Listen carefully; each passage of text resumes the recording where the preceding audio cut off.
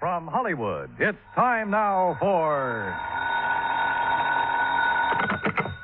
Johnny Dollar. George Reed speaking. Oh, good morning, George. Is it? Well, sure. The birds are singing, the bees are buzzing. And there are whales in the Gulf of Mexico. So there are. What? You know anything about whales, Johnny? Can't say that I do. Well, neither do I. Neither does our agent down in Gulfport, Mississippi. Can you go down there? Well, yeah, sure, but what's this all about? I told you. A whale. Oh, come on. You people didn't insure it. Now, George. Oh, Johnny, of course we didn't. But we did write a floater policy covering 80 pounds of ambergris. Amber who? Gris comes from a whale. Very valuable, used in the making of perfume. Oh, yeah. We issued the policy a week ago. Yesterday, the stuff disappeared. How much did you cover it for? $20,000. And our agent down there is W.C. Owen. Got it? Owen, huh? Yes. You really shouldn't have any trouble locating the stuff. No? Why not? Because, and I quote Mr. Owen, ambergris smells worse than a hound dog which has caught a skunk.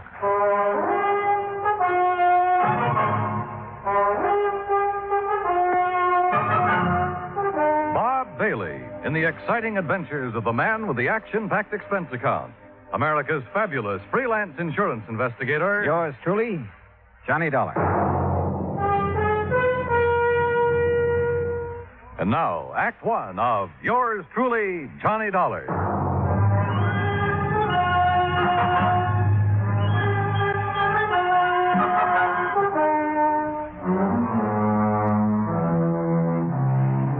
Expense account submitted by Special Investigator Johnny Dollar to Floyd's of England, American Branch Office, 443 North 15th Street, Hartford, Connecticut. The following is an account of expenses incurred during my investigation of the Michael Meany Mirage matter. Expense account item 1, $168. Transportation from Hartford to the Markham Hotel in Gulfport, Mississippi. I called W.C. Owen, the agent who had sold the policy covering the ambergris. Half an hour later, I opened the door of my room to a middle-aged man wearing a brown seersucker suit. Mr. Dollar, is that right? Sure is. Come on in, Mr. Owen. Come on. In. Thanks. Well, Dollar, I'm not going to fool around about this. I'm in a mess, and you're my only chance of getting out of it. Well, I'll do whatever I can, Mr. Owen. You just find that ambergris. And, man, please find it within the next 48 hours. Oh, why the rush? 2 reasons. When the ambergris was stolen off the freight platform at the train depot day before yesterday, it was packed for shipping. Had enough dry ice around it to last 72 hours, but no more. Uh-huh. Now, what's the second reason? That Mike Meany. Who's he? Owner of the ambergris and a real good client of mine. I promised him you'd locate the stuff for sure. Well, I appreciate your confidence, Mr. Owen. Name's W.C. Mr. around here sounds too highfalutin for an insurance salesman. Okay, W.C. But what's this fellow Meany so worried about? The ambergris is covered for $20,000. He told me he'd learned it was worth a lot more than that since the floater was issued. Something up near $60,000. Pretty rare stuff. Which is. Matter of fact, this is the first time I've ever heard of anybody finding ambergris in the Gulf. Who fished in out of the water? Meany? No, a young fellow worked for him named Billy Fisher. Did Meany buy it from Fisher? Didn't have to. Belonged to Mr. Meany right off. Oh, why's that? Well, because Fisher works for him. Mr. Meany lets out his fishing boats to fellas which ain't got no boat of their own, or even a chance of getting one. He rents them out, you mean? No, he don't rent them. He lets them out on share. Mr. Meany puts up the boat, gas, nets, everything. And whoever runs the boat, well, whatever he catches, he belongs to Mr. Meany. Oh, and because Fisher happened to be in Meany's boat when he found the ambergris, it automatically became Meany's property, huh? Now you got it, boy. Uh-huh. Did Fisher know what it was? Or the value of it when he turned it over to Meany? Well, you have to ask him about that. Yeah, I plan to. But first, I'd like to have a talk with this Mike Meany. I'm way ahead of you, Dollar. I called Meany right after you called me. He's waiting for us. How far does he live from here? Oh, about 3 or 4 miles down the beach road toward Biloxi. Place called Mississippi City. Mississippi City? Uh-huh. But don't let the name fool you. Ain't nothing there except a couple of stores, fishing boat landing, and the train depot. Sounds like a real quiet place. It is. It's also where this whole thing started and where I hope it finishes. And the sooner, the better. A few minutes later, we were driving east along the coast. Ahead of us, we could see Mississippi City's one and only landmark, a long wooden pier extending far out into the Gulf. Anchored near the end of it were several small fishing boats. We passed the Meany General Store and the Meany Fish Market, then turned into a narrow driveway. I'm not sure what kind of a house I'd expected Mike Meany to live in, but this certainly wasn't it. It was too small and it needed a coat of paint. We got out and Owen led the way to the side porch.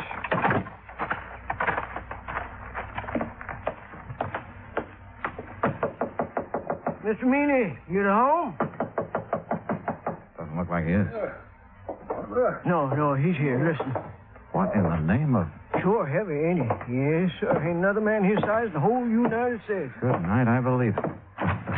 W.C. boy, you sure took your sweet time getting here. Yeah. Well, made it just fast we could, Mr. Meany. This is the fellow I was telling you about, Mr. Johnny Dollar. Both of you come inside. That's it. Come on in. You men sit down on the sofa. I'll just lower myself into this here chair. There. Yeah, now then. You're a detective, huh, Dollar? Well, then me ain't giving me an answer. You're a detective or you ain't a detective. Now, which is it? I'm an insurance investigator. Right now, I'm being paid to find 80 pounds of ambergris that you lost. Lost? He didn't mean nothing by saying that. You hush up, you road agent. Mr. Meany. Dollar, that stuff was stolen, you hear? Thieved. Right in the broad light of day. You're sure? Well, I'm sure 80 pounds of ambergris didn't get up and walk off by itself. Yes, sir. Me too. Itself. Exactly where was it when it was stolen? Sitting in a box I had built for it, a special box. Smell-proof. Cost $25. Oh, shut up. I was sending it to New Orleans to a fella I'd heard might be able to sell it for me. The box was on the platform right outside the American Express office of the depot. Here in Mississippi City? Boy, you ever take a bad fall out of your crib?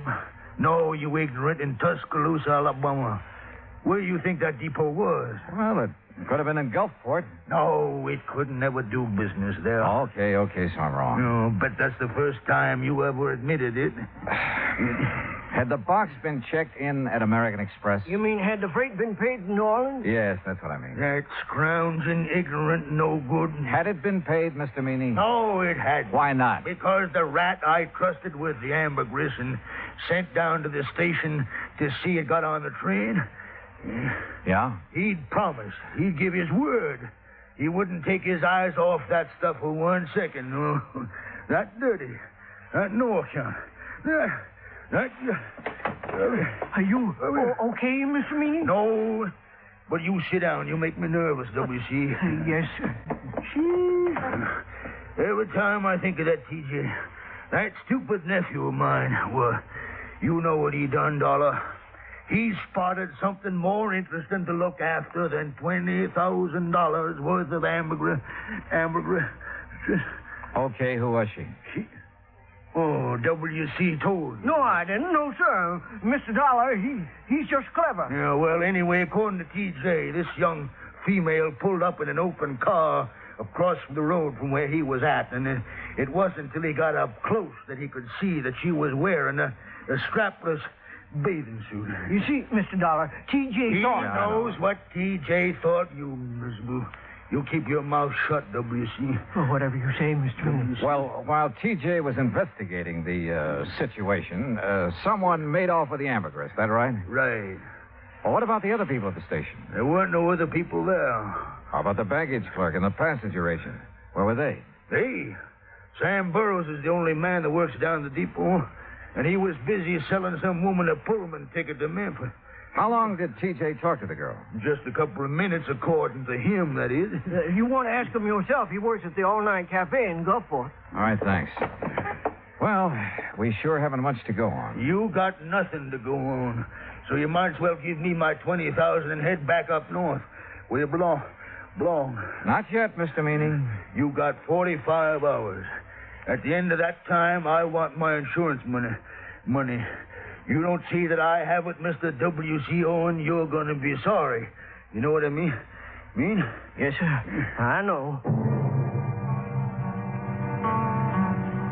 Owen didn't say another word until we'd pulled out of Fat Mike Meany's driveway and had turned left going on down the beach toward Biloxi.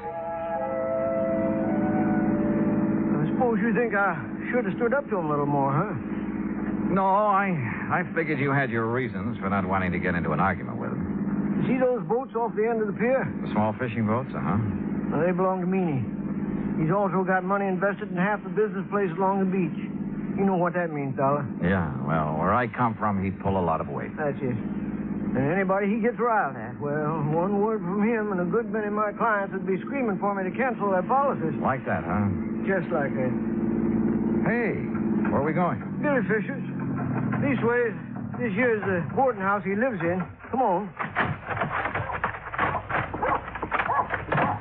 Uh-oh. Okay, boy. Okay. Easy now, easy. That's it. Good boy, good boy.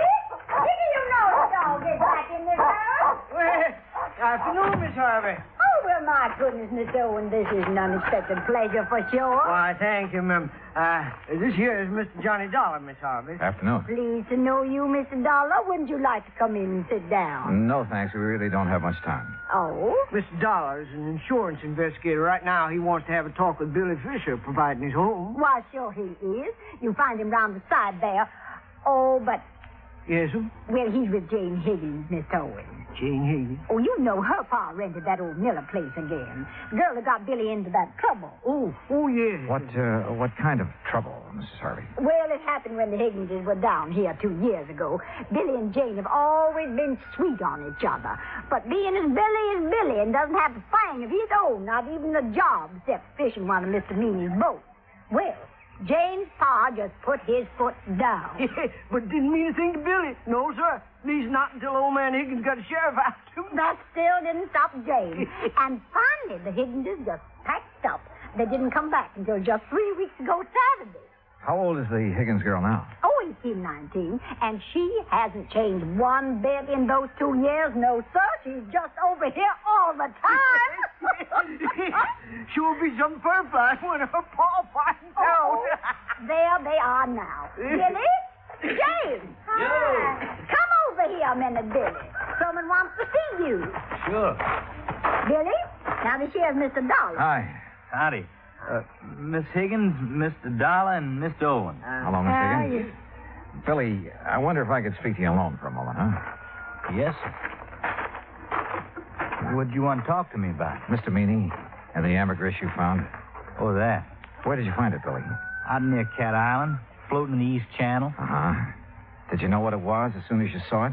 No, sir, not exactly, but I read a story once about a fellow that found some ambergris, and he sure made a lot of money off So it. So you weren't going to take any chances and you hauled it aboard, is that right? Yes, sir. Something like that. Billy, you realized that anything you caught or salvaged with that boat belonging to Mr. Meany, it wasn't yours. You realized that, didn't you? Well, not right then, I didn't know, sir. He gave me some kind of a contract to sign when I started working for him, but I never read it. Well, what happened when you put in at the pier that night? Oh, that Cliff Stillinger, Mr. Meany's checker. He spied the ambergris right off, and he made me turn it over to him. Was that the last time you saw it? Yes, sir. Yes, sir, that was it. Okay, Billy. That's all I had on my mind. Well, that's all? I mean, no questions about whether I swiped it from the train station or not? Would you tell me if you had? You crazy or something? Heck no.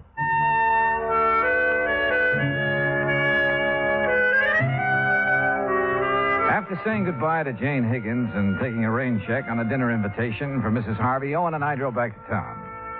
I was tired and I was discouraged, and I needed a good night's sleep, so I had him drop me off at the hotel. At the desk, I found a message to call long-distance operator 19. A few minutes later, the call was completed. George Reed speaking. Hi, George. Thought it was you. Johnny, where in blazes have you been? I've been trying to get hold of you all afternoon. Oh, something important? No, I was just curious about the weather down there. Oh, well, it's great. Warm, but not too warm. Johnny. Okay, George, what's happened? One of the boys upstairs got wind of that ambergris claim. So? So he just happens to have a friend who's an ichthyologist. Well, bully for him.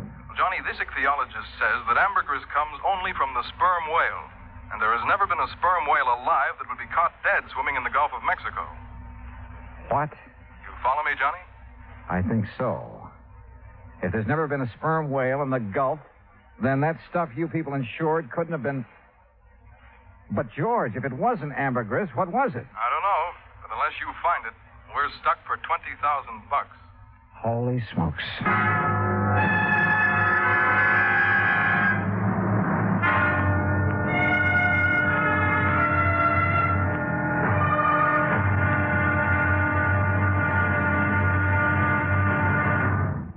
Act two of yours truly, Johnny Dollar, in a moment. Our flag now numbers 50 stars, And behind each star there stands yet another flag for each of the 50 states. New Mexico's flag is an ancient Zia sun symbol, a red circle on a field of yellow, radiating from 4 points, which we might indicate as north, east, south, and west, are 4 parallel lines. 4 was a sacred number of Zia, the number most often used by the giver of all good gifts. The earth had 4 main directions, each with its own gifts. The year had 4 seasons, each with a different offering for mankind. The day had 4 phases: sunrise, noontime, evening, and night. Life had its 4 divisions: childhood, youth, manhood, and old age. Everything in life and nature was bound together in a circle, the circle of life and love, without beginning and without end. And in this great brotherhood of all things, man had 4 obligations. He must develop a strong body, a clear mind, and a pure spirit. 4th, and most sacred, he must spirit to the welfare of his people. From this simple symbol, the Zia sun, we read the legend of a wonderful philosophy. The flag's colors of flaming red and golden orange represent the banners of Ferdinand and Isabella, which were carried by Columbus across the Atlantic.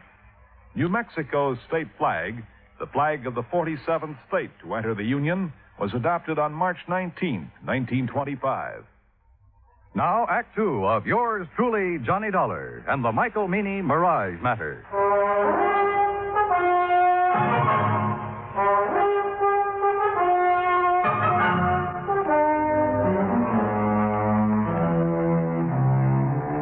After talking to George Reed and learning that there was considerable doubt in his mind concerning the origin of the ambergris Mike Meany had insured with Reed's company, I called WCO and the agent who had issued the policy to come down to the hotel. He was as shocked and surprised as I'd been. Johnny, I just can't believe it. Yeah, well, it's true. At least according to a man who studied the habits of sperm whales for years. Oh. And those kind of whales never come into the Gulf? No, not according to him. What if ambergris isn't ambergris? What is it? WC, your guess is as good as mine. But whatever it isn't worth $20,000. No, guess not. Johnny?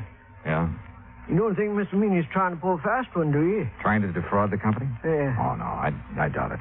He has all the money he'll need for a while. Yeah, that's for sure. Tell me, WC, did Meany have the ambergris analyzed before he asked you to insure it? Matter of fact, he did. Even showed me a letter which said that the stuff was ambergris. You remember who made the analysis for him? A chemist over in Biloxi. Don't recall his name offhand, but he signed that letter he gave Mr. Meany. Okay. First thing in the morning, we'll take another trip out to Meany's place. Good. In the meantime, don't mention any of this to anyone, will you? No, I won't. Jerry? Yeah? I should have checked on that chemist, shouldn't I? And I shouldn't have been so anxious to take Mr. Meany's word. Well, we all make mistakes. Not big ones. Not big ones like this. Johnny, we just got to find that stuff. Because if we don't, we'll never know if it was ambergris or not. Will we? No, WC, we won't. I felt sorry for Owen. I knew as well as he did that the company might recall his franchise unless we could prove it was ambergris that had been insured. And at the moment, I was quite sure we couldn't do that. The next morning, the coffee shop was crowded, so I started up toward the center of town, looking for another place to have breakfast. I was about 4 or 5 blocks from the hotel when I heard someone calling me. Mr. Dollar. Johnny. Oh, yeah. Good morning, Jane. Morning yourself. Well, what are you doing in town so bright and early? I'm going on a shopping spree. Oh? A girl can't get married and just any old thing, you know. I guess you can't. Oh, well, who's the lucky guy? Well, who do you think? Billy Fisher? I certainly wouldn't marry anyone else. Well, Jane, it's none of my business, but I heard. You heard that my father's dead set against Billy, didn't you? Yeah, something like that. Well, he is. But there isn't much he can do about it. I'm over 18. Besides, he's going to change his mind about Billy. I hope so. He's going to be real sorry he ever treats Billy the way he has. Jane, look, I haven't had breakfast yet. How about joining me for a cup of coffee? Oh, I'd love to. Where we go? Oh, how about over there, the all-night cafe? All right. Oh, no, do you know what time it is, Mr. Dollar? Just 10 after 9. Why? Well, I just remembered something important. I'll see you later here. Funny. Or is it? I crossed the street and entered the all-night cafe. Behind the counter, wearing a white T-shirt, apron, and a Valentino-type hairdo, was a man about 23 years old. Morning. What'll it be? Ham and eggs and coffee. I want them eggs. Over easy, okay? It's okay with me. I ain't eating them. 2 half-nice with pig. You want your coffee now? Yeah, please. Do you happen to know a man named Mike Meany? I should. He's my uncle. Oh, well, then you must be TJ. That's right. How come you know me? I was talking to your uncle yesterday. My name's Dollar. Oh, yeah. Yeah, he told me if you come round, I should tell you anything you want to know. Well, what happened at the depot that afternoon, TJ? Didn't he already tell you that? I'd like to hear your side of it. Well, ain't much to tell. I was sitting there waiting to put that box in the 303, and this here gal drove up. Uh-huh. What happened then? Man, she gave me just about the biggest come on I ever did get. So you left the freight platform and crossed the road to talk to her? Well, shoot, Mr. Dollar. I didn't see nothing wrong in doing that. There wasn't nobody around. Oh, there must have been. Yeah, I reckon so, but I sure didn't see you. TJ, did that girl tell you her name? Yeah. What is it? Betty Lou Miller? Betty Lou Miller. Yeah. Now, look, mister, I'm busy. No, wait. Have you seen her since then? Well, sure. When was that? Well, just now, out in the street. She's the gal you was talking to. I finished my ham and eggs and walked back to the hotel. Owen was waiting for me, but before we drove to Mike Meany's house, we made a stop at the railroad depot. The agent remembered everything that had happened that afternoon, the ambergris had been stolen, including the name of the woman who had purchased the Pullman ticket to Memphis at the time of the theft. After thanking Sam for his help, we went on to the Meany place. Come on in. Sit yourselves down. Hey, thank you, Mr. Meany. Dollar, you find my ambergris yet? No, sir. But I think I know who has it. What do you mean? You mean you know who stole it from the depot? I think so, Mr. Meany. I'm not sure. Well, boy, you just let me have their name. Yes, sir, I'll get the sheriff out here and see their foot under the jail. Now, you come on. Tell me, who did it? No, sir, I'm sorry. I'll tell you when I'm sure and not before. What? Well, when's that going to be? Depends. Depends on what? Whether you'll help me or not. Why, you ignorant, stupid Yankee. You know good and well, boy, I'll help you. Yes, sir. Now, what? What do you want me to do? Give Owen here the letter you received from the chemist that analyzed the ambergris. Is that all? That's all for now. But, boy, you Dollar. Where do you think you're going? To see a lady, Mr. Meany. Owen, I'll call you as soon as I'm sure. Right. Good luck, Johnny.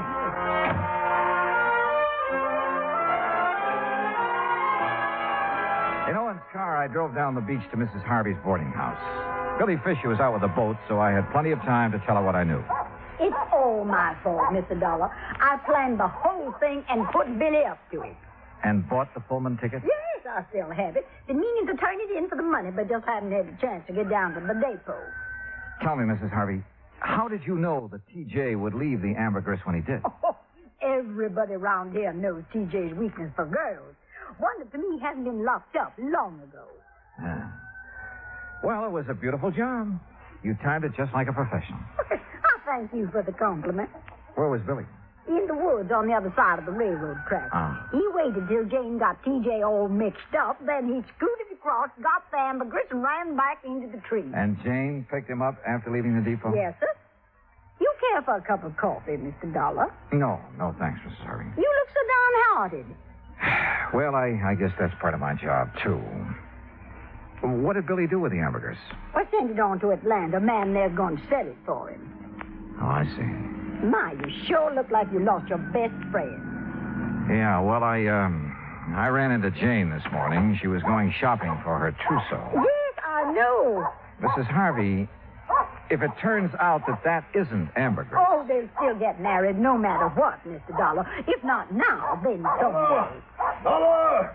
You Yankee schemer! What? Where you at? What on earth? Miss Harvey! Well, that sounds like Mr. Owen. And my friend, Mr. Meany. Dollar! Just what you trying to pull? I tried to keep him from coming over here, Mr. Dollar, but I just couldn't handle him at all. All right, Deputy. It's a long way from being all right. Just what do you want here, Mr. Fat Mike Meany? What do I want? Why, woman, I want to arrest you and that dirty, backbiting Billy Fisher and his girl for stealing my ambergris. That's what I want. Hush.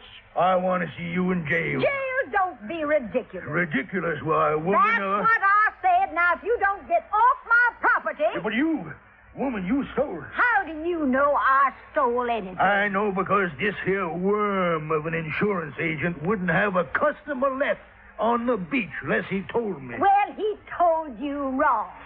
Billy took that ambergris. No. But it belonged to him all the time. Well, woman, that's a lie. But Ain't that right, Mr. Dollar? Yeah, it sure is.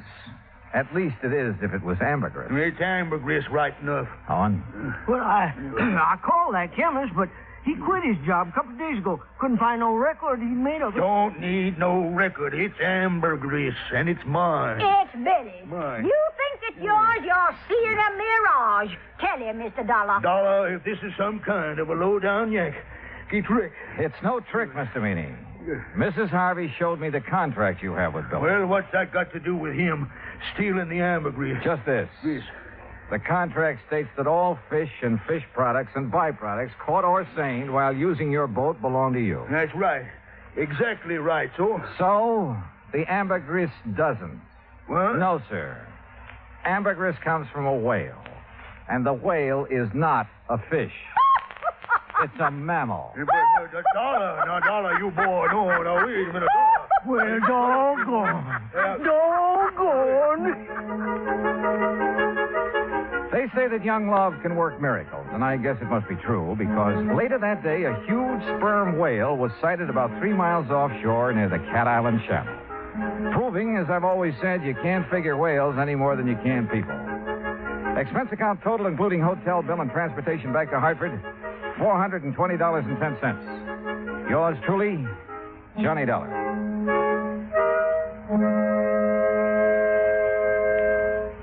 Now, here is our star to tell you about next week's story. Next week, the wayward truck matter. And I'll leave you to figure that one out for yourself. But join us, won't you? Yours truly, Johnny Dollar.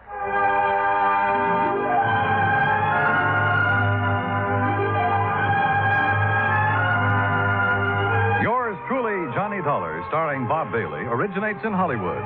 Written by Charles B. Smith, it is produced and directed by Jack Johnstone.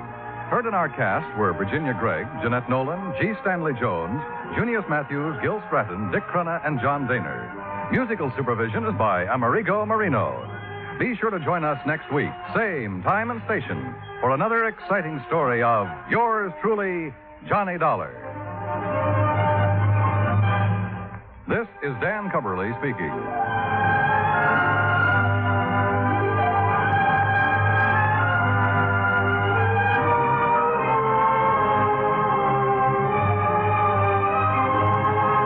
Johnny Dollar has come to you through the worldwide facilities of the United States Armed Forces Radio and Television Service.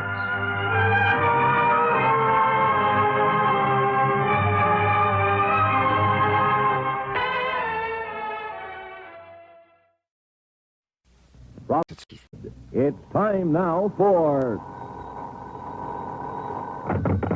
Johnny Dollar.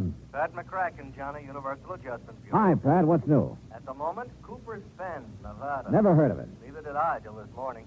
They're having a big celebration out there, Frontier Week. So what do you want from me? A beard? It might help if you started growing one, Johnny. And how about a 10-gallon hat? You got one of those? Oh, sure. And my horse is tied up in the bedroom. Now, look, what's this all about, Pat? Well, from what I can gather, Cooper's Bend was just a sleepy little western town dying on its feet. That is, until last week. So what happened last week? A publicity man named Bill Williams organized this Frontier Week to wake the town up. I guess somebody out there doesn't like being waked up. What do you mean? Oh, looks like somebody's trying to put Bill Williams to sleep. The hard way. I'll be right over.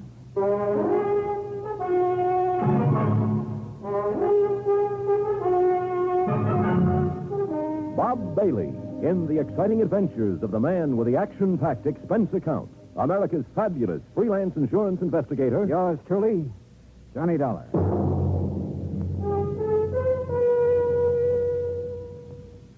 And now, Act One of yours truly, Johnny Dollar.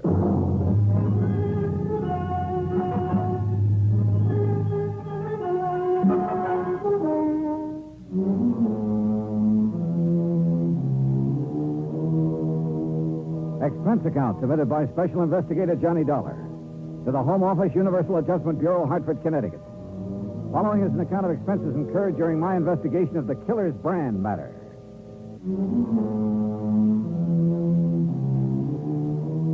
Expense account item 1, $1.20. Cab fare from my apartment to the office of Universal Adjustment Bureau. Pat McCracken was waiting for me. Not too much to go on, actually, Johnny, but I figure it's worth your taking a trip out to Cooper's Bend to see what's what. One of the companies we represent has a hefty policy on Bill Williams' life. Who is this Bill Williams? What's he do?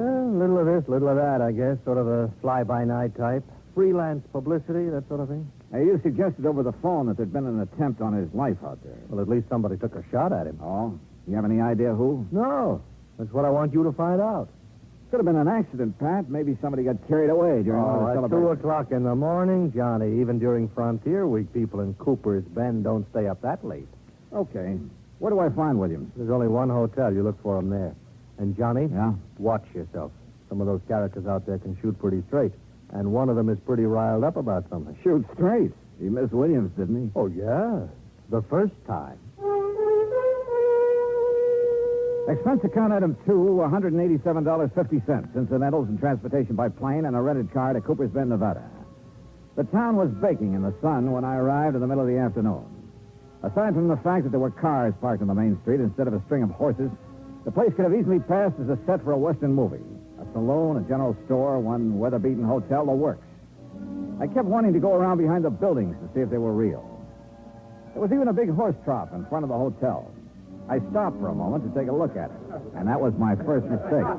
Suddenly, I heard a crowd bearing down on me. Come on, let's get him. Hey, look at him, a real dude. I'll lay off him. This is kid stuff. What do you mean, lay off of him? You know the Frontier Week rule. Hey, look, what's this all about? Come on, mister, off with your shirt. My shirt? Now, just a minute. The rules, partner. Anybody on the street without a 10-gallon hat during Frontier Week gets dunked in the horse trough. Yeah, well, look, I just got into town. How am I supposed to know the rules? Well, this is one good way of finding them out, stranger. Anybody want to sell me a 10-gallon hat quick? Too late, buddy. Well, he's got a sense of humor anyway. Come on, I'll help you off with your shirt, stranger. Okay. That's it. Now, just take it easy, partner. Take it easy. Welcome to Frontier Week, partner. Oh, thanks. Thanks a lot.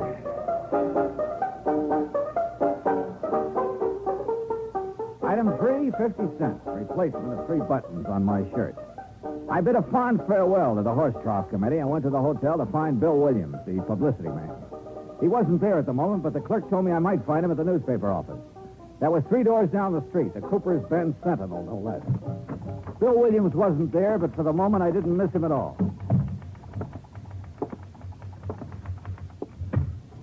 Oh, hello. Well, hi. You must be Miss Cooper's Bend Frontier Week. Ha. You run the paper? Wrong again. I just work here. Well, I'm not doing very well so far, am I? Oh, I don't know. Don't give up. Oh, I won't. My name's Johnny Dollar. Lois, Johnny. Well, I'm looking for a guy named Bill Williams, Lois. Do you know him? Yeah, I know him. Where can I find him? Well, this is as good a place as any. He ought to be here soon. Last I saw him, he was with Fred Kirby. Kirby? The editor of this paper. The two of them were all wrapped up in further plans for our glorious Frontier Week. I gather Frontier Week doesn't appeal to you. It's a two-bit idea, like everything else about this town. Oh, here's Fred. This is Johnny Dollar, Fred Kirby. Well, thanks, but we've already met. Mr. Kirby was one of the boys who helped me take a swim in the horse trough a couple of minutes ago. All in fun, Mr. Dollar. Part of Frontier Week. Yeah, sure. Kirby, I'm looking for Bill Williams. Oh, he's out making some final arrangements for the rodeo this afternoon. He ought to be back in a few minutes. Okay. Any place I can get a cup of coffee while I'm waiting? Oh, sure. 4 doors down the street. You can't miss it. I'll show you where it is, Johnny. Fine, thanks. I thought you had some work to get out, Lois. It'll keep. You don't mind, do you, Fred? Oh, no, of course not. I'll take your time. As we left, I could sense an undercurrent between Lois and Fred Kirby. And I could see his point. Matter of fact, though, undercurrent was too mild a word for Lois. Item 3, 20 cents. Coffee for Lois and me. You going to be in town long, Johnny? Oh, it depends. How long does Frontier Week last? This is the last day. Oh. Rodeo this afternoon, dance tonight. That ends it. Then the town goes back to sleep, huh? So Probably. I won't be here to watch it, though. Oh, where are you going? Away. As far away as I can get. For long? For good. Well, how about your job? You mean the paper? That's a job? I think I can get along without it. How about the editor? Can he get along without you? Fred Kirby? Sure, why not? I don't know. I thought he Where you depended... been, Lois? I've been looking for you. Having a cup of coffee, obviously. This is Johnny Dollar, Dan. Dan Biggers, Johnny. Owns a ranch near here. Darling? Hi. Look, Lois, about the dance tonight. What time will I pick you up? Oh, I don't know about the dance, Dan. I don't know if I'm going or not. We're going to go, Lois. Look, Dan. I said we're going to go. Oh, for heaven's sake. Thanks for the coffee, Johnny. Lois! You know, Biggers, if you don't mind my saying so, that approach doesn't seem to go over so well with her. Yeah? Well, I do mind your saying so.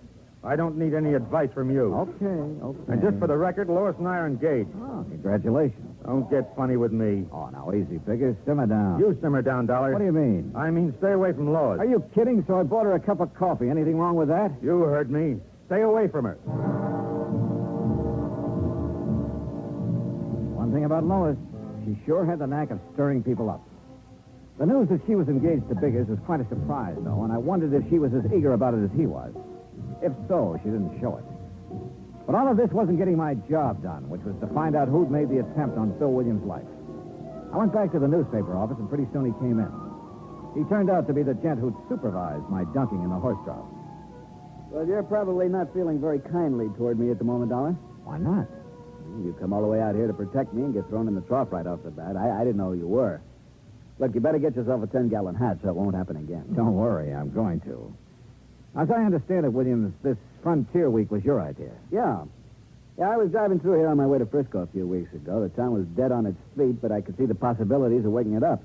So I cooked up this scheme. The town went for it. How come you were so interested in waking the town up? For the dough, what else? I get 10% of the gross on the rodeo, dance, and other celebrations. I figured to get close to 1,000 out of it, and frankly, I can use the money. I see. Well, how about this attempt on your life? Come on. Out back, I'll show you. Show me what? My car. There it is. Take a look at the windshield. Yeah. Bullet hole. Mm-hmm. How did it happen? I was driving along the road just outside of town the other night, and all of a sudden, whammo. And I got a pretty good idea who did it. Oh. The rancher, Dan Biggers. Oh?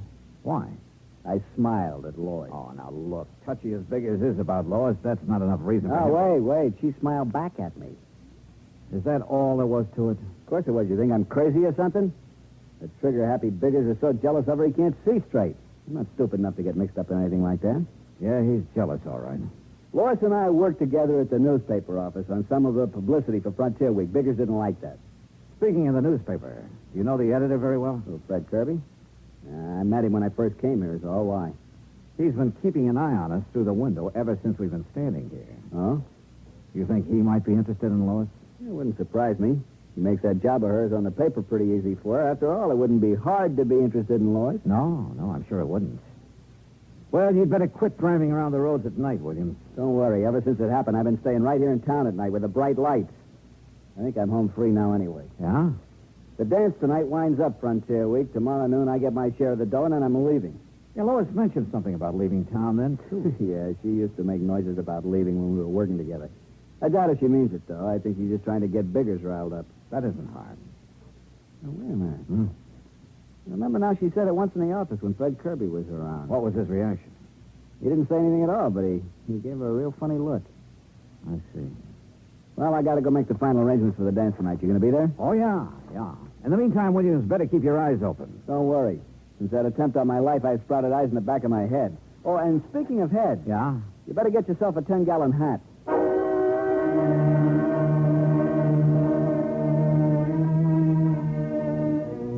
Very good advice.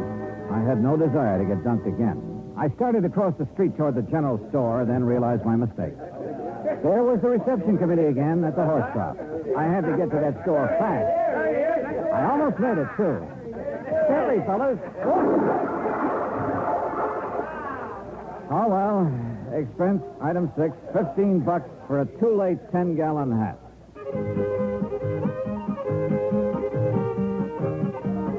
The dance was in full swing when I got there. I didn't see Lois at Biggers. Looks like he didn't get that date after all. Pretty soon I spotted Williams near the bandstand. When he saw me, he came over. There, crowd, Dollar. There are more people in Cooper's Bend tonight than ever heard of the place before Frontier Week. Man, I'm really going to clean up. I stayed around a while, watching Williams happily counting noses and adding up his 10%. Then I went back to the hotel. There was a message there from Lois. She wanted to see me. This I didn't get, but she'd left word it was important. She'd also left directions for getting to her house, so I drove out. It was outside of town on a back road. The lights were on. But nobody answered my knock. I waited a while, then tried the door. There was a fire burning in the fireplace, and the room looked very cozy. All except for one thing. Lois. She was lying in front of the hearth, and she was very dead.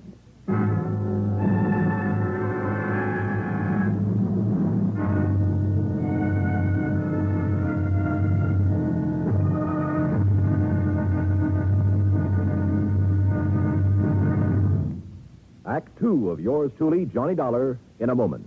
For a long time, people have been saying that the Earth is shrinking because transportation is getting faster and faster. And because this is true, people are getting closer, too.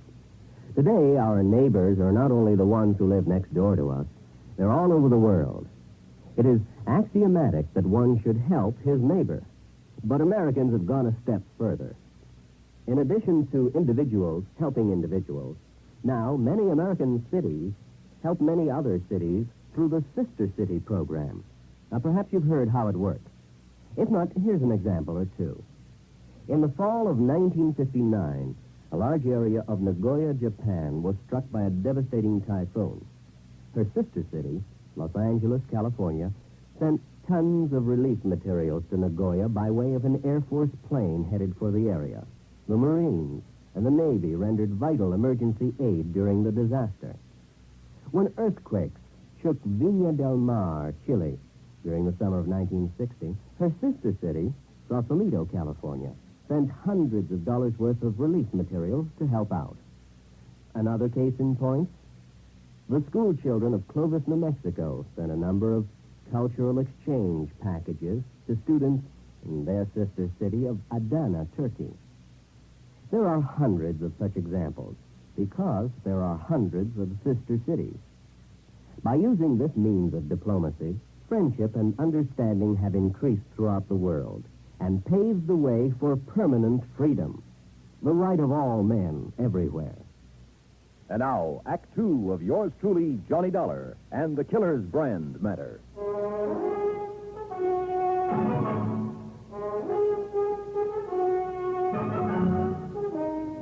Lois, dead, lying on the floor of her living room in front of the fireplace. There was a poker near her hand that had been pulled out of the fire and scorched the rug. At first, that's what I thought she'd been hit with. But then I took a closer look and could see she'd struck her head on the hearth. There were signs of a struggle in the room. Then, suddenly, I heard a noise outside. I ducked into the next room, found a side door, and eased outside. I listened. Nothing. Then I heard the car. By the time I got around in front of the house, it was just disappearing around a bend in the road, running without lights. It looked like a station wagon, but that's about all I could make out. I went back into the house and put in a call to the sheriff. He arrived about 20 minutes later. Okay. Looks like there was a fight. She got thrown down, hit her head on the heart. Yeah, that's the way I sized it up. Now let's size you up for a minute, Dollar. Me? Mind telling me what you were doing here tonight? I don't know. Oh, come on. No, I mean it. Lois left a message at my hotel that she wanted to see me. You don't know what about? No. Except it's a good bet this killing ties in somehow with that attempt on Bill Williams' life. Williams thinks it was Dan Biggers took that shot at him. Yeah, that's right. Well, it could be. Dan's always been awful jealous. I had trouble with him once before for the same reason. Oh? A month ago, he beat up a guy pretty bad. On account of Lois? Yeah. Seems the guy had asked Lois for a date. Trouble was, Lois never discouraged guys asking either. Hey, look, Sheriff. Lois told me earlier today that she was planning to leave town tomorrow. Now, if Dan Biggers learned about that... Yeah. Well, come on. We better drive out to his ranch and have a talk with him.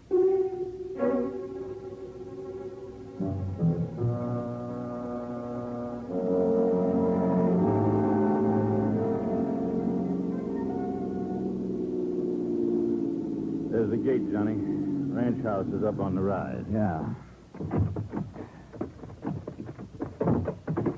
No lights on up there.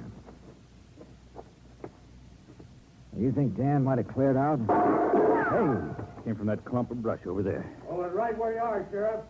I've got you covered. Now, don't be a fool, Dan. You drop that gun and come out of there. I said hold it. Came to take me in, huh? Well, I'm not going just now, Sheriff. Look, Dan. First, I'm going to find out who killed Lois and take care of him. Then you can question me all you want. Very interesting you should know about the killing already, Dan. I can think of one reason you might. Guess again, Dollar. I was in town when the call came in. One of the deputies told me about it. I figure it differently, Dan. You found out Lois was going to leave town tomorrow. Lois, leave? You're crazy. That's what she told me. He'd never do that. He'd never leave me. You tried to stop her. She grabbed a poker and swung at you. You threw her down on the hearth. That's a lie, you hear me? Dan, you're acting like a fool. Now give me that gun. Man. I'm not coming in now, Sheriff. I can put these shots where I want to. Don't make me put them in you. Okay, Dan. You got the drop on us now, but I'm coming back. And I'm going to take you one way or another.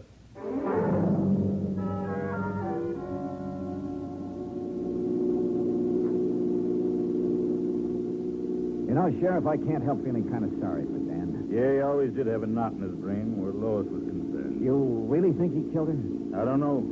Dan's pretty smart sometimes. That routine he was just giving us, it might have been a cover. Sheriff, you happen to know if Dan drives a station wagon?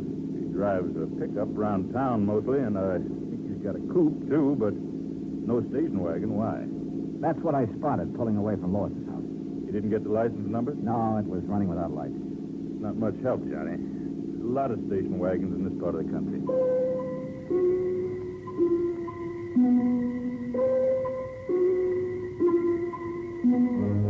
Expense account had to make $1, 2 drinks for me, while I tried to put some pieces together. However much I shifted them around, they still seemed to add up to Dan Biggers. But somehow I wasn't convinced. If he was the killer, why hadn't he taken off? Of course, maybe he figured he couldn't very well leave his ranch. So I went round and round again and ended up nowhere. I started thinking of other possibilities. Bill Williams, for instance.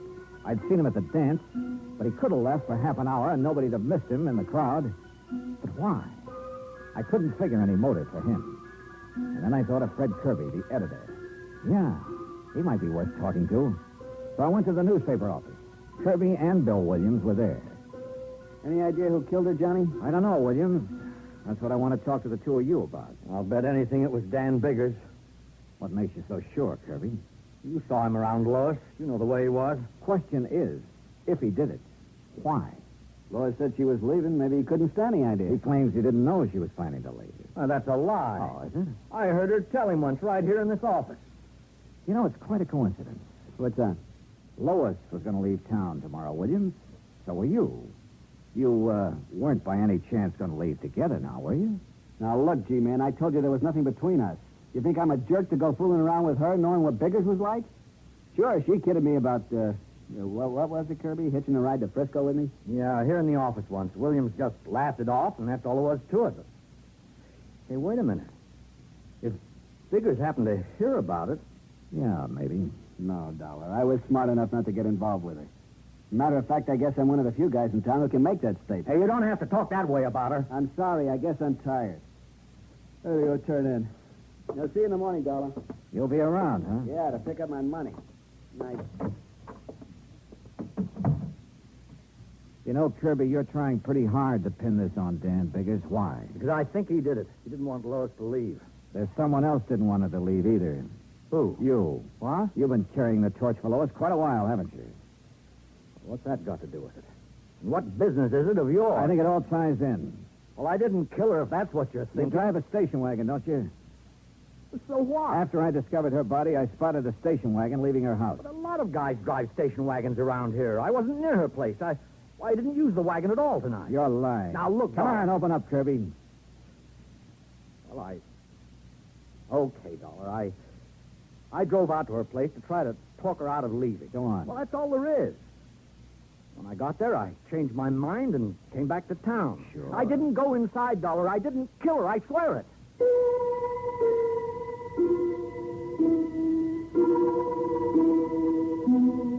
I called the sheriff, and he took Kirby in for further questioning. But by morning, he hadn't changed his story.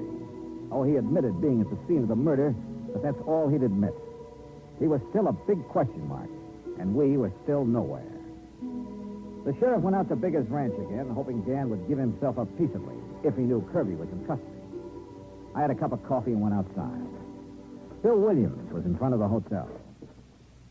Anything new on the killing, Johnny? Well, you know Kirby was being questioned. Yeah. Surprised me at first, but then I got to thinking, he's a strange guy. He doesn't say much, but there's a lot going on inside, particularly about Lois. Yeah. Did you get your cut of the dough from Frontier Week all right? Yeah. Well, I'm sure glad it's over. That killing last night turned the whole deal sour. I'll be glad to get the taste of this town out of my mouth. Uh-huh. When are you leaving? I told the sheriff I'd be around in case he wants me for further questioning. I'll leave when he says the word. What's with the crowd heading this way? I don't know. Okay, Williams, we got it last. What are you talking about?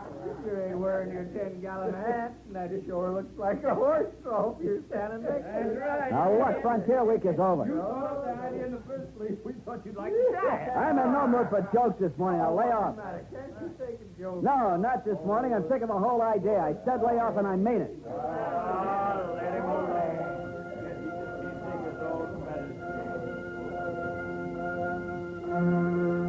The crowd broke up and drifted away, and the street went to sleep again. But all of a sudden, I woke up. I thought of that hot poker I'd found lying near Lois's body, and a couple of things added up fast. Sure, it was a wild idea, but it was worth a chance. Bunch of jerks. Hey, you know, Bill, when I first arrived in town, you ducked me in this horse trough because I wasn't wearing a 10-gallon hat. Yeah, it was part of Frontier Week. Well, you're not wearing a hat now. Look, like I told those guys, Frontier Week's over. I still want to return the compliment. Am I going to have trouble with you too, Dollar? I guess you are, because I'm going to duck you in that trough. Take off your shirt. Now, look, stay away from me. I said take it off. Get your hands off of me. What's the matter? You afraid to take it off? What are you talking about? Let go. I said let go. Where? What do you know? A nice big burn on your chest and on your arm. A few scratches, too. Lois did that just before you killed her. Branded you. Okay, smart boy, there's a gun in my pocket and it's pointed right at you, so just relax. You were a lot more involved with Lois than you were letting on, Williams. Why did you kill her? I was trying to shake her. She wouldn't shake. She wanted to go with you, huh? Yeah, and that would have been just great, dragging something like her with me to San Francisco. That's a real sweet thing to say. I suppose you said it to her, too. That's when she grabbed the poker. Come on, Dollar, we're getting off the street. Now move. My hand was beside the horse trough.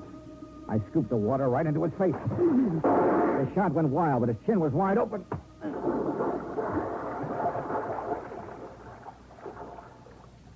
Yeah, Bill Williams got ducked after all.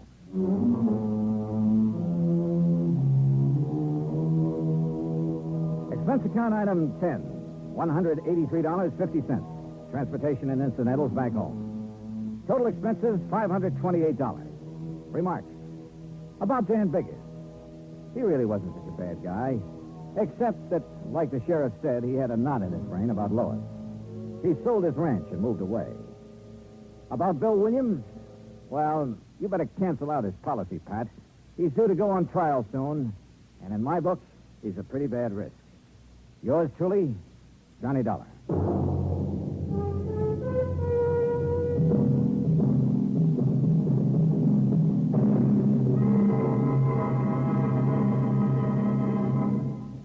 Our star will return in just a moment. Our flag now numbers 50 stars, and behind each star there stands yet another flag representing one of the 50 states. Oklahoma's state flag depicts an Osage warrior's circular buckskin shield from which hang 7 eagle feathers. Across the shield is the Indian's calumet, or pipe of peace, crossed with the white man's peace symbol, the olive branch. On the shield are small crosses, the Indian's graphic sign for stars, indicating lofty ideals or a purpose for high endeavor. The background of the flag is a field of blue, the blue of the Oklahoma sky, signifying loyalty and devotion. The important symbols, however, are the calumet and the olive branch. These override the shield, the symbol of war, and bespeak a predominant love of peace by a united people. Oklahoma's state flag, the flag of the 46th state to enter the Union, was adopted on April 2nd, 1925. Now, here's our star to tell you about next week's story. Next week, A terrible storm that yields up a body from the deep. Join us, won't you? Yours truly, Johnny Dollar.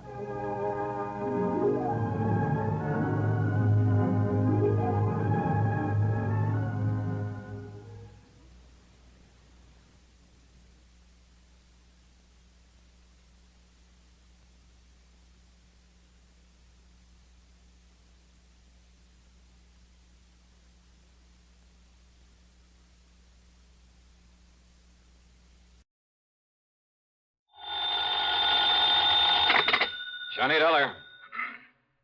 This is Frederick Keeley at Masters Insurance and Trust Company. How are you, Mr. Keeling?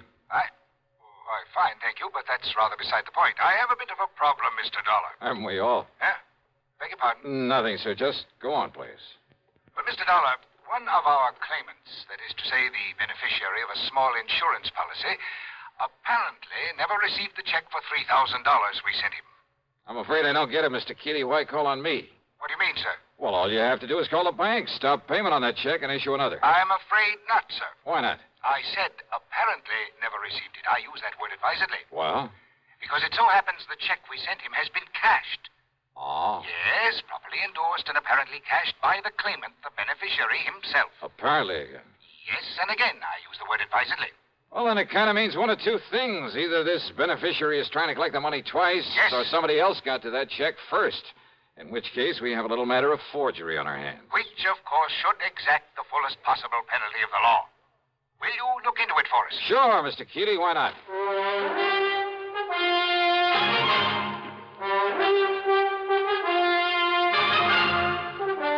CBS Radio brings you Bob Bailey in the exciting adventures of the man with the action-packed expense account, America's fabulous freelance insurance investigator. Yours truly, Johnny Dollar.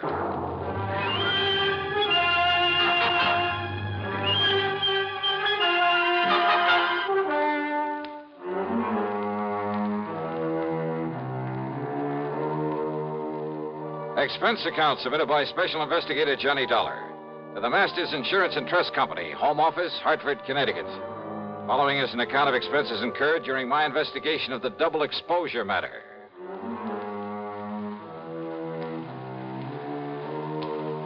Expense account item 1, $1.20 for a cab to Keeley's office on the 10th floor of the Star Record Building. He's a man of about 60, I'd say, short, stout, and rather pompous in his manner. Or maybe self-important is more like it. No, I'm sure you realize as well as I do that a $3,000 claim is relatively small, relatively unimportant. I use that word advisedly. Well, that means I can't expect much of a commission. Huh? What's that? Nothing, sir. Go ahead, please. Yes. The fact remains that if the claimant, the beneficiary, thinks he can get away with collecting twice on the policy... Seems to me he'd have to be pretty stupid to try a thing like that. Oh, you're right. You're entirely right, sir. Exactly the way I feel about it.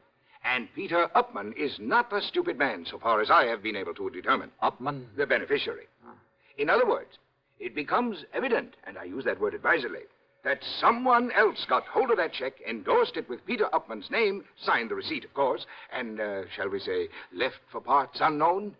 In other words, we are faced with a case of forgery. Yeah, I think I suggested something of that sort. Why, yes, of course you did. And forgery is a serious matter, sir. I'll go along with you on that. Not only in this particular instance, because of the relatively small amount involved, and I use that term advisedly. Oh, I'm sure you do. But because it could lead to other attempts where perhaps much larger amounts could be involved. So you want me to see if I can run down this forger for you? No. No? Why do you say that? If we are to believe the People's National Bank over in Milford. Milford, Connecticut? That's right. If we are to believe them, the personnel concerned, their actual photographic record of the transaction, there was no forgery. But I thought you just finished saying... What's that? Mr. Dollar, according to them, and I have no reason to doubt them in the least, Peter Upman himself appeared, endorsed that check, cashed it, and left with the money. However... Yeah? I have here a properly signed deposition to the effect that Upman not only never cashed that check, but that he never saw it. Oh, no, this doesn't make sense. We have no reason whatsoever to question the validity of this deposition. You're sure of that? I am certain of it. But you can't be. That is why I have called upon you. Somehow, Mr. Dollar, you must bring the criminal, whoever he is, to justice. Will you do it, sir? Well? Yeah, sure. Why not? And I use that term advisedly.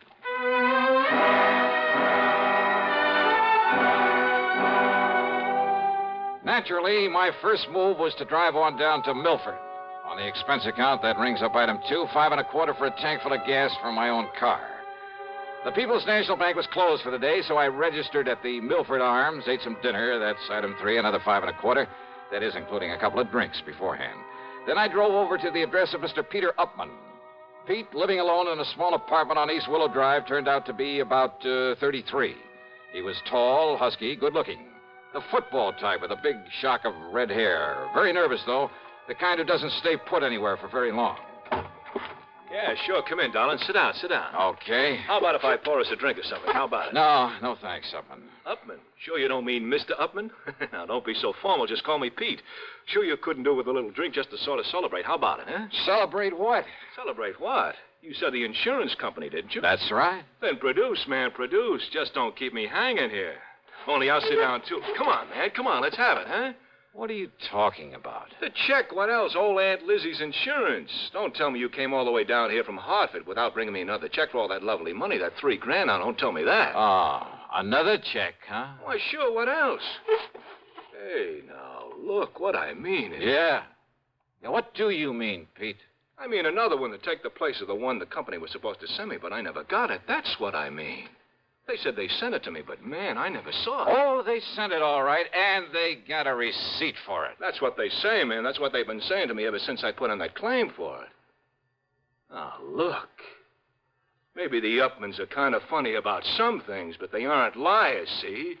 And I'm telling you, I never got that check. Pete, that check... You don't believe me? You asked that lawyer, that Alfred R. Price. He took my statement and made me swear to it. And I don't swear to something unless it's true, see? That's all very well, Swear to something isn't true is a one-way trip to the jailhouse. And, man, that's not for me.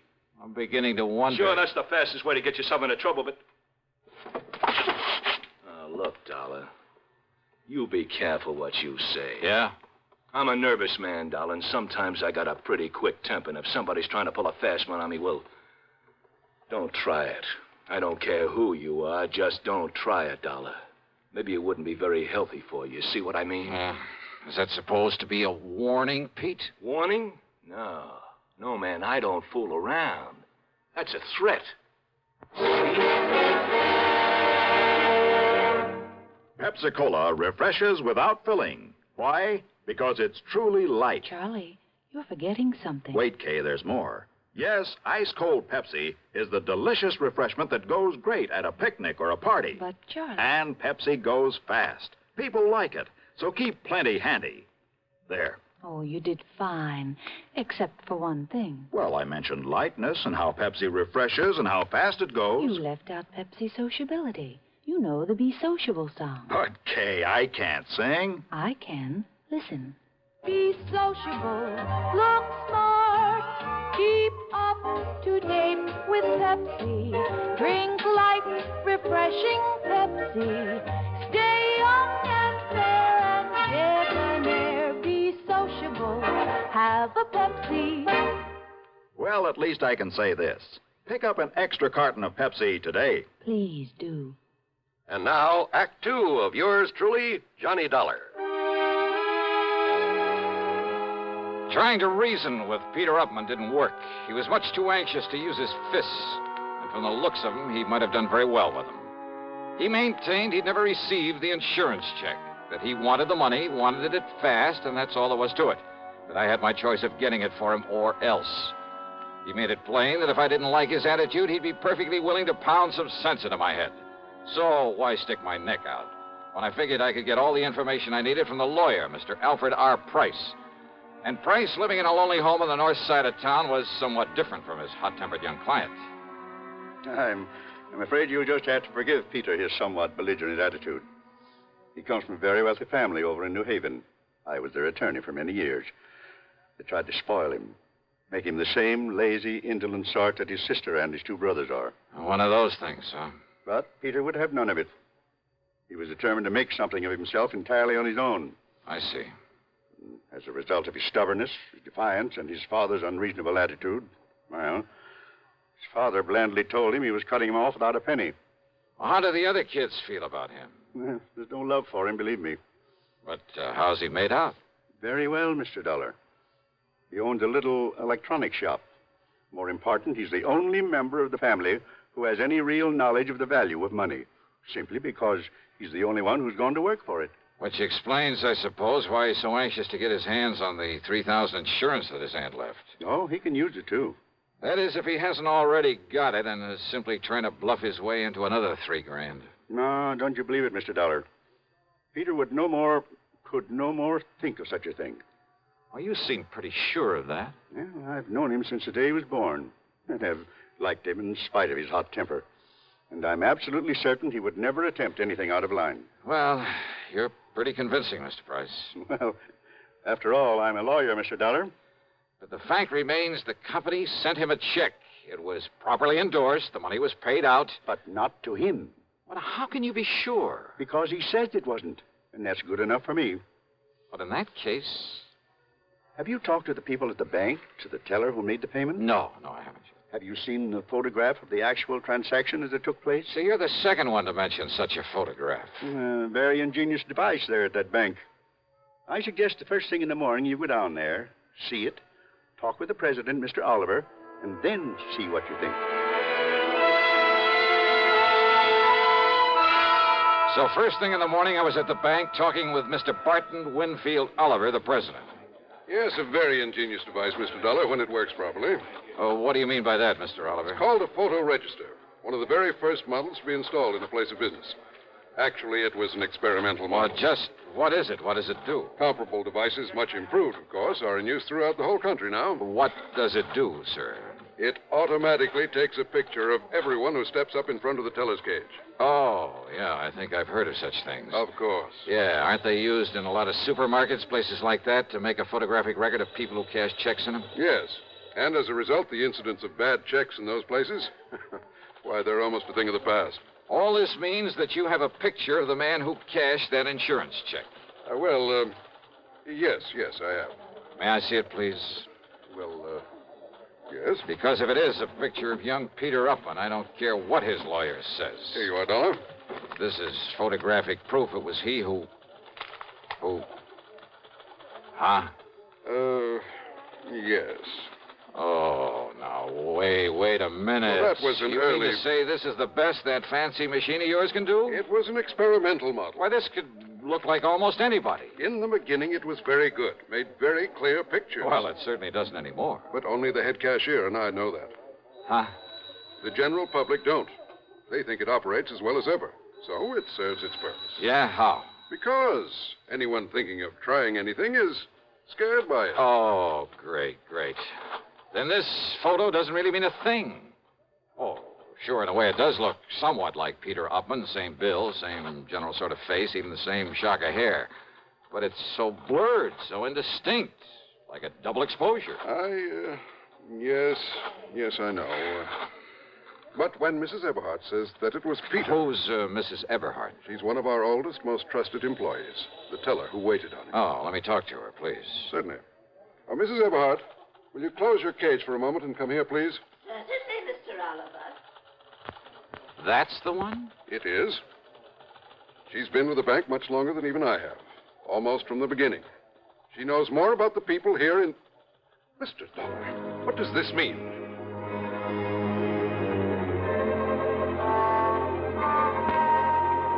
I casually pulled my gun out of its holster, and I held it casually in front of my chest, waiting for Mrs. Eberhardt to come over.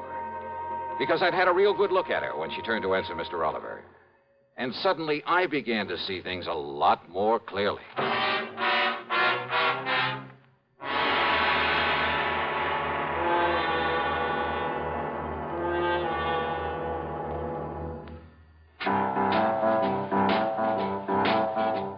Talk about best-selling records.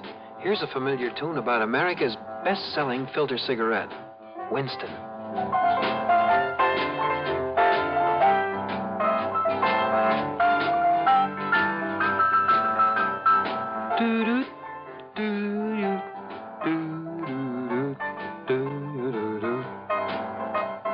Winston gives you real flavor. Full, rich tobacco flavor.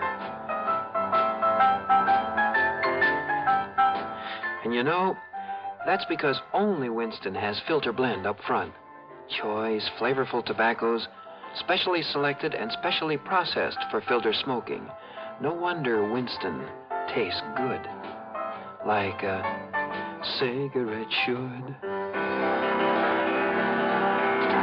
Smoke Winston. And now, Act 3 of yours truly, Johnny Dollar, and the double exposure matter.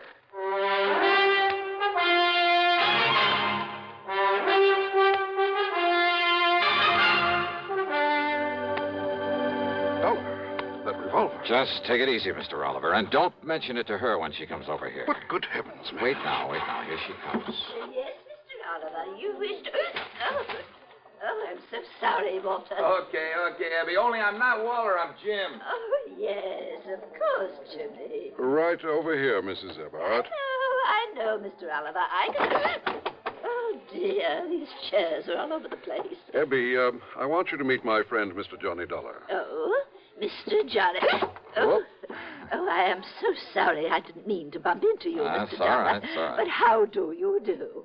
Oh, and I see you smoke a pipe, too, just like Mr. Oliver does. Yeah, you'd better take a real close look at this, Mrs. Eberhardt. What? The way you look real close at all the money you handle there at the counter, at the deposit slips and so forth. A real close look, huh? Oh, why, it's a pistol. Yeah. But good heavens. How long since you've had a new prescription for those glasses of yours? Now, look here, young man, if this is a hold-up... How long? Shall I cry for help, Mr. Oliver? No, Abby. Better answer my question. Young man, I don't see that it's any of your business. I thought so. And if you're here in the bank for any nefarious... And this is the person who identified Peter Upman for you. Now, look here, Dollar. Yes, you look here, young man. Look, huh? That's right. Mr. Oliver, hasn't this bank of yours got a nice, generous pension plan for an old and faithful employee who is blind as a bat? I beg Item 4, 10 cents for a telephone call to the lawyer, Mr. Price. Item 5, $1.50 for a leisurely lunch at the hotel, after which I wandered around the town a bit, then drove on over to the lawyer's office. I tried to call you at the hotel, Mr. Dollar, but they told me you'd left. Yeah, no, I was out taking a little walk. Look here. Do you think these will be of any help to you? Who knows, but I certainly hope so. Now, this is Janet Upman. I believe she's about 31 now. Oh, quite a dish. Yes, she's quite a dish. I bet that mink set her back a lot of money. Now, this is Edward, Peter's older brother. Not very bright. Kind of bald, isn't he? But there is a family resemblance. And this is Peter. Oh, no, that's Paul. A couple of years younger than Peter. They dislike Peter, didn't you? Yes, I did. Because he had the guts to go out on his own, huh? Partially, perhaps. Because he didn't take a hunk of the family fortune? Well, that wouldn't make sense. Now, wait. You mean didn't I tell you of the hidden bequest? The what? Peter never knew about it, but the others always have. Known about what? Well, because of the way Peter had renounced his family, his father wanted to punish him. By cutting him off without a cent. So he said. But in a late codicil to his will... Oh, Peter will get some money, huh? Over $1 million, Mr. Dollar, in a few months, when he's 35. I see. Provided he keeps out of any serious trouble. The money the others were left. Millions, Mr. Dollar. I'll bet they've been going through it like a tornado. Yes, I'm afraid so. All right, then, Mr. Price, if I can bluff my way with this picture from the bank, and if you're any kind of an actor, well, let's get busy.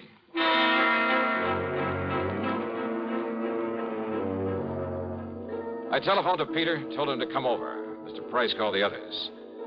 They didn't care particularly about seeing Pete again, but Price told them some of the as-yet undistributed money was at stake, and they quickly changed their mind. So, about an hour and a half later, there was a gathering of the Upman clan there at the office of the old attorney. Look, Dollar, Mr. Price says you're okay and all that, but I still don't like your company's stall on the insurance payment. Just keep your shirt on, huh, Pete? And another thing, I didn't like your attitude when you came to see me. Now, look, you may be a little bigger than I am, but I've decided you'd be very foolish if you tried to take me on. Oh, yeah? It might even cost you $1 million. Well, all I care about is Aunt Lizzie's $3,000. Okay, just take it easy, huh? Take it easy? You say that to a Oh, redhead? then shut up. Okay, now, all of you, listen to me. Yes, Johnny? I'm sure you all know that Pete here inherited a few $1,000s from his Aunt Elizabeth, I guess it is. Yes, and we've heard about how he's tried to collect it twice over. Well, if you ask me, Johnny... Thank you, Janet, but I am not asking you. Well, if you ask me, Pete ought to be locked up for trying such a silly, childish thing. Yeah? Paul, with all the time in the world on your hands, it was real easy for you to pick up that insurance check over where Pete lives while he was at work, wasn't it? What's that? What? And forging a signature, well, after all, you're his own brother. Just a minute, please. And there at the bank, why, dear old half-blind Mrs. Eberhardt couldn't tell which was which. Now, look here, Dollar. But a little machine put the finger on you, Paul. Absurd. Yeah, a little device at the bank that photographs everybody who goes up to a teller's cage. Dollar, you mean that... Oh, now, Johnny, you've been taken in. Have I? That whole thing is just a bluff.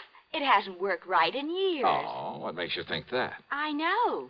Because the cashier is a boyfriend of mine. Oh, that bank had better check its books. What? He didn't tell you it's been fixed recently? Fixed? No, he didn't. I mean, Paul. Now, wait a minute. Like to see the picture it took of you, Paul, collecting that money? Here, Mr. Price, see what you think. Why, yes, Mr. Dollar. It's about as clear as it can possibly... Okay, Paul, you dirty... No, stop him. Somebody stop me. And not you, Paul, or anybody else. Good heavens, Mr. Dollar. Peter will kill him. Oh, I doubt it, Mr. Price. Can you think of a better way for justice to be done?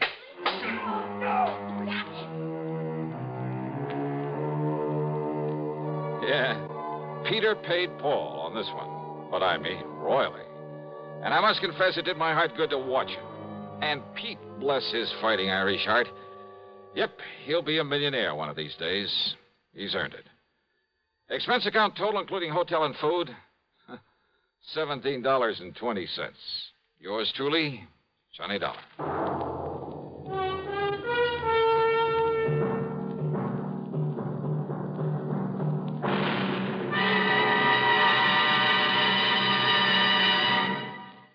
Our star will return in just a moment.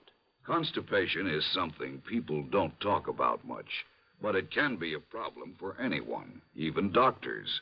And when constipation occurs, it's interesting to see just what doctors consider important about a laxative they might use or recommend. Well, a majority of the doctors we heard from had this to say. A laxative should be effective, gentle, close to natural acting. A medicine that can be used with complete confidence. Now, X-Lax has been popular with many doctors and millions of people over the years because pleasant-tasting chocolated X-Lax is effective. Overnight, it helps you toward your normal regularity.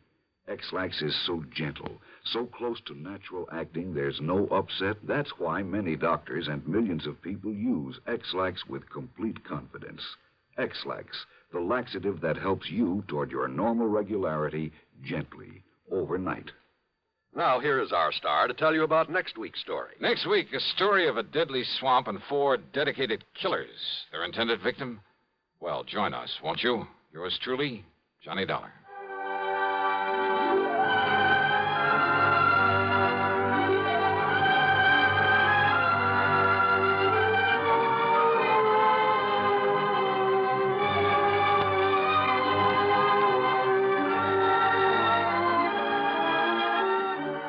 Yours truly, Johnny Dollar, starring Bob Bailey, originates in Hollywood and is written, produced, and directed by Jack Johnstone. Heard in our cast were Marvin Miller, Peter Leeds, Jack Moyles, Ralph Moody, Bartlett Robinson, Eleanor Audley, and Sandra Gould. Be sure to join us next week, same time and station, for another exciting story of yours truly, Johnny Dollar. This is John Wall speaking.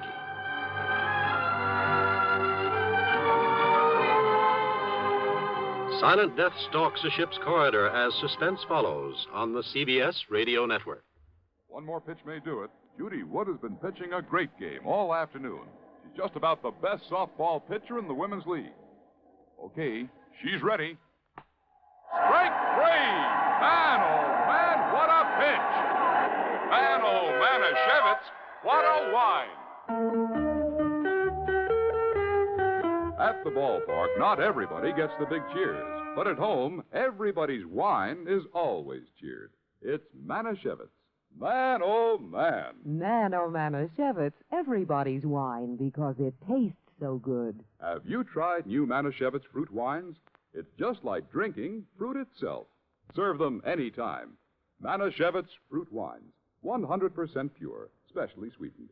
Blackberry wine, cherry wine, loganberry wine. Man, oh, Manischewitz, everybody's wine because it tastes so good. Manischewitz Wine Company, New York. Radio 59, WROW, Albany, New York. From Hollywood, it's time now for... Johnny Dollar. Joe McNabb, Northeast Indemnity, Johnny. Oh, hi, Joe. What's up? At the moment, my blood pressure. Too much work? No. Prospect of having to pay off on a $100,000 life insurance policy. Uh-oh. Fella I think you know, Johnny, Art Wesley. Oh, sure. Been a pal of mine for years. Reporter. Yeah. Apparently he's working on a story right now that somebody doesn't want him to report. What do you mean? Night before last, he got beat up in an alley.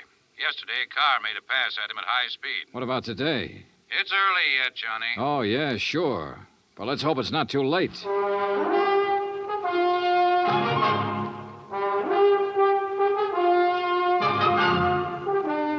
Bob Bailey in the exciting adventures of the man with the action-packed expense account. America's fabulous freelance insurance investigator. Yours truly, Johnny Dollar.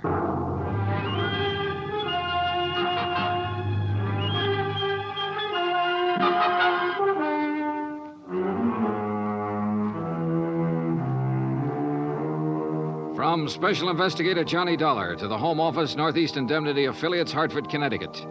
The following is an accounting of expenditures during my investigation of the Big Scoop matter. Expense account item 1, $18.40, transportation and incidentals to New York City. I called Art Wesley's paper. He wasn't in, and nobody seemed to know where he was. Then I remembered a small bar called Tony's over on 3rd Avenue. I took a cab, that's item 2, $1.25, and found him in a corner booth. Sorry, Johnny, no bodyguard.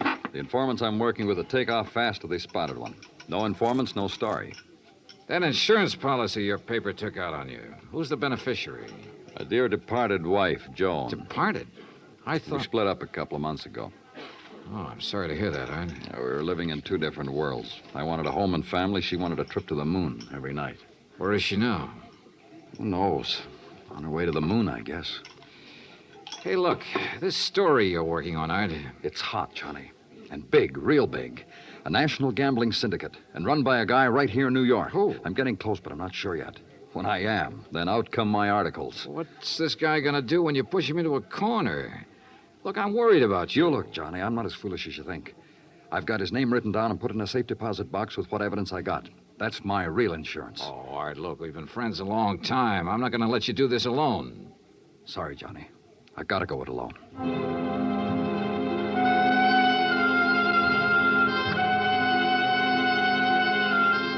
Since I'd gotten nowhere with Art, I decided to try his wife, Joan, even though they were separated.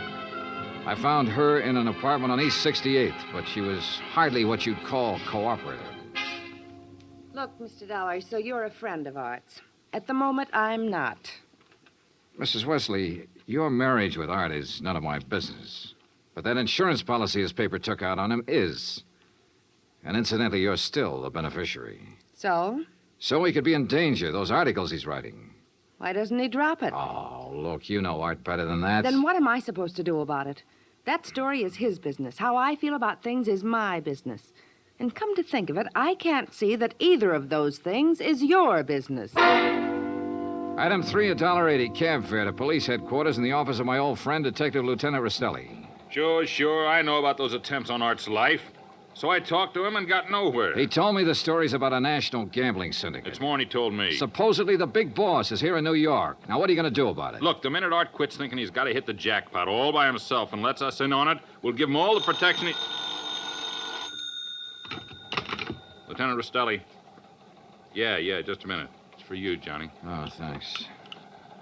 Hello? Art Wesley, Johnny. They told me at your hotel where to reach you. Anything new, Art? I'm leaving town for a few hours. This could be it, Johnny. Tonight could be the jackpot. Well, listen, let me go with you. Sorry, I gotta go alone. It's part of the deal. Art, it could be a trap. I can take care of myself. Call you when I get back. Wish me luck. Well, look, wait.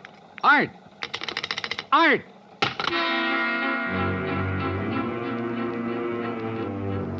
Item 4, $1.80 cab to Art's apartment, where I persuaded the manager to let me in. I was looking for anything that would give me a lead. Then, near the phone on a scratch pad, I found where he'd written the word Watika several times. Sure, Lake Watika, upstate. Art had a lodge there. Item 5, $25 even for a rented car. It was a 3-hour drive to Lake Watika, which was bad enough. But to top it off, it started to rain, and rain hard.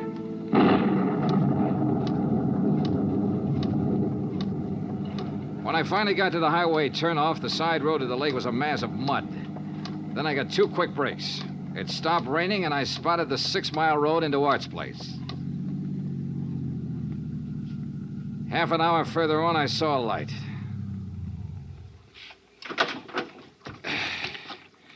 Art's car was parked at one side, and the front door of the lodge was wide open.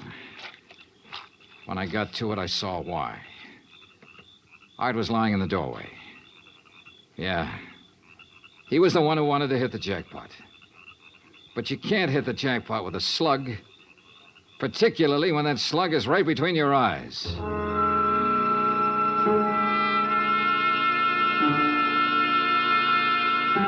I drove to the sheriff's office and reported it.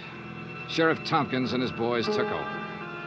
But in the darkness and the mud, they could only make a routine check. He asked me to meet him at the lodge the next morning, so I did. Buddy was right here in the doorway, huh, son? Yeah, Sheriff, I didn't move it. And Wesley probably got shot when he answered the door by somebody standing out there on the ground. Because of that bullet hole in the roof? Yeah. Right over that shelf that's stocked with canned goods, sugar, salt, and the like. Apparently, he used this place regular. Yeah, he used to do some of his writing here. Were you able to determine time of death? Coroner says between 10:30 and 11 last night. What time did you arrive? About half an hour after the rain stopped. I'd say 11:45. Means it was still raining a good half hour after the killing. No wonder we found no tracks. Hey, look, Sheriff. Art was working on a hot story about a national gambling syndicate. Could be that he found out who the boss was last night, the hard way. Oh? Then you think the killer was from out of town? Maybe New York? Yeah. Now, where would he stay? Is there a hotel around here? Lake Watika Inn, just outside the village, about 6 miles from here. Sheriff, I'll check it out. Guests here at the inn, Mr. Dollar? Well, we have only 2 who checked in yesterday. It's the off-season, of course. Yeah, clerk, who are they? Well, Mr. Cooper yesterday afternoon and Mr. Buckley around dark. Uh-huh. They still here? Mr. Cooper is sitting right out there on the terrace, but Mr. Buckley paid in advance and left quite early this morning. I see. Did Buckley give any reason for stopping here? He said he was a traveling man and didn't like to drive in the rain. Okay. I'd like you to write down a description of him. I'll pick it up on the way out. Oh, I'll be glad to, sir.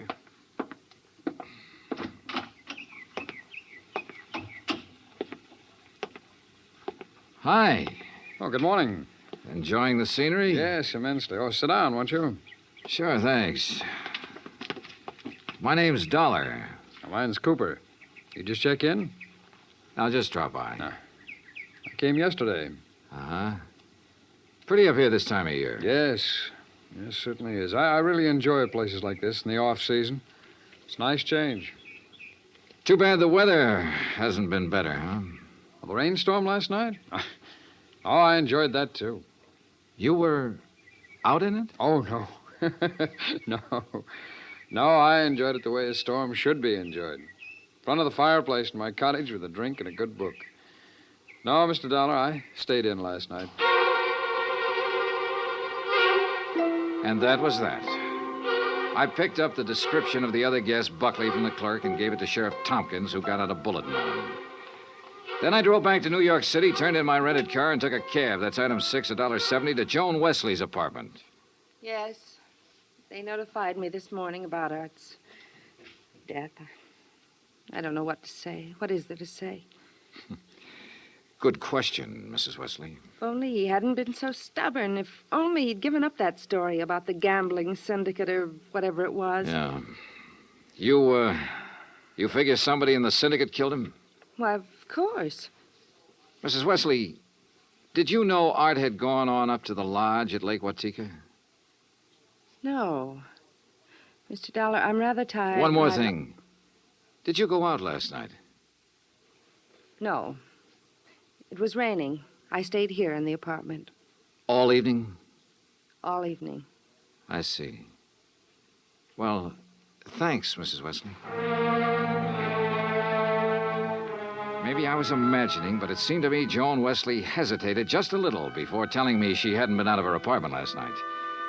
And if she had gone to Lake Watika, I checked the basement garage. Her car was clean. Too clean. Item 7, $5 to the garage attendant for some very interesting information. Joan Wesley had ordered her car washed first thing this morning. Why? Because the wheels were covered with mud from last night.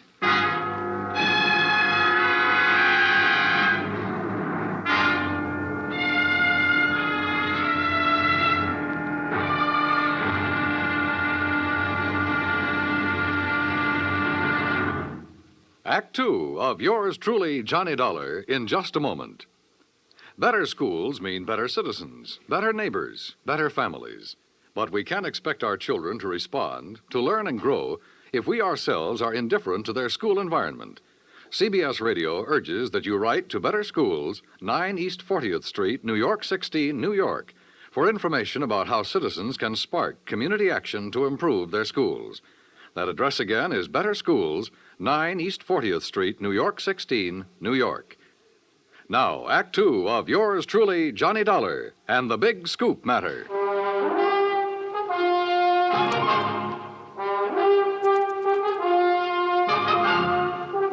I tell you, I didn't leave this apartment last night. Your car says differently, Joan. Car? You had it washed today because it was all muddy.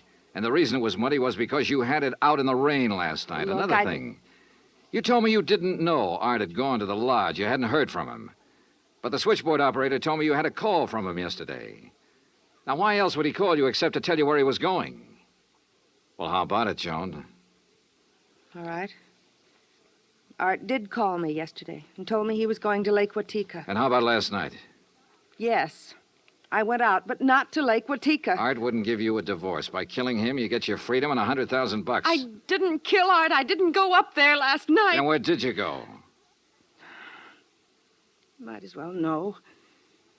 The reason I wanted a divorce from Art was because I'd found someone else. Oh?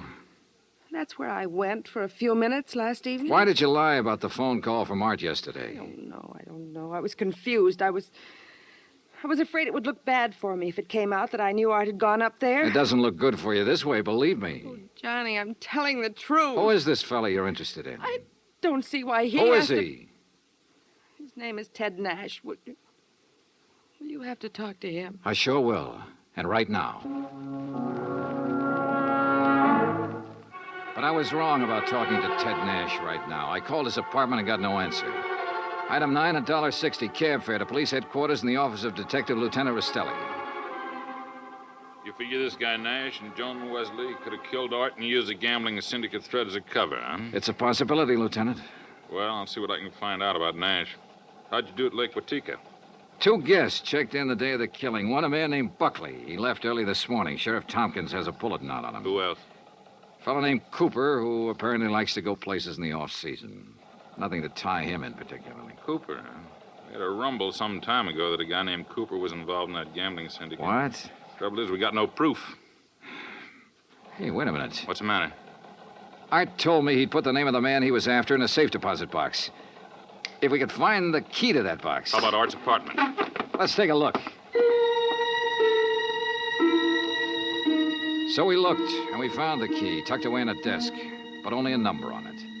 Nothing to tell where it was located. I gave it to Lieutenant Rastelli, and he promised to check every bank in town if necessary. While I went on back to Lake Watika to see if the man named Cooper at the inn was the same one Rastelli told me about. When I got there, after a frantic 3-hour drive, I found him comfortably sitting by the fireplace.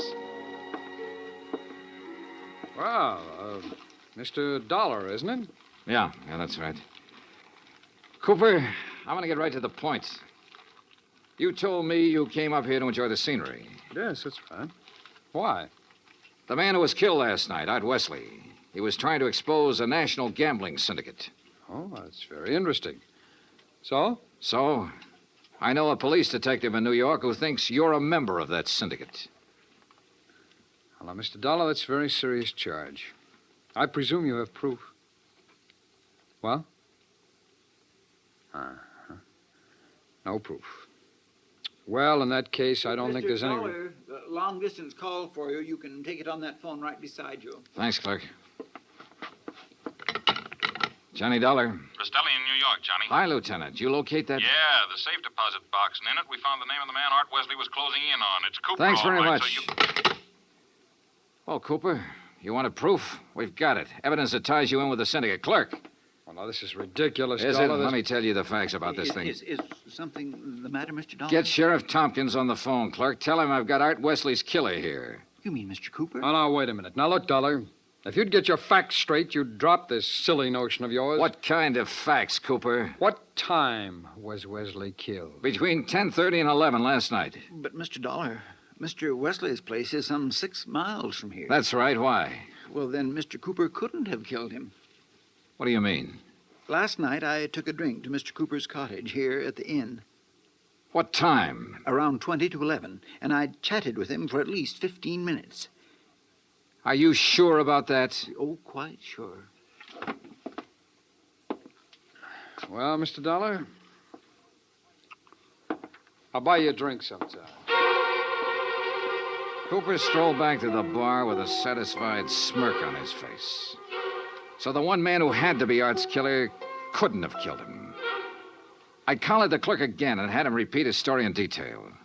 If you recall, it rained heavily last night, Mr. Dollar. Yes, I drove through it on my way up here. Well, I was making the rounds of the inn, checking windows, things like that, when the house phone rang. It was Mr. Cooper calling from his cottage. He wanted a drink. You say that was at 20 to 11? Yes, I always jot down the time when I am called away from the desk. All right, go on. Well, when I got to Mr. Cooper's cottage, he was sitting in the living room in front of the fire with a book. Yeah. We chatted a while, and then when I returned here to the desk, I jotted down the time again. 10:55. Well, that does it. What do you mean? Oh, it's a good 20-minute drive from here to Art Wesley's lodge. If he was killed between 10:30 and 11 and Cooper was here at that time, he couldn't have done it. Well, I'm sorry, but facts are facts. And... Oh, excuse me. Lake Watika Inn. Yes, just a moment. Sheriff Tompkins, Mr. Dollar. Oh, thanks. Hi, Sheriff. Thought you ought to know, son. Remember that man Buckley we were looking for? Yeah, sure, the other guest at the inn. Yeah, we picked him up. I've been questioning him for an hour. Any luck? No, sir. He's just a traveling salesman who stayed at the inn because he didn't want to drive in the rain. You sure? Buckley swears he doesn't even know Cooper. Just between you and me, Johnny, I think we got the wrong fella. No place again. I decided to start all over. Got into my car and drove to Art Wesley's place. Nothing was changed. I remember the trip I'd made the night he was killed, how it rained heavily until about half an hour before I arrived. How I'd found him lying in the open doorway, a bullet hole in his head. Yeah, and the hole in the ceiling over the shelf of provisions, marking the path of the bullet. It was there. So were the provisions. Canned food, mustard, sugar, a package of crackers. There was some... Wait a minute. Sugar. The sugar bowl. I stared at it for a moment. I remembered a couple of things the room clerk at the inn had told me. And suddenly the whole deal slid neatly and quietly into place. I drove back to the inn fast. Cooper's cottage was empty, so I went inside to the bedroom and took a look around. Then I spotted one of the pictures on the wall, a little out of place. I looked behind it. Yeah, just what I expected. Outside, I found Cooper sitting on the terrace in front of the main building. I slid into a chair across from him.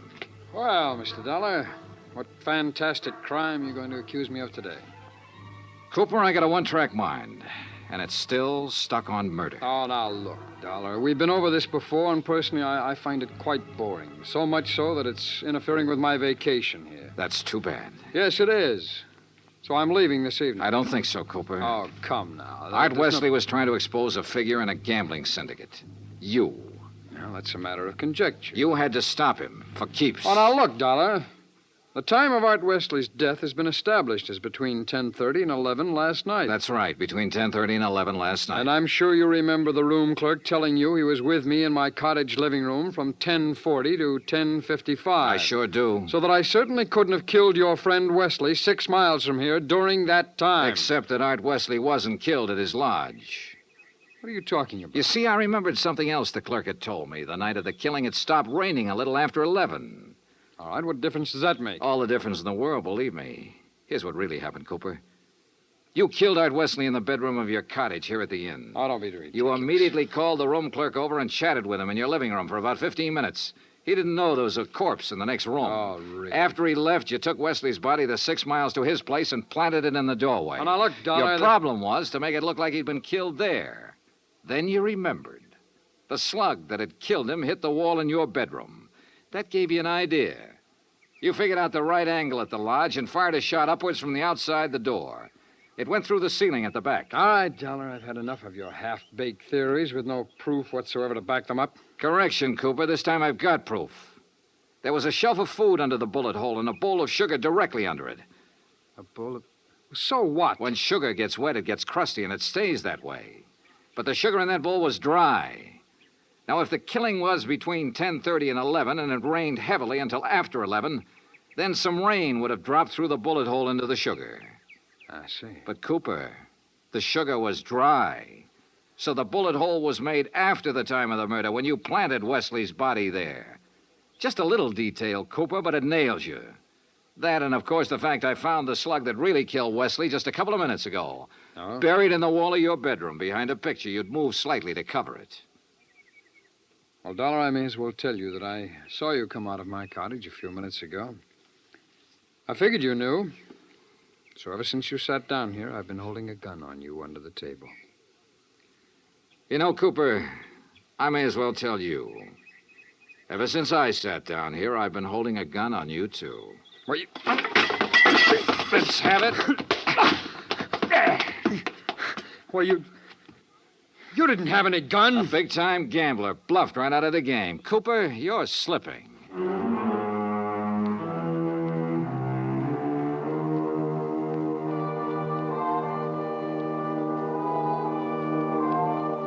Item 10, $37.50. Transportation and incidentals back to Hartford. Expense account total $187.40. Remarks? Cooper's awaiting trial. About Art Wesley? Well, I guess that sugar bowl was a dead man's revenge. And come to think of it, that revenge was pretty sweet. Yours truly, Johnny Dollar.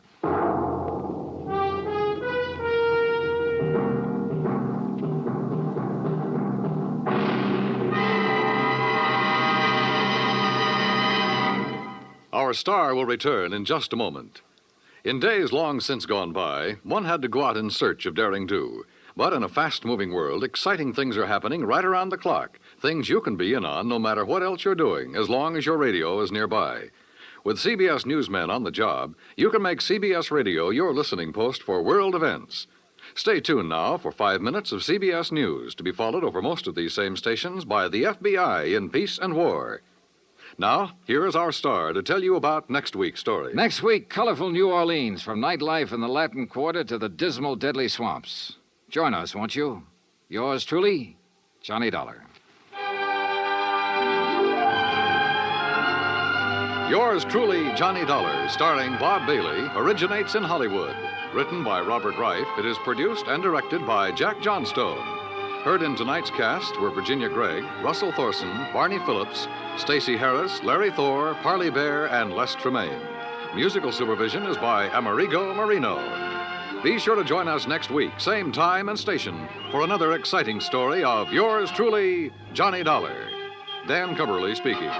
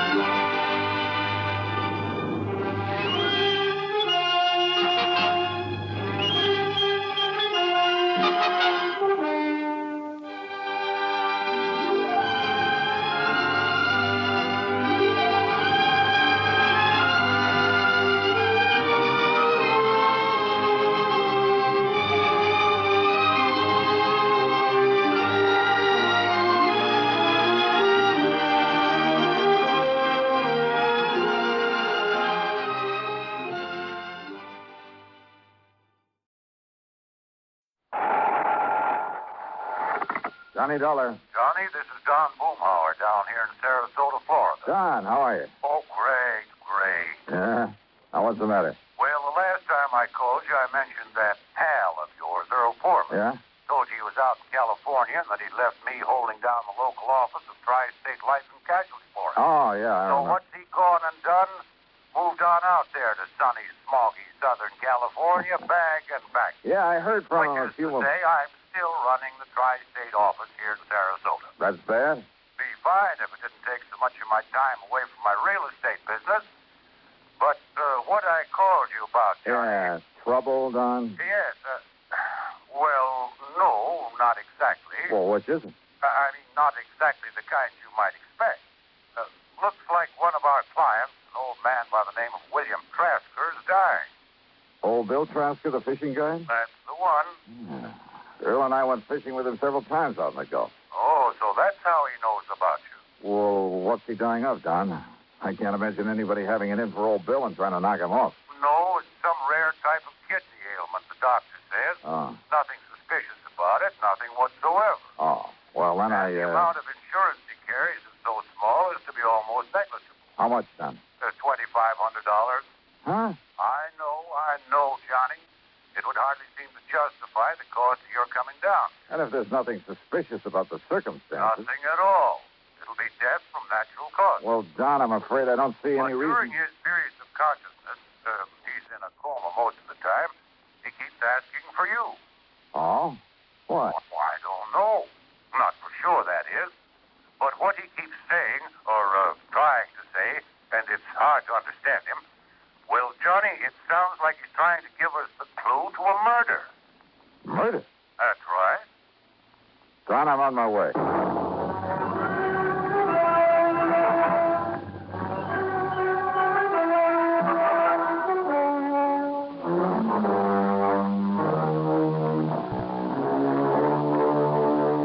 Expense account submitted by Special Investigator Johnny Dollar to the Tri-State Life and Casualty Insurance Company office in Sarasota, Florida. Following is an account of expenses incurred during my investigation of the recompense matter.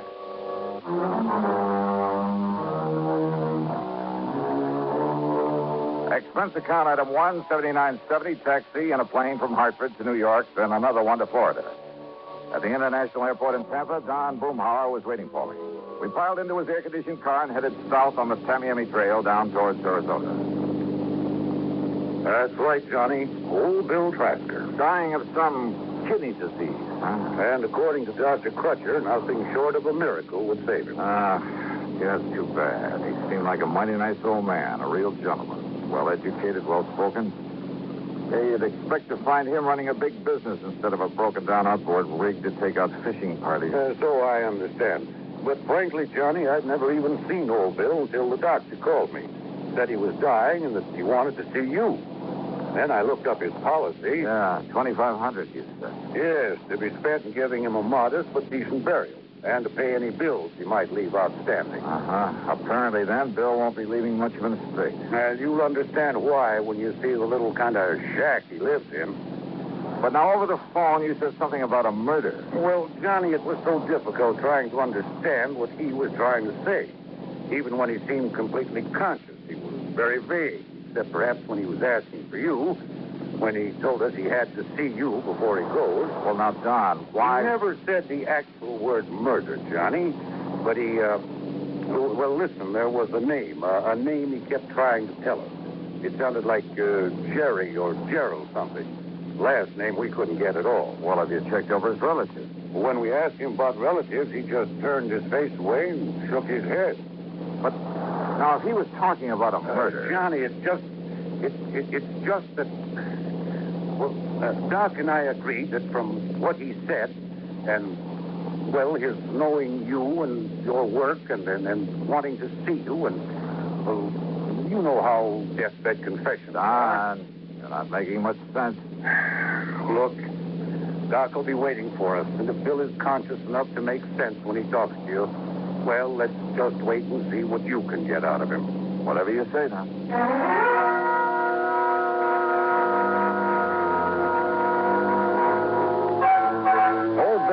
home was a shack, all right, on a small, scrubby piece of land near the end of one of the bayous leading out from Sarasota Bay. As we stopped in front of the the long path through the palmettos that led up to it, Doc Crutcher came out to meet us. Johnny, I'm glad to see you. Yeah, how are you, Doc? Down? Well, I just given him a final injection in a course of 7 that... Well, come on in. He's failing, Doc? As a last resort, I've used a new, very radical sort of treatment. One of the so-called but not fully tried miracle drugs. And? I'm just afraid he came to me too late. But, Doc, there is a chance. Oh, there's always a chance, Johnny.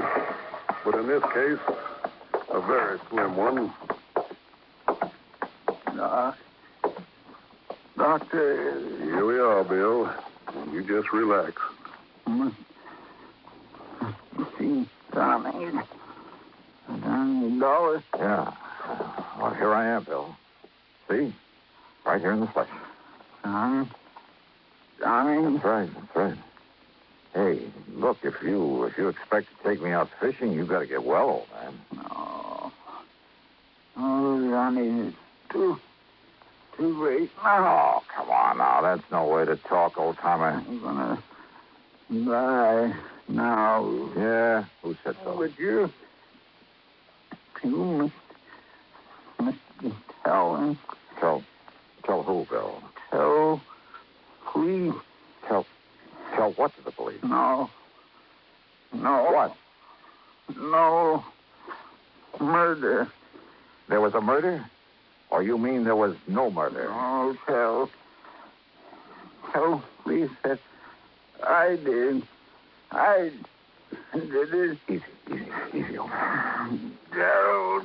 Gerald? Yes, I'm Gerald. Gerald who, Bill? Gerald. Yeah? Thornley. Gerald Thornley. Yes. He was murdered? Gerald Thornley. Yeah. So, please, I did it. I did it, Johnny. You tell. Doctor. Yes. Yes, I'll see if he's...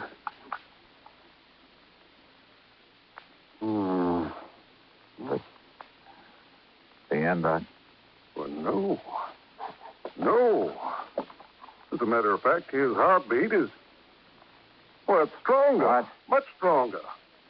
Doc, listen. Yes, Doc? Get to a phone and get an ambulance while I make him ready. You mean that maybe you can pull him through after all? Yeah. Now, come on, Johnny. Give me a hand with him. Sure, Doc. Save him, huh? Yes, of course. Yeah, so that we can investigate this confession of his. Huh? Sure, and then see that he's executed for murder. Oh, John, for the love of Mike. Yes, call that ambulance.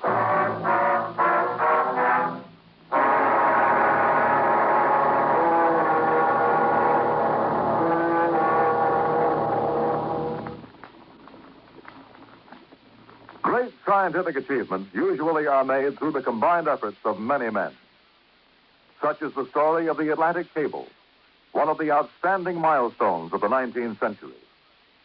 But today, the name of one man remains to remind us of that venture. The organizer and director, Cyrus W. Field, a retired paper merchant who risked his fortune, sanity, and integrity in an awesome adventure that lasted 12 long years. Field first was approached in regard to a short underwater cable to Newfoundland in 1854. After a huge investment of both money and energy, the cable was completed the following summer. Field then went to England to tackle the much larger problem of laying the Atlantic cable. Many futile attempts were made. Cable was broken. Splices were made. Cable was lost. Tempers flew, and ship captains resigned in disgust. Still, Field wouldn't give up. Finally, on August 8, 1858, it appeared that the project had been successfully completed. Cyrus Field went ashore and walked 15 miles to the nearest telegraph station. There he wired his wife, the Associated Press, and President Buchanan. He informed the president that Queen Victoria would telegraph her congratulations over the new cable. But before the Queen's message was completed, the line went dead. The much-hailed project was again a failure. Faulty insulation was blamed. In 1865, the largest steamboat afloat, the Great Eastern, made another attempt. Just 660 miles from Newfoundland, the cable parted. Inadequate hoisting tackle prevented its recovery. Field broke down and wept like a child. And yet, the very next year, he sailed with the Great Eastern for one more try. This time, every failure had been studied, every provision made. On July 27, 1866, Cyrus Field landed at Heart's Content. After personally cabling the unbelievable news, he immediately boarded the Great Eastern, retrieved the broken cable of the year before, spliced it, and laid the second Atlantic cable. Cyrus W. Field, another American whose driving energy insisted that somehow there must be a way. Let's find it. And now, Act Two of yours truly, Johnny Dollar.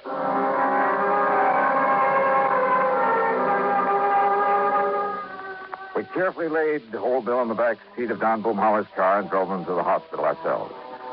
And then we could only wait to see if the drug that Dr. Crutcher had given him would really do its work. And yet, if it did, if by some modern miracle the old man should recover. Well, Don had said it there at the shack, and he said it again that evening as we sat in the comfortable den of his home, trying to console ourselves with a couple of scotch and sodas. No, it's wrong, Johnny. There's something very wrong about it. I mean, pulling him away from death's door only so that he can be electrocuted for that murder he confessed to. But did he really, Don? What else could he have meant? So you've got to investigate, Johnny. Even Doc Crutcher has to report that confession to the police. Maybe. And so do I. We've no way out of it. None of us.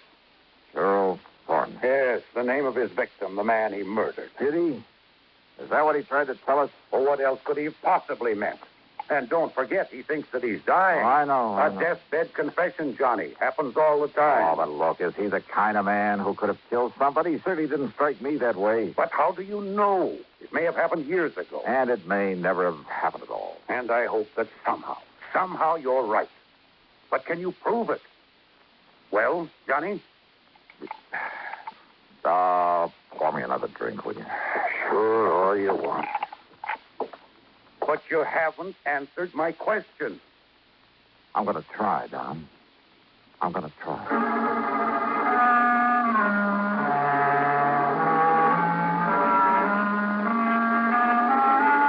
At about midnight, Doc Crutcher phoned to say that we should keep our fingers crossed and maybe pray a bit. But it now looked as though Bill Trasker might have a 50-50 chance to live. Then, unexpectedly, a call from Lieutenant Barney Phillips of the police department. Yes, Mr. Dollar. Doc Crutcher told me all about it. And we'll appreciate any help you may want to give us on this. Well, do you know anything about this Bill Thornley? No, sir. Never heard of him. But we'll find out who he was. Don't you worry about that. Lieutenant, how well do you know old Bill? Well, that's the thing that puzzles me, Dollar. Old Bill is one of the nicest, one of the most kindliest old men I've ever known. Oh? Ever since he came here to Sarasota, that's about 7 years ago, seems he just went out of his way all the time trying to be nice and helpful to folks. Didn't have much to give to anybody, money I mean, but whatever he had or he could do for somebody, he never would hesitate a minute. I see. But that doesn't keep us from having to do our duty, get the goods on him, see that justice is done. The law is the law, and it's our duty to uphold it. Old Bill came here 7 years ago? That's right. From where? Well, now, if we knew that, we'd know where to look for information on this man Thornley that he killed. Yes, he did. What's that? I'll talk to you later, Lieutenant. Oh, fine, Mr. Dolan. If you have any connections anywhere that can help us find out who Gerald Thornley was and why old Bill killed him, Or if I can find out that he didn't kill any such man or anybody else. Now, Mr. Dolan. I'll be in touch. Why are you so sure he didn't murder someone, Johnny? Did I say that, Don? You didn't need to. Don, I want no part of this thing. Donnie, I know this is no ordinary sort of investigation, but as a company, we have to go through with it. Why? If you can prove that Bill didn't do it, which I doubt, well, it's the least we can do for a client, or something. Yeah. And if you end up proving he did, Well, it's a public service by the company or something. Or something. Let someone else handle it. I want to put it. Why did old Bill ask for you? Well? Oh, well, I think it's because of... Well, in spite of what he said, in spite of what it sounded like... Hey, let me use your car, will you? At this time of night? Oh, well, here. Here are the keys. All right, good. What have you got in mind? Well, maybe keeping an innocent man out of the chair. Now, Johnny. I'll see you later.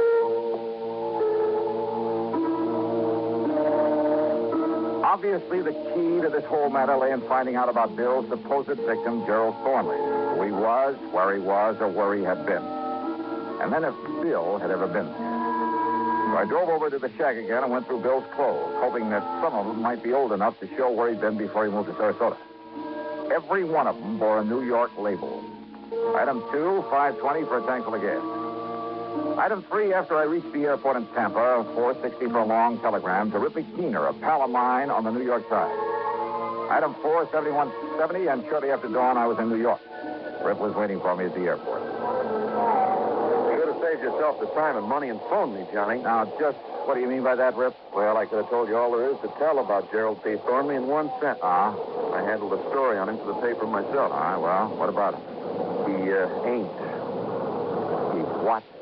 7 years ago, that crooked promoter disappeared. Promoter? And when the police finally caught up with when and where and how he disappeared, it left them with only one possible conclusion. Thornley was murdered. Nevertheless, No, Johnny. Stop trying to act like a Pollyanna and get on back to Sarasota and nail that old guy for murder.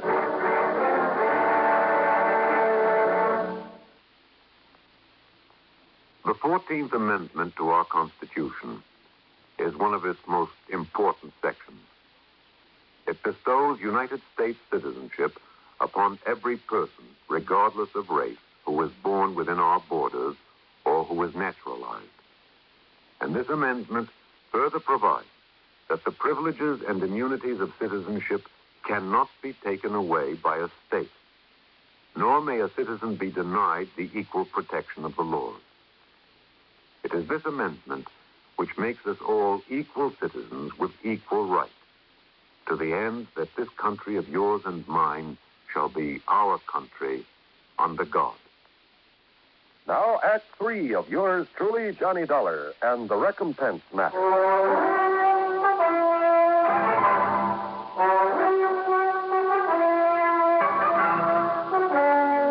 Over breakfast there at Idlewild Airport, Rip Keener told me more about Gerald P. Thornley. Not that Thornley didn't deserve to have somebody knock him off. Now, just what does that mean? When he got through with all his phony real estate promotions, he left more innocent people broke and hungry than you can shake it. Well, Johnny, that man made millions on his crooked real estate deals. And who suffered? Wealthy people who could afford to lose a few thousand here and there? Oh, no. No, sir. I was poor people who fell for his pitch and then suffered for it. But the law, the authorities, they never got on to him. Man, he was too smart. Every deal he made was perfectly legal at the time. I'll tell you this, Johnny. A lot of the real estate laws got rewritten as a result of him. I mean, in spite of the way it finally turned out, the switcheroonie. What? Sure. That gave me material for that feature I hoped was going to win me a Pulitzer Prize. Just what are you talking about, Rip? Back there in 53, after the coroner's jury said it was murder, they went through his papers and bank accounts. They found he left enough dough and instructions for it to pay back every cent he'd taken from the poor suckers. You are kidding. A bit, Johnny. I told you it was a twist. And, Johnny, that's what makes his killer all the more wrong. So get on back there to Sarasota and nail him down. Yeah, Rip, I guess it's all I can... Oh, wait a minute. Huh? Handle this right, and maybe your next feature will get you a Pulitzer Prize. Huh?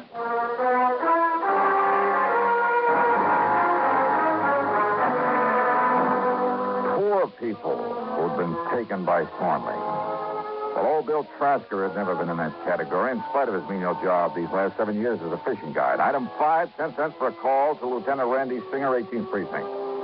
Then I had Rip Keener drive me in to see him. There you are, Johnny. A complete set of fingerprints on the late Mr. Gerald P. Thornley. Good. So why I should break my neck getting them in such a hurry for you. Thanks a lot, If Randy. you put that so-called mind of yours to work finding out who murdered him 7.5 years ago, why... Well, that coroner's jury could have been all wet, you know. Huh? Why don't you keep Rip here entertained until I can phone him a feature story for down in Sarasota? Johnny, if... That is. Yeah? If what? Now, if this absolutely crazy hunch of mine pays off. Item 6, another 7170 for a plane back to Florida. From the airport in Tampa, I drove on down to Sarasota, straight to the hospital. It is a miracle, Johnny. If old Bill continues to improve the way he has in these last 12 hours, he'll live until they put him in that chair, much as I hate to say that.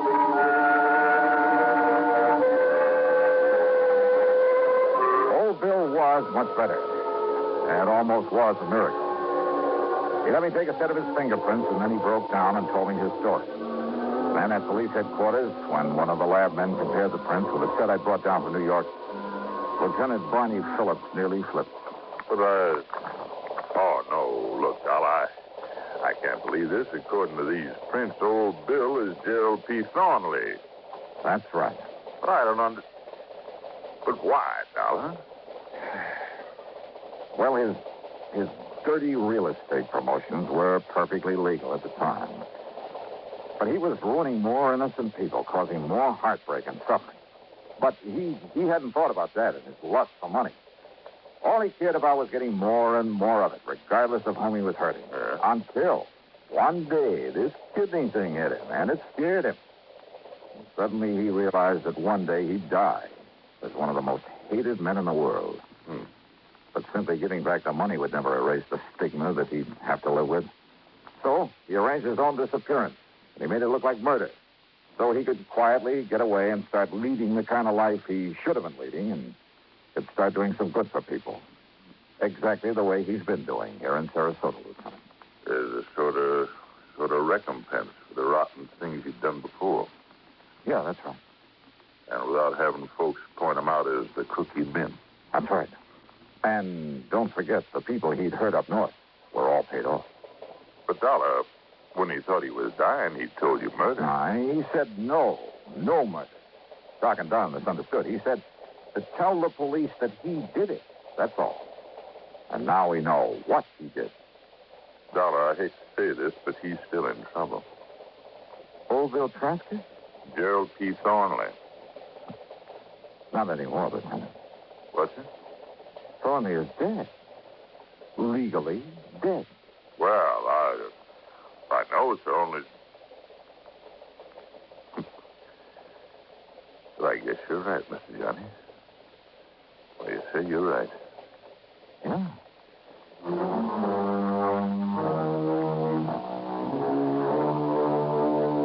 After sticking around a few days to make sure that old Bill's recovery would be complete, well, I changed my mind about getting Rip keener material for a feature. Let him wonder about it. The expense account total, including the trip back to Hartford, 200 and, no, Don, forget it. Just forget it. Yours truly, Johnny Dollar.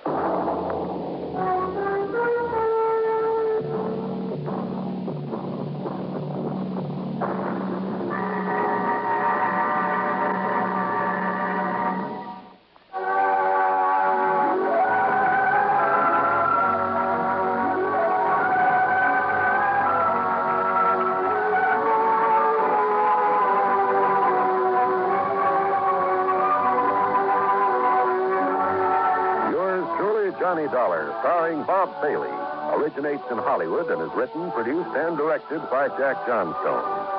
Heard in our cast were Russell Thorson, Bart Robinson, Harley Bear, Barney Phillips, Dick Crenna, and Herb Vigran. Be sure to join us next week, same time and station, for another exciting story of yours truly, Johnny Dollar.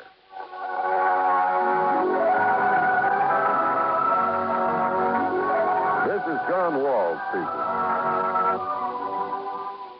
Johnny Dollar has come to you through the worldwide facilities of the United States Armed Forces Radio and Television Service.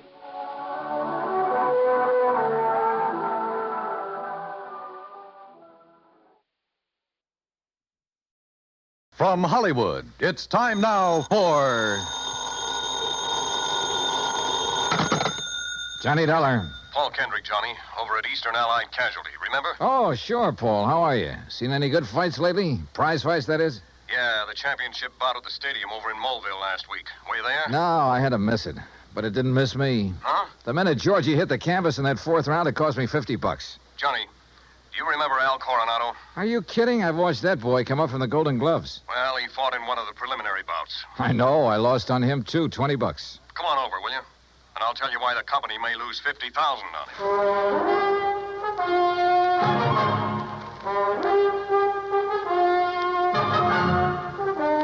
him. Bob Bailey in the exciting adventures of the man with the action-packed expense account. America's fabulous freelance insurance investigator. Yours truly, Johnny Dollar.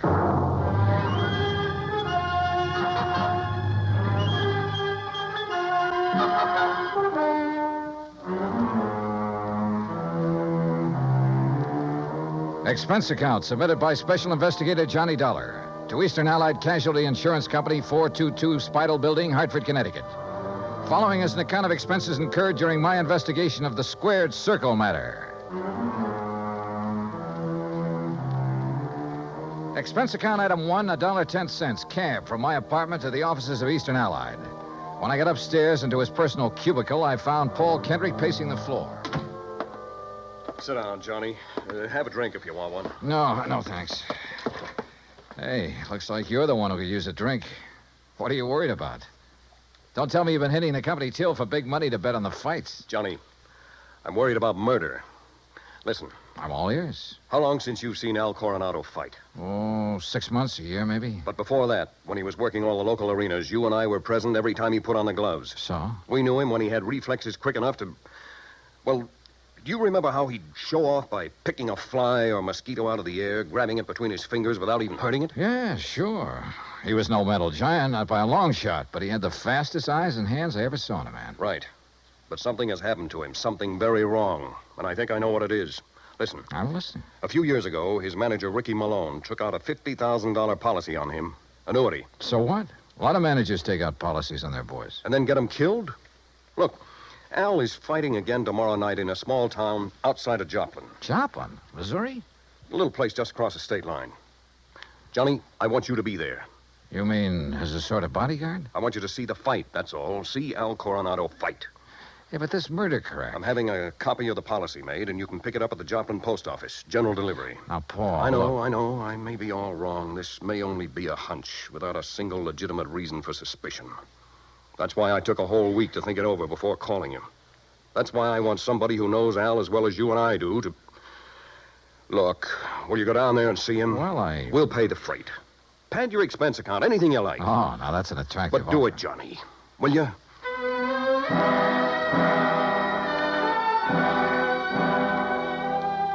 Item 2, another $1.10 back to my apartment to pack. Item 3, $124 even. Plane fare and incidentals to Joplin. By your leave, Paul, the incidentals included a new sports shirt loud enough to startle the whole state of Arizona, an extra pack of razor blades, and a new toothbrush. Also, item 4, $3, flowers for the stewardess, who managed to find me an extra bottle of champagne. I arrived at Joplin shortly before noon, and after checking into a hotel, found that by some miracle, a copy of Al's policy was waiting for me at the post office. A quick glance at it brings up item 5, $4.25 phone call. What do you mean, holding out on you? I thought you said Ricky Malone took out the policy. He did, and pays all the premiums. But the beneficiary named is Frankie Fortina. Now, who's he? I don't know yet. Well, his address is in New York City. You better look him up, will you? I've been trying to. But the last time Fortina was at the address on the policy, it was a racetrack bookie joint. Oh, so that's why you're worried. That's one reason. Well, if you learn anything about him, let me know, will you? I'm staying at the Beverly Arms. Okay, Johnny. Johnny. Yeah? Call me again, will you? After the fight tonight? Sure.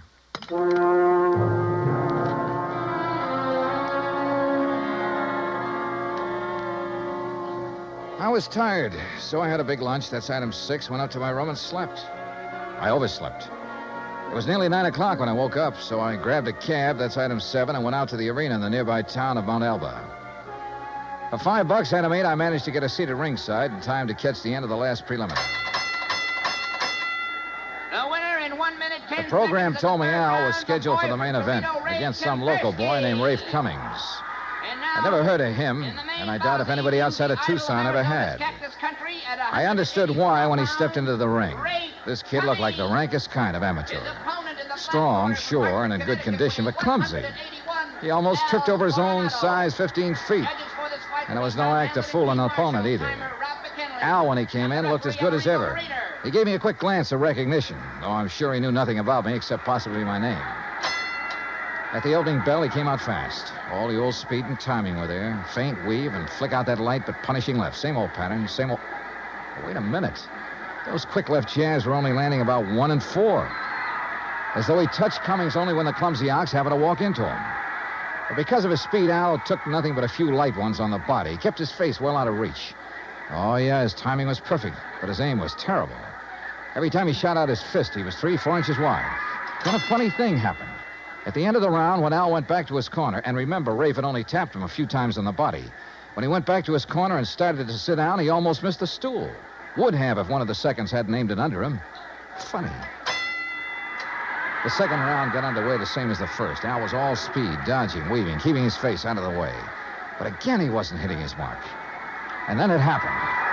He missed Cummings wide, then practically ran into his glove, catching it hard in the cheek, and down he went. Why, there wasn't enough steam behind Cummings' glove to hurt him.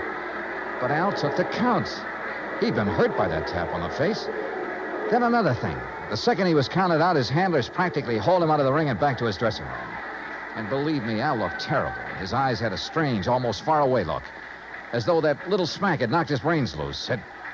My seat was on the far side of the ring, but I elbowed my way through the crowd and back to the row of dressing rooms in a hallway built onto one end of the building. Al Coronado. I told you on the way up the aisle, Doc. Huh? We don't need you. The boy's all right. Go on, Doc. Beat it. You hear me, Doc? Listen, this is Johnny Dollar. Huh? Old fan of Al's from Hartford. I want to see him. Some other time. No, now, right away. Come on, open up.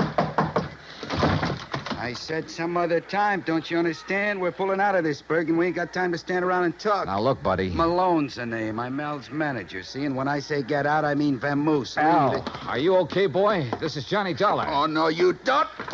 Brother, that's what you're wrong. Hey, Al. Al. Good Lord, Al, what's the matter with you?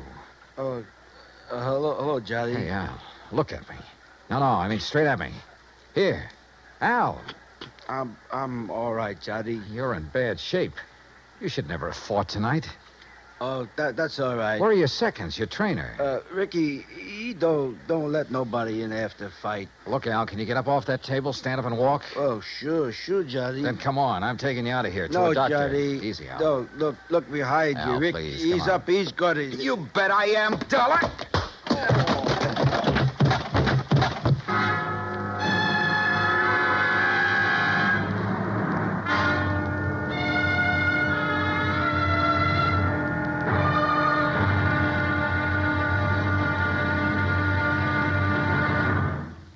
Act Two of yours truly, Johnny Dollar, in just a moment. Each Monday through Friday evening, most of these same stations bring you the Amos and Andy Music Hall. Variety entertainment at its best. For top songs, informal visits with top stars, and for a never-ending supply of fun. Turn your home into the Amos and Andy Music Hall 5 nights a week. Now, Act Two of yours truly, Johnny Dollar, and the Squared Circle Matter.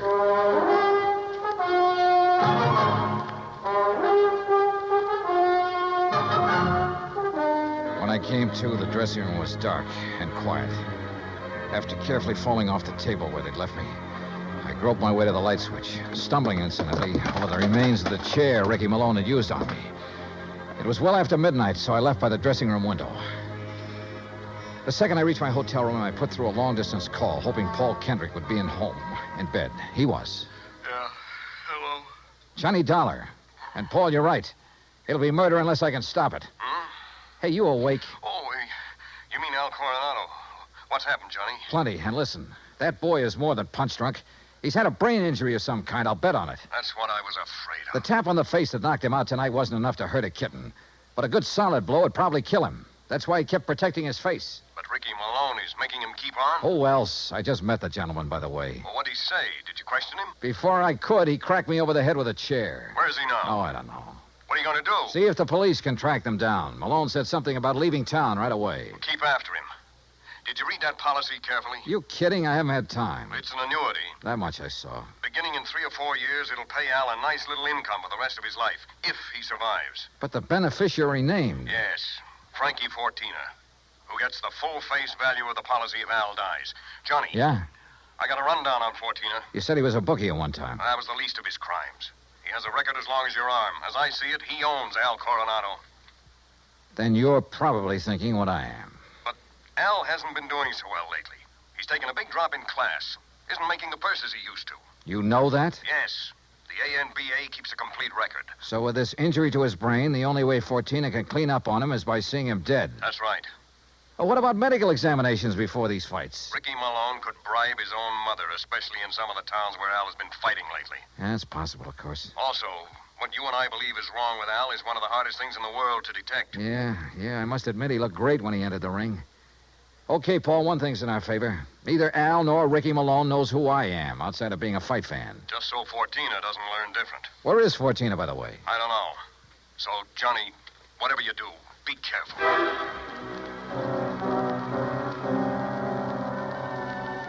Expense account item 9, $370 for a couple of phone calls, some breakfast, and a taxi to police headquarters. I'll say this for the Joplin police. When they go into action, they really get things done. Within less than 2 hours, Sergeant Danny Ruskin dug up all the information I wanted. Well, that ties in with what Conroy found out at the airport. No, that does it, Herm. Thanks very much. Something? And I think it gives us the whole story, Johnny. Al and his manager, Ricky Malone, checked out of their hotel, the Rayberry, at 1 o'clock this morning. Just the two of them? Right. There was no third party by the name of Fortina or anything else, just the two of them. They caught the 140 plane for Oklahoma City. Oh? And there they bought tickets routing them to Monterrey, Mexico. Mexico? How soon can I get a plane? You going down there, huh? I told you, I gotta save that guy's life. All right, look, in Monterrey, look up Sergeant Romelia Garcia, Main Homicide Division. You mention my name, he'll give you anything you want. Good. Now, what about that plane?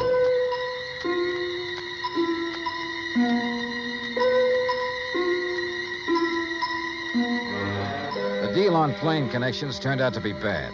The best time I could make was by way of El Paso. That's item 10, $127, including incidentals. I finally pulled into Monterey shortly after 8 p.m. I parked my bag at the airport, taxied into town. Item 11, and went straight to main headquarters of the Policia. Sergeant Romelio Garcia was off duty. He'd gone to the fights. Item 12, $4 American for a fast taxi ride to the Plaza del Fisticuffs, or whatever they call it. There, for item 13, $5, I had the sergeant paged over the PA system. After 2 or 3 minutes, a short, stocky, important-looking figure in police uniform strode up to the door.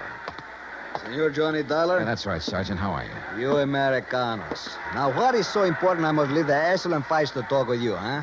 The possible murder of an American fighter right here in your own ring. So what is that to be excited about? Something that happens all the time. It's because the Mexican fight is more better than the Americano fight. So if that is all it is bothering Incidentally, you... Sergeant Danny Ruskin of the Joplin Police. Sergeant Danny.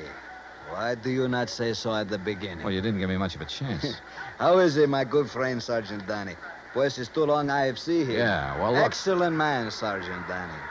When I have trouble with one of our Mexican nationals who escape across the border and go all the way to Missouri, Joplin, it's Sergeant Danny who... But you have a problem, huh? Yeah. A fighter named Al Coronado. Coronado.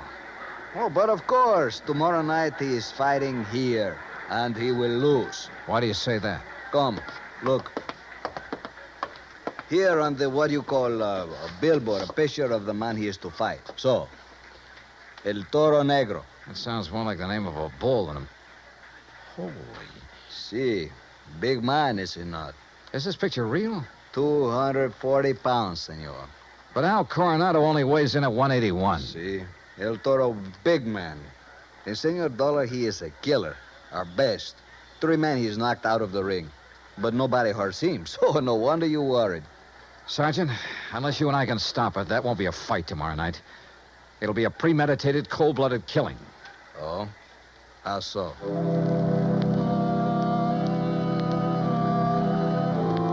I showed Garcia my credentials, then told him what I knew and what I suspected. But until we have proof of this, senor, to start what you call an international situation. You are not now in your own country, you know. Still, he agreed to cooperate. First thing, of course, was to locate Al and his manager. In this city of nearly 200,000, that could be pretty rough. But he said he'd try. He drove me by the airport to pick up my bag, then to a hotel. And there, as the bellhop unlocked the door of my room, I got a real break. The next door down the hall opened. Hey, kid, how'd you like to bring me up a glass of warm milk, huh? Al Coronado. Huh? Oh, hi. Here, boy. Just put in my bags inside and leave the door open. Gracias, senor. Hey, Al, are you alone? Oh, sure. Hey, you're Johnny, ain't you? Yeah, that's right, Johnny, and I want to talk to you. I used to see your rig side all the time up in Hartford, huh? You saw me in Joplin, too. Only you don't remember. Where's Ricky Malone, your manager? Oh, he said he had to go meet somebody. He's always going out. Look, Al, I'm an insurance investigator. Oh? Oh, I got some insurance. Yeah. One more fight and somebody's going to collect it. Ah, no, Johnny, that's my retiring money. The only one who'll retire on it is Frankie Fortina. Hey, Frankie, he's my owner. You know him? Hey, who takes all the aspirin around here? Me. I get a lot of headaches all the time. And maybe that's why I ain't been hitting so good lately. Yeah. Here, catch this bottle. Hey, now... now look what you did. No, Al, you look what you did. You missed that bottle by 3 inches. For the same reason you haven't been hitting well, why you have these headaches. All right, I'll give it to you straight. You've had a brain injury, Al. One good wallop on that head will kill you. And that's just what Ricky and Fortina want. No. Ricky always says to keep my head protected, so you must be wrong. Am I? Well, Ricky's good to me. Why, you numbskull, he's trying to get you killed. Johnny, you're all wrong. You know the man you're up against tomorrow night?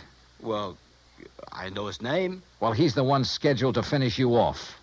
Johnny, I don't believe that. Al, listen, you gotta believe it. Now, where's the telephone? Here. Who you gonna call? Hello, this is an emergency. Get me Sergeant Romilio Garcia at Central Police Headquarters. Cops? That's right, Al, and a doctor. No, look, Ricky says to stay away from doctors. All they do is stop you from ever fighting again. And that would make you worth just $50,000 less to Frankie Sergeant Johnny Dollar. I found Al. Hotel room right next to mine, room 915. Bring a doctor, a brain specialist if you can, even if you have to drag him out of bed. Oh, look, we'll fight the international situation when we come to it. You get a doctor up here, you hear me? You hang up or I'll blow your head off. Well, Mr. Fortina, I believe. Frisk him, Ricky. Sure, boss. He's clean. Huh? I hate to shoot an unarmed man, Dollar, but if you make one phony move... So you know who I am, huh? Well, Ricky here may be stupid in some ways, but he had sense enough to call me from Joplin after you broke in on him there. Finding out what you're up to wasn't difficult. Finding out what you're up to wasn't very tough either, Fortina. But it's all over. Not for me, Dollar. That's where you're wrong. That phone call I made was to the police. I know, to Central Headquarters. That's over 3 miles from here. By the time your sergeant finds a doctor and gets here, you'll be dead. And I will be gone. Have you forgotten that you have a border to cross, Fortina? You think I'm stupid? Frankie Fortina has never been here. Has never been even in Mexico. Because my tourist card reads Charles Edward Smith. And since the next plane leaves for the States in about 20 minutes, Ricky... Yeah, boss? I think Mr. Dollar had better have an accident. Fall out of the window, perhaps. Oh, now, wait a minute, What? boss. I mean, well... Listen to me, Malone. I had 2 reasons for coming down here.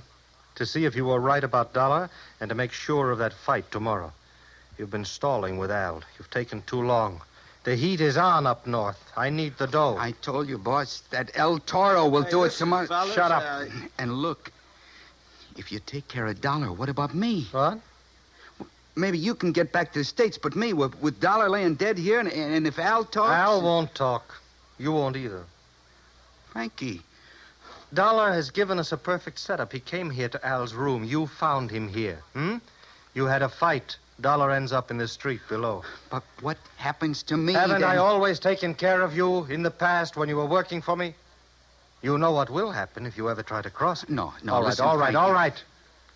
I have contacts down here. I have plenty of them. I have lawyers, good ones. It's going to be self-defense, pure and simple. But what if Al talks? I told you before, Ricky. You've taken too long with him. Frankie, listen. While I hold this gun, you're going to take care of Al, too. The way you should have a long, long time ago in his fights. I don't No, understand. no, listen to me, Frankie. You listen. I can't You've been do in it. this whole thing just as deep as I have, and deeper. Because you're the one who's kept Al fighting. You've paid off all those phony medicos. You set him up for this El Toro tomorrow night. You'll do it, Ricky. No. Then I'll use the gun on all three of you. Frankie. You're out of your mind, Fortina. Am I? It'll still look like a fight between you and Ricky. Boss. Al just happened to get hit accidentally by the gun that will be found beside your body. Boss. Hmm? Boss, I'll do it. You bet you will. I'll do anything you say if you'll just help me get out of it. Okay. Go ahead. Dollar is first. And, brother, if you think it's going to be It's easy... either the window or this gun, Dollar. So far as you're concerned, I don't care which. Go on, Ricky. Okay, Just remember, boss. your own life depends on it. You bet I... Play dirty, will you? The window, Ricky. The window, I said. Remember, it's your own life, Ricky.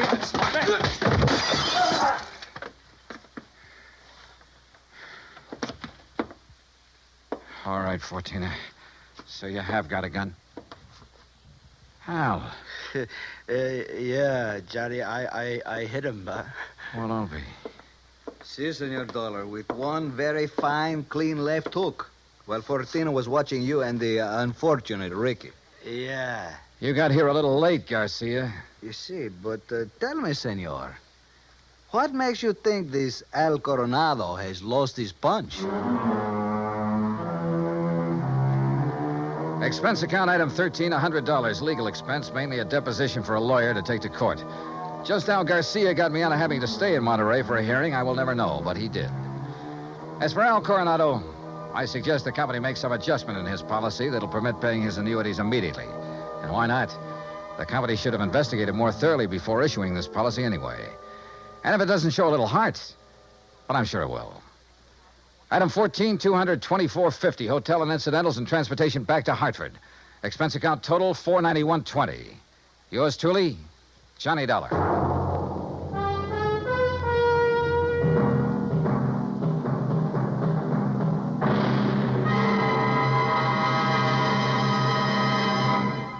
Now, here is our star to tell you about next week's story. Next week, a fast trip to the West Coast to an impossible case involving an impossible man. Join us, won't you? Yours truly, Johnny Dollar. Yours truly, Johnny Dollar, starring Bob Bailey, originates in Hollywood. It is produced and directed by Jack Johnstone, who also wrote tonight's story. Heard in our cast were Harry Bartell, Herb Ellis, Victor Perrin, Jack Crucian, Les Tremaine, and Lawrence Dobkin. Musical supervision is by Amerigo Marino. Be sure to join us next week, same time and station, for another exciting story of yours truly, Johnny Dollar. Stay tuned for 5 minutes of CBS News, to be followed over most of these same stations by the FBI in Peace and War. Dan Cubberly speaking.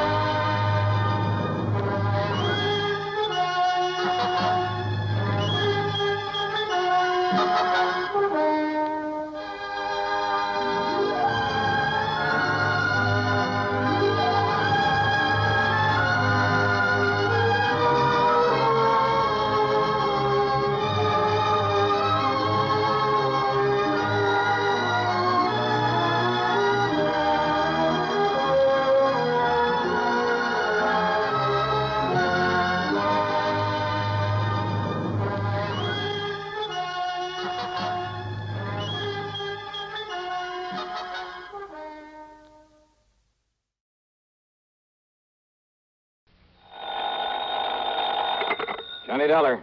30 days had September, April, June, and November. All the rest have 31? Except Okay, except so. Today is February 27th, so this month we get cheated at a couple of days or two. So what, and who are you?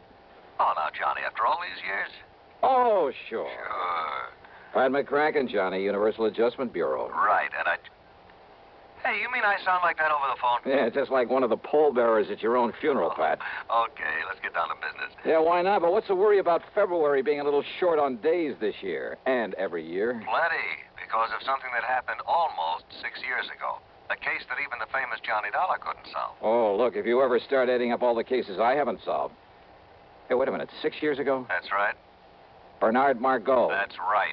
Barney the Bum. Yeah, the cheap hoodlum who died when he jumped off the Triborough Bridge in New York back there in 19... Hold it, Pat. You know as well as I do that whole thing was a phony so that Big Mike Killian could collect Barney's $300,000 insurance, remember? Well, I seem to remember you spending a few thousand of the company's money trying to prove that. But I also remember you didn't even get to first base. Because I couldn't find Barney, couldn't find where he'd skipped to. But if you could now, before the 1st of March, you'd save the company that $300,000. Pat, you mean you got a lead on him? Maybe. Want to come over here and talk about it? Brother, I sure do.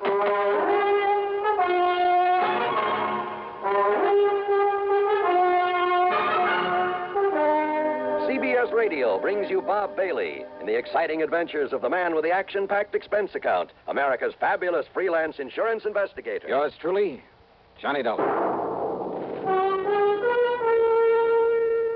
Munch, munch, munch a bunch of Fritos, corn chips. It's not polite to smack your lips, but you can't help it with Fritos, corn chips. Munch, munch, munch a bunch of Fritos, corn chips. Next time you want something to munch on, try Fritos. They're so crisp, so tasty, so good. You'll see right away why we say Fritos are the corn chips made to munch. Fill a big bowl with Fritos next time you settle down to watch your favorite TV program. Boy, there's contentment in every munch. Munch, munch, munch a bunch of Fritos, corn chips. Fritos are golden chips of corn, as nutritious as they are delicious. So full of good, crisp flavor, such good-for-you nourishment. They're the ideal snack for grown-ups and children alike. Get a bag of Fritos corn chips today and munch a bunch. Fritos, Fritos corn chips. Munch, munch, munch a bunch of Fritos, corn chips.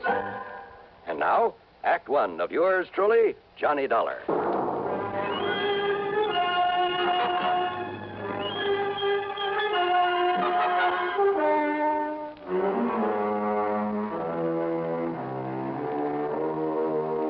Expense account submitted by Special Investigator Johnny Dollar to the Universal Adjustment Bureau, Home Office, Hartford, Connecticut. Following is an account of expenses incurred during my investigation of the look before the leap matter.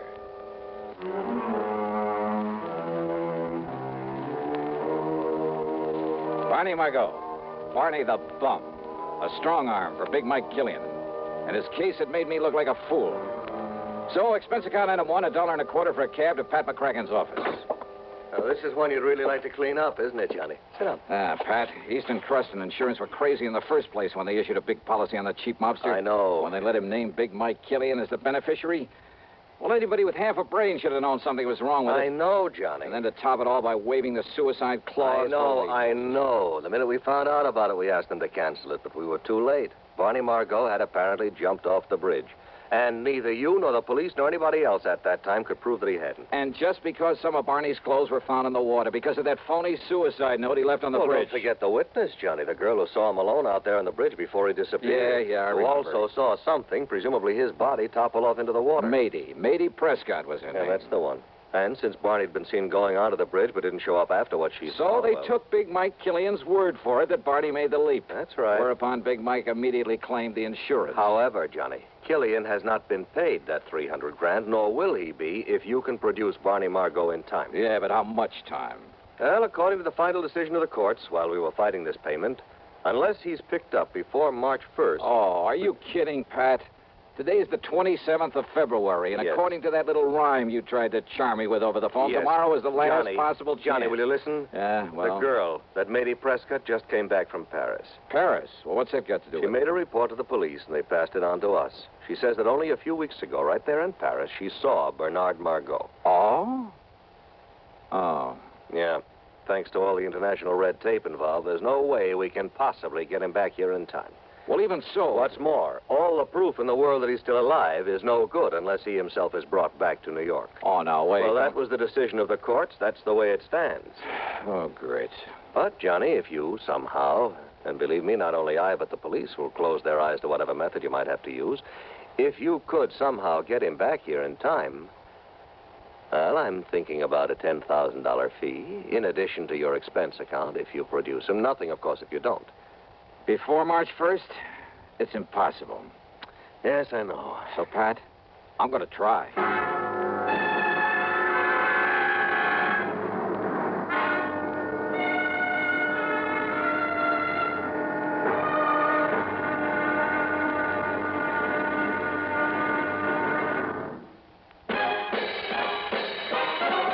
Are you smoking more now, but enjoying it less? Have a real cigarette, have a Camel. The best tobacco makes the very best smoke. Have a real cigarette, have a Camel. Are you looking for flavor and mildness? Have a real cigarette, have a Camel. The best tobacco makes the very best smoke. Have a real cigarette, a real cigarette, a real cigarette, have a Camel. If you're smoking more today, but enjoying it less, try Camels. The Camel blend of costly Turkish and domestic tobaccos has never been equal for rich flavor, easygoing mildness, real smoking satisfaction every time you light up. The best tobacco makes the best smoke. Have a real cigarette, a real cigarette, a real cigarette, have a Camel. And now, Act Two of yours truly, Johnny Dollar, and the look before the leap matter.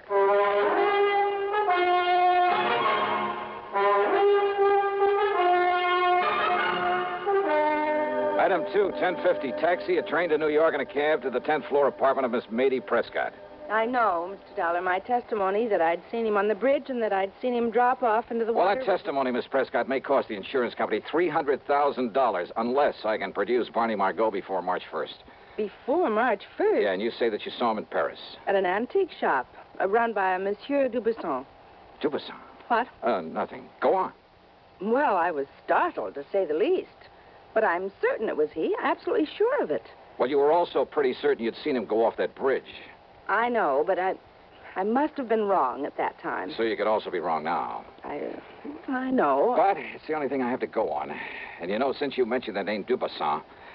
Well, thanks very much, Miss Prescott.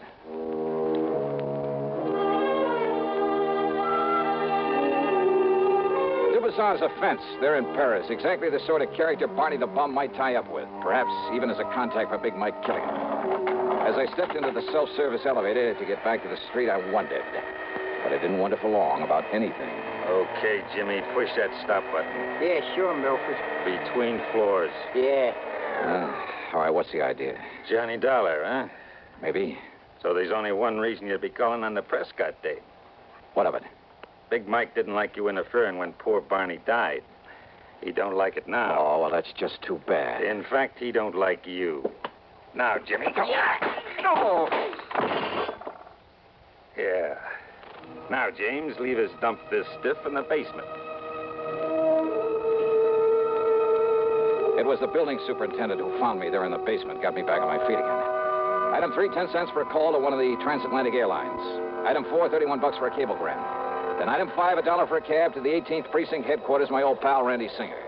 Sure, Johnny. A couple of Big Mike Killian's boys. Must have been. You want me to have them picked up? No. Only I warn you, Killian will have an alibi for him, sure as gun. Don't worry about him. I'll take care of that pair myself. Well, now, Johnny. And, Randy, all I ask is that you stand by until I get back here from Paris. Paris? Yeah, somehow I got to perform a miracle. I got to bring Barney Margot back here before March 1st. Today's the 27th. That means I have until midnight tomorrow night.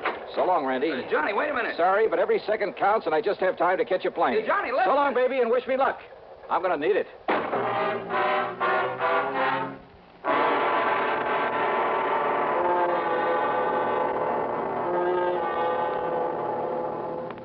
Act 3 of yours truly, Johnny Dollar, in just a moment. Meet star Stuart Irwin. Nothing's worse for an actor than a nasty cold. To feel better quickly, I take wonderful 4-way cold tablets, the fast way to relieve cold distress. Right.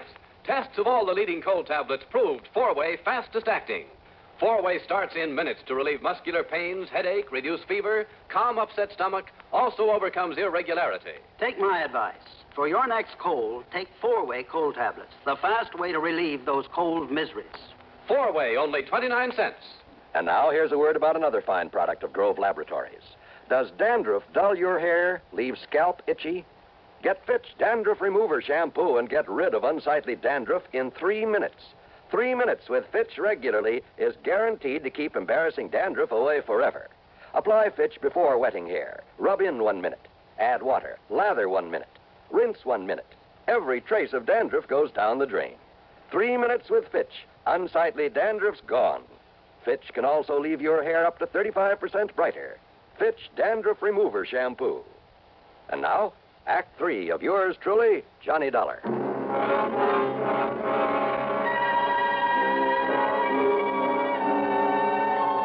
Item 6, $420 for a plane ticket to Paris. When we landed at Orly, I put in a call to Louis Dumassac, who calls himself a Chagris. If anyone in all of Paris knows the underworld, believe me, it's the Gray Cat. But I got no answer.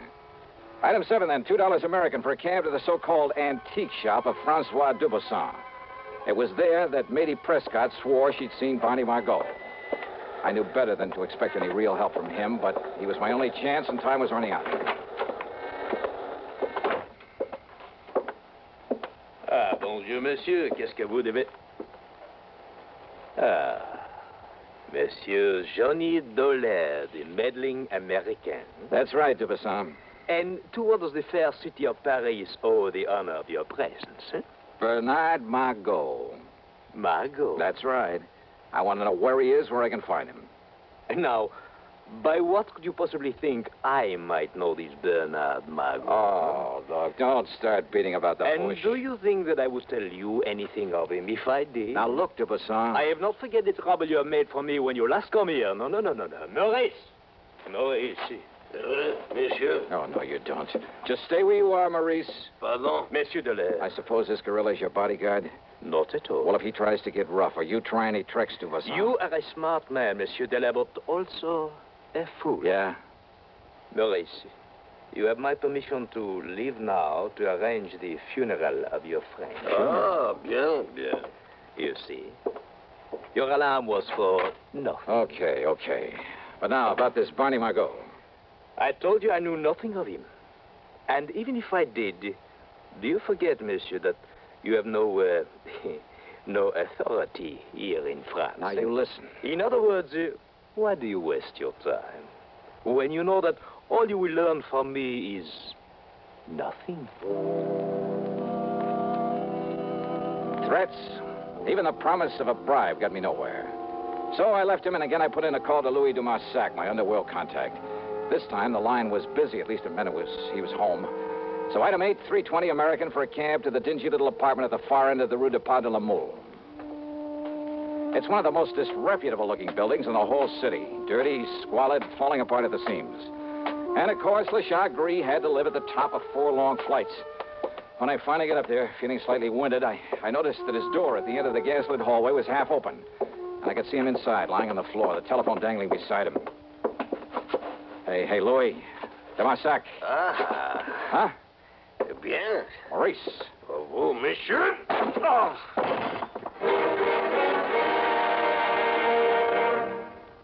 Hello, I'm Burgess Meredith.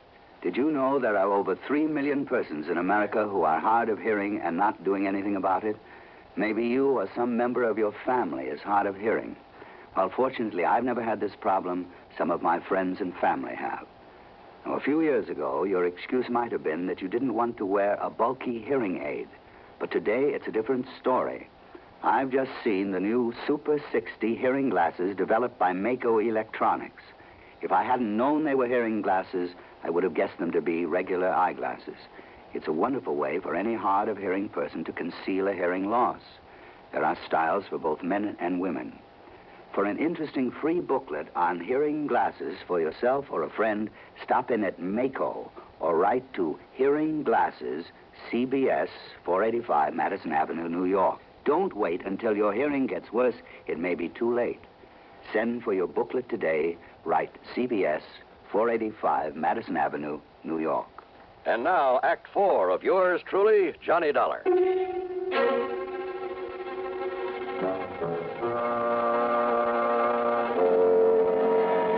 Only my sudden arrival had kept Maurice from killing Louis de Marsac. It got me that clout on the head. But Maurice was gone now. After working over Louis for a few minutes, pouring some cognac into him, he finally came around. Oh, Monsieur Dollar. Yeah, that's the stuff, Louis. Just let me help you up here on this couch. Oh, but so much pain. Yeah, you really got it, brother. Only for you, my oldest, my dearest friend, would I suffer so? Yeah, here. Here, take another slug of this. No, alas. Even that will not mend my broken head. Would a couple of $100 American help? Eh? Oh? Did you get my cablegram? Oh, oui. And I found him for you. Barney? Where? It is worth perhaps $500. $300. But, monsieur... Okay, $350. Where is he? But if Monsieur Dubuisson finds out that it was I who took care of Barney Margot... He already knows that I'm here. That's why he sent that Maurice character to arrange for a funeral. Funeral? And he was talking about your funeral. But now, wait. You say you've taken care of Barney the Bum? It would perhaps be worth a little extra if I were to have him all tied up and waiting for you. What? Listen, if you can actually deliver him to me, I'll give you $1,000 right now. But I can, monsieur. Where is he? And perhaps 2,000 if I've arranged a way to get you both out of the country, back to the United States, without anybody knowing about it. Yeah, 2,000. I'll cable it to you if I can get him back to the States before midnight tonight. Oh, before midnight, you say? New York time. Well, we can try, monsieur. Good. Then let's get going. But first, perhaps I'd better accept the 1,000 just in case. All right. All or nothing. $2,500 if I make it. Then come. First, we get Barney out of the closet here. Out of this closet here in your room? But of course. Well, I'll be. And then we drive to the airfield where the plane is waiting for you.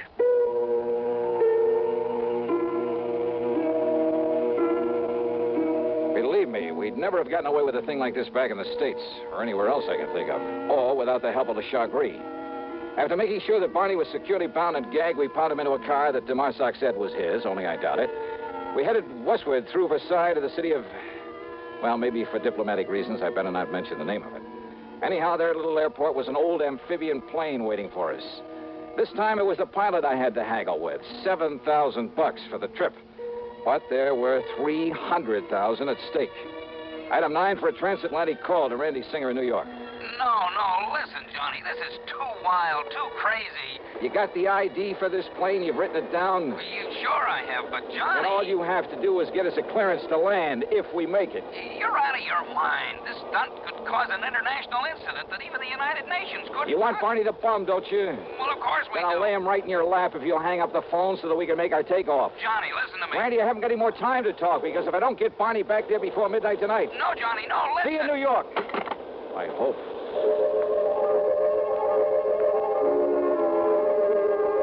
Oh, that plane trip was something I'll never forget.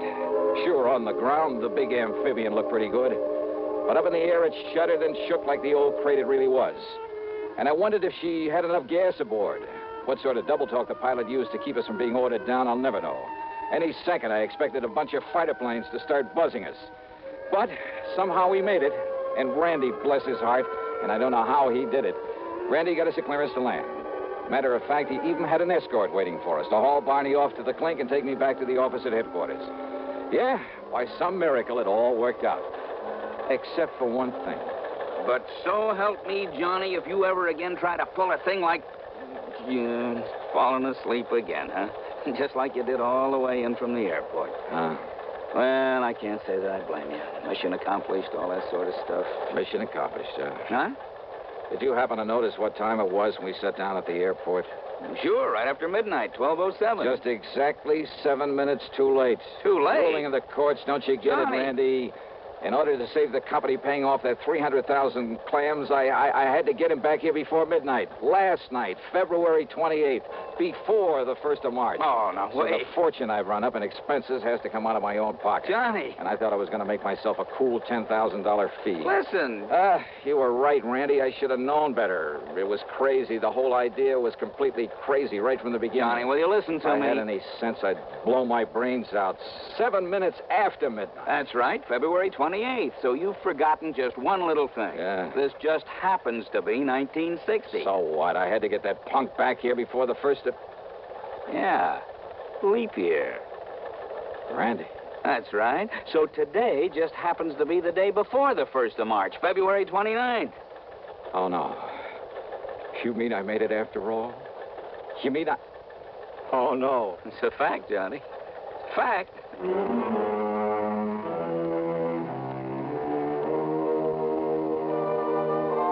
You know something?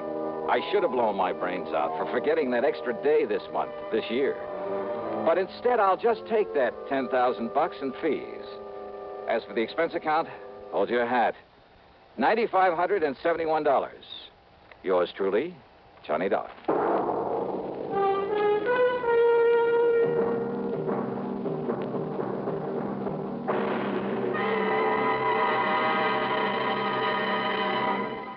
Our star will return in just a moment. Constipation is something people don't talk about much, but it can be a problem for anyone, even doctors.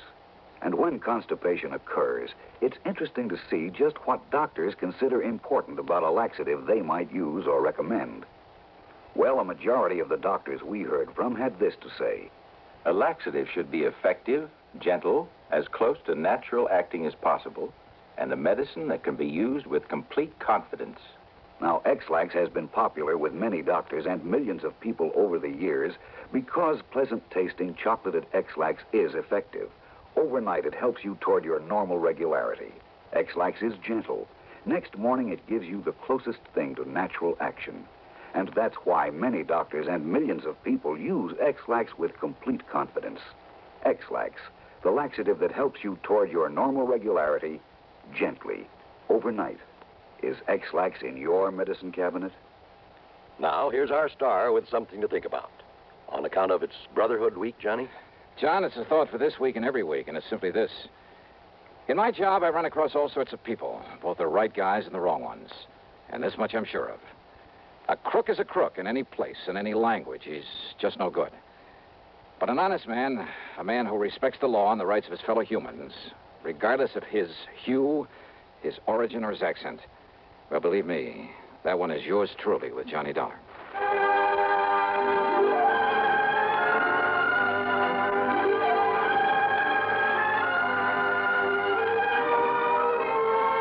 Yours truly, Johnny Dollar, starring Bob Bailey, originates in Hollywood and is written, produced, and directed by Jack Johnstone. Heard in our cast were Virginia Gregg, Lawrence Dobkin, Forrest Lewis, Frank Gerstle, Herb Vigran, and Tony Barrett. Be sure to join us next week, same time and station, for another exciting story of yours truly, Johnny Dollar.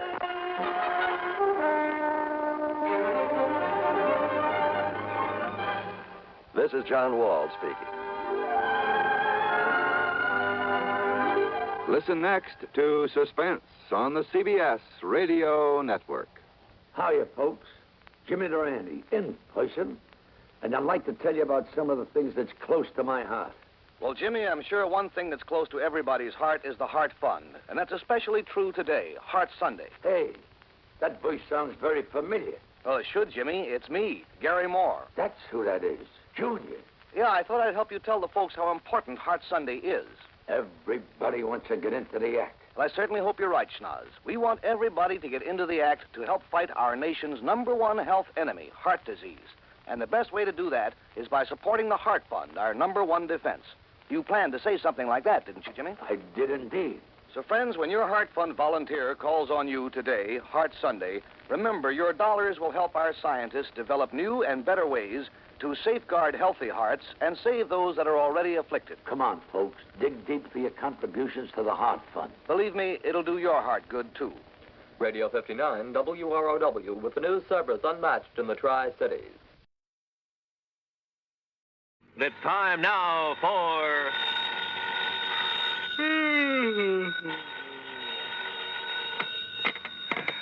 Johnny Dollar. Hi, Johnny. This is Art Price, International Press Service. Oh, holy smoke, Art. What are you doing up at this hour of the morning? I'm on the night desk, and I'm sorry to have to wake you up. So am I. Listen, I just got a call, a real frantic one, from a guy who insisted on having your phone number. Well, did you give it to him? He said he's an insurance man, that it was about some insurance matter, so yes, I did. Well, why'd he call you? Yeah, that puzzles me, too, but he was so excited, so frantic. Well, he probably called the first person he could think of. And he said it was a big emergency. Oh, did he give you any details? No. And, Johnny, it's aroused my curiosity. Let me know what it's all about, will you?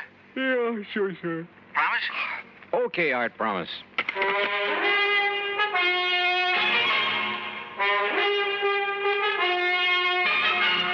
Bob Bailey in the exciting adventures of the man with the action-packed expense account, America's fabulous freelance insurance investigator. Yours truly, Johnny Dollar.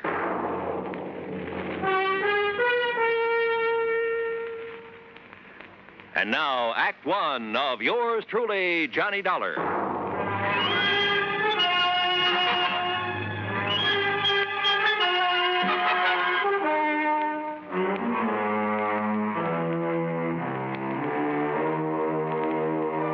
Expense account submitted by Special Investigator Johnny Dollar.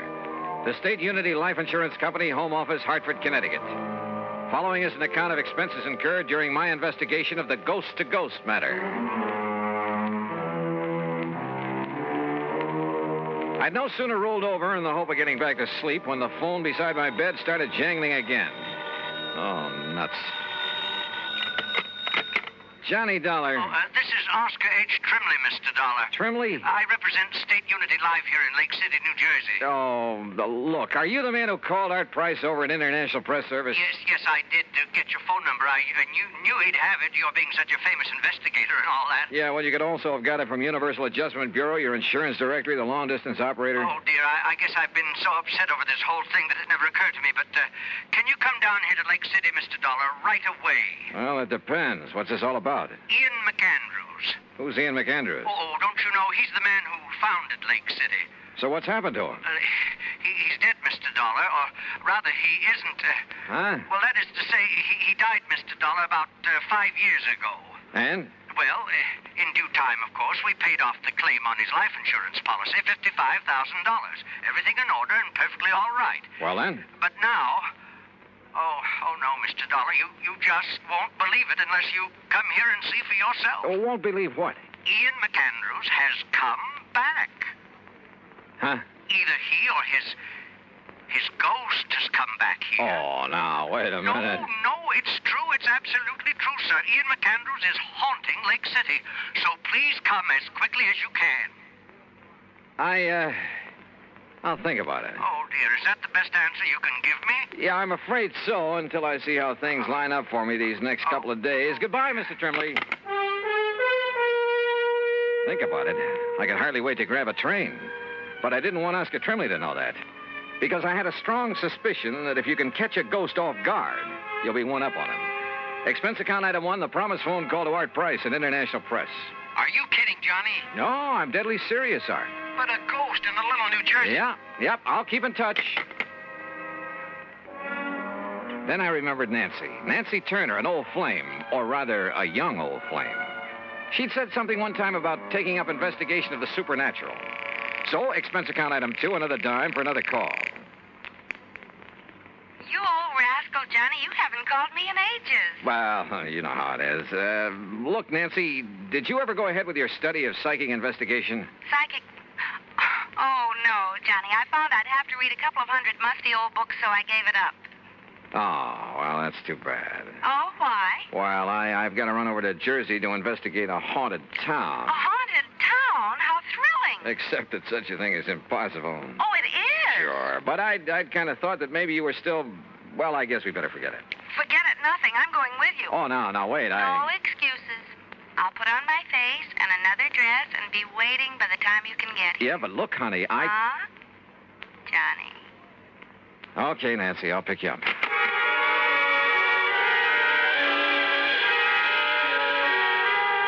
Item 3, 1085, taxi and train for 2 to New York. Item 4, $50 deposit on a rental car when we got into Grand Central Station. We crossed over into Jersey and hit Route 22 for Somerville and points west. And every mile of the way, Nancy chattered away like a magpie. She kept quoting some of the stuff she had read on the subject. A lot of authorities who decided that some of the reports on haunted towns and houses and people, things like that, had decided there was something really supernatural about them. And you know, after a while, I began to wonder. Yep, I began to wonder.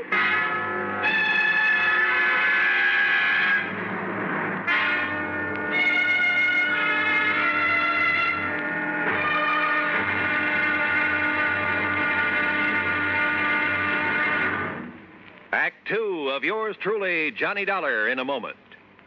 And now for another episode in the life of Sergeant Donald Bellwether, my husband.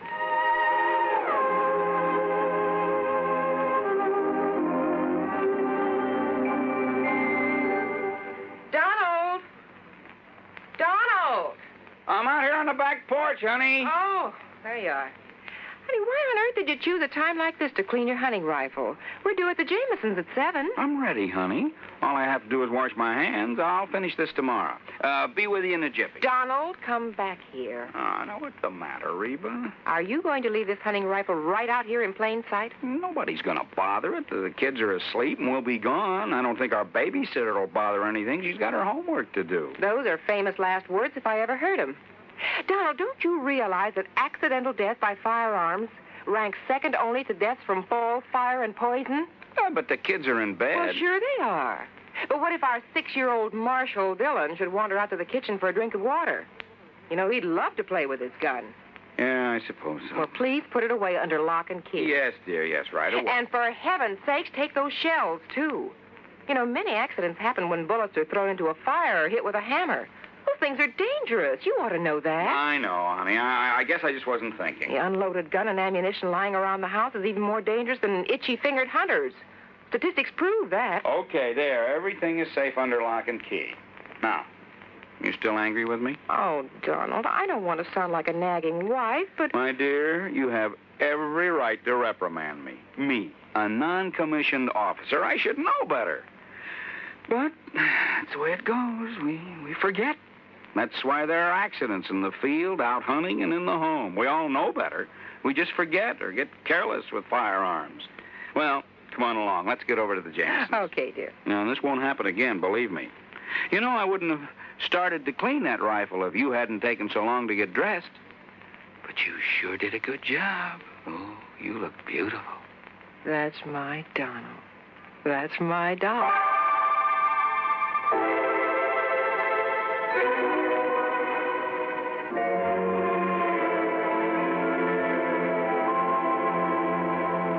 And now, Act 2 of yours truly, Johnny Dollar and the Ghost to Ghost Matter. Lake City, nestled in among the soft, rolling North Jersey hills. But a kind of has-been town. I saw the reason for that in the abandoned mill, the old McAndrews cotton mill at one side of the lake. The same old story, I guess. When a town's main industry closes down, it kind of goes to pot. Nonetheless, it was a charming little place. Population, maybe 400 or 500.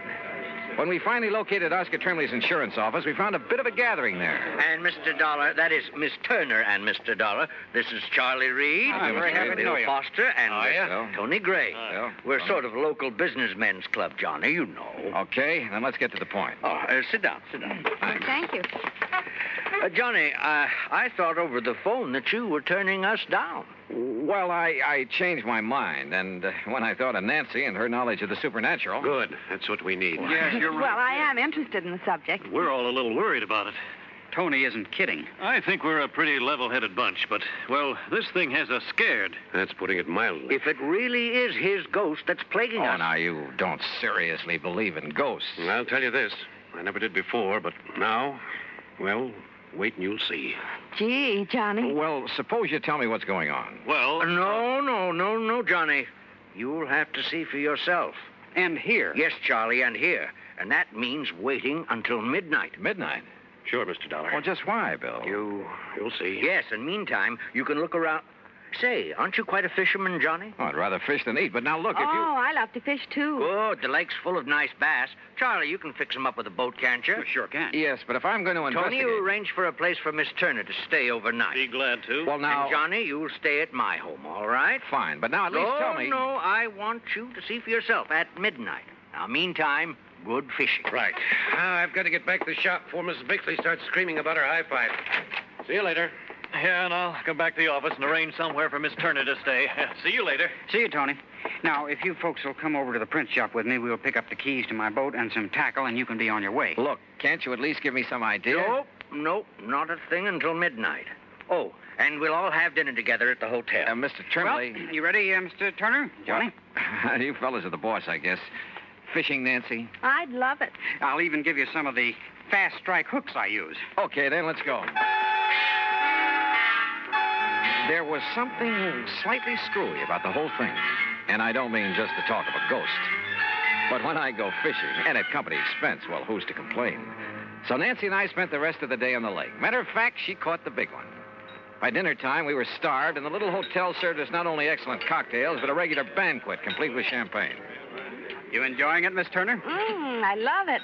Only why don't you call me Nancy? Sure, why not? Charlie, I'll tell your wife. Now, Tony, you stay out of this. Mr. Trimley, about this ghost This business. champagne, you know, comes from the old Leland Stanford vineyard. Oh, yes, and it's fine. Finest I know. But it's time we talk about your ghost. Say, you land any big ones out on the lake? Yeah, Bill. Nancy got a 4-pounder. But now listen, will you... Another thing about this fine California Say, didn't wine. I see you navigating the boat, Nancy? Listen, will you please? Fella got one last year, weighed 6.5. Look, fellas, He caught it over near the old cotton. Hey, fellas, look, please, will you tell me a little bit about... All I want to know is...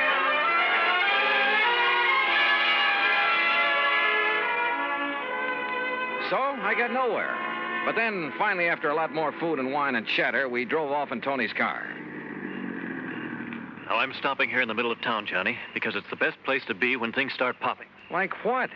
Hey, when are you fellas going to stop this runaround and start making sense? You'll see, you'll see. I'm all excited. Look, Johnny. Yeah, Charlie? You see the old tower clock? Almost midnight. So what about it? Old McAndrews passed away at the stroke of midnight, Johnny. Personally, I think that has something to do with this. You still haven't told me with what? Wait. Listen. There goes the tower clock. Oh, midnight. Count them, Johnny. That was 4, 5... And, Johnny, see how all the lights are flickering along the streets? That happens every night? And no reason for it.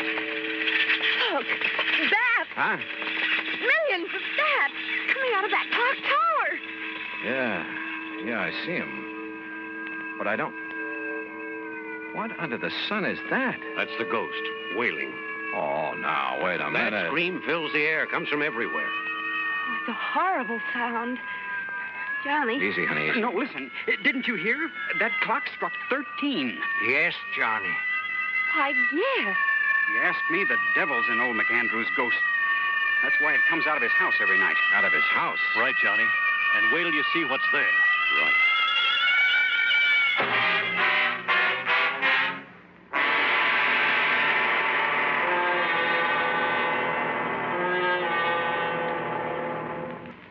Act 3 of yours truly, Johnny Dollar, in a moment.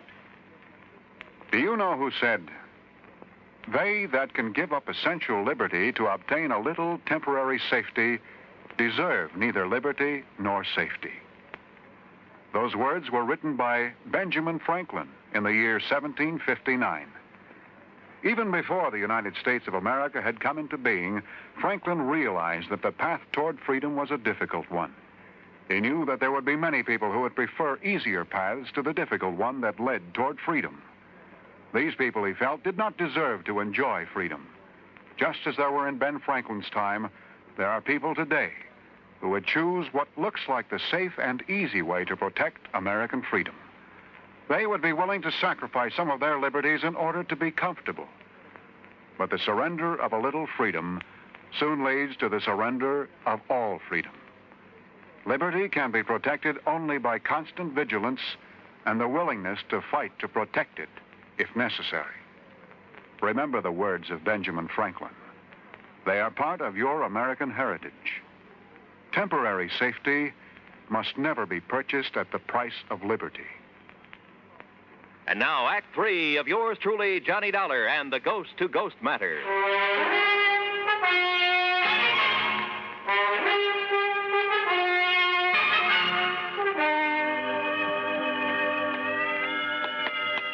Is the front door of this old house always left wide open? Yeah, Johnny. Sure you want to go in? Sure. Come along, Nancy. I'm coming. Oh, there was more light around. Oh! Oh, that's nice. Slammed right in our faces. I knew it. Unlocked, though. Let me have that flashlight, Tony. Here. No sign of wires or strings on it. Come on. Okay. Come on, fellas. Now, Johnny. Yeah, Bill? As you can see, there's just one big room downstairs here. Johnny. Easy, Nancy, easy. Don't you see Look, I admit this is all pretty strange, but a ghost. Well, what else? We've been over this house with a fine-tooth comb. Hey, listen. You hear that? Somebody's walking on the ceiling. Listen. Oh, yeah, that's the kind of stuff you hear. Poltergeist, noisy spirits. You can hear them, but you can't see them. Don't you see, Johnny? It can't be anything normal or natural. Is that the end? No, sir. The old ghost has a regular... See? Hear those shutters banging? There's no wind out there. why didn't you tell me it'd be like this, Johnny? Let's... Look. Yeah. Lights moving around somewhere outside. You can see the reflection in the trees. But they're green. Ghost lights. Oh! Johnny, look. The rocking chair. It's rocking. In front of the window, where old McAndrews used to sit and look out on the town before he died. Give me the flashlight. Here.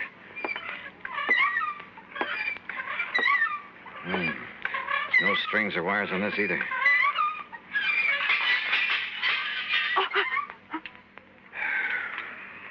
Well, that's the end of it. The same crazy routine every night. It's the ghost of Ian McAndrews. That's all there is to it. Well, from what you fellas have shown me tonight, it kind of looks that way. It is, Johnny. But tomorrow I want to investigate these things in broad daylight. I investigated all right, the old house, the clock tower, everything I could find. And thanks to the help of the boys, we covered a lot of ground. Result? Nothing. Meantime, I noticed that the town, the sleepy little town of Lake City, was being mobbed. People from all over, streets jammed with cars. And as we sat down at lunch in the hotel... Miss, waitress, will you please bring me another cup of... Oh, dear, she didn't hear me. Where'd they all come from? Yeah, business has certainly picked up around here. Why, yes, I'd noticed that. Any idea why, Bill? Not the least. No wonder Tony couldn't be with us for lunch. And Charlie's at his print shop getting out an extra. Hey, excuse me. Aren't you Johnny Dollar, the investigator? Yeah, that's right. Man, can I use you? Now, just let me get a picture. Well, now, wait. Hold it. Okay, Johnny. Thanks a lot. Hey, that photographer's from one of the New York papers. No kidding. Oh, really? Listen, if Art Price at International Press gave out the word about this ghost story... Oh, now, Johnny... Okay, Nancy, you all finished? Uh-huh. Then, Oscar, Bill, we're going to leave the check with you and pull out. You mean leave town? Yep, going back to Hartford. Well, Johnny... I've investigated, I've come up with nothing. So there's no point in staying around any longer. Oh, Johnny. Thanks a lot, fellas. And, Oscar, I'll send you my expense account. Come on, Nancy. Give up? Hardly. Sure, Nancy and I hit the highway, but for only a few miles. Then shortly after dark, we drove back. And for a couple of hours, for 3 or 4 hours... Well, anyhow, shortly before midnight, Nancy and I walked quietly up on the porch of Oscar Trembley's insurance office. You mean you didn't leave a message at my office to be here tonight? I certainly didn't. I found a message from Charlie. Are you kidding? Somebody left a message at my print shop to be here. And I got one at my radio shop. Well, I'll be Good girl, darned. Nancy. Now, I And, want... of course, they couldn't know your handwriting. Wait a minute. There's somebody outside. Huh? Johnny. What's he... Good evening, gentlemen. Why, I thought you'd left town, Johnny. What are you doing back Yeah, here? that's right. I wanted you to think so. Well, listen. The old tower clock has started to strike midnight. Oh, yeah, that's 5, 6. Boys, I suddenly realized that in all my investigation this morning, I was being handicapped by what I thought was help. What do you mean, Handicap? Johnny? Yeah, what's that? I had too much help. 2 or 3 of you were with me every second. Oh, we wanted to be sure you wouldn't overlook anything. That's right. You wanted to be sure I would overlook a few things. Huh? Hey, now, wait. That's 11, 12. Well, hey, it only struck 12. Yeah, that's right. No ghostly wail tonight, is there?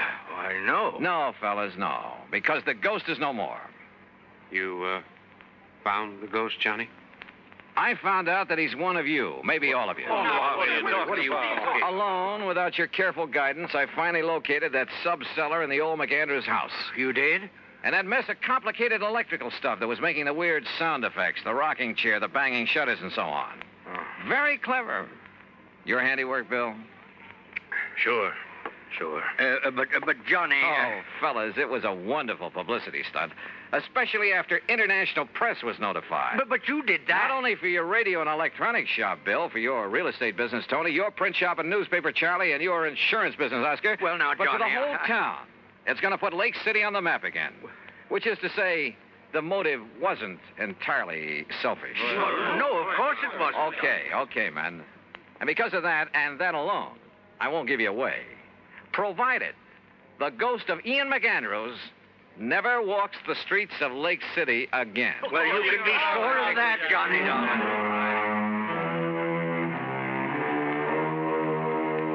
I don't know. I suppose I ought to really hit you over the head with this expense account. But after all, the cause was a kind of worthy one. So I'll be honest with it for a change. And it was fun to have Nancy Turner along. Expense account total, including mileage on the rental car, less deposit, $31.50. Yours truly, Johnny Dollar.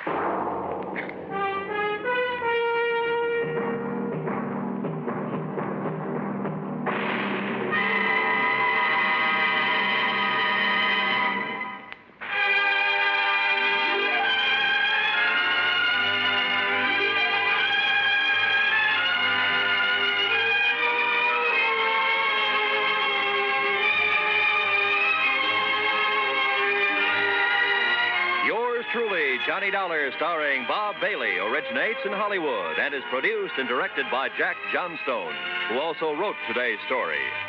Heard in our cast were Virginia Gregg, Forrest Lewis, Joseph Kearns, Russell Thorson, Sam Edwards, and Bob Bruce. Be sure to join us next week, same time and station, for another exciting story of yours truly, Johnny Dollar.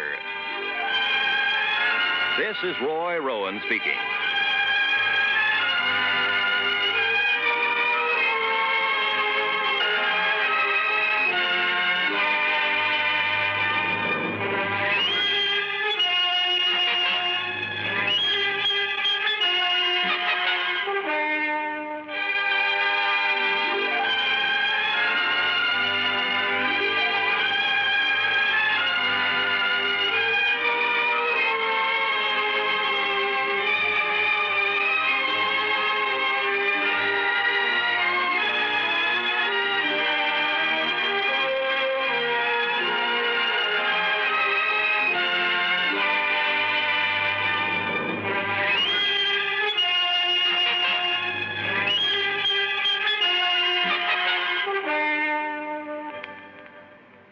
Johnny Dollar has come to you through the worldwide facilities of the United States Armed Forces Radio and Television Service.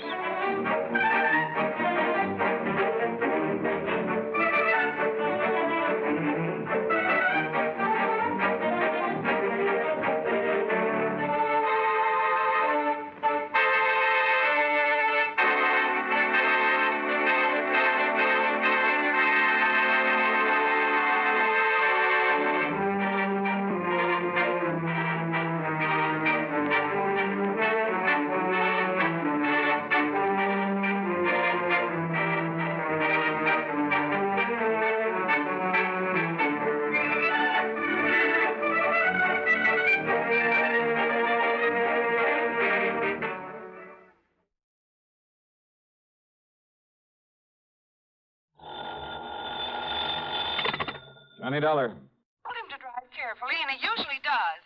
But a few minutes ago on WSPB, when I heard the radio news report... Huh? Well, it was about a man who was found dead in his car on the edge of a swamp. Oh?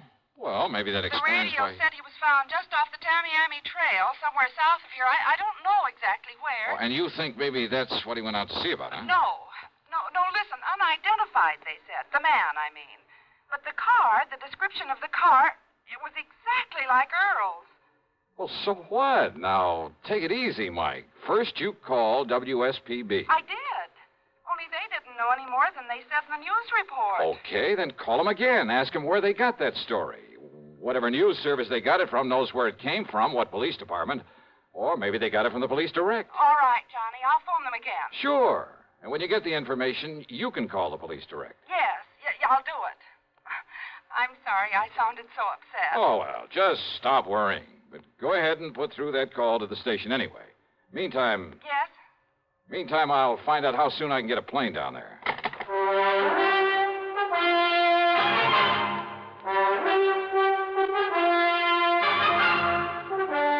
CBS Radio brings you Bob Bailey in the exciting adventures of the man with the action-packed expense account, America's fabulous freelance insurance investigator. Yours truly, Johnny Dollar.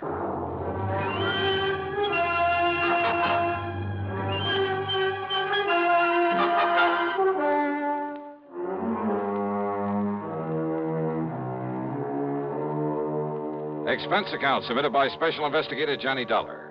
Attention Earl Poorman at the Tri-State Life and Casualty Company, Sarasota, Florida.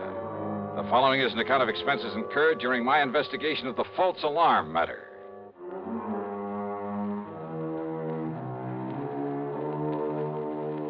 Expense account item 1, $79.60, taxi and a plane out of Hartford. Flight connections were perfect. The trip was easy, and by mid-afternoon, I was at the Poorman home on St. Armand's Key in Sarasota.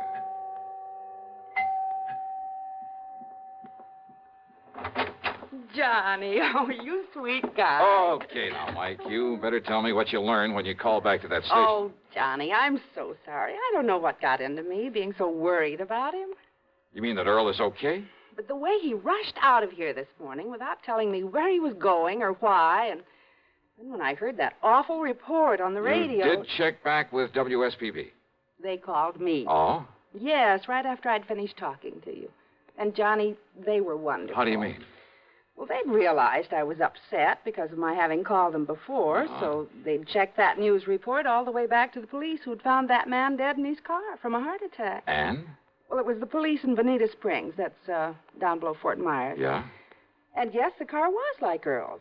But the dead man's name was Jensen or Benson or something, so all my worry was for nothing. Oh, well, I'm glad. You kind of had me worried, too, on the way down here. I love that guy, Johnny, like nobody else in the world. Well, I don't blame you a bit. And now you've come all the way down here for nothing. Well, maybe I'll talk him into taking me fishing. Where is he, then? What? Well, after all, if he left early this morning, you still haven't heard from him? No, Johnny, I haven't. And look, it's after 4 o'clock. Ah, easy, and gal. Johnny, this isn't like him. Not to at least call or something. Now, don't start worrying that pretty head of yours again over nothing. But if he'd told me where he was going or why, he was in such a hurry Mike, to get... And with all these crazy drivers on the road this time Mike, of year... behave yourself. But, Johnny, Look, now, I kind of like that guy, too.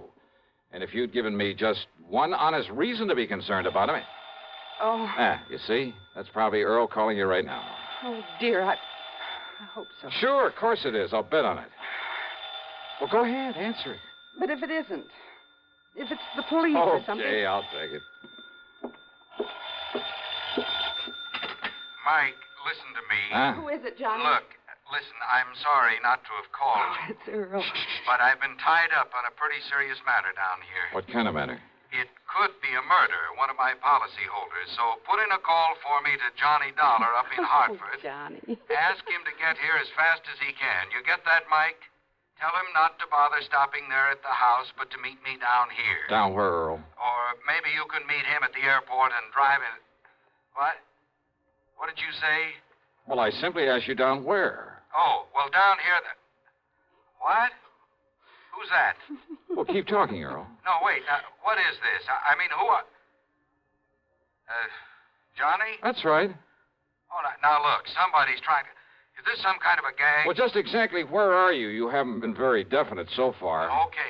It's 9727 Sunnyvale Road. It's off the highway below Venice. But now listen. Well, if Michael let me use her car, I'll be down there in jig time, okay?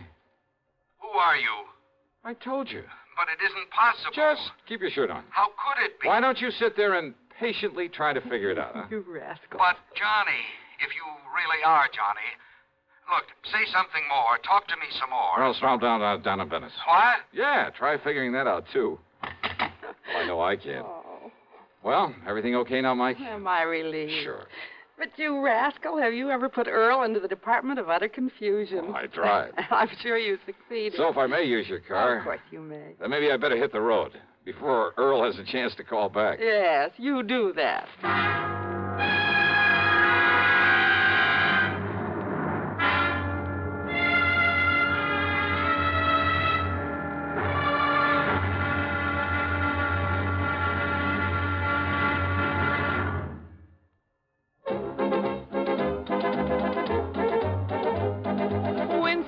Tastes good like a cigarette should. Winston tastes good like a cigarette should. Winston gives you real flavorful, rich tobacco flavor. Winston's easy drawing too. The flavor comes right through to you.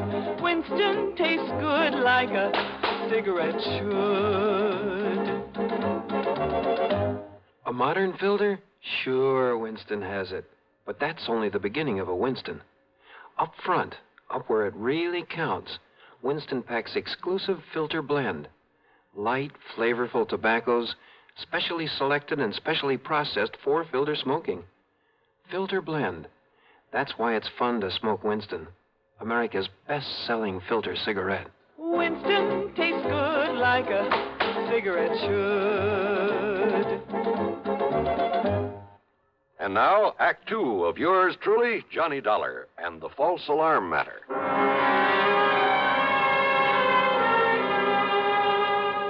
The address Earl had given me on Sunnyvale Road turned out to be a huge, expensive home of white brick and stucco, surrounded by well-kept lawns and gardens with a lot of statuary.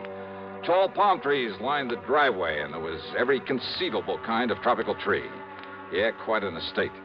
2 cars were parked out front, Earl's and another one that looked familiar with a doctor's tag on it. Earl met me at the front door. After learning how come I happened to be in Florida, he got straight to the point.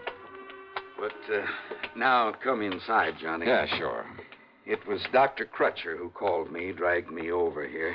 You remember him? Sure do. Lives just up the street from you and Mike. Yes.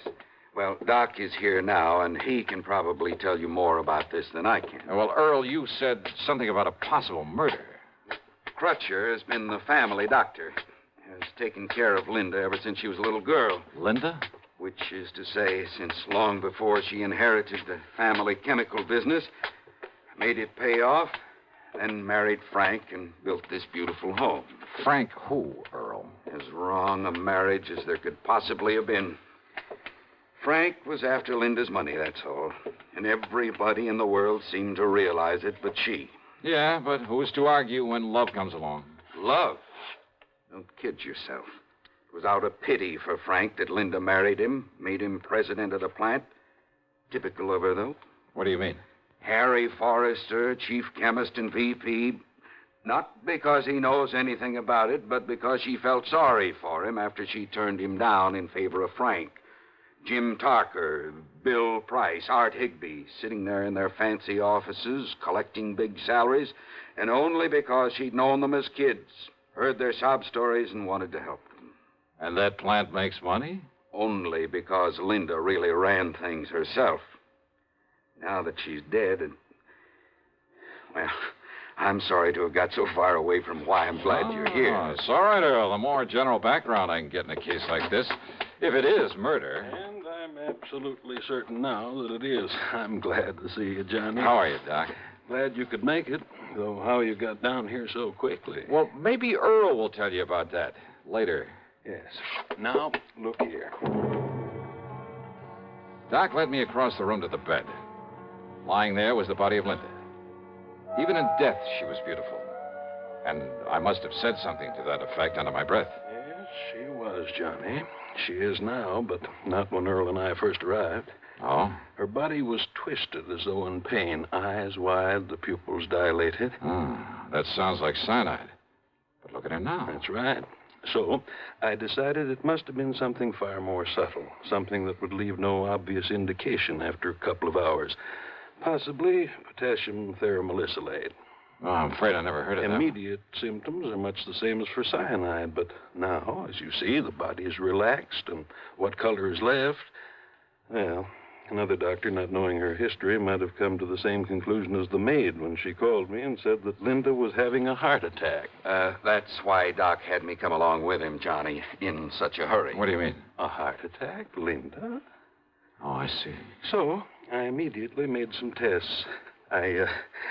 Well, ever since you got me interested in forensic medicine, Johnny, well... Oh, I told you you'd make the best medical detective in the world, Doc. Well, I carry quite a bit of equipment about in my car. And I'll bet it even includes that ubiquitous microscope of yours. Yes. Anyhow, I found definite indications now of potassium theramolysilate. Well, how was it given to her? I said indications, Johnny, not traces of it. So? I doubt if even an autopsy would show traces of it. But then how are we going to... Well, isn't poison usually given in food? I've checked the silverware, every piece of china, every utensil in the house. No sign of it. And she hadn't been out of the house. But now, don't forget this, Johnny. Yeah? Just one good breath from a PTM crystal could produce death in a matter of minutes. Well, what about the servants? There must be servants in a place like this. There are, and I've questioned all of them. Nothing. Do you mind if I talk to him? By all means, Johnny, do so.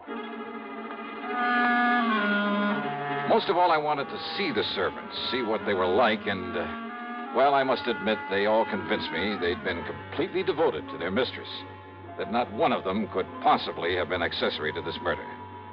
The last one I talked to was Irene, Linda's personal maid, who'd been with her helping her dress when the end came. And I was at the closet getting her shoes for her. Now, where was she then? Sitting there at the dressing table. Poor dear. She had fixed up her hair, and she was putting some perfume on herself before getting into the dress that she... Wait a minute, please. And then she clutched at her heart, and she screamed. Yeah, and then Irene, thank you. That'll be all. And she was gasping, and I helped her over to the bed, and so I laid her down and...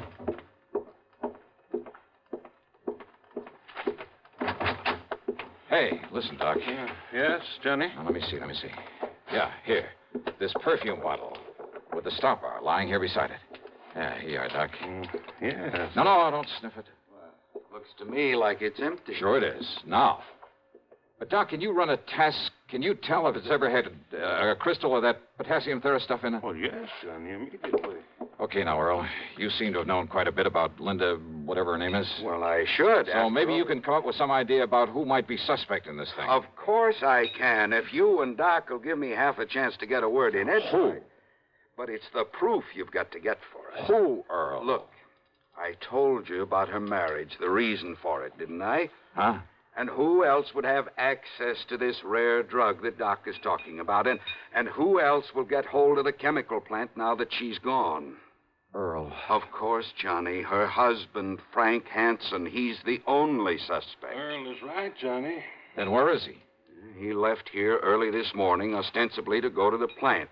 He hasn't been seen there. Hansen. That means only one thing. He skipped. But if you can find him, if you can prove he did this... Johnny, there was potassium theramolysilate in this bottle. Wait a minute. Hansen. What? She said a name like Jensen or Benson or something. Who? What are you talking about? Earl, I'm sorry, but I got a hunch this prime suspect of yours is also very dead.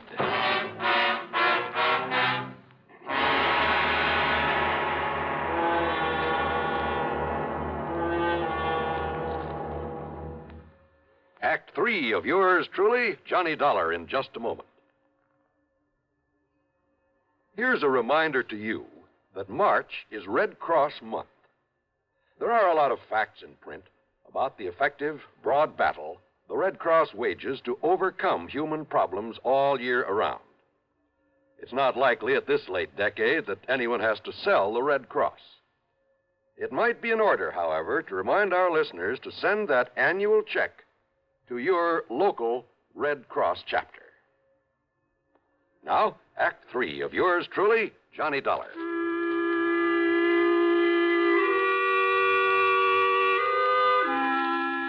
I made a phone call to Police Lieutenant Paul Briscoe at Bonita Springs. Yes, it was the body of Frank Hansen they'd found in that car off the Tamiami Trail. Apparently, he'd just been driving along on his way to the plant, smoking a cigarette, when his heart suddenly... Huh? That's right.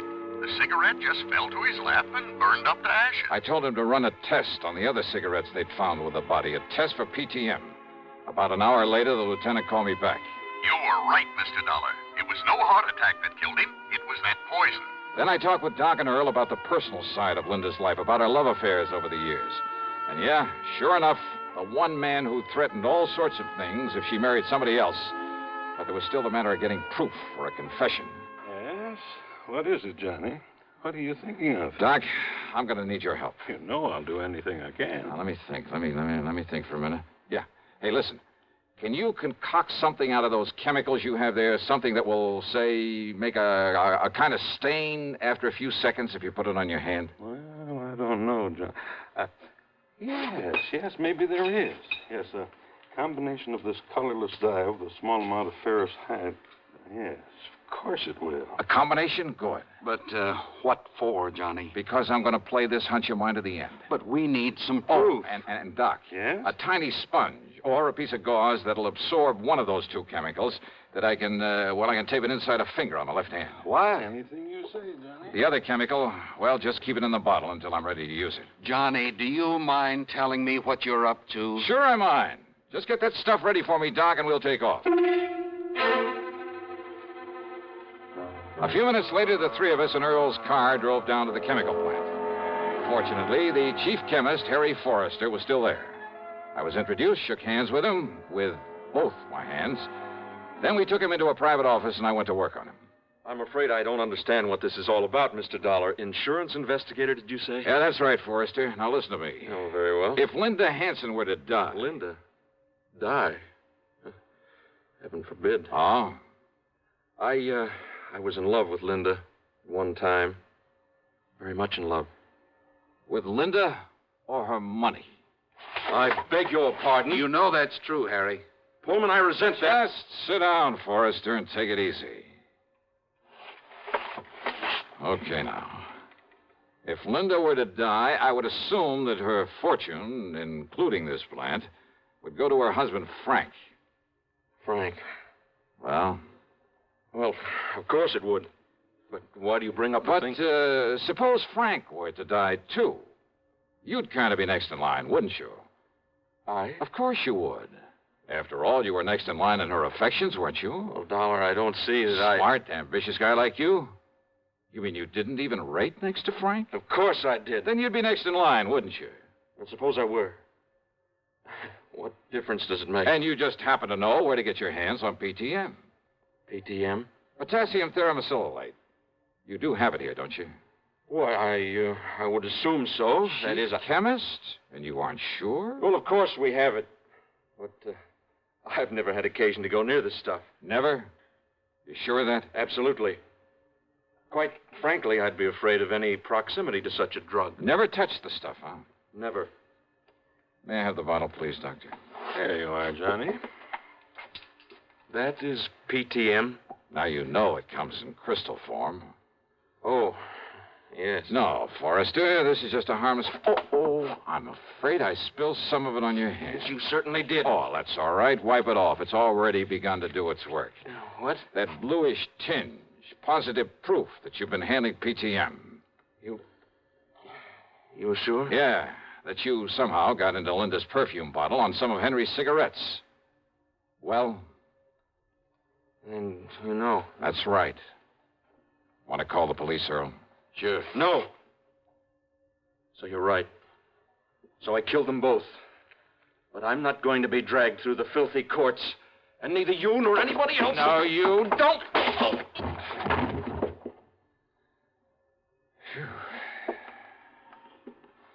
Here. Look. This tiny capsule he was about to swallow. Yeah. What do you think, Doc? Well, of course I can't be sure without... Those crystals certainly look like it. PTM. PTM.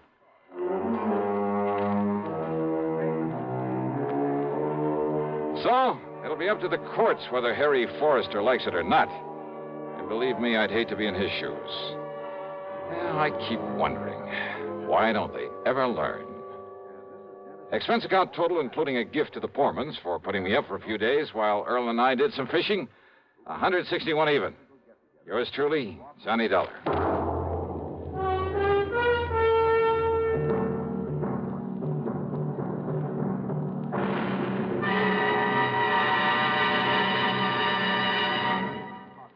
Our star will return in just a moment. Constipation can be a problem for anyone, even doctors. And when constipation occurs, it's interesting to see just what doctors consider important about a laxative they might use or recommend. Well, a majority of the doctors we heard from had this to say. A laxative should be effective, gentle, close to natural acting. A medicine that can be used with complete confidence. Now, X-Lax has been popular with many doctors and millions of people over the years because chocolated X-Lax is effective. Overnight, it helps you toward your normal regularity. X-Lax is so gentle, so close to natural acting, there's no upset. That's why many doctors and millions of people use X-Lax with complete confidence. X-Lax, the laxative that helps you toward your normal regularity. Gently, overnight. Now, here is our star to tell you about next week's program. Next week, a lesson in how to rob a bank. You think I'm kidding? Well, I'm not. You see, it's also a lesson in how to get caught doing it. Matter of fact, it involves a modern, clever, scientific device that not very many people know about. If more of them did, well, believe me, there'd be a lot less futile attempts at bank robbery. And it's this very device that helps me solve the case I investigate by providing a picture, a simple snapshot that didn't turn up, but that gave me all the evidence I needed. Join us, won't you? Yours truly, Johnny Dollar.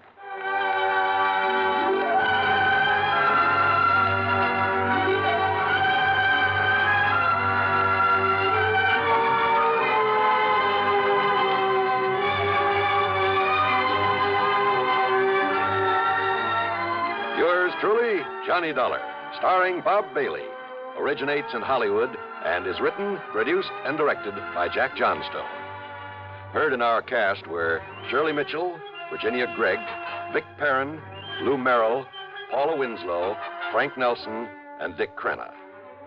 Be sure to join us next week, same time and station, for another exciting story of yours truly, Johnny Dollar.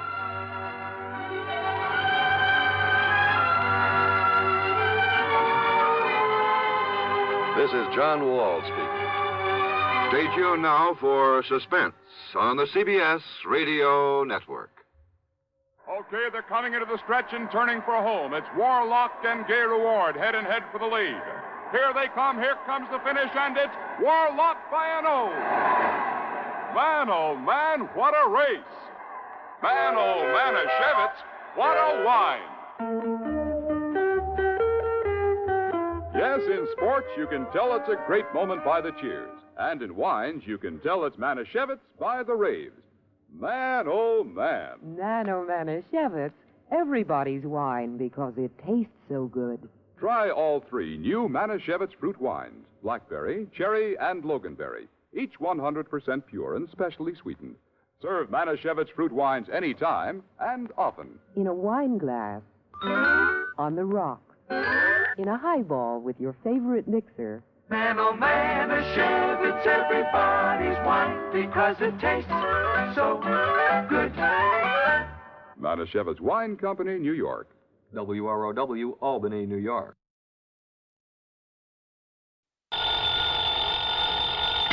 Johnny Dollar. Pat McCracken, Johnny, Universal Adjustment Bureau. Well, good for you, Pat. Just keep it up.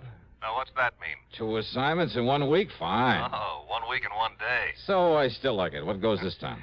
Johnny, how old are you? Just exactly 30. Huh? Why?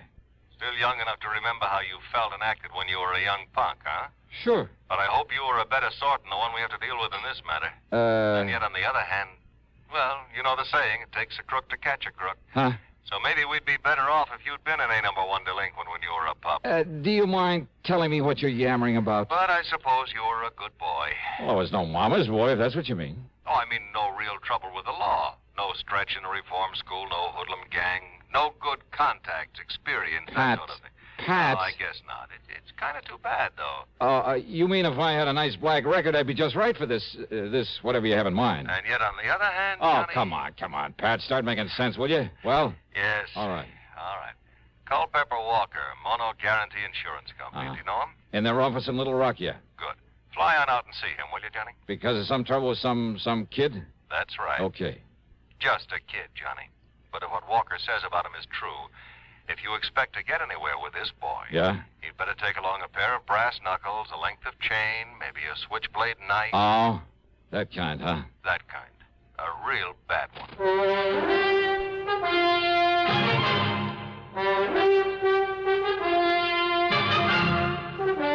CBS Radio brings you Bob Bailey in the exciting adventures of the man with the action-packed expense account, America's fabulous freelance insurance investigator. Yours truly, Johnny Dollar.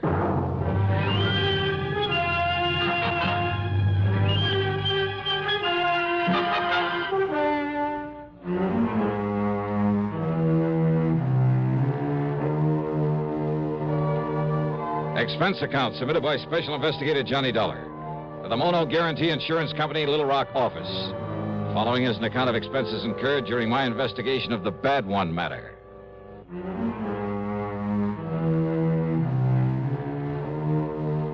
Expense account item 1, $2 for a cab to Bradley Field. Item 2, $81.10 airfare to New York to Little Rock, Arkansas. The plane had left New York at 6 p.m. At 8:50 Central Time, we set down at Little Rock Municipal Airport.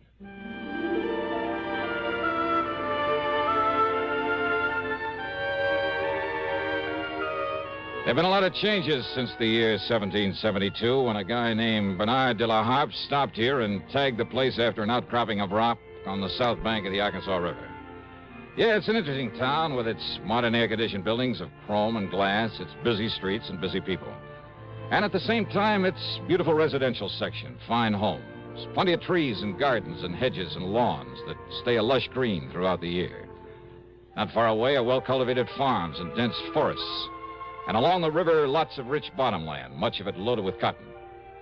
Any kind of crime just doesn't seem right in this area. As soon as I got settled, I called Culpepper Walker, made a date with him, and then early the next morning met him at his office where he got down to business. No, Dollar, not right here in town, but in one of the outlying precincts, I guess you call it. Section they call Milltown. Oh, I see. And his name is Pete McGuire. Works in a cotton mill. He's 18, 19 years old. And he's the only one knows who killed Mr. Brierly. Brierly? Ambrose W. Brierly, client of ours. Insured for near $50,000. And his business partners in the mill are also clients. Very important ones. Mm-hmm. Well, what happened? Monday night of last week, Mr. Brierly was driving along with a payroll for the cotton mill, like I said, over in Milltown. That's east of here. Yeah? Somebody ran his car off the road, bashed in his head, and took the payroll, some $17,000 in cash.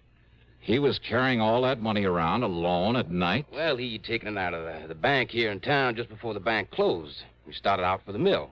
But he'd had some trouble with his car, with one of the front wheels, and he had to stop and have it fixed. By the time he got on the road again, it was nearly dark. Well, tell me, you sure he didn't just swerve off the road by himself? No, he was shoved off by another car. Tire marks, the skid marks, showed just how it happened. Chief Andy Fisher of the Milltown Police Department checked that out. I see.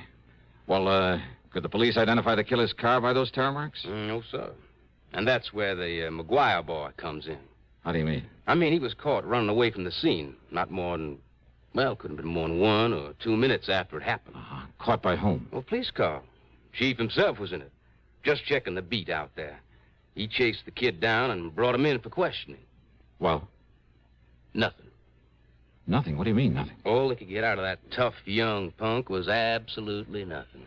Well, then, what am I supposed to do if the police haven't been able to get anything out of him? Well, you could try, can't you? But it's a matter for the police. If it wasn't for Mr. Brierly's partners. Now, what do they got to do with it?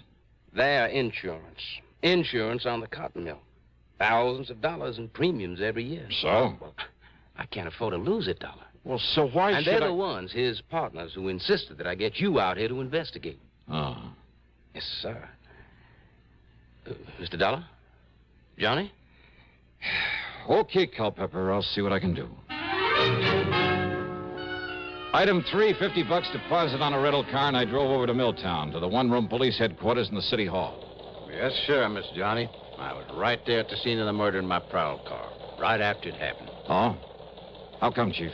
Man at the bank had told me about Mr. Briley's car trouble. It was getting dark, light rain falling, and Mr. Briley toting all that money. Well, I thought I'd better make sure he'd gotten to the mill all right, so I started out that way. But what happens? All right, what happens? I got there to Spring Road crossing, and there's his car in the ditch, and another car towing away up the road. Oh? And this young Pete McGuire trying to get his motorcycle started and get away from there. Kind of he seen me arriving on the scene. So when I found Mr. Briley's dying there in his car, I grabbed the kid. Yeah, if only I'd have had sense enough to follow up that other car. Now, you're sure this Pete McGuire didn't do it? Well, of course he said he didn't, and that was before he clammed up like now when he won't say anything. And he also asked me, didn't I see that other car that left a couple of minutes before I arrived? Well, Chief, that doesn't prove... And there was another thing, Miss Johnny. You could still see by the tracks how that other car had shoved old Mr. Briley's car off the road. Doc Hamper come along about that time. Could you read those tire marks? No, sir. But Doc and I could still read the tracks from that Pete McGuire cycle. Uh-huh. So he come along after the other car left. All right, I see. But he must have seen who was in that other car, so he knows who did it. Oh, well, now, wait. Oh, that I'm doesn't... sure of it, Miss Johnny, because of what Mr. Briley said. What he said? When? Well, laying there in his car, dying, thinking the doc was Pete standing there. And he kept saying over and over. And Peter, you saw it. You tell him, boy. You tell him who did it. You saw it, boy, so you tell him. You tell him. Yes, sir, Miss Johnny. Over and over again, he said it, and then he died. I see. So he knew that Pete McGuire saw who killed him and robbed him. Well, maybe. Of course he did. That no-good kid. Why is he no good, Chief? Why? Well, how should I know why, Mr. Johnny, except that he wouldn't go to school, he was a town bum, his ma never knowed where he was at. The most work he ever done was pushing a pool cue. Oh, well, now, most kids... That boy has been a troublemaker all of his life. 10, 15 times I tried to get him to send him to reform school. Hey, you really don't like him, do you? Nothing but trouble out of him. And I take it he doesn't exactly go for you. Huh? Maybe a cop hater even, huh? Yes, sir. That's right. A cop hater. Just like his old man was. Like his old man taught him before I had to kill him one night in a robbery. Pete's old man? They ought to send this cheap punk up to the pen. But first I got to find out who killed Mr. Briley. Of course you're holding him, Chief. On what? Material witness, withholding evidence. There must be some way. Oh, with him claiming he's blacked out and don't remember anything? So that Percy Van Ashworthy Tetweiler upstairs... Percy Van who? What?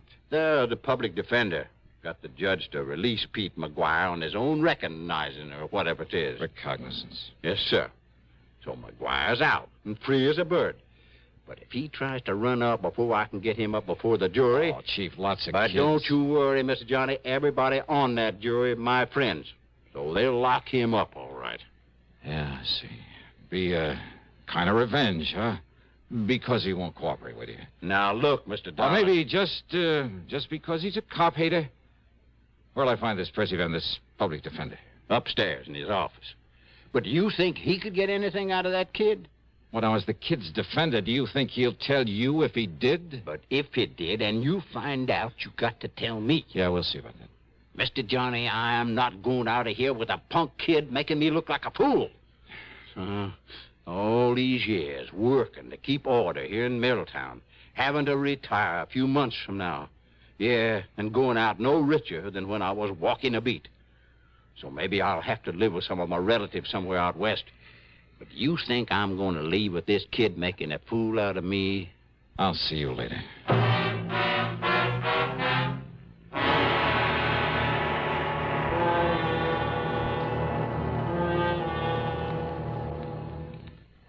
To paraphrase Gilbert and Sullivan, an announcer's lot is not a happy one. Well, not always. Want to know why? Tell you why. Take this safe driving business. Do you have any idea how many times my confreres and I have begged on bended microphone to have begged people not to kill themselves on the highways? Now, once and for all, let's get together on this. Let's understand one another. Unless you want a pack of frustrated announcers on your conscience, slow down and curb highway carnage. If you don't care about yourself, at least have a little consideration for us. And now, Act Two of yours truly, Johnny Dollar, and the Bad One Matter.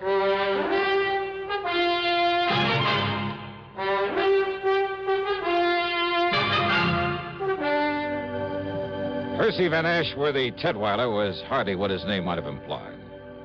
And, call me Tet, will you, Johnny? I don't like the name Percy any more than I imagine you do. Yeah, sure, Tet. Now, as I was saying, in spite of the chief's feelings about him and all the trouble he had with Pete's father, well, put it this way. That poor ignorant kid has had the odds against him ever since the day he was born. His father was no good. So I understand. His mother was an alcoholic. And because he's always been a stupid little runt, the other kids always bullied him. Oh? Yes, and when they'd pull a job, none of them very serious, I'll grant you, they'd leave him behind so that he'd be the one to get caught for their mischief and petty thieveries. He didn't dare peach on them or they'd beat him up. And the chief never let up on him. So he's hated cops, hated anything that had to do with law and order. Which includes you. Yes, I'm afraid so. In spite of my attempts to get close to him. And even you haven't been able to get him to talk. I've tried everything, Johnny, from sugar-coated kindness to the worst threats I could think of. Everything short of Chief Fisher's heavy-handed methods. Oh? You mean the good old third degree, the rubber hose tactics and things like that? Well, of course, the chief denies it. Oh, sure he does. And don't forget, I'm the one who got the judge to let him out on his own recognizance. Why? In the hope he'd open up to me. But to Pete, I'm still the law, just as much as Chief Fisher and Judge Thurber. Well, weren't you taking a big chance on his running away? But he hasn't. Yeah, I wonder why. Won't do any good to ask him. Believe me, won't do any good to ask him anything.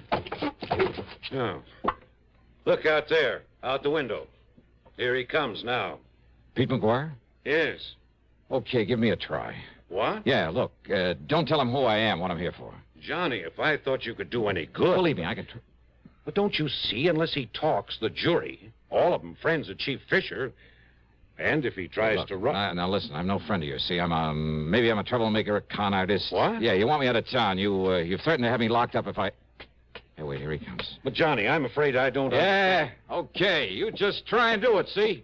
I got a right to make a living, and unless you got some formal charge against me... All right now, Mr. Tetweiler. Pete, come in. Now, listen, Tetweiler...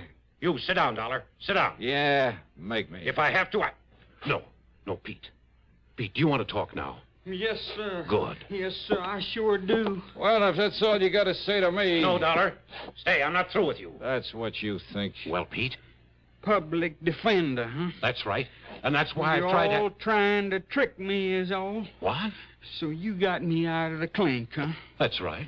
So's now you think I don't know I'm being followed all the time? By that chief of police or one of his men all the time wherever I go? And I think I know why, sir. But the chief promised me, Pete. Yeah, the chief promised you. You believe that dirty cop?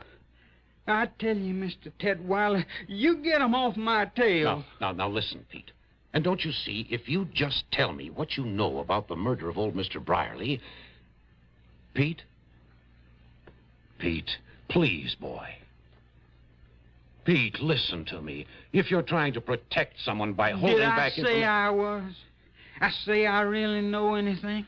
Well, the chief says you do. Well? Oh, Pete, for the... Look, you're in trouble, boy. I'll get out of it my own way. No one's really proved you didn't kill him. So unless you tell me what you know... You just keep that cop off my tail. Hey, wait a minute, kid. Pete, come back here.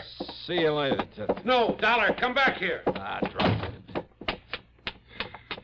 Hey, wait a minute, kid. Hey, Pete, your name? What's it to you? So you don't like the cops either, huh? Either? Got a tail on you, huh? You want to learn how to shake a tail from an expert? Expert, huh? Yeah, that's right, me. He called you Dollar, huh? Well, that's a good name. Sounds like money. Oh, yeah, baby, yeah. Maybe plenty of money. And maybe I can use some help in this burg, huh? Help in what? Why not? Just wait. Talk here in City Hall with the cops liable to show. Hey, you got a car? I got a cycle. All right, good. I got a car, a good one. So tell me where to meet you, huh? You don't care if the cops are following me, if they follow you too? You think I couldn't shake them? Maybe. All right, you head for wherever you want me to meet you, see? Now, and listen. if I spot somebody following, Pete, I'll shake them so easy. You sure of that? Sure, I'm sure. Then I'll meet you wherever you say, huh? Because if they find out where I'm hiding out, you sure you won't tell them? Look, I promise. I give you my word. Well? 7 Mile Road, out beyond Spring Road at the railroad crossing. Yeah? You better hide your car. There are lots of trees. Yeah. Now, you walk in the gully on this side of the tracks. Then you see a little tool shack on the side. I'll be there. Okay. I don't know how soon, Pete. If we're tailed, I may have to lead them away. But I'll see you, huh?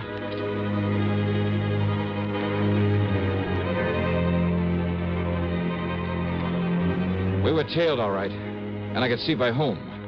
And I wondered. To keep him from following Pete, I had to let the boy go on ahead. It was nearly an hour later then by the time I got to the tool shack. And I thought I'd lost the man who was tailing me. There was no padlock and a heavy hasp on the door of the tool shack. So y'all come on in, Mr. Johnny. Johnny? That's right, Johnny Dollar, the big eye. I see. So they brung you here to try to make me talk, huh? The insurance company, Pete, not the law, not the police. No? No. I know all about you, Mr. Johnny. I long admired you for a long time. I hear that you was coming here. Oh, I hear lots of things, Mr. Johnny. And I hear you coming here. I figure maybe you can... Help you, Pete? But unless I know whatever it is you know about that murder... Maybe I can tell you. Come on, Pete, try. But I couldn't tell the police. I'd tell any of them. I'd tell that defender you talking to. They don't believe me. You think they believe me over that chief, Mr. Johnny? You think they do? Oh, Pete, you must have a pretty sour idea of justice. And that chief, he run this town. And he liked to kill me. Like he killed my old man. He don't like him. Only he killed me because he'd say he'd catch me trying to run away. Now, Pete, you listen to me. And I don't really know who killed that Mr. Briley. But I think I know, and that's why I don't dare say what I think to that chief or to anybody. But when you saw the killer's car, heading away from the place... But, Mr. Johnny, the only one I see is the police car when it comes from the direction of the mill. So From the direction of the mill? So I really don't know. But that chief say I do, and if I try and answer the questions... Oh, wait, Pete. trick questions, like that chief trying to make me answer when he come there and see me there. Pete, listen. And I tell you, they only let me loose so they can make me try and run away. Then that chief, he can kill me, and nobody see it's wrong. Wait a minute. And he'd do it, too. And that's Chetweiler. why I gotta hide He away himself from said anybody. that. Yes, Dollar. The chief had me let him go in the hopes he'd have confidence in me. Talk to me. The chief had let him go. Sure. Maybe it was to get an excuse to kill him if he ran. And that other car? Pete saw no other car.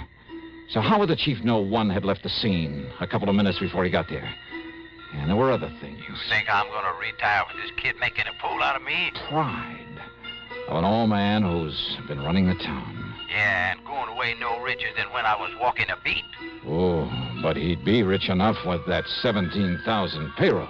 Sure.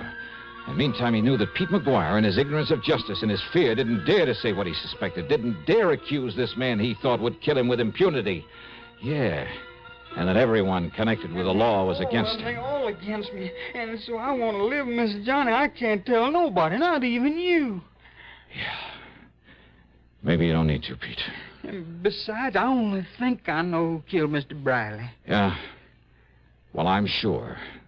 As sure as I... Huh? Hey, Pete, that smell. Coal oil. Yeah, kerosene. Hey, look. Soaking in around this door. It's blocked. Somebody's jammed something into that hasp out there. Mr. Johnny, fire! Now they're smoking this fire. You're right. Winds is locked in here. We'll be burned alive. Keep talking, Pete. He forgot the hinges are inside this door. What's it?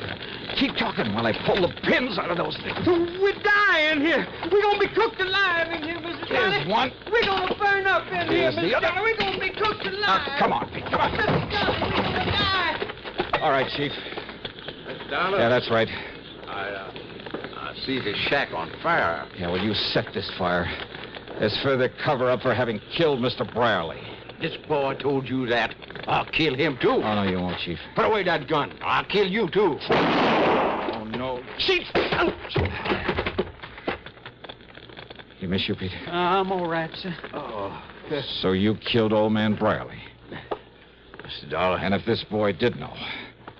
But until you were sure he did, and you kept him too scared to talk. All right, Chief, you want to write and sign a confession? But if my people found out Or shall I use this gun of yours on you? No, please. Be justice, though, wouldn't it? Well? No. Oh, yes, sir.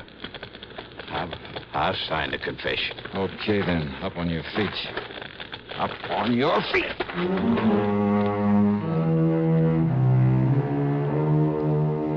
Yeah, pretty smart. Using that poor ignorant kid as a means to keep any suspicion away from himself. But believe me, not smart enough.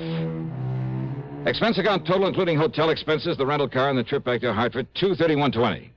Yours truly, Johnny Dollar.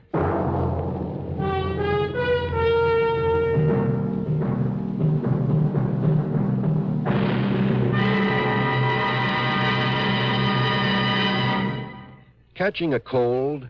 Well, I guess most everyone knows that the smart thing to do when you feel a cold coming on is to get plenty of rest. But there are some days when no matter how miserable you feel, you just can't stay in bed. And if tomorrow is one of those big days and your cold is complicated by constipation, well, that's when you'll appreciate X-Lax most. You see, X-Lax has the qualities doctors consider most important in a laxative. It's gentle, effective, and close to natural acting. Taken at bedtime, X-Lax won't disturb sleep. It works effectively, overnight, to help you toward your normal regularity. And X-Lax is so close to natural acting, there's no upset or discomfort. So gentle, it's even recommended for children.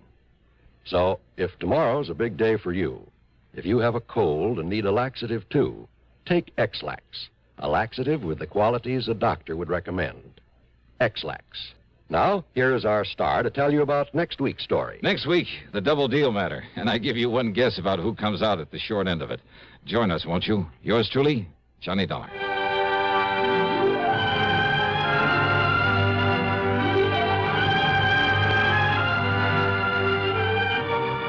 Yours truly, Johnny Dollar, starring Bob Bailey, originates in Hollywood and is written, produced, and directed by Jack Johnstone.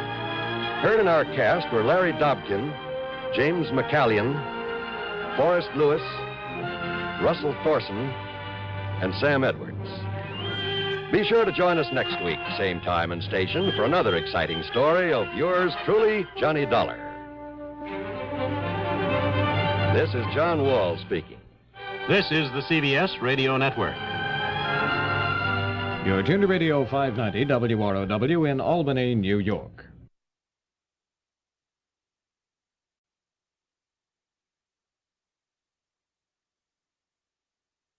WROW in Albany, New York.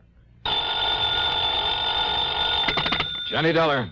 Well, it looks like one of our important clients is in pretty serious trouble. Oh, who? I don't know. You what? Nope, haven't the least idea. Well, what kind of trouble? I don't know. Oh, now, wait a minute, Johnny, Earl. I don't know who, what, where, when, or why. But, Earl... So you'd better come on out here and give me a hand. Somebody better. Well, no, look here, According Earl. to this timetable, you can get down to New York just about in time to make a 6:30 jet flight. But unless I know what it's all about... I'll meet your plane at the airport here in L.A. What? Now, look... huh? Earl? Hello? Okay, baby, you're paying for it.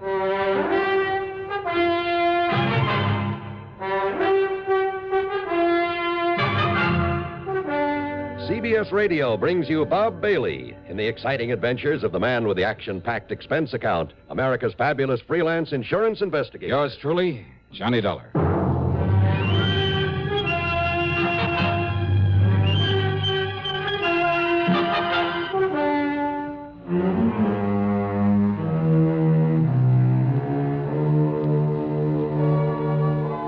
Expense account submitted by Special Investigator Johnny Dollar to the Tri-State Life and Casualty Insurance Company, Los Angeles office. Following is an account of expenses incurred during my investigation of the What Goes matter. Expense account item 1, $183.40, cab to Bradley Field, a plane to New York, and one of the jet flights to Los Angeles. The flight was good all the way, and we made the transcontinental part of the trip in a shade under 5 hours. And, man, that's traveling. At L.A. International, as I climbed down the steps out of the plane, I could see Earl Pullman waiting for me, over behind the steel fence that separates the main building from the field itself. And then, walking up the long covered ramp along with the other passengers, but I didn't remember having seen this particular man on board. Sorry, mister. Yeah, that's it's okay. Oh, very clumsy of me, though, and I apologize for not watching where I... Say, aren't you Mr. Johnny Dollar? Maybe. No, tell me. Are you Johnny Dollar? Well, now, look. Are you? Please tell me. Well, yeah, but who are you? Come on, Mr. Dollar. Come along with me. Yeah, where and why? This is hardly the place to talk. Talk? What about? Just come along, please. Hi, Johnny. Oh, hi, Earl. Over here. Yeah, right. Now, listen, mister, whoever you... I am clumsy, and I'm afraid my timing's bad. Just a minute, hey. Later, Dollar, later. Yeah, right over here, Johnny. Now, we'll clear your baggage and hop into my car and be on our merry. How are you, boy? Well, all right, I guess. Yeah, fine, Earl, fine. Well, you don't look it. What's the matter, Johnny? Well, I just want to be sure I still have my wallet. I don't get it. Well, I'm sure I don't. Coming up the ramp, Earl, the well-known jostle. Jostle? Yeah, the old pickpocket's trick. Bump into you so as to divert your attention while he or somebody else lifts your wallet. Oh? Nothing's missing, I guess. Well, maybe whoever it was did just accidentally bump into. Well, I might believe that if he didn't stop and... If he didn't what, Johnny? Now, what's all the big mystery? Well, Earl, I wish I knew. But now, what's this big mysterious trouble of yours? Well, this is hardly the place to talk. That's what he said. What? Nothing. Don't worry about it. Okay. Anyhow, we'll pick up your luggage, and I'll tell you what I know, or rather, what I don't know, on the way in.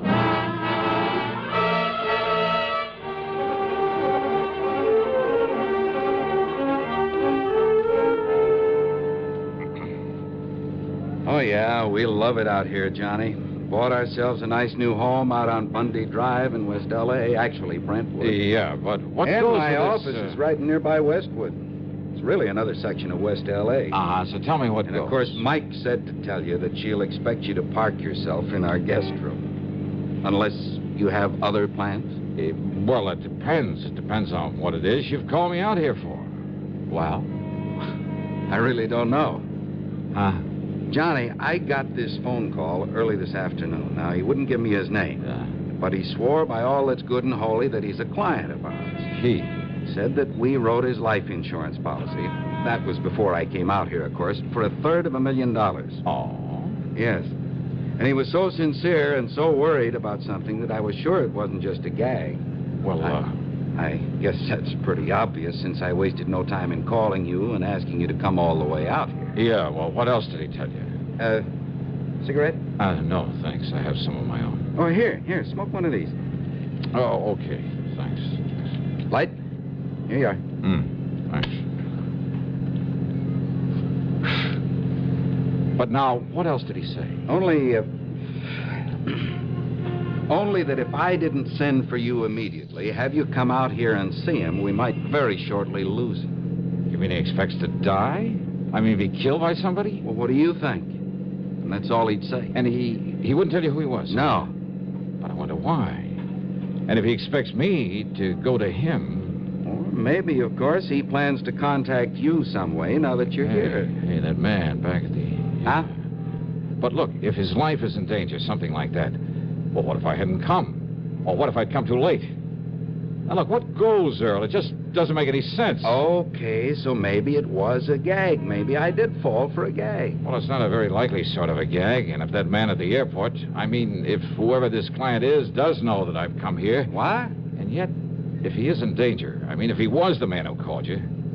Wait a minute. The minute he saw you there to meet me, the way he bumped into me again and then got lost in the crowd... Johnny... But he didn't take my wallet or anything else that I can think of. You're not making any sense, you know. Oh, yeah, I know. But as I said before... What goes? Yeah. More important, what'll you do? What else? Wait and see what happens.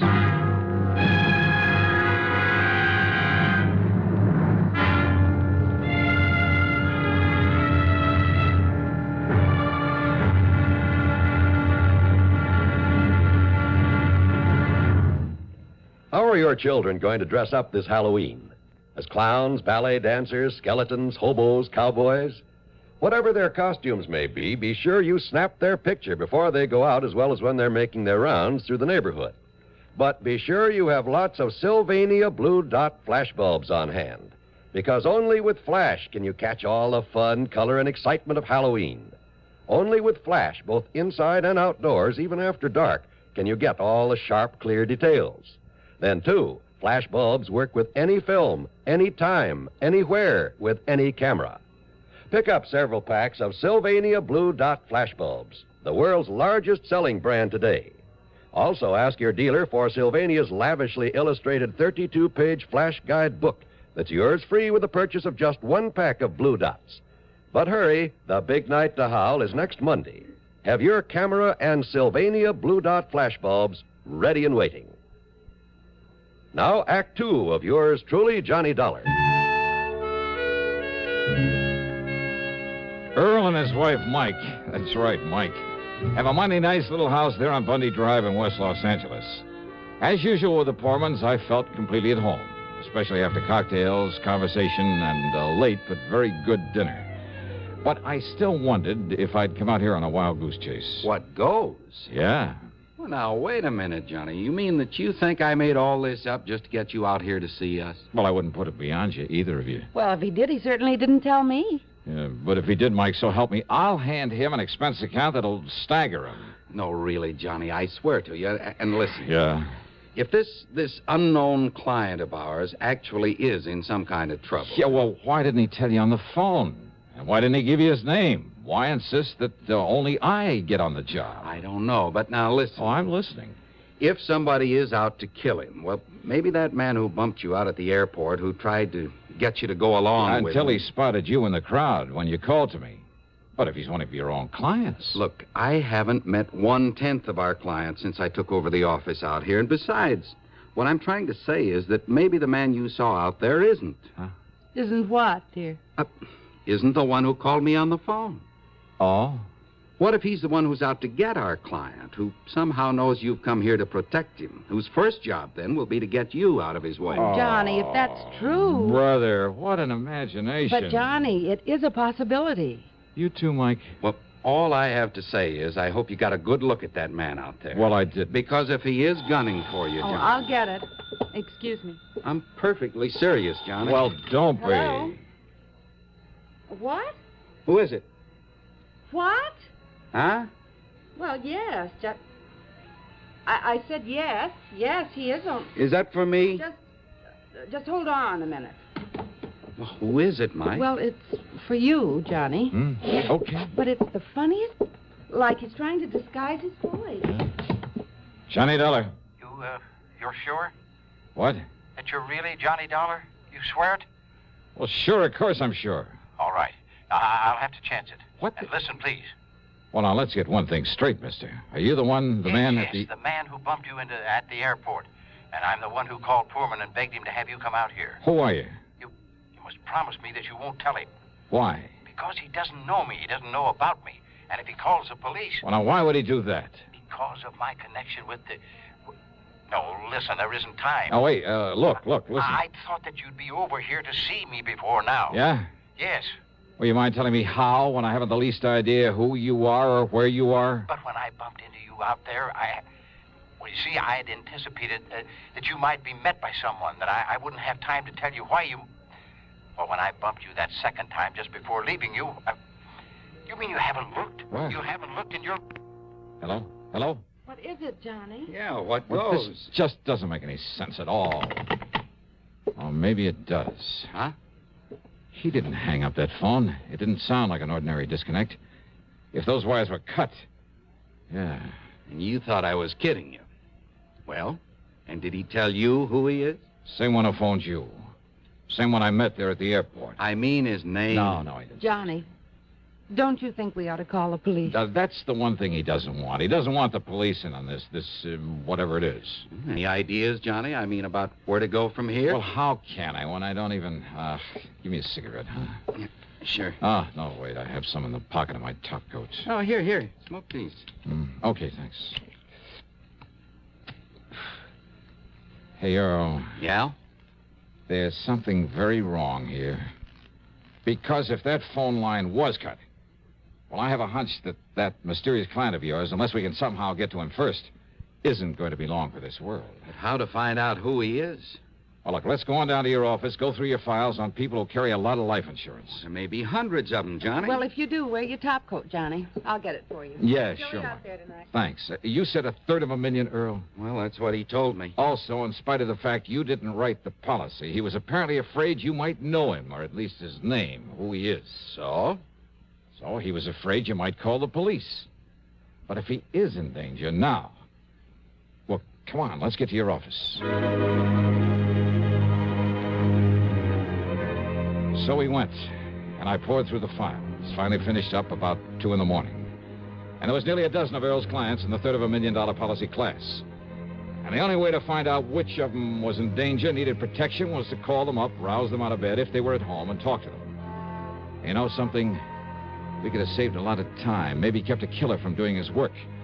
If only I'd realized I'd been carrying the clue to our man's identity all the way from the airport. And if only I'd stopped bumming cigarettes from Earl Pullman.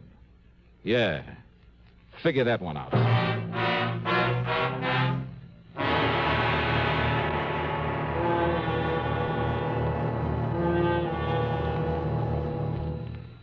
Maybe you're about to hit the jackpot. Maybe you're on the point of inheriting $500,000 or finding oil. Chances are, though, that none of these lovely things will happen.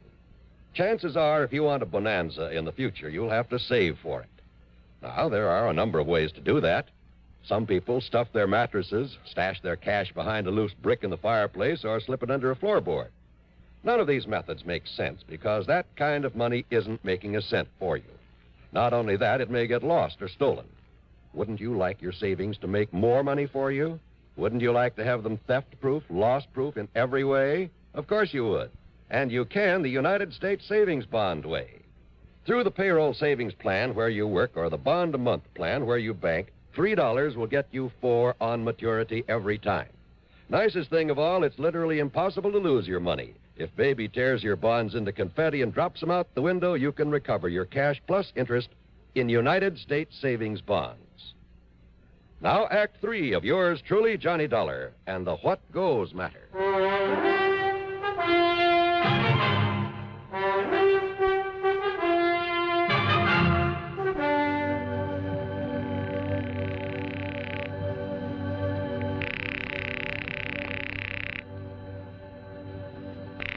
No answer, Johnny? No, I guess not, Earl.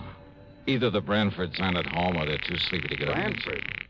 J. Morton Branford? Is that who you're trying to call? Yeah. I should have remembered. They're always in Florida this time of year. All right, then that leaves just one more on this list of big policy holders I made up. Let's see. I was afraid this wouldn't get us anywhere. Seelegger. Except to annoy a lot of our rather... What'd you say? Bernard Seelegger. Barney Seelegger? Barney the Bum? Barney the who? Alias Barney the Butcher, alias Sea Legs Brown, alias half a dozen other things. Let me see that. You know him? Who he is? That's the one, all right. Johnny, the cops have been trying for months to locate this man. No kidding. Yes, in connection with a lot of narcotics running over the Mexican border. Uh-huh. So if he's our man wanting protection, just forget him. If somebody's out to knock him off, it'll be the greatest public service.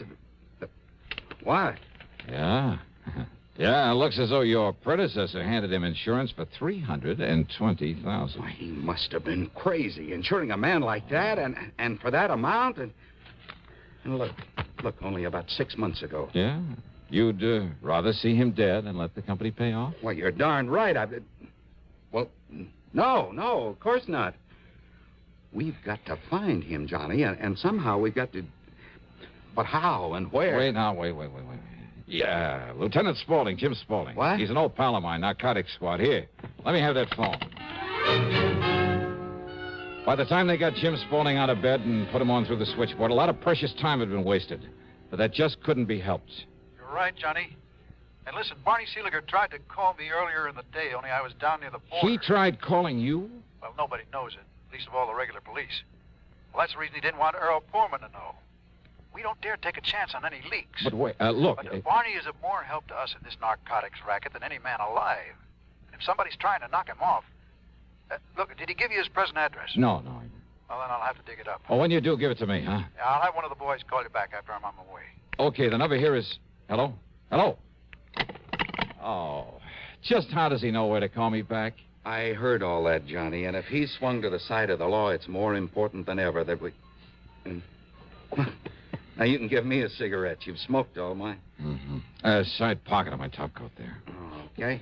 Now, let me see. Let me see if I can get Lieutenant Spaulding back. Oh, what's the matter? Well, there's a card in your pocket with the cigarettes. Card? What card? It's the address of some blonde or redhead you plan to call Yeah, on. let me see that.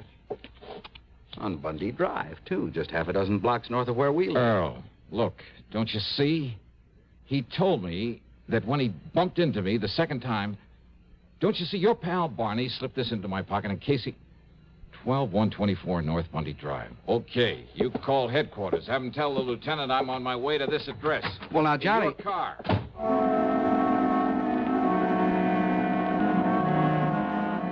12124 North Bundy was a small, solid-looking house almost hidden by the remains of a neglected orange grove. There were no lights on, but I went up to the front door and knocked.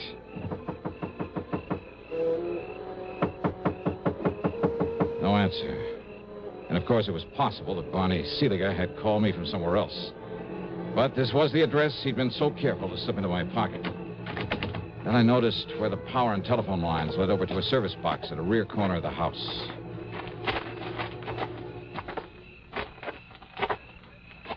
Yeah, that's right. Now, don't move. So who's moving? So I cut the phone line so he couldn't call for help in case he'd seen what I was... A gun, huh? Thanks. Maybe I can use an extra one. Maybe on you. So, who are you? Oh, I'm just out for a moonlight stroll. You care to join me? Wise guy! Keep them hands up over your head. Oh, sure. You a copper? No. Huh? I asked you. Oh, maybe you are. Maybe I'll give you the same treatment that Stooley's getting inside there. You want to see? You want to see what you got coming after I'm sure he's dead? And just walk. In front of me. Yeah. To the corner window there. And he showed me one of the most ingenious and diabolical instruments of murder I've ever seen. In the window was a small, compact air conditioner. But instead of pumping air in through it, he'd blocked it off, except for a small aperture. And leading to this was a piece of pipe, a pipe connected to a gas line. So instead of taking in air, it was pumping raw gas into that room. That's right. He's sound asleep. The other window, I seen him take a couple of sleeping pills like he always does when he's scared. When he's dead. I disconnect this line and nobody knows the difference. No. The air conditioner cleans out the air, and by the time they find that Stooley's dead body, nobody knows how it happened to him. Locked up there inside his own... Oh, no, you don't. I can try, baby. I'll kill you.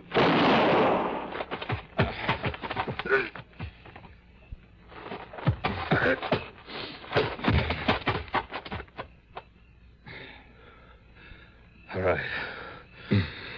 All right now, mister. You should have known better. Yeah? Well, you just listen. Yeah? Because now I'm going to kill you with your own gun. Now!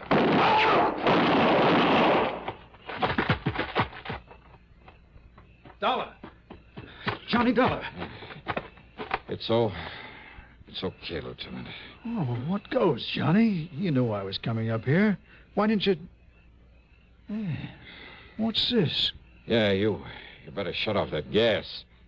And hope that your pal Barney in there is still with us.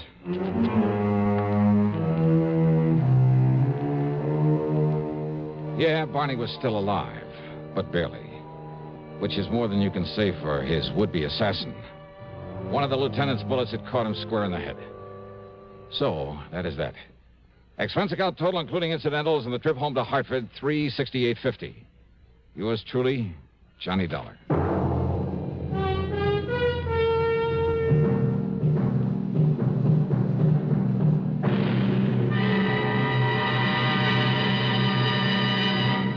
Constipation is something people don't talk about much, but it can be a problem for anyone, even doctors. And when constipation occurs, it's interesting to see just what doctors consider important about a laxative they might use or recommend.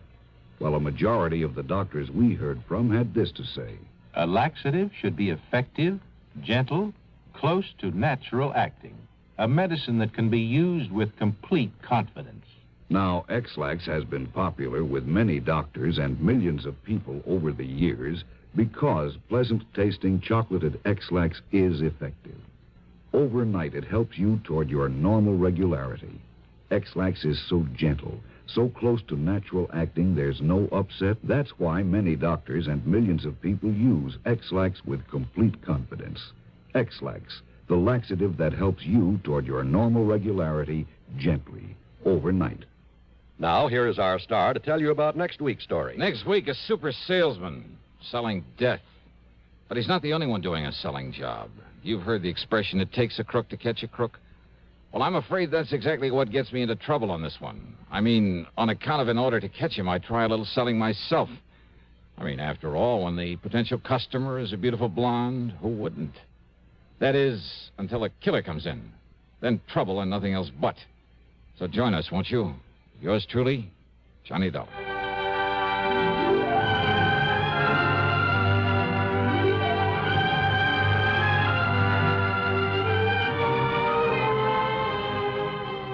Yours truly, Johnny Dollar, starring Bob Bailey, originates in Hollywood and is written, produced, and directed by Jack Johnstone.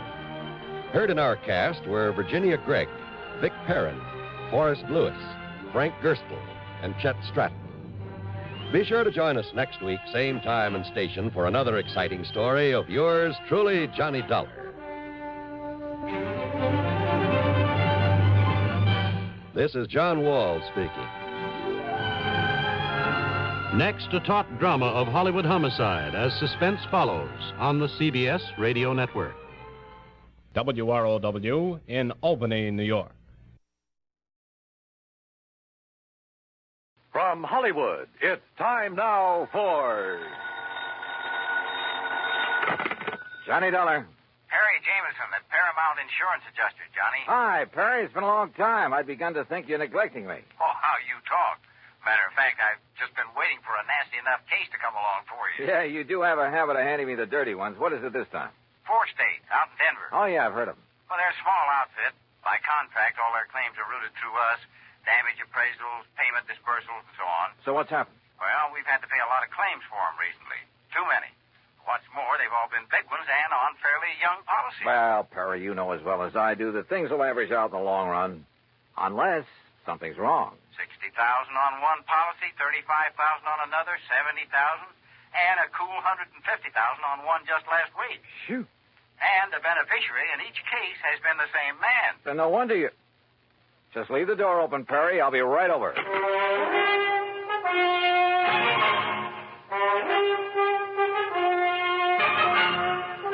Bob Bailey in the exciting adventures of the man with the action-packed expense account. America's fabulous freelance insurance investigator. Yours truly, Johnny Dollar.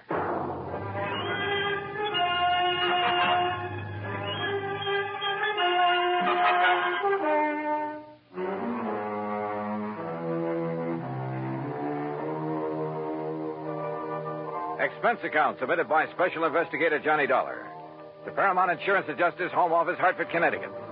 Following is an account of expenses incurred during my investigation of the Denver dispersal matter.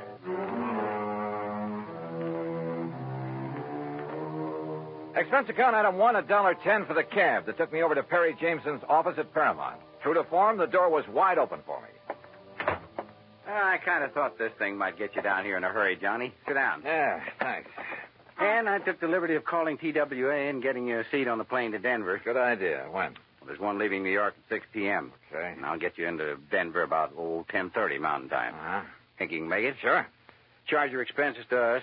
That's the deal we have with 4 states. All right. And the man to see you out there, it's almost a one-man outfit, his name is William Whitney. Got it. Now, look, Perry, I've been thinking on the way over here. Woo, wonders will never cease. Thanks, pal, but how well do you know this man, Whitney? Well, maybe he's in cahoots with this big beneficiary, this Don Ricardo? Is that his name? Yeah. Such things have happened. No, Johnny, you're wrong. Poor old Willie Whitney's a mild, timid milquetoast. His wife, an ex-chorus girl who probably thought he had money. Well, you can be sure she's the one who wears the pants in the family. Well, Willie would cringe at the thought of hurting a fly. Well, it was an idea. I don't blame you, but no, forget it. Well, what makes you so sure something's wrong? Well, I didn't say I was, but $215,000 to one beneficiary in a period of only 3 months. Well, I just want to be sure it's okay. And I called you in because I am willing to pay to make sure. No, don't worry, Perry. You will.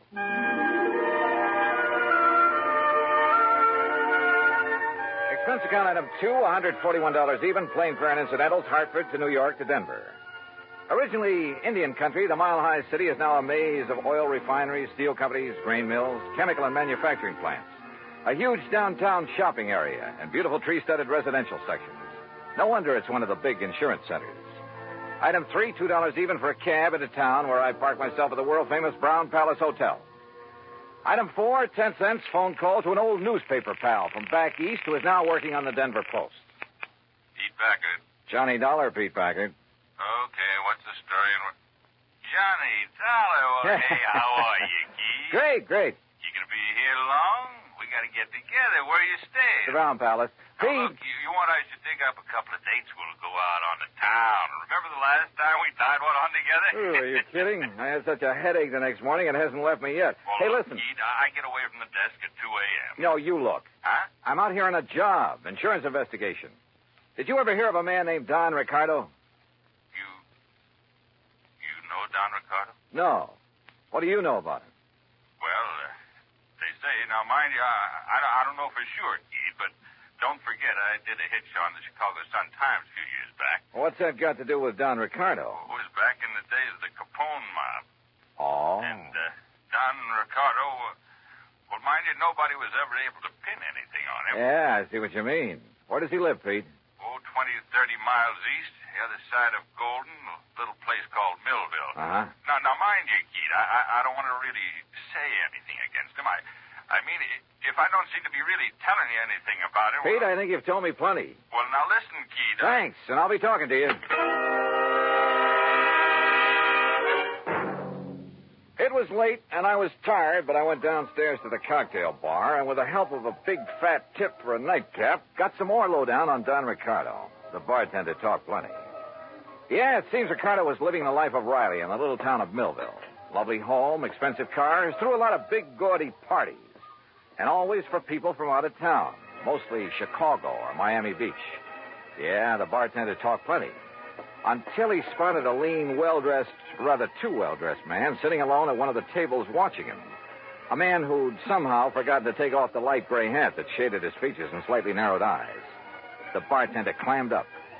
I paid for my drink, that's item 5, and was conscious of being watched closely as I casually sorted out and took the elevator up to my room.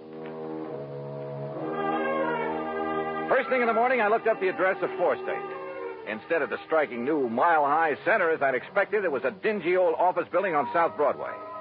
William Whitney looked a little old and dingy himself. Johnny Dollar, the special investigation? That's right, Mr. Whitney. Oh, well, sit down, won't you? All right, thanks. Just here on a visit? I'm here because the insurance adjusters are concerned about some recent claims they've had to pay on policies issued by you. We've been very unfortunate lately, Mr. Dollar. Yeah. $215,000, unfortunate. On only 4 policies. Yes, and all paid to the same beneficiary by some odd coincidence. You sure it was coincidence? Who were the policyholders? By some old miners living over near Golden. Old miners insuring for those amounts? Yes, sir. They were all able to pay the premium. Give me their names. Yes, sir. Unless I'm cockeyed, there's something wrong with this whole thing, and I intend to find out what it is. The policies were issued in good faith, and the premiums paid. But I agree with you, sir, and I'm terribly concerned. I'm glad you're here, sir. It will not only save the company a lot of money, but it will take a great load off my mind. Here's the list. Yeah. Do you know the beneficiary, this Don Ricardo? Only through seeing him when I've given him the checks. Barno, Mulligan, R. Smith, and J. Smith. Did any of these insured have families? Well, I don't know. You see, the beneficiary in each case... Yeah, I know. Better let me see those policies. Whitney left me alone while I plowed through his files. Satisfied, at least, that the policies themselves were okay, I finally left him, hailed a taxi, and told the driver to head for the town of Golden. As we pulled away from the curb, a small black foreign car in the next block swung around and appeared to follow us, and I wondered. But then it cut off at an intersection, and I decided I was imagining things. Until we pulled up at one of the addresses Whitney had given me in Golden, a ramshackle, unpainted old frame house on the edge of town. I told the driver to wait for me and walk up to the front door.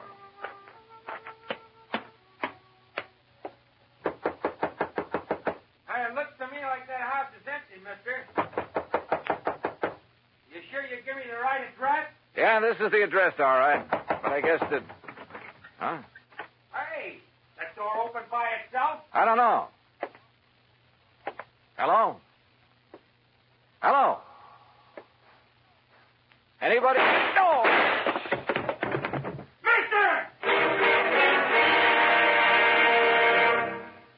Act two of yours truly, Johnny Dollar, in a moment. Our flag now numbers 50 stars. And behind each star there stands yet another flag representing one of the 50 states. Vermont's state flag, in its early form, imitated our national flag, uniquely bearing 17 stripes and 17 stars, with only the inscribed word Vermont to distinguish it.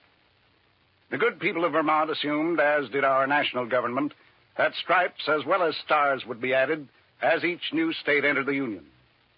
Vermont entered the Union after Tennessee and Ohio, and with Kentucky to join shortly, the Vermonters naturally put 17 stripes on their flag. In 1818, the United States Congress put a stop to this, and since then the stripes have always been at 13, and only stars are added for each new state. Vermont's present flag captures the famous beauty of the Green Mountain State in its coat of arms, and inscribed is the phrase, Vermont, Freedom and Unity. Vermont's state flag, the flag of the 14th state to enter the Union, was adopted on April 26, 1923. And now, Act two of yours truly, Johnny Dollar, and the Denver dispersal matter.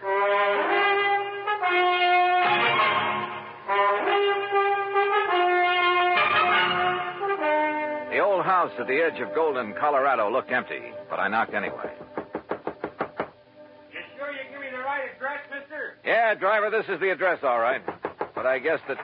Huh? Hey, that door open by itself? I don't know. Hello? Hello? Anybody? Oh! Mister. Go back. Get away from this open door. But you're hurt. Your neck, you're bleeding to death. Stay down. Barely nicked me. I'm all right. Holy cow. I thought you was a goner. Here, let me help you. You'll need help if you don't stay out of his line of fire. Well, who was it? You see anybody? Hey, listen. Yeah, that's a car pulling away from the back. Get a look at it. Well, I can't tell. That dusty side road back there. Looks like a little one, though. Foreign car? Too far away now. I can't tell. But it's black. All right, come on. We're getting back into your cab. Yeah, I'll get you to a doctor. No, I'm okay. You know where Millville is? Sure, a few miles east. It's an old mining... Come on. You know where Don Ricardo lives? For sure. You want to go there? Does he own a small black foreign car? Yeah, real expensive job. I've seen him in town. But, mister, Come on, because I'll lay odds he's the one who fired those shots. You mind if I drop you off a few blocks away from his place? The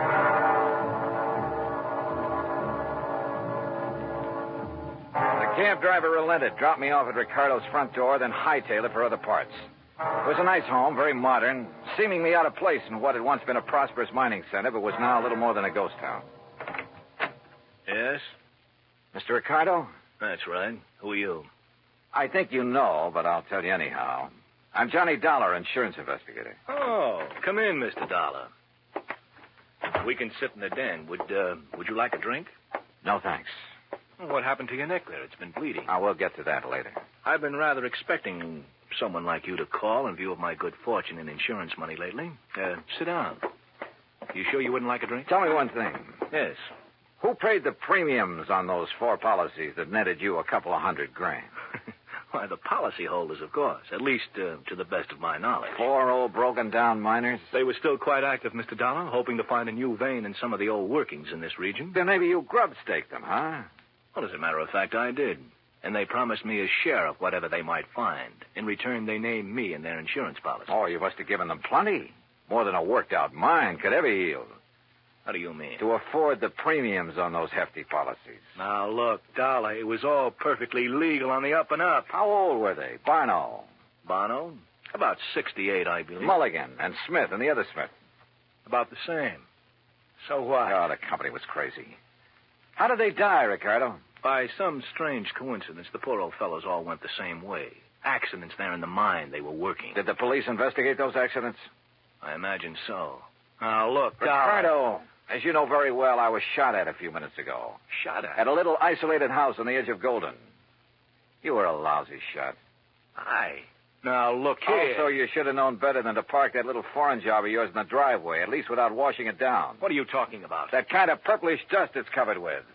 Dust? Yeah, I'm talking about the side road back of that house where you tried to plug me. Well? Okay, Dollar. Maybe you're right about the whole thing.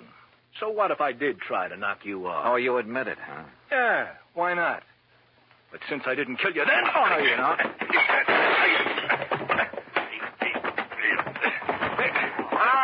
All right. Put him up. Face the wall, Ricardo. Hands off of me. Come on, get your hands Officer, off. I've never seen a prettier uniform in my life. What is this? We've been waiting a long time to nail you, Ricardo. Get him out of here, boys. All right, take it easy. Pete! So help me, Keith, I knew if anybody would bring Ricardo out in the open, you would. You mean to say that... Yeah, I figured better bring these state police out here. Oh, Pete, you're a doll. Now let you and me go out and tear the town apart, huh? Later. After I finish this job.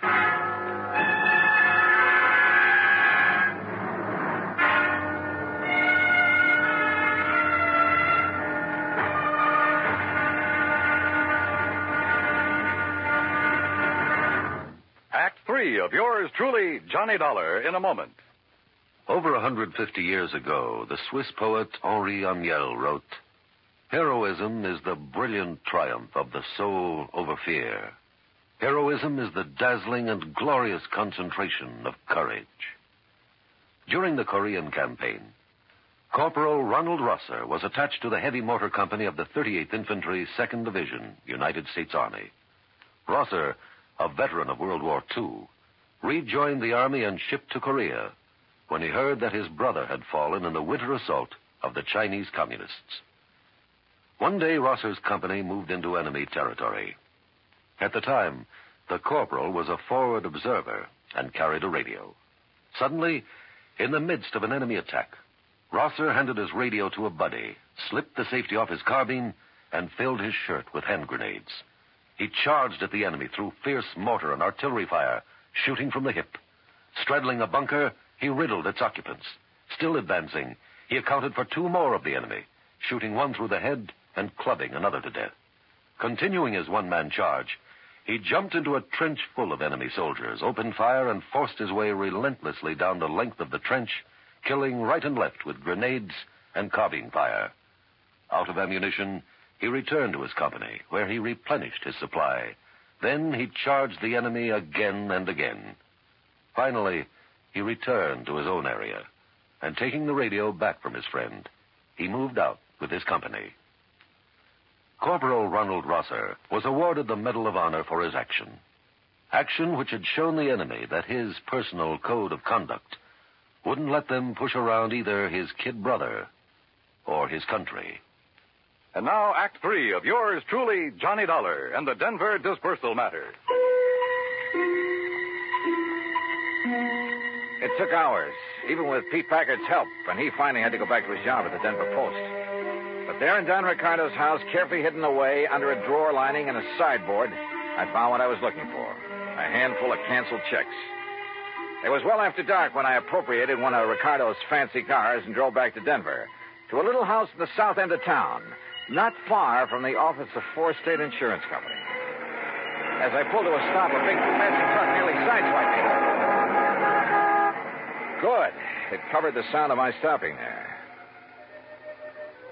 As unobtrusively as possible, I walked up to the front door of the place.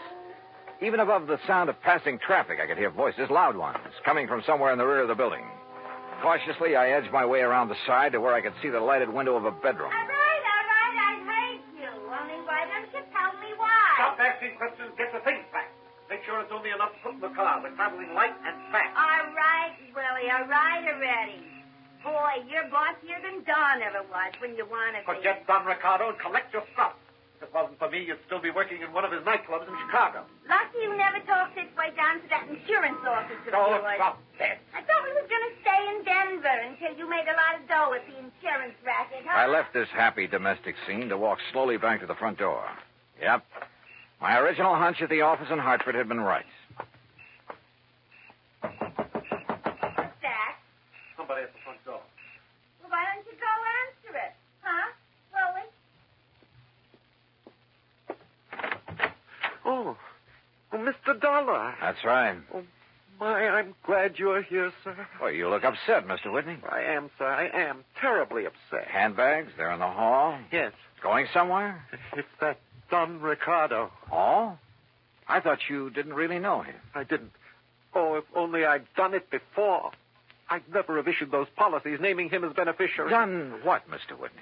Investigated that Ricardo. But I did. After you left me this morning. He's a gangster. An ex-gangster, Mr. Dollar. No. Yes. I suddenly realized that in your investigation, you'd investigate him, and he'd think I'd had you investigate him. He'd think I was trying to make trouble for him.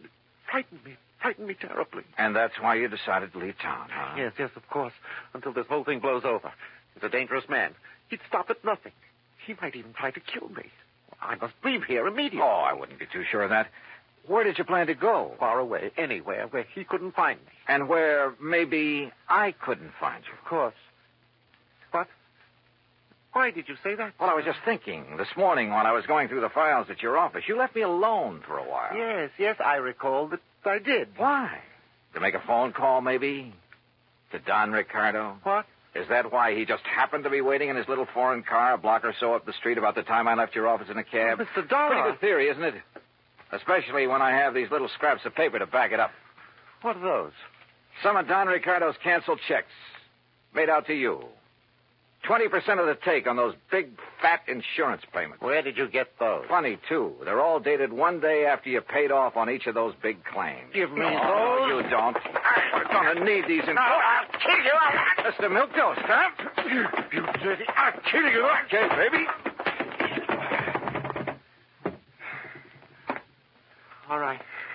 All right. Okay, Willie, get up on your feet. Yes, sir. Anything you say, Mr. Dollar. But please, you must believe me. Oh, I'm cut an it. innocent That man. timid soul pose of yours may have sold insurance to a handful of suckers, Whitney. But it hasn't sold me a thing.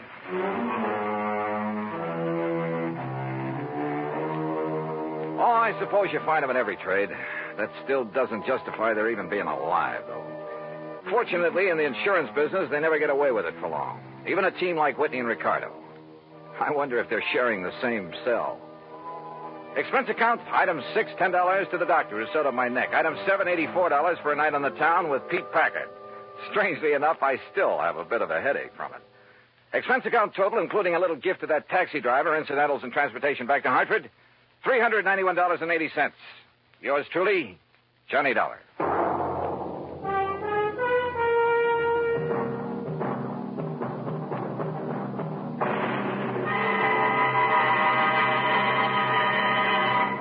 Our star will return in just a moment. Our flag now numbers 50 stars, and behind each star there stands yet another flag representing one of the 50 states. Idaho's state flag depicts the prime industrial pursuit of its citizens, mining. Balanced against this image is a female figure combining the virtues of the goddess of liberty, for she carries the spear and cap of liberty, and the goddess of justice, represented by the scales in her hand. A bright shining star in the heavens is an indication that Idaho has joined the nation. Overall is the motto, Esto Perpetua, may she endure forever. Idaho's state flag, the flag of the 43rd state to enter the Union, was adopted on March 12, 1907. Now, here is our star to tell you about next week's story. Next week, a killer's list. That's right, a list of victims. And guess who's on it? Join us, won't you? Yours truly, Johnny Dollar.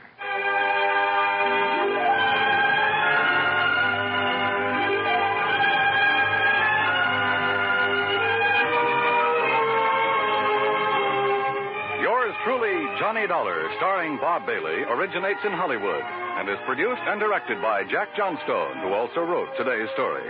Heard in our cast were Virginia Gregg, Forrest Lewis, Barney Phillips, Edgar Beria, Frank Gerstle, and Peter Leeds.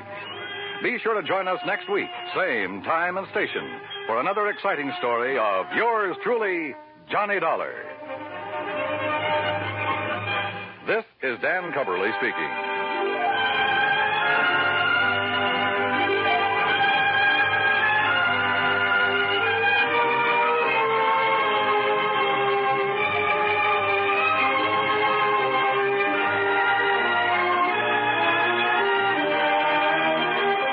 This is the United States Armed Forces Radio and Television Service.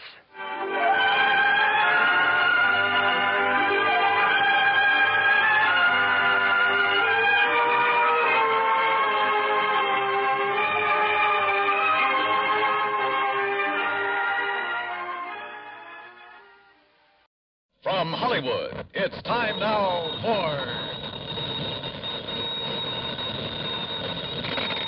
Johnny Dollar. Earl Foreman, Johnny. Hi, Earl. How are things in sunny Florida? I think I'll move to California. What? I mean, get away from this crazy insurance business as far as I can. You sound like you have a problem. I sure have, a real wild one, trying to get rid of $65,000. That's a problem? It's insurance on a policy bought and paid for by one Albert Schuyler Kingman. Well? He died and left the money to his only child, his son Henry. Well, what's the matter? Can't you find him? Find him? That's just the trouble, Johnny. I've found two of them.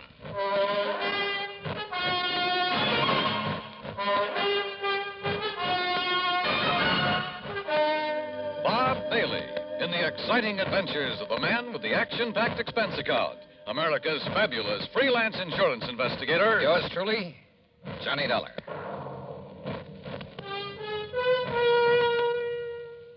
And now, Act One of yours truly, Johnny Dollar.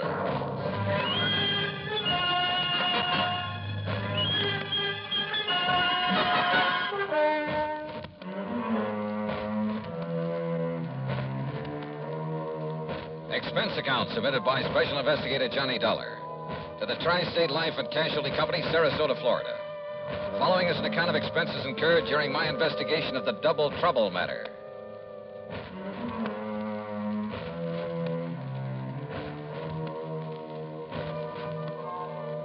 Expense account item 1, 8320, plane fare and incidentals, Hartford to Tampa to Sarasota, Florida. Item 2, $1.75 for a cab to Earl Poorman's office in the Conroy building. That's right. After waiting 20 years for this sole beneficiary to show up. 20 years? Well, like I told you, the insured was Albert Schuyler Kingman. $65,000. Yes, he was a widower, lived up near Elizabeth City, North Carolina. And he had a son named Henry. Henry was his sole heir and beneficiary of his policy. Okay. And you say that Kingman died 20 years ago? Yes, during that big hurricane back in 38. Remember it? Did about $40 million damage up and down the coast. Earl, I was a mere child at the time. Oh, sure. How old was Henry? Well, he was 10, just a kid. Anyhow, it was several days before the old man's body was found. And the boy? No trace of him. Disappeared. In due course of time, because of the statute of limitations, the old man's estate was, well, I guess it went to the state. But not his insurance, huh? No. We kept the matter of the insurance open, company policy. Requires a lot of legal finagling, but in the company's history, they've turned up beneficiaries as much as 15, 18 years after death. How? By advertising.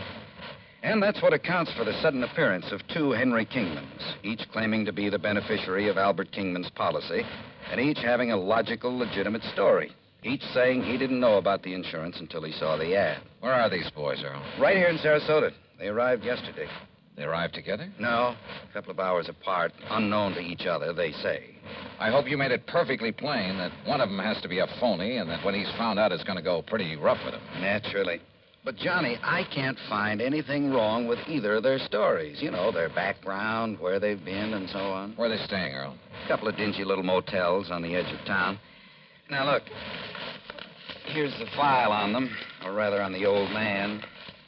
Well, I don't know that that's going to be much help. There's information about not only Kingman, but his wife, who died before him. There's a lot of miscellaneous information about the boys. I mean, the boy, where he went to school and Sunday school, who his teachers were, the names of some of his friends. There's a lot of stuff here. Well, then, maybe I'd better go through it. Sure. Now, look, it's getting late. You're going to stay with Gertrude and me, as usual. Oh, that isn't necessary, Earl. Well, she'd kill me if I didn't bring you home. So, come on, we'll drive on out to the quay, have cocktails and some dinner, and you can spend the evening poring over that material. Come on.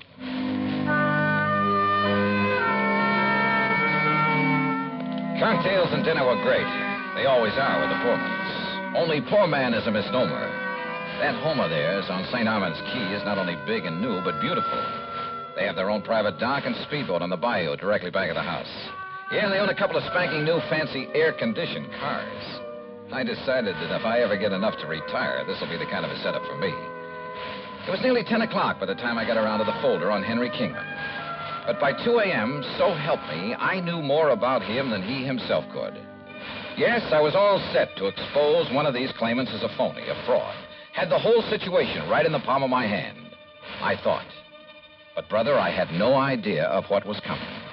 Believe me.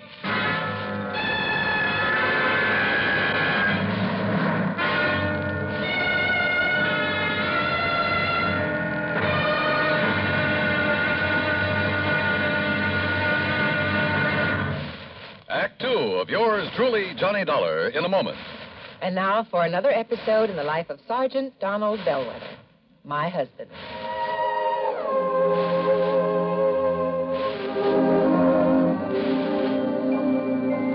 Reba! Reba! What is it, Donald? Confounded Reba, I can't find the fountain pen. I've looked all through this desk. Here it is, dear. You must have used it as a marker when you were reading this book. Let's see, this great literary classic, Six Gulch. All right, never mind about my reading habits. Just look at the coverage we're going to get with this new auto accident policy. Let's see. Yeah. Collision. $50 deductible. Fire, theft, public liability, property damage, medical benefits. In other words, we have complete coverage. That's right. Of course, it's going to cost us money. I'm sending the company a check right now. Gee, it's too bad we don't live in Rhode Island. Rhode Island? Why? Oh, because then our rates would be lower. Rhode Island has less accidents per capita than any other state. Oh. Well, which state has the highest? Let me see. Here it is, Nevada. No, by golly, Nevada's second highest. Alaska has the most. Really? I didn't know that. Mm-hmm. You know, it's just too bad we can't eliminate traffic accidents completely. Not only would it save life and limb, but it'd be a lot less strain on the pocketbook. Yeah, that's for sure. These automobile accident policies get more expensive every year, just because there's so many costly accidents. Well, I'm glad we've got some good insurance coverage, Donald, but just remember one thing. Oh, what's that, honey? Well, some auto accidents ruin a fender, and some ruin a family. Yeah, that's true. Very true. But as far as I'm concerned, I don't want any of your old insurance money. I want you here at home, safe and sound. You'll always drive carefully, won't you? Yes, I will, dear. That's my Donald. That's my doll.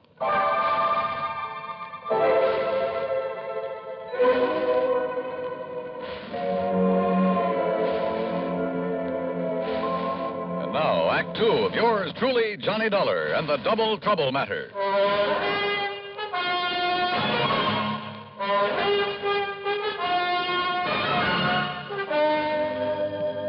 By 9:30 the next morning at a cheap little motel on the north edge of Sarasota, I'd spent nearly an hour carefully questioning Henry Kingman, number one. And I was getting nowhere. Obie O'Brien? Well, sure, Mr. Dollar. He was one of the kids I used to play with back in Elizabeth City. He and Bobby Tank. Yeah? You see the scar on my arm right here? That's where Obie hit me with a stick one time when we were playing caddy. Yeah, I see. If you know where Obie is these days, you ask him and he'll probably remember. Scared him to death. He thought he'd busted my arm. Now, let's see. How about Miss Albertus? Albertus? Yes.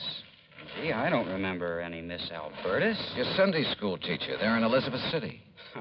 Listen, I was only 10 years old then, but I remember my Sunday school teacher real good. Her name was Miss Griswold, and she was, Look, are you trying to trick me or something? Yes, I am. Because Henry... Why don't you call me Hank? Everybody else does. The fact remains, Hank, that one of you two claimants to the insurance is a phony. Well, believe me, it's not me. Everything you've told me about your childhood checks perfectly with the information I have. Well, of course, Mr. Dollar. Almost too perfectly. Listen, where did you live and go to school after the hurricane? Well, I'll be honest. I didn't have much schooling. Where did you live?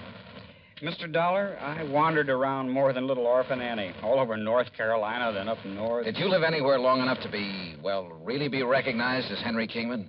I'm afraid I was just a bum. And all anybody ever knew me by was Hank. You saw the ad about the unclaimed insurance in New York? Yes, sir. I was working on the dock, stevedoring. Saw that ad in the Times. And I decided that if I had that much money coming to me and I could get a hold of it, why, maybe I could amount to something. Get an education, maybe, or, well... Hank, all the insurance company has to go on is your memory, or what you say is your memory of your childhood. What I've told you is true, sir. But if the other claimant comes up with the same kind of a story... But he can't. Because, don't you see, sir, I'm really Henry Kingman. I've told you all about my father and the house and the hurricane and the people I knew, about what's happened to me since... Yeah, I know. It's because I am Henry Kingman. Uh-huh.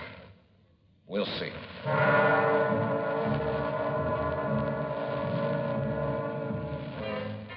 I tried to trip him up in a dozen ways, but with no success. He had a logical, reasonable answer for every question about his past and present. As for not being able to produce anyone who could identify him as Henry Kingman, well, it was simply because of his rather aimless life spent wandering from city to city, never having any close friends because he chose to go it alone. He was a tall, well-built lad with a mop of blonde hair and clear blue eyes. And I must confess I kind of liked him, his open frankness. But you know something? I could have been awfully wrong.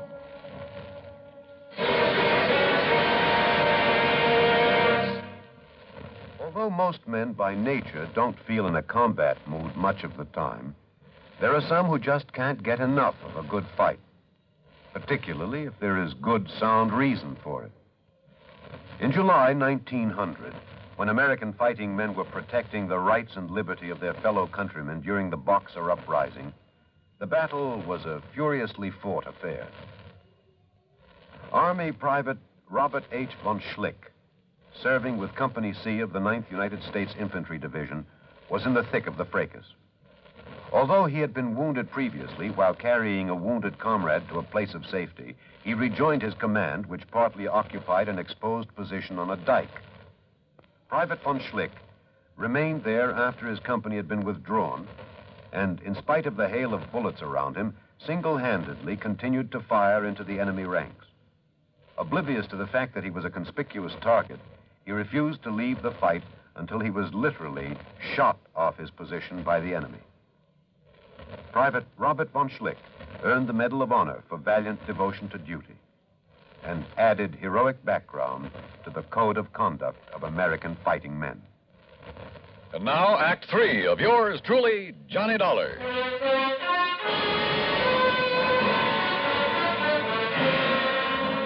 I got into the car that Earl Portman had loaned me and drove to the motel east of town to see Henry Kingman, number 2. Tall, dark, and well-dressed, he was terse and to the point. And he answered all my questions with the same ease and conviction as the other boy. In only one major respect did his story differ. Oh, sir, I can't name you a single person who can identify me as who I really am, Henry Kingman. And for a very simple reason. What's that, Hank? It's Henry, Mr. Dollar. And the reason is that right after the hurricane, I was adopted by a family that just moved into nearby Bridgeton. Their name was McGovern, so I took their name. Go up to Bridgeton, ask them. Show them my picture, anything you like. They'll all tell you I'm Henry McGovern. Only my foster parents knew that I was really Henry Kingman. Knew? They both died about 7 years ago. And they told nobody else who you really were? No, not even the preacher. They'd wanted a son for years. Now they had a son. And they didn't want anyone to come along and take me away from them. Then how did you find out that you're Henry Kingman? If you are. I'll ignore that last part of your question, Mr. Dollar.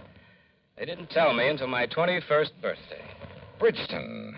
Isn't that the little town up near Currituck that was completely destroyed by fire a couple of years ago? Oh, yes, of course. I'd forgotten. There isn't a living soul up there anymore. Oh, but I'm sure a man like you could track down some of the people who live there. Uh-huh. When were you last in Bridgeton? I went up north right after my foster parents died. As I told you, I've been living and working in New York. Now, look here, Mr. Dollar. Well? Hasn't everything I've told you checked perfectly with what you know about my father, my childhood, everything? Hasn't everything I've told you proved to be true? Isn't it proof that I'm Henry Kingman? There's only one trouble. What's that? You're not the only one who has that kind of proof.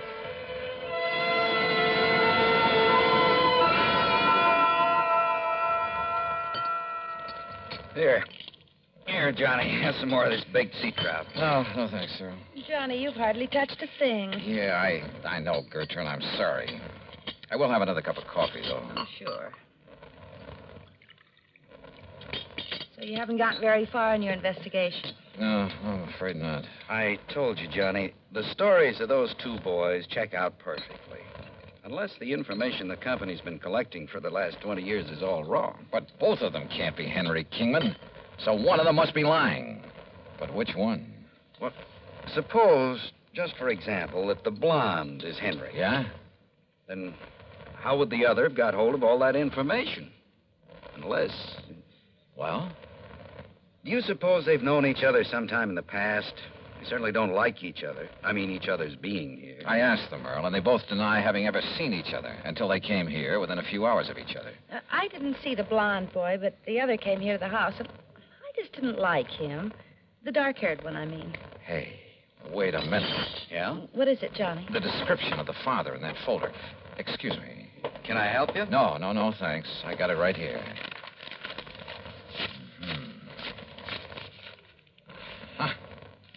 Find it? Hey, listen. Does Dr. Crutcher still live up the street? Well, sure. Do you want me to drive you over? No, thanks. I'll walk. Johnny, what'd you find in that see folder? you later. Walking out that street, and there was no moon, turned out to be a big, fat mistake. In the first place, I almost bumped into a palm tree in front of the house. In the second place, I didn't see what stepped out from behind the next palm tree until it was too late. Huh? What do you want? Oh!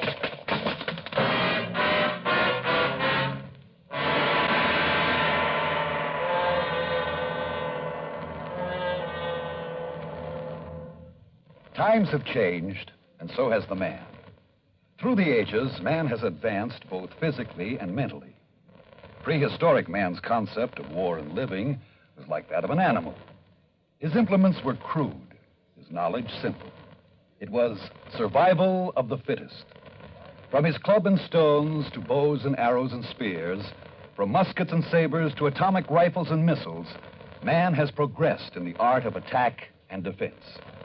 With each new phase, man's knowledge has developed. Today, the warrior, if he can be called such, is not a stone thrower, a bowman, or a swordsman. He's a technician who needs knowledge of all that science has developed. He's a sonar man, a radar man, a rifle man, or a torpedo man, a missile man, or a pilot. But whatever his job, he needs the skill and the technical know-how to do the job and do it well. Yes, times have changed, and so has the man. And now, Act 4 of yours truly, Johnny Dollar.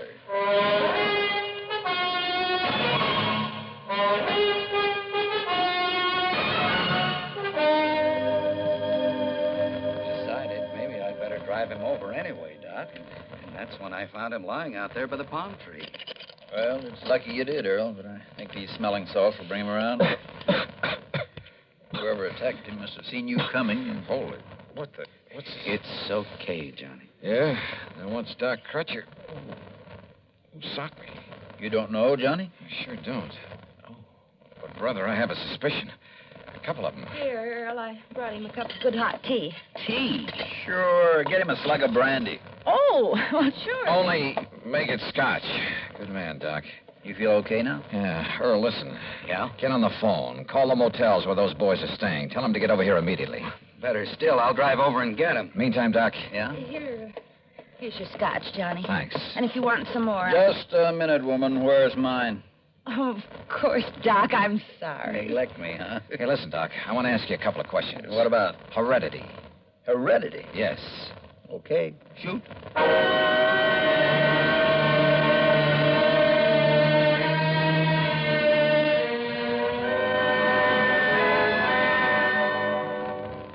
All right. Just to keep things straight, I'll call you Hank. Sure, Mr. Dollar. And you I'll call Henry. Well, it does happen to be my name. Now, Earl tells me he found you both in Hank's motel just now. That's right, sir.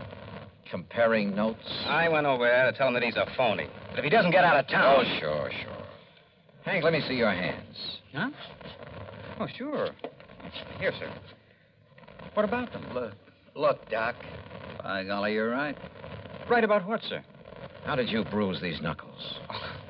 Well, it was kind of clumsy, but my hand slipped trying to open one of the windows in that cheap motel. Don't you believe it, Johnny? He's the one who... Wait a minute.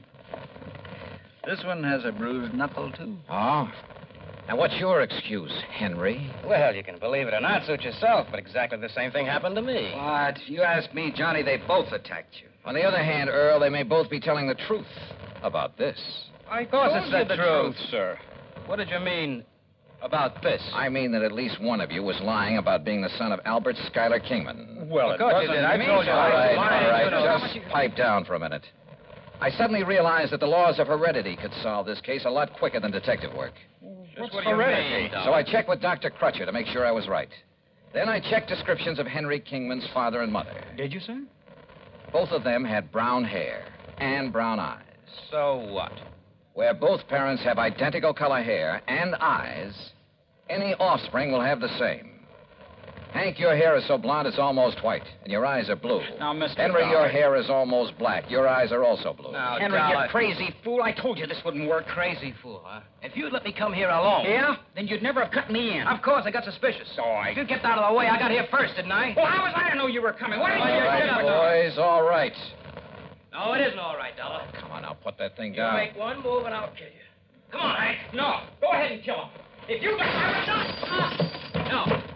Get back. Get back!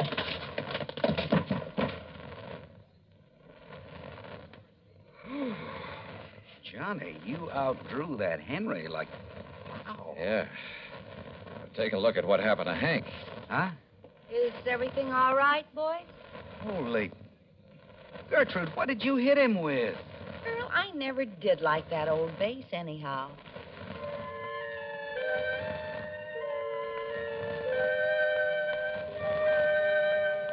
Yeah, my heredity gag was just that, a gag. But it certainly brought things to a head in a hurry. How did they know so much about the real Henry Kingman? Well, listen.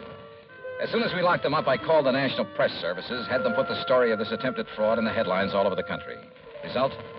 A phone call from the head of an orphanage where the real Henry had been taken in as a child, where he still lived. And, yeah, the phonies were a couple of kids who'd run away from that orphanage after he'd palled around with them, told them all about himself.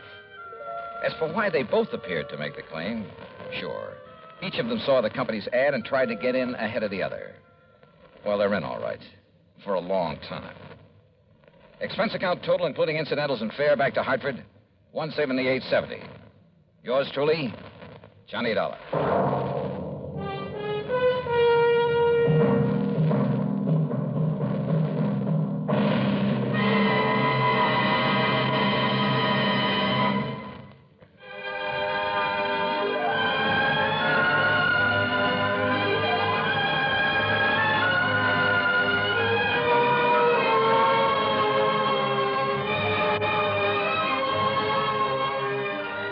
Yours truly, Johnny Dollar, starring Bob Bailey, originates in Hollywood and is written, produced, and directed by Jack Johnstone. Heard in our cast were Virginia Gregg, Vic Perrin, Sam Edwards, James McCallion, and Parley Bear. Be sure to join us next week, same time and station, for another exciting story of yours truly, Johnny Dollar.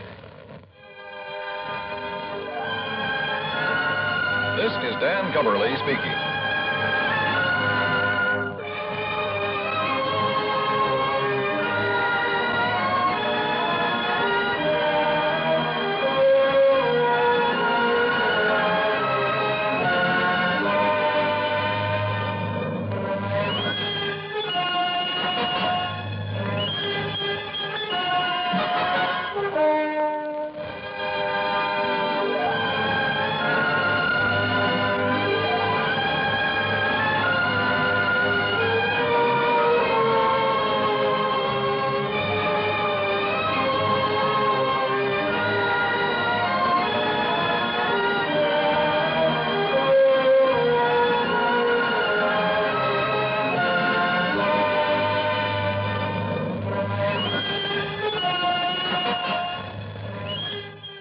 truly, Johnny Dollar, has been a presentation of the United States Armed Forces Radio and Television Service.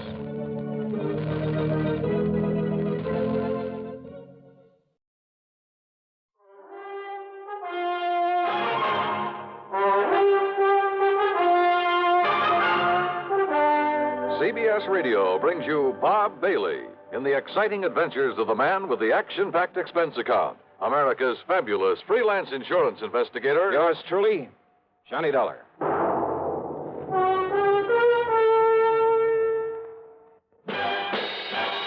Are you smoking more now, but enjoying it less? Have a real cigarette, have a Camel. The best tobacco makes the very best smoke. Have a real cigarette, have a Camel. Are you looking for flavor and mildness? Have a real cigarette, have a Camel. The best tobacco makes the very best smoke.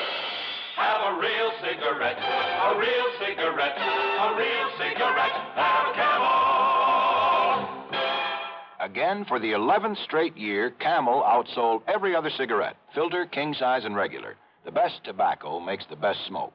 So if you're smoking more now but enjoying it less, change to Camels. Get more real satisfaction every time. Start to really enjoy smoking again. Have a real cigarette, a real cigarette, a real cigarette, have a Camel. And now, Act One of yours truly, Johnny Dollar.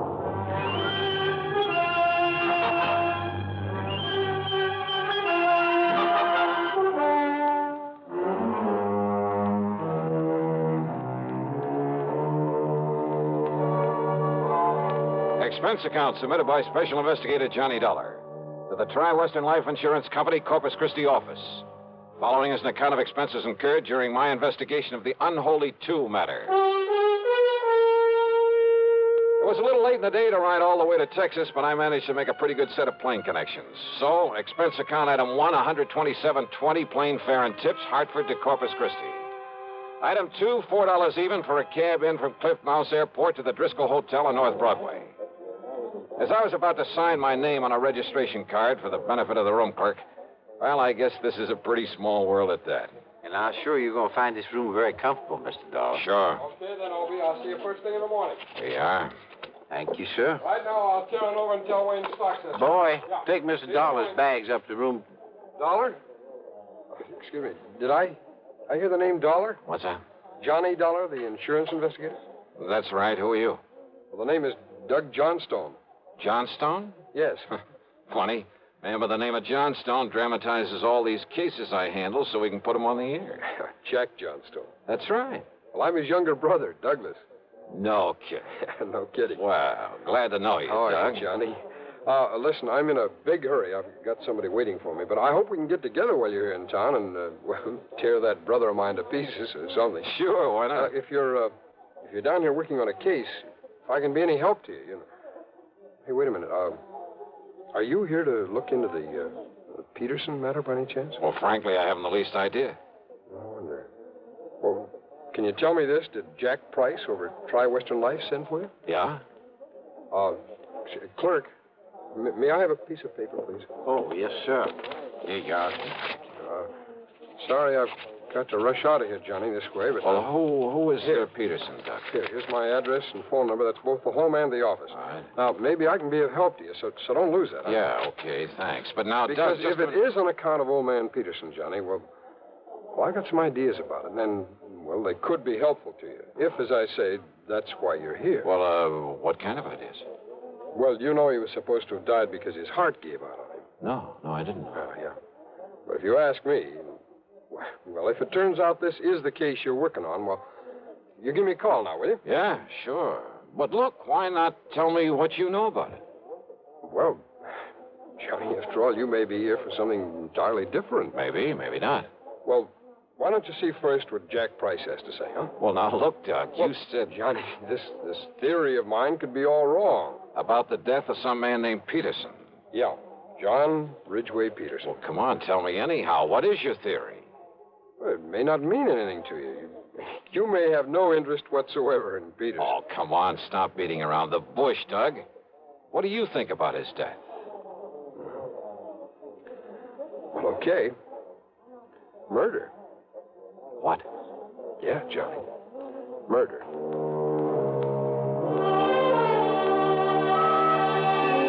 But because neither of us really knew if I'd become involved in it, that was all he'd tell me at the moment. And as he said, he had to run off to meet somebody. It was late, and I was tired after the plane trip, so I grabbed a bite to eat. That's item 3, 2 1/4, then hit the sack. The first thing in the morning, I was in Jack Price's office at Tri-Western.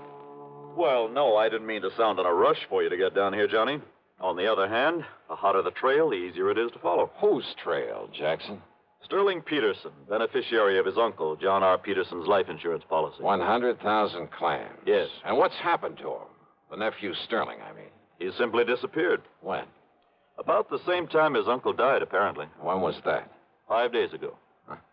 Funny that he should leave town when he was about to be presented with that wad of insurance money. He didn't know that he was his uncle's beneficiary. Oh? No. Old John Peterson never told him. Actually, the old man didn't particularly want to leave it to this nephew, but, well... Why not? Oh, they never really got along, as I understand it. The old man had been a hard worker all his life, and Sterling is anything but. Nonetheless, he named him his beneficiary, so that's that. And as heir to whatever else there is to the estate, huh? No, that goes to Sterling's half-brother, Paul. Much of an estate? Certainly not as much as the insurance. The old man didn't have much use for either of them, Johnny. But since they were his only surviving relatives, since they'd probably get everything he left anyway... Yeah, I see what you mean. Does Paul live here in town? Yes. What does he do for a living? Apparently has some money in the stock market. And Sterling? Johnny, I don't know what he lived on. No visible means of support kind of thing. You know what I mean? Uh-huh. I tried to call him, tell him of his uncle's death.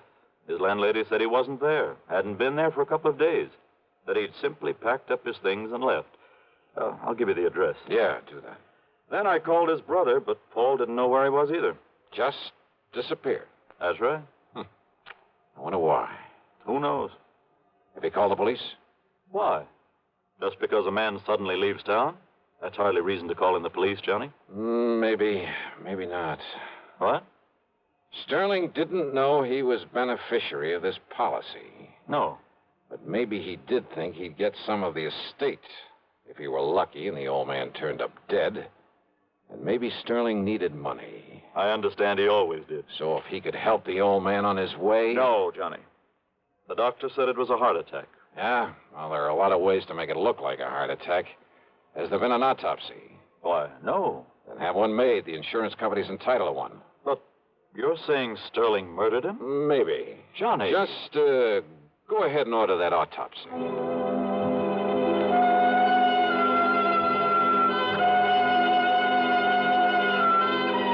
Item 5, $1.25 for a taxi. I found Doug Johnstone in his office, a small place, but with a cluttered desk of a busy man. Full of stock market reports, that sort of thing. Doug brushed him aside and got right to the point. Yeah, I've got to know a lot about Sterling Peterson lately. Now, you see, I have interest in a handful of oil wells, a gas compressor station, and things like that. Ah, lucky man. Well, I spend quite a bit of time over at Merrill Lynch, trading in the stock market. You met Sterling in a brokerage office? Well, that's where I met his brother, Paul. That's where I learned about Sterling. It seems he was always trying to get money out of Paul. I take it Paul is pretty well healed, huh? Hardly. He's a sharp one. He has a pretty wild idea of how to make money in the market. What do you mean by that?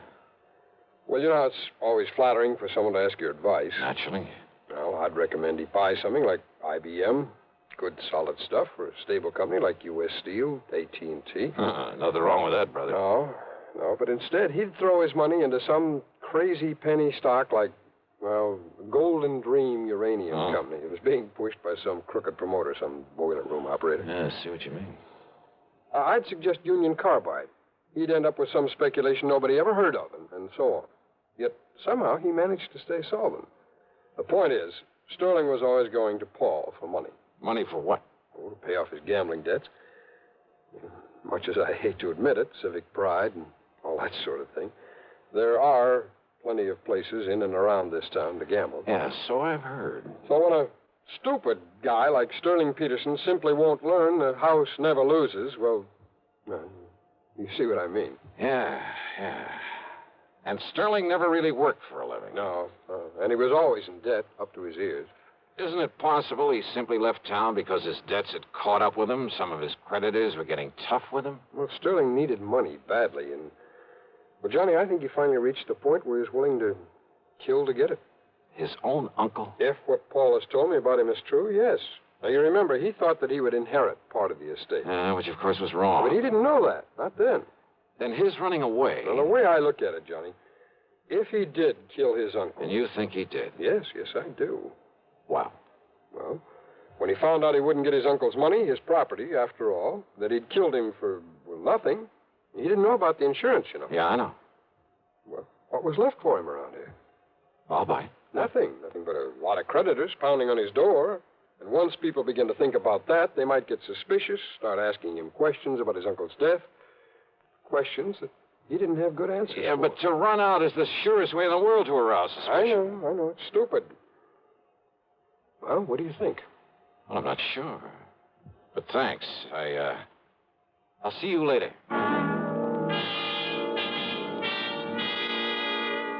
I took a taxi over to the place where Paul Peterson lived. That's item 6, $1.50. It was a nice apartment in a fairly good neighborhood. But he wasn't home. Item 7, $1 even for a cab to the brokerage house Doug had mentioned. I talked to Wayne Stockseth, a friend of Doug's. He hadn't seen Paul Peterson around there for several days. Well, Paul said something about going out of town, Dollar, to look at some of the companies he considers investing in. I see. When he gets the money from his uncle's property and so forth, Paul will have quite a bit to play with. And play with is the proper term, despite our advice to avoid so many cheap speculations. I've heard he's a bit of a plunger. Yes, I'm afraid so. Well, if he does come around, Wayne, ask him to call me immediately. I'll be at the Robert Driscoll. Item 8, $2 for a late lunch. Item 9, $1.30 for a cab to Jack Price's office. Now, wait a minute, Johnny. Yeah? Instead of hunting for Sterling Peterson, you're just hanging around hoping to find out the old man was murdered. Well, give me time, will you? But I tell you, the doctor who was with him when he died said it was heart failure. And I tell you, Jackson, there are plenty of ways. There are medical tricks. I can't Hold believe... it a minute, Johnny. Price speaking. Yes? All ready? Well, Doctor, what did you... What? Oh. I see. Thank you. What's the matter, Jackson? How did you know? How did I know what? The autopsy. Yeah? You were right.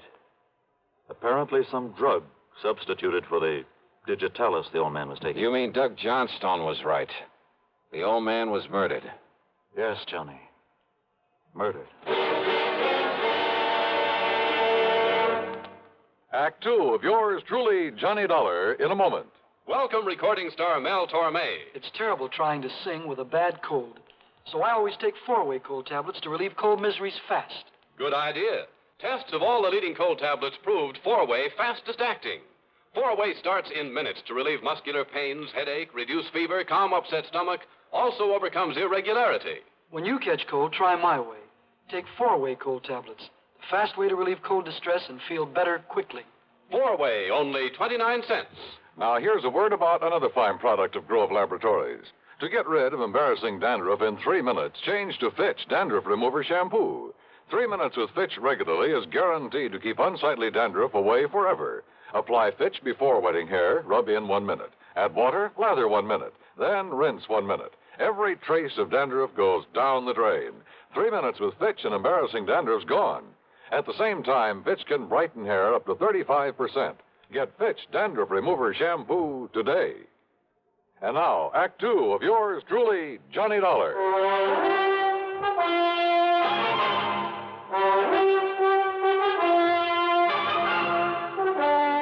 Expense account item 10, $1.70 for a taxi to the cheap rooming house where Sterling Peterson had lived before his mysterious disappearance. The landlady turned out to be quite helpful. Well, that chiseling, no-account, tin-horn gambler owed me 2 months back rent, Mr. Dollar. Well, if we can find him. Only I'm beginning And to you doubt it. ask me there's something mighty suspicious about the way he picked up and left. Yeah? What do you mean, Yeah. Mrs. Toomey? Well, now, here, now, you look for yourself. You see all them empty hangers in that closet there, and them empty drawers I pulled out on the bureau? Oh, so what? Yeah, took every stitch of clothes he had. How he ever stuffed them all in them 2 little suitcases he owned would have been impossible. So he picked up a tour over, a couple of more handbags. Without me seeing him come in here with them? You apparently didn't see him leave. Well, no. Look here, in the medicine cabinet in the bathroom. Now, every receipt. Yeah, that is funny. Well, it sure is. Man not taking along his comb and razor and shaving things and his toothbrush and his hair tonic. I don't care how much of a hurry he was in. Mrs. Toomey, the day that Sterling Peterson disappeared. You mean the night he disappeared, don't you? Do I? All that day, he just sat around here, said he was waiting for his brother. His brother had promised to come and see him. Oh? Ask me, he was hoping his brother'd bring him some money to pay up his rent and things. Did his brother come around? At 7 p.m., his brother telephoned. I took the message. Yeah? Said Sterling was to meet him at some dive out on Staples Street, so he left. And that's the last you saw of him? I heard him come back here and up to this room sometime after 2 a.m. But you didn't actually see him. I go to bed at a respectable hour. Then how are you sure it Next was? morning he was gone. Bag and baggage must have just plain sneaked out on me. No, I don't think so, Mrs. Toomey. What's that? A couple of things I learned earlier, a couple of things you've told me, and the stuff in that medicine cabinet. Eh? Now, I don't think you'd better bank on collecting any back rents. Not from Sterling Peterson. That beat. Is he? Of course he is. Or is he just plain dead? I went back to my hotel. No, Paul Peterson hadn't called me. But there was a message from Jack Price, so I went to my room and I phoned him. I just wanted you to know the police are in on this now, Johnny. As a result of that autopsy. Yes, they're looking for Sterling Peterson, too. Also, they've been looking for you. They're very anxious to talk with you. Anytime they like. After all, it was you brought this thing out in the open by suggesting the autopsy. Because you had the idea that it might be murder. No, that was Doug Johnstone's idea, and a very good one. Have they talked with Paul Peterson? Well, I assume they will. Well, if he's back in town, huh? Okay, Jackson, thanks. Now, let's see. Yeah? Come in. Dollar? That's right. I'm Paul Peterson. I got your message. Wow. Come in. I understand that you're an insurance investigator, that you're looking for my half-brother Sterling. Ah, that's right. Who didn't know that he was the beneficiary of your uncle's insurance. Sit down. Well, thanks. I just got back in town from a business trip, and... So? Look, I found these letters waiting for me. Oh, from Sterling? Yes, here. Dallas, Wichita, Sioux Falls, South Dakota, Fargo, North Dakota? Yes, and by now he could be across the border in Canada. Yeah, maybe. Read it, Dollar. Just keep quiet and give me time, and you won't have to worry about me anymore. Yeah, the others are practically the same. Yeah. Neatly typewritten, no signature. I'm afraid it's obvious who they're from. So it looks as though your half-brother is running away. Now that we know your uncle was murdered. Murdered? Yeah, that's right. Sterling. Type these on your own machine, Paul? That might be pretty easy to trace. What? Yeah, with Sterling out of the way, you'd get your uncle's insurance as well as his money and property, wouldn't you? I suppose so, but I don't see what you're driving at. Oh, you did things up pretty well, Paul. Much better than your stupid brother could have. What are you talking and about? And all to play safe in case we discovered it was murder. Dollar. That so-called business trip. It was so that you could mail these letters to yourself, make it look as though Sterling had done the murder. Well, he must and have. what happened? Did you make the mistake of telling him you'd done it? I?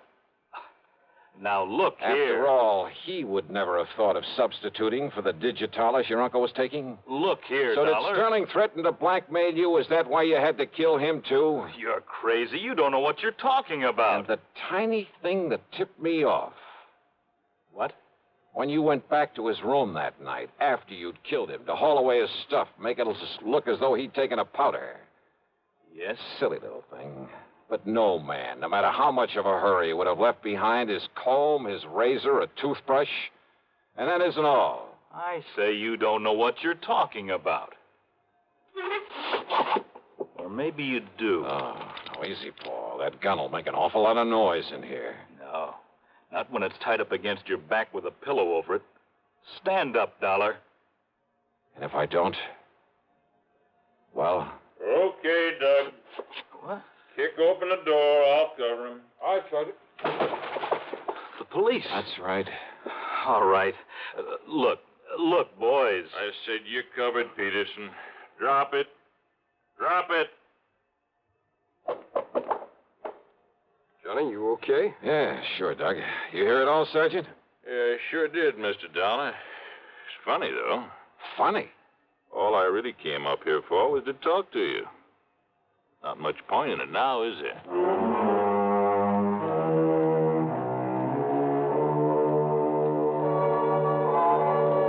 So, another day, another dollar. And I'm not talking about myself. Expense account total, including hotel bill, a flock of incidentals, and a plane back to Hartford, $287.20. Yours truly, Johnny Dollar.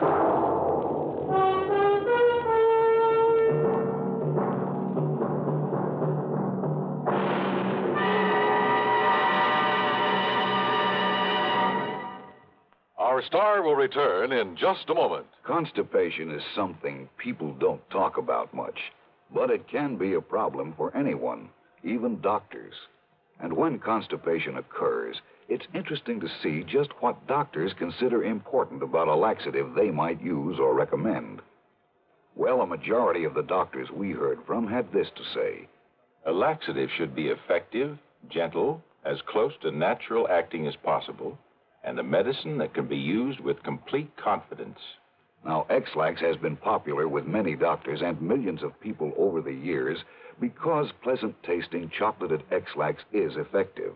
Overnight, it helps you toward your normal regularity. X-Lax is gentle. Next morning, it gives you the closest thing to natural action. And that's why many doctors and millions of people use X-Lax with complete confidence. X-Lax, the laxative that helps you toward your normal regularity gently, overnight. Is X-Lax in your medicine cabinet? Now, here's our star to tell you about next week's story. Next week, a hurried trip to Alaska to look for a clue to a murder. And say, if you've been to Alaska, if you know anything about the customs, the manners of the people up there, especially their eating habits, well, it's quite possible that you'll find a solution to the case even before I do. Or maybe you will anyhow. Because it all hangs on a tiny, seemingly unimportant clue. And yet, well, give a listen. See how well you can break down a killer's alibi. Yeah. Join us, won't you? Yours truly, Johnny Dollar.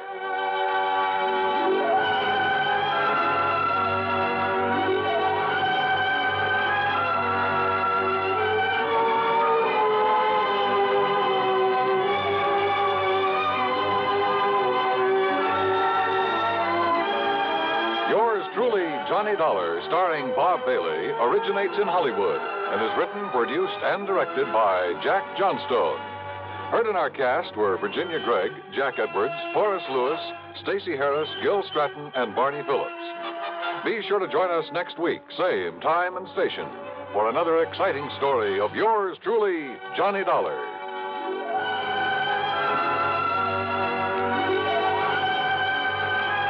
This is Dan Cumberly speaking. Tangled secrets unravel eerily all through the long night as suspense follows on the CBS Radio Network.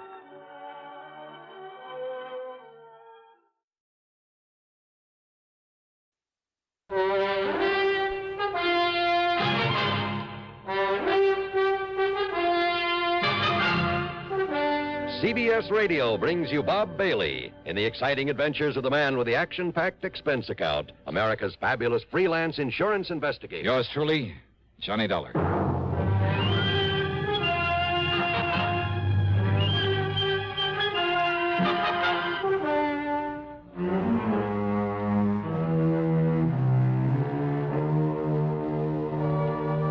Expense account submitted by Special Investigator Johnny Dollar to the Mono Guarantee Insurance Company, Little Rock office.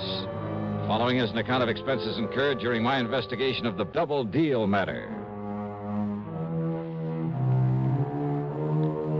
Expense account item 1, $14.10, plane ticket from Hartford to Philadelphia, PA. Item 2, $6.25, taxi and tip for the ride into Eastern Trust and Insurance on Walnut Street. Hiya, Ted. Mighty glad you could make it, Johnny. How are you? So they made you the big wheel in this office, huh? Made me the goat is more like it. Sit down. Yeah, sure. Now, What's this about Mickey the Hood? Michael Jonathan O'Banion. Oh, it's a nice, respectable-sounding name, but... Oh, brother, what a character. Bootlegger, among other things, wasn't he? Rum runner, gun runner, smuggler, jewel thief. Probably a killer, too, back there in the 20s. Only they could never pin it on him. Yeah, a real nice boy. Well, after he served his term, in order to fill out his parole, he worked for one of the drug companies here in town. Oh? And then about, 2 years ago, he opened a little importing company. Probably just a front. Importing? Yeah, drug imports, mostly from the Far East. And that's when Bruce Terwilliger sold him all his insurance. Terwilliger? Yeah, my predecessor in this job. Oh. That's when he sold Mickey all his insurance. Nearly $500,000 coverage on his business. I'm sure it's not worth a tenth of that. And over $250,000 on his life. Sounds as though he's still in the rackets. Sure. And wants plenty of coverage in case he gets bumped off. And he should have been, long time ago. All right, who's his beneficiary? Oh, hold your hat, Johnny. Mary Toodles Baker. Toodles? Yeah. She's a cheap stripper, right out of the saloon circuit. So you want to take him off your books, huh? Well, he's a bad risk. He's constantly behind in his premium payments, and Well, I just don't want him as a client of this office. Well, I can't say I blame you.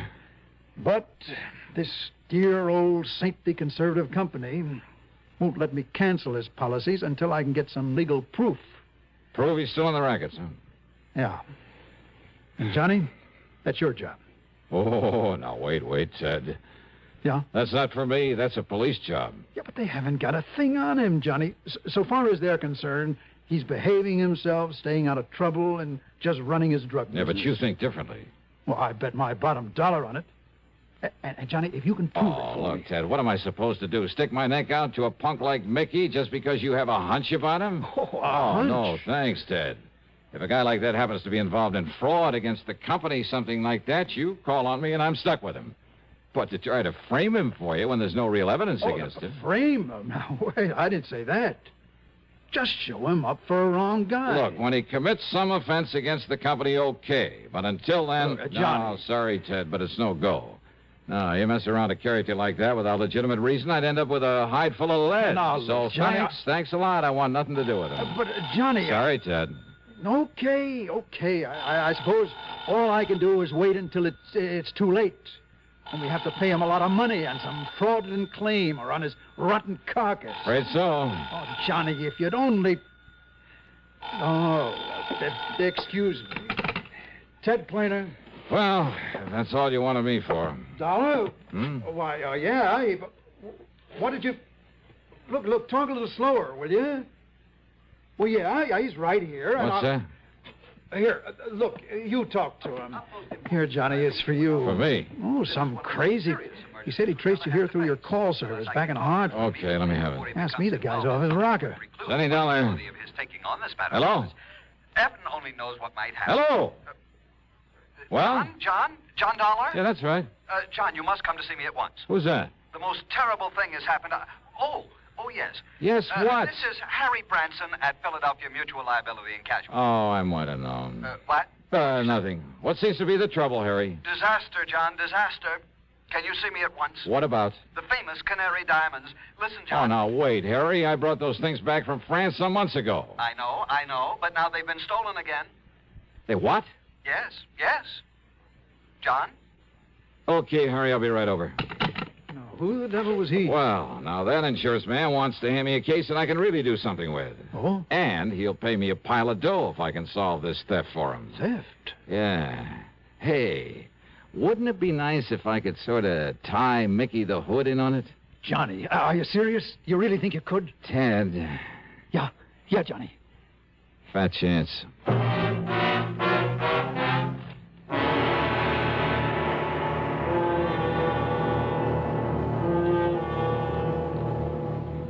Act 2 of yours truly, Johnny Dollar, in a moment. Have a commander, welcome aboard. Have a commander, welcome aboard. The cleaner the tobacco, the better it tastes. Have a commander and see The cleaner the tobacco, the better it tastes. And in Commander, the tobacco is vacuum cleaned. Have a Commander. Welcome aboard. Treat yourself to a pack of new king-size Philip Morris Commanders, made on a new machine, the Mark 8, that takes rich, full-flavored Philip Morris tobacco and gently vacuum cleans it.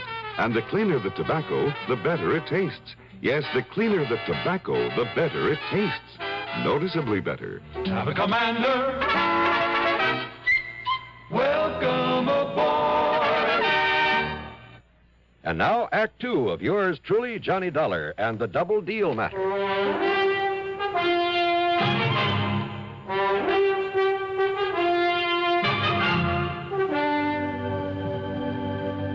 I found Harry Branson pacing the floor, wringing his hands. John, thank heaven. So the Canary Diamonds have been stolen again. Terrible, terrible. But I thought they were insured by They you. got so much publicity when you recovered them from that smuggler over in France that one of our important clients, Mrs. Arthur Pierpont Galloway, just had to have them. So she bought them and then insured them with us. How much, Harry? $515,000. Wowee. She received a phone call that one of the national magazines wanted pictures of them there at her home. The call was a phony? She thought her chauffeur and butler would be protection enough, but when the man came, well, he tricked her into being alone with him, and, well, he just walked off with the diamonds. Well, they must have a description of him. Of course they have, but a rather confusing one. They were all so excited. So, what about the police? Oh, dear, the police have showed Mrs. Galloway and the chauffeur and the butler so many pictures of criminals. They just don't know which is which. Oh, fine, fine. But the police seem to think that they have some ideas about who this terrible thief might be. What about fingerprints, that sort of thing? Oh, he was far too clever for anything like that. I suppose so. Hey, I wonder if the chauffeur or the butler could be in cahoots with this man. Absolutely not. Well, you sound pretty sure of that. I know both of them myself, have known them for years, ever since they went with Mrs. Galloway, and I'm certain they are absolutely honest. After all, John, I am an excellent judge of character. Oh, yeah, I'm sure of that. Now, who's in charge of this case at headquarters? At Central Headquarters, Lieutenant Bernard Barry. Bernie Barry? Sure, I know him well. Now, here, I'll give you Mrs. Galloway's address. Don't bother, Harry, not yet. Oh? John, you mean you might have some idea who might have done this? Not the least. But unless you see and talk with her... But as long as the police have some ideas, why don't I see them first? Oh. Yeah, I'll give it a fling, Harry. Give it a fling? Sure, as long as I'm already here in Philly. John, how can... Don't you...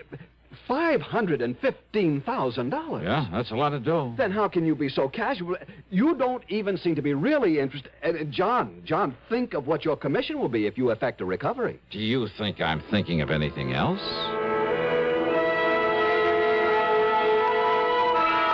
I walked on over to Central Police Headquarters and talked to Lieutenant Bernard Barry.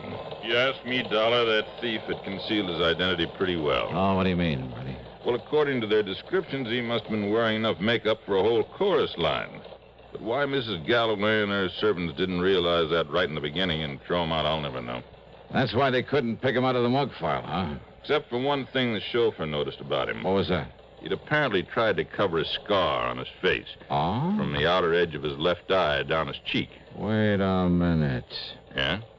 Maybe 5 feet 8 or 9. Very heavy, say a couple of 100 pounds. Yeah, darling, I'm way ahead of you. And say about 51 or 2 years old. Well, with all that makeup, it was hard to tell. But black hair, bushy eyebrows, maybe? We'd powdered his hair to make it look gray. We found traces of the powder. But Mickey the Hood. Mickey O'Banion. So we've had a tail on him every minute since the robbery was reported. And? Nothing, darling, nothing at all.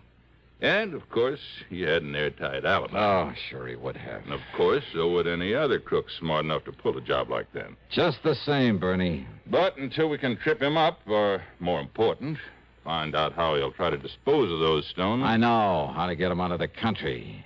Hey, but wait, his drug importing business. Yeah, importing, Dollar, not exporting. But he must ship stuff around in this country. And any shipments he makes will be gone over with a fine-tooth comb. Unknown to him, of course. Yeah? What do you mean by that? Well, if he did take these stones, he'll know everything you're doing. Maybe. You're thinking, of course, about how they were gotten out of the country before, in those cases of canned goods you found in Paris. Yes. I'm also thinking how impossible it would be to dispose of them here in the U.S. Even broken down? Taken out of the settings? Oh, look, Bernie, the distinctive color of the Canary Diamonds, all of them perfectly matched. That color's so unique that, well, he'd have to get them abroad. But where and how? Dollar, all we can do is keep an eye on him. Of course, keep an eye open for anyone else who might have stolen him. Well, Bernie, I'll concentrate on him. But what'll you do? I mean, that we're not already doing. Well? Bernie, I haven't the least idea. Oh, sure. Maybe someone else had taken those stones. But I've played my hunches before, and somehow they've usually paid off. And sure, if Mickey did steal them, why, maybe he was smart enough to simply sit tight for a while until things cooled down. I looked up the address in the phone book, then spent item 3, $1 even for a cab to a small building on South 23rd Street marked O'Banion Drug Imports. It was a small kind of store building with a combination office and sales room in the front. Much to my surprise, there was only one person there.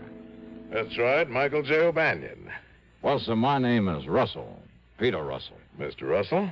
Yes, sir, I own a small chain of drugstores in the South. And we get a lot of calls for anything unusual down there. Our customers seem to go for unusual, exotic-type drugs and medicines. Oh, so I understand. So when I saw your ad in the Yellow Pages, I thought I might take a look at your stock. Oh, fine. Everything we catalog is right here on these display shelves. All right, sir. Yeah, pick out whatever items you like. I'll be glad to ship them to you. Everything from dried seahorses and kelp, the Oriental people go for those things, to rare items like oil of rhodium, lovage, musk. Yes, sir. I see y'all import a lot of things from China and Japan. Well, I have contacts in Hong Kong and Kowloon that furnish me with many unusual items. Excuse me, Mr. O'Banion. Yes, I'll be with you in a moment, madam. Mrs. Peterson. Yes, that's Is that right. Yeah, we met at the travel office, and you promised me some Yes, of those... of course, Mrs. Peterson. I have the bottle of nerve pills I promised you right here. Oh, I'm so glad. And how much do I owe you for them? Oh, not a thing. Not a cent. Well, Glad to have been able to make them up for you. well, Here you are. aren't you nice? Such a big bottle, too. Oh, it's my pleasure, Mrs. Peterson. Well, have a nice trip. I hope I can swallow such big pills. Yeah, well, you just chew them like candy. Well, they don't taste bad. Just like sugar pills. Well, how nice. And remember, keep them in this bottle with its special seal and take only one each day. Goodbye. My goodness, there's so many of them. Yes, I'm sure And they'll... you're so nice to have gotten them for me. Yeah, that's perfectly Well, all right, I'm just Mrs. sure I'll have no nerves at all on this Yes, tour. well, that's good. Now, if you'll just excuse... I'll tell you. I'll send you a postcard when we get to Hong Kong and let you know how That's they not work. necessary at all. And goodbye, Mrs. Peterson. Well, I certainly thank you. Well, it's my pleasure. Goodbye. Well, now we can get back to business. Are you always so nice to your customers, O'Banion? Just a minute. Yeah? Forgot your phony accent, didn't you? My, That voice. I'd know that voice anywhere from the radio. The radio? Johnny Dollar. So? I should have known it when you talked about a non-existent ad in the Yellow Page. So I pulled a boo-boo. Listen, Dollar. If the police sent you around here, if you think I had anything to do with those Canary diamonds... Well... Neither you nor anybody else can prove it. So, Dollar, if you know what's good for you... Oh, now that's a corny line. If you want to stay alive, just leave me alone. Make this Thanksgiving something special. How? By taking lots and lots of pictures. Just think of all the wonderful moments you can capture forever. Mom in the kitchen making dressing. That big moment when Dad starts slicing the turkey. The look on the kids' faces when they select their pie. Dad snoozing in his favorite chair after dinner. Yes, pictures are the best way to make those moments last forever. But only with flash can you capture all the fun and color of those moments at their best. Anytime, anywhere. That's why now, today, you should pick up a pack of Sylvania Blue Dot flash bulbs, the world's largest selling brand. Sylvania Blue Dots work with any film, with any camera, and you can always be sure they'll work. Simply look at the little blue dot. Sylvania puts it there as your assurance that it will fire.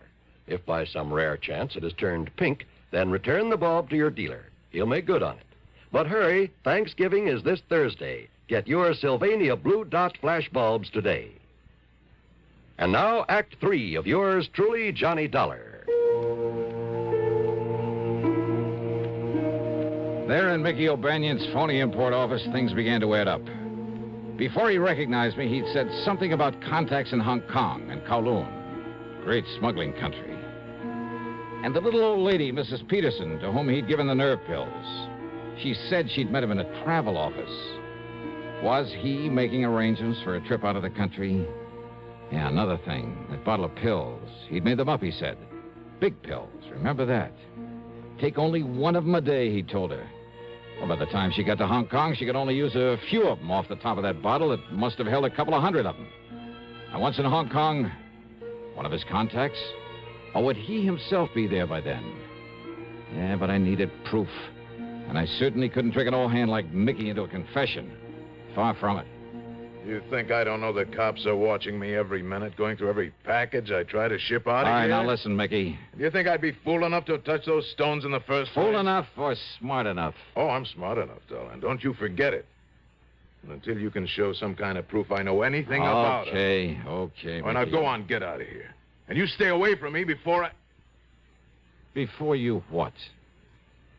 All right, go on, get out. Sure. Why not?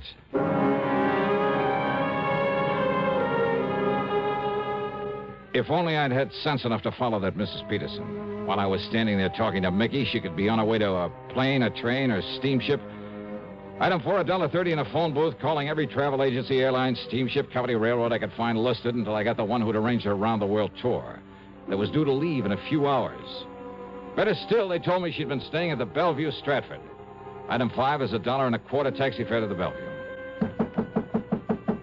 Just a minute, bellboy. Well, Mrs. Just a minute. All packed now, bellboy, and you...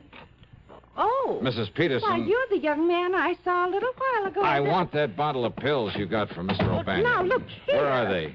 I'm a very nervous woman. All right, my name is Dollar, special investigator. Investigator? That's right. That's like a detective. That's right. Now, please, those nerve pills. I haven't done anything wrong. You will if I don't stop you. What? No, you're a robber, a burglar or something. Oh, look, and listen to me, I'm will you so please? nervous. Then why don't you take one of those pills? Yeah, go ahead. Yes. Yes, I will. While I dig out some credentials to prove I'm telling you the truth. Here. Now, here they are. All right, here are my credentials. And let me have this bottle. Johnny Dollar, freelance. But you're selling them. Now, they can't all be loaded with. Let me have one of those pills so I can... Here, now... All right, that one you took. Maybe from the bottom of the bottle. Because of the way they fell on the table when I spilled them out. What possible difference could... Oh. Huh? Oh, my dear, I've broken a tooth. No, you haven't. All right, spit it out into my hand. I certainly will. Come on. All right. Here. Broken tooth, huh? What? Ever see a more perfect yellow diamond than this? Diamond? Over a carat, I'd say. No wonder he had to make the pill so big. But I don't... Oh, and what a beautiful stunt. Who'd ever think to question a bottle of nerve pills carried to Hong Kong by such a sweet, pretty little old lady? Well, but... And once there, either Mickey or one of his pals would take them away from him. Mr. Dollar? But instead, we'll just dissolve the sugar coating off the rest of these and... Mrs. Peterson. Well, yes, Mr. Dollar. How would you like some extra spending money on this trip? Say, a couple of $1,000? A couple of $1,000? And all you have to do is come along with me and tell the police where you got this bottle of pills. But I'm afraid I still... Well? Well, of course.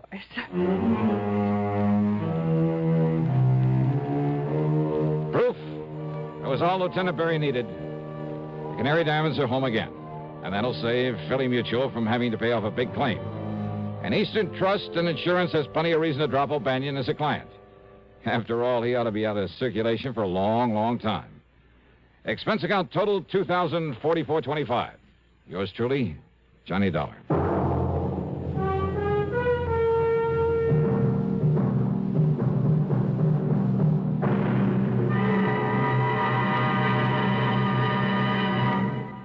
Our star will return in just a moment. Constipation is something people don't talk about much, but it can be a problem for anyone, even doctors. And when constipation occurs, it's interesting to see just what doctors consider important about a laxative they might use or recommend. Well, a majority of the doctors we heard from had this to say. A laxative should be effective, gentle, close to natural acting. A medicine that can be used with complete confidence. Now, X-Lax has been popular with many doctors and millions of people over the years because pleasant-tasting chocolated X-Lax is effective. Overnight, it helps you toward your normal regularity. X-Lax is so gentle, so close to natural acting, there's no upset. That's why many doctors and millions of people use X-Lax with complete confidence.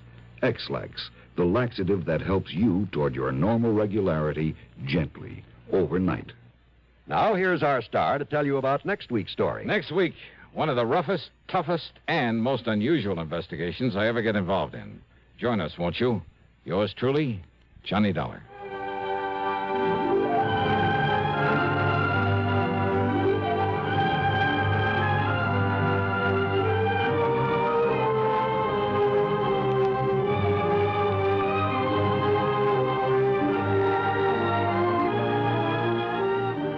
Yours truly, Johnny Dollar, starring Bob Bailey, originates in Hollywood and is written, produced, and directed by Jack Johnstone. Heard in our cast were Virginia Gregg, Chet Stratton, Harry Bartell, Barney Phillips, and Paul Frees. Be sure to join us next week, same time and station, for another exciting story of yours truly, Johnny Dollar.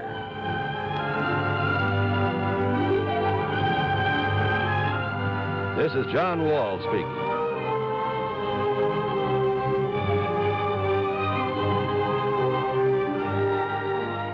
Stay tuned now for another tale well calculated to keep you in suspense. This is the CBS Radio Network. You're tuned to Radio 590 WROW in Albany, New York.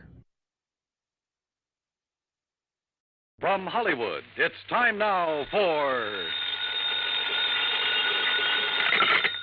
Johnny Dollar. Lud Barlow, Johnny. I'm on a spot. What's the matter? The Templeton house in Boston was knocked over sometime during the night. We have a $100,000 loss on our hands. Can you go over there right away? Well, I'll see what the plane situation is, Lud. And Never mind the plane situation. Just pack up and get out to the airport. I'll meet you at Hangar 12. What? I'm chartering a plane for you.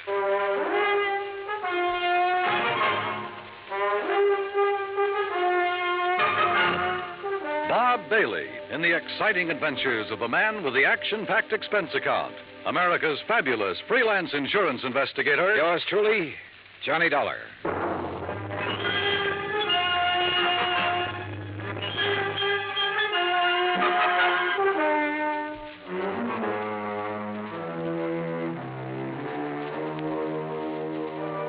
Expense account submitted by Special Investigator Johnny Dollar to the Mideastern Indemnity Corporation, Home Office, Hartford, Connecticut. Following is an account of expenses incurred during my investigation of the Templeton matter.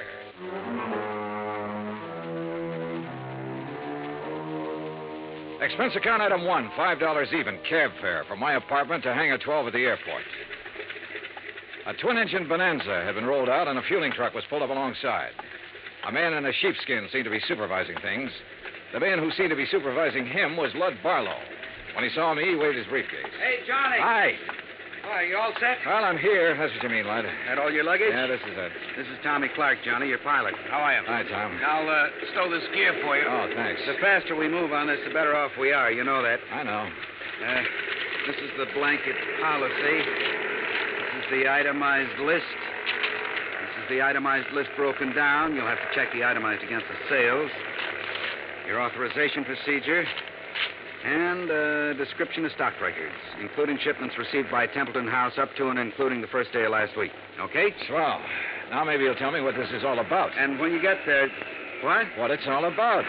Let's start with Templeton House, huh? It's the biggest jewelry firm in Boston. You said they were robbed last night. Burglarized, broken into somewhere between 5 and 7 o'clock in the morning. All set, Mr. Dollar. What'd they get away with? Well, that's for you to find out, Johnny. We carry a blanket policy on all their stock. Anything in the store in the way of merchandise is covered. On the phone, you said something about $100,000. It may be $200,000, Johnny.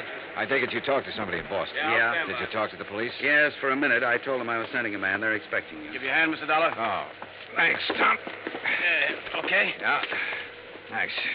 Who's in charge, Lud? Lieutenant Roebuck. Roebuck? Yeah. Get your seatbelt, Mr. Dollar. Oh, sure. He'll want to see those contents records. You be sure and tell him they're up to date. Who's the man with the company? What? The man at the company. Templeton. Stand clear, Mr. Barlow. Remember, Johnny, a client can face a thing like this a lot better if the man from the insurance company standing by. I'll I'll try to remember that. Good luck and keep me informed.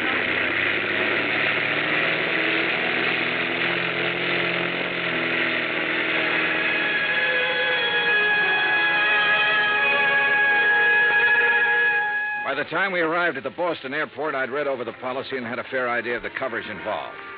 Expense account item 2, $10, more cab fare. I dropped my bags off at the Independence Hotel and had the driver take me over to Templeton House. 2 police cars were parked in front of the building, and 2 uniformed police officers were parked in the doorway. I'm sorry, mister. The store's not open today. Well, I'm from the insurance company. Oh. Lieutenant Roebuck's in the back. Go ahead.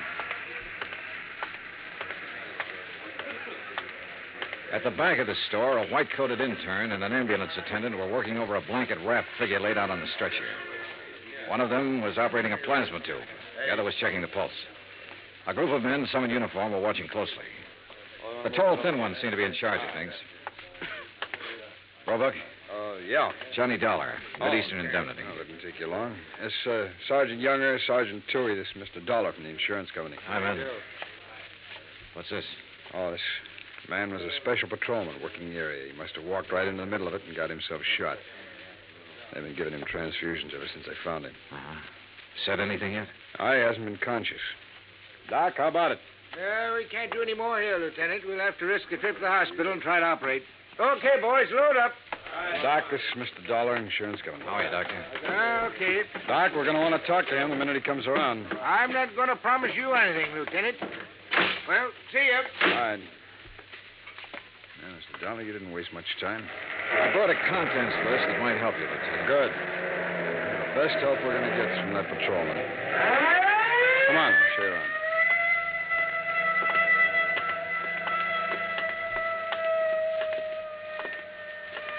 This is where they got in. Jimmy, huh? Yeah, most likely. There's marks there on the door jamb. As near as we can tell right now, they only took important stuff. Easy to move. Easy to break down and unload, you mean? Yeah. Here you can see where they snipped the alarms, grounded the wires. Mm-hmm. Showcases aren't touched. No, they went straight for the safe, Dollar. Well, we really got something on our hands, huh? You don't just break into a store and open one of these things very easy. Someone did.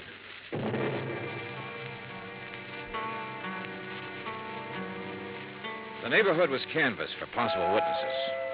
I spent the rest of the morning with Dorian Templeton, the owner of the company. By noon, we had taken an inventory of the missing stock and drawn up a tentative list. As far as I know, that about does it, Mr. Dollar. Now, what's the next step? I'll check this against the merchandise received reports, Mr. Templeton. It'll take a while. As soon as I have that finished, you can check it over again and file a formal claim. And then? The company will reimburse you in cash. Well, what are the chances for recovery in a case like this? Well, I could quote the actuaries, Mr. Templeton, but I won't. Why not? Whoever broke in here last night knew what they were about.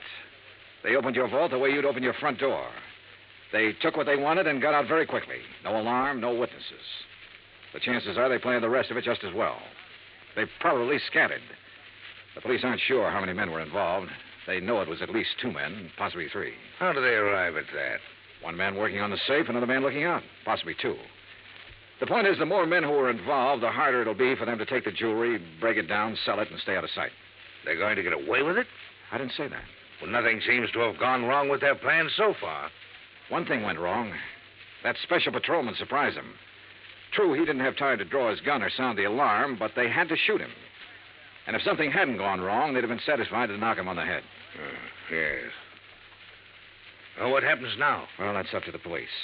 I can tell you their investigation will take some time. Burglary is the toughest kind of thing to work on. Why? No witnesses. I never thought of that. Dollar, you all cleaned up? Well, we got a tentative list. As soon as I check it, I'll give it to you. Okay. Mr. Templeton, I'd like to have you come with me now. Now? Yes, we'll want your statement, sir, and there's quite a bit of work to do with the employees. All right.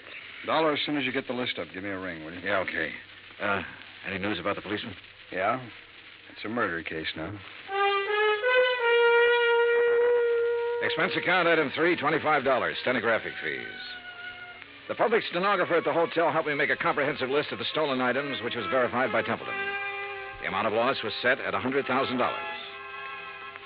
By late afternoon, clerks, stenographers, accountants, designers, salespeople, stonecutters, all in Templeton's employ had made statements to Lieutenant Roebuck. The statements were in the process of being checked. A general roundup of known safecrackers and burglary suspects had begun. Expense account item 4, $3.75 dinner. Lieutenant Roebuck and myself. Well, it's going to be a long night. Yeah. Any luck on the employees? Well, it's hard to say yet. One of them has a record. Hmm? Yeah, a fellow named Tabor, one of the janitors there. He's a two-time loser. I had him tucked away in a cell until we clear some of this other stuff away. Has he said anything yet? Oh, he denies all knowledge. As far as time incident goes, he was home sleeping when all this happened, but that doesn't rule him out of somehow getting that safe combination and passing it on to a friend. Yeah. Man with a record's apt to have that kind of friends who'd be interested in just that kind of thing. Hey, how much do you want me around?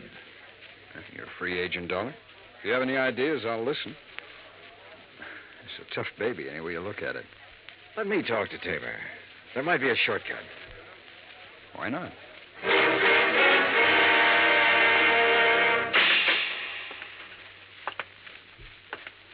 Well? John Tabor? That's right. Who are you? Johnny Dollar. I'd like to talk to you a minute. Okay, talk.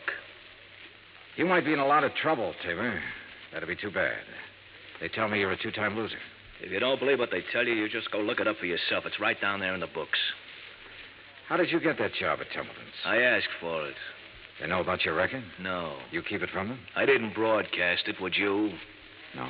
Okay, what other dumb questions have you got? Do you have any ideas about this? I've got a lot of ideas. Do you know anything about it? No. Need anything? What? Cigarettes, anything? I'm all set. Okay. My company faces a big loss in this case. We'd like to avoid that loss. There's a standard offer I'm authorized to make in some instances. I'm going to make it to you.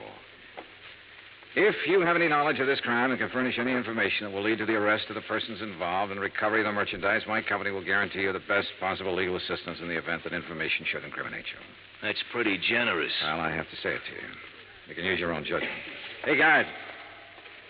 It's a pretty good offer when you think about it, Tabor. You have a record. The police can't pass you up without a lot of scrutiny.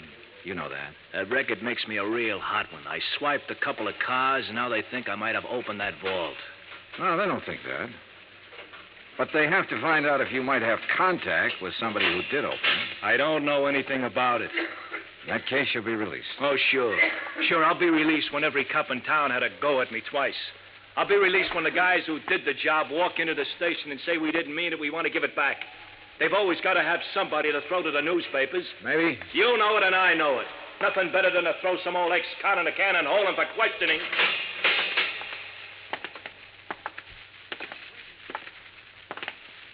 Well, Dolly?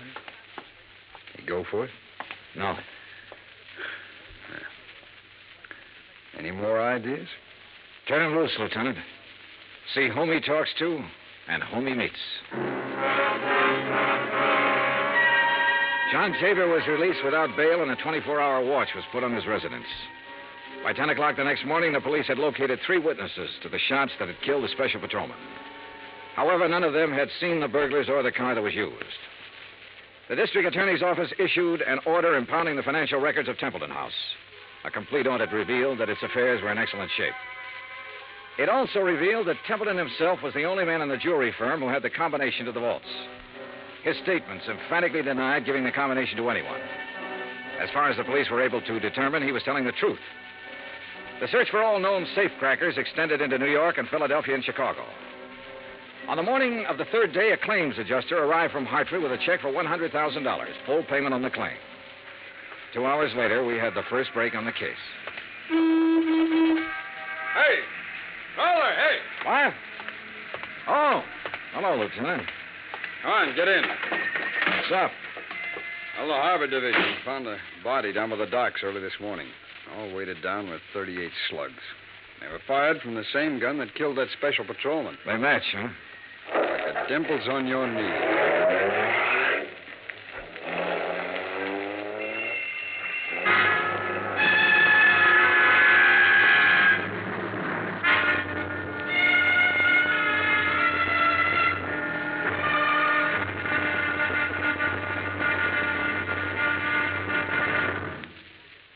Act Two of yours truly, Johnny Dollar, in just a moment. It is a rare event when a young man decides to leave civilization behind and hide himself away in the steaming jungle, just so he can help his fellow humans in a remote corner of the world. The late Dr. Tom Dooley did just that when he left the United States to help the sick and starving jungle people in the little kingdom of Laos in Southeast Asia. Dr. Dooley's story is well known to nearly everyone. And all over the world, people talk of his little jungle hospital on stilts. That's where he treated the dread diseases of the jungle and trained native medical technicians so that they might help their own people. Dr. Dooley wrote and lectured to many people so that the work of his medical assistance program, Medico, might go on.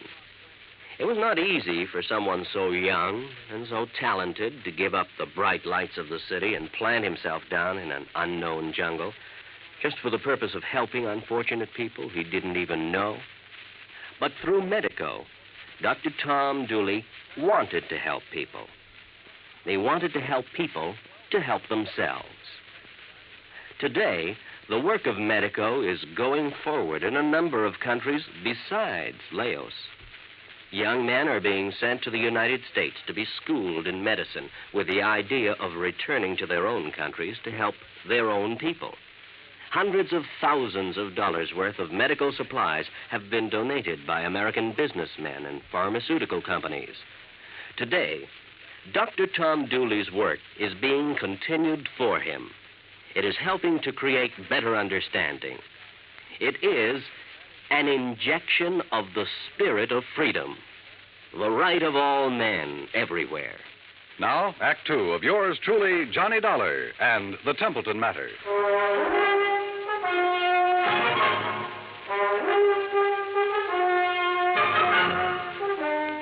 I spent the rest of the day with Lieutenant Roebuck at the morgue. The body that had been found in the harbor was a man about 35 to 40 years old, slim build, dark hair. The labels had been cut out of his clothes and the laundry marks torn off. His fingerprints didn't check with anything in the local files. Roebuck put them on the wire to Washington and requested an urgent identification. Johnny Dollar. Blood Barlow, Johnny. What's this in the paper? Well, the special patrolman and the unidentified man were killed by the same gun. As soon as we get an identification, we can go to work. How about that ex-con that turned up working at Templeton's? Tabor? Well, they're still watching him. He might have been the case man. So far, it's just an idea. I'd like a recovery on this one, Johnny. So would I. What do you think is possible? Well, 2 days ago, I would have said no. Today, things look better. For one thing, none of the merchandise has shown up on the market. For another thing, there has to be some kind of connection with this unidentified man. I just read your report on Templeton himself. He's out of the question as a suspect? So far, yeah. He's the only one who had the combination to the safe. There's no apparent motive for him to rob himself. But he's the only one Don't who start yelling at me, lad. I know what you're thinking. Find a motive. Well, give us time, boy. Give us time on everything. Lad? Oh, I guess I hate to pay off big claims. You may get it back. Keep your pants on. Expense account item 5, $50 deposit for rented car. That afternoon, I drove from Boston to Creeksdale, the home of the Grantland Safe Company, where I met a man who looked as formidable as the product he manufactured. I am Grantland, sir. I found him standing inside a shiny new vault, ready for shipment. Beautiful thing, eh? On its way to South America tonight. Well, I never thought of a safe exactly that way, Mr. Grant. Ah, beauty, strength. Think for a moment, sir, the treasures it will someday hold. But I bore you, sir, with my enthusiasm. Now then, you say you are here on a matter of vaults? One vault, Mr. Grantland. No. The one your company sold and installed at the Templeton House in Boston 17 years ago. Yes. Have you read about the burglary? No, sir, I have not. Templeton House? Yes. The vault was opened. Blasted? Opened. Someone had a combination. I'm bewildered, sir. Indeed I am. You'll want a thorough accounting from my organization, of course. Well, that's up to the police, Mr. Grantland. Right now, for my own information, I wonder if you could tell me who might have the combination to that vault. Well, in answer to your question, I would first have to inspect our records. Well, I brought the serial numbers. Oh, well, let me see. Mm-hmm. That's as good as... the K series. Mr. Keating set the final combination. Mr. Keating? Yes, my chief engineer for years. And who else? Myself, sir. I'd have a record of the combination in my own file. And who are those available to? Myself, sir. I keep them in my own vault. I see. Anyone else? No one here. The people in proper authority at Templeton's. I'd like to meet Mr. Keating if I could. Impossible, Mr. Dollar. Why? Mr. Keating has been dead these 6 years.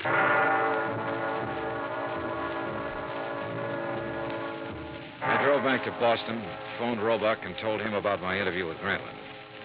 He said he'd already started looking into Grantland's background and expected to have a report within 36 hours. I was a little surprised when Dorian Templeton called half an hour later and asked me to have lunch with him. Would you like a drink? No, not now, guys, no.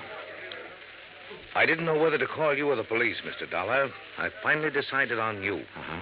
What's the matter? Well, it's one of those strange things.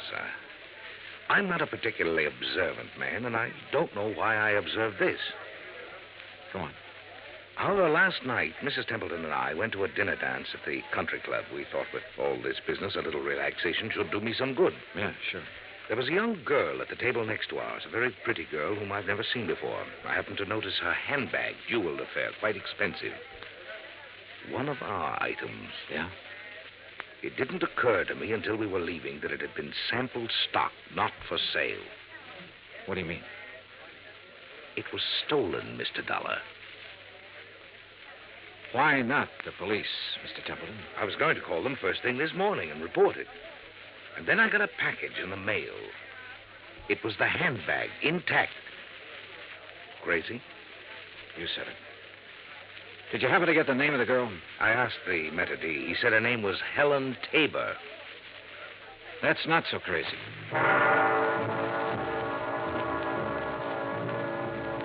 Expense account item 6, 10 cents, one phone call. To Lieutenant Roebuck to see if John Tabor was still being watched.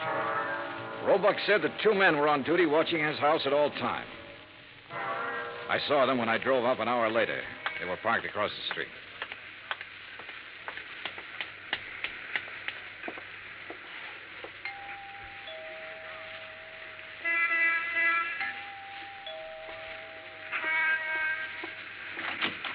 Yes? Miss Tabor?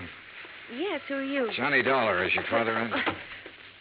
He's sleeping right now. May I help you? I don't know. Didn't I see you at the country club last night? Why, yes, were you there?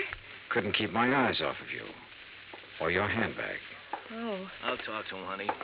Dad, is anything wrong? Nothing I can't handle. Go ahead, fix up a pot of coffee. All right, Dad. Nice girl, Tabor. Yeah.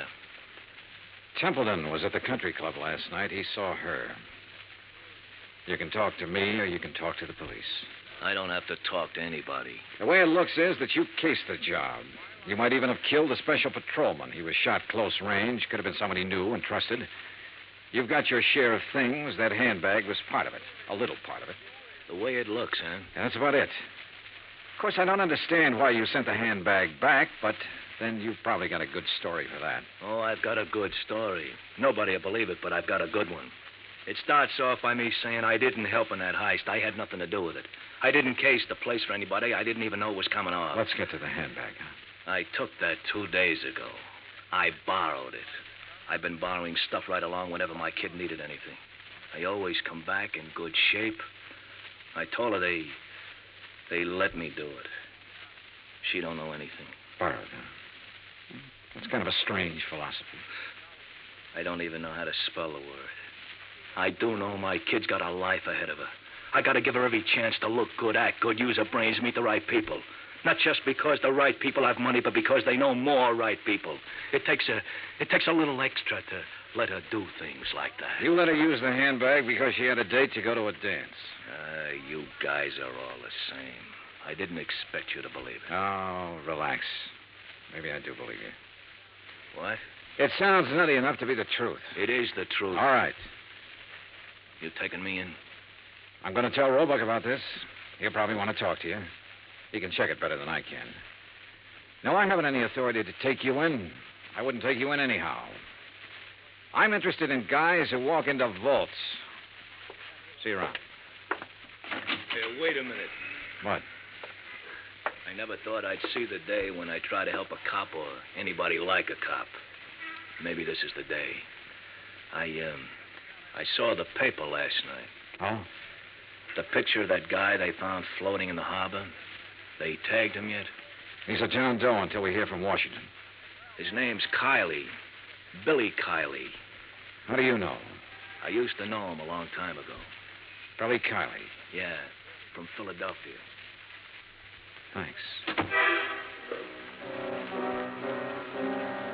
A check with the Philadelphia police and a comparison of fingerprints identified the man as William H. Kiley. His Boston address was on Parker Street.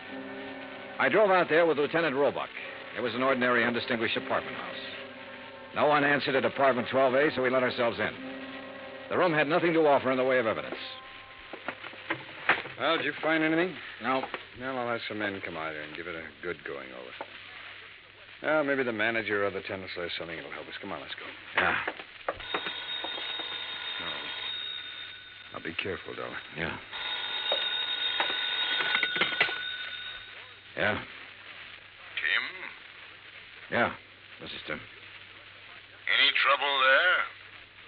A little. Say that again. A little.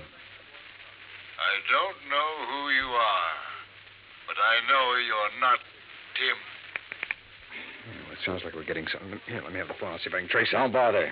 I know where we can find him. What? I'd recognize his voice anywhere.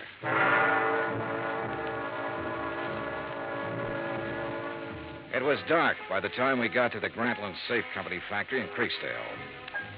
There was a single work light spreading a sickly yellow glow over the main floor loading platform. We were expected. It went off somewhere in the darkness of the building. You okay? Yeah, I'm okay. All right, let's try for that stair railing. Right.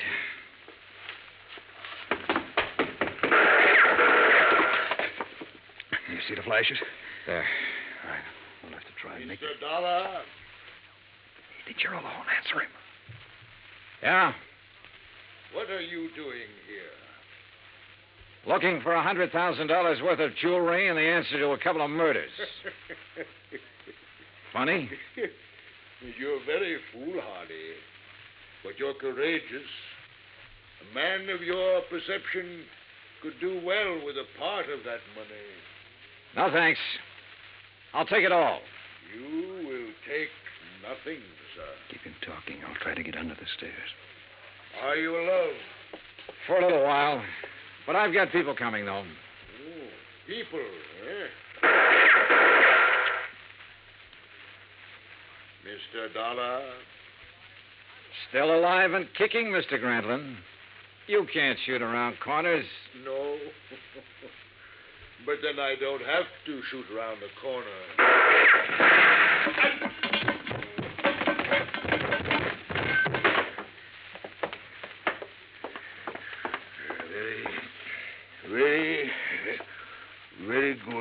Very good shooting, sir. Grantland, I want a statement.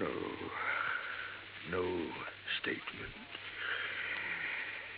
No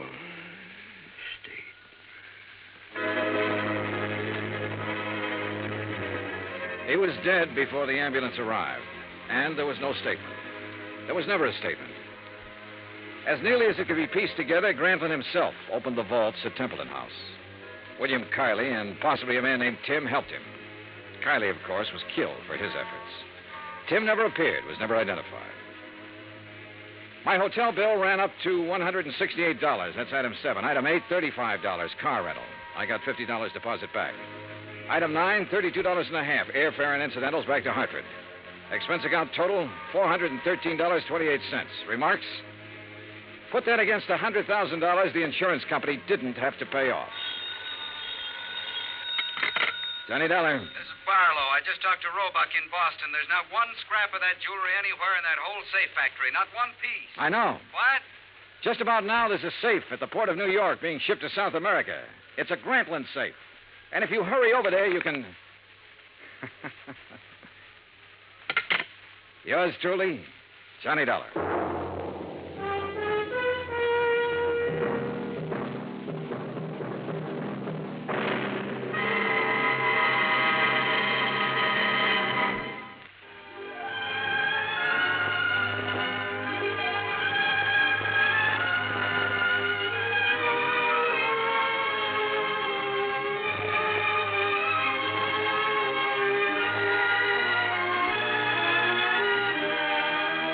Johnny Dollar has come to you through the worldwide facilities of the United States Armed Forces Radio and Television Service.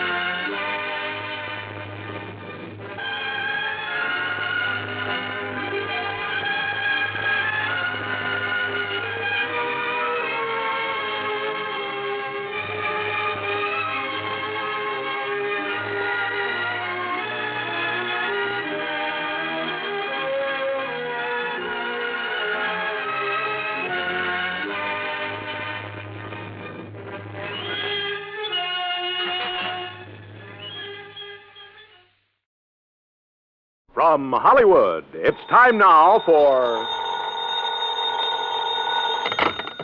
Johnny Dollar. John, this is Harry Branson of Philadelphia Mutual Liability and Casualty Company. Well, hi, Harry. What is it this time? Fraud, murder, arson? No, none of them. Then what kind of a case has you in a dither this morning? As a matter of fact, John, there is no case. Oh, now don't tell me you're spending company money on just a social call. Why, Harry. Of course not. John, I wish you to take a motor trip with one of our very important clients. Well, now, that depends. Perhaps you've heard of her, Betty Charlene Winters. No, but she sounds interesting. She is. She's one of the most charming people. Very wealthy, too. John, you'll love her. Oh, tell me more. I want you to accompany her to her summer place on Lake Wawayanda in northern New Jersey. Sounds better all the time. On expense account, of course, plus a fee of $1,000 for the week or any fraction thereof. How can I lose? Harry, I'll grab the first train.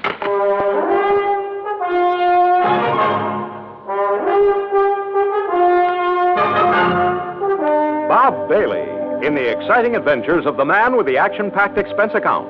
America's fabulous freelance insurance investigator. Yours truly, Johnny Dollar.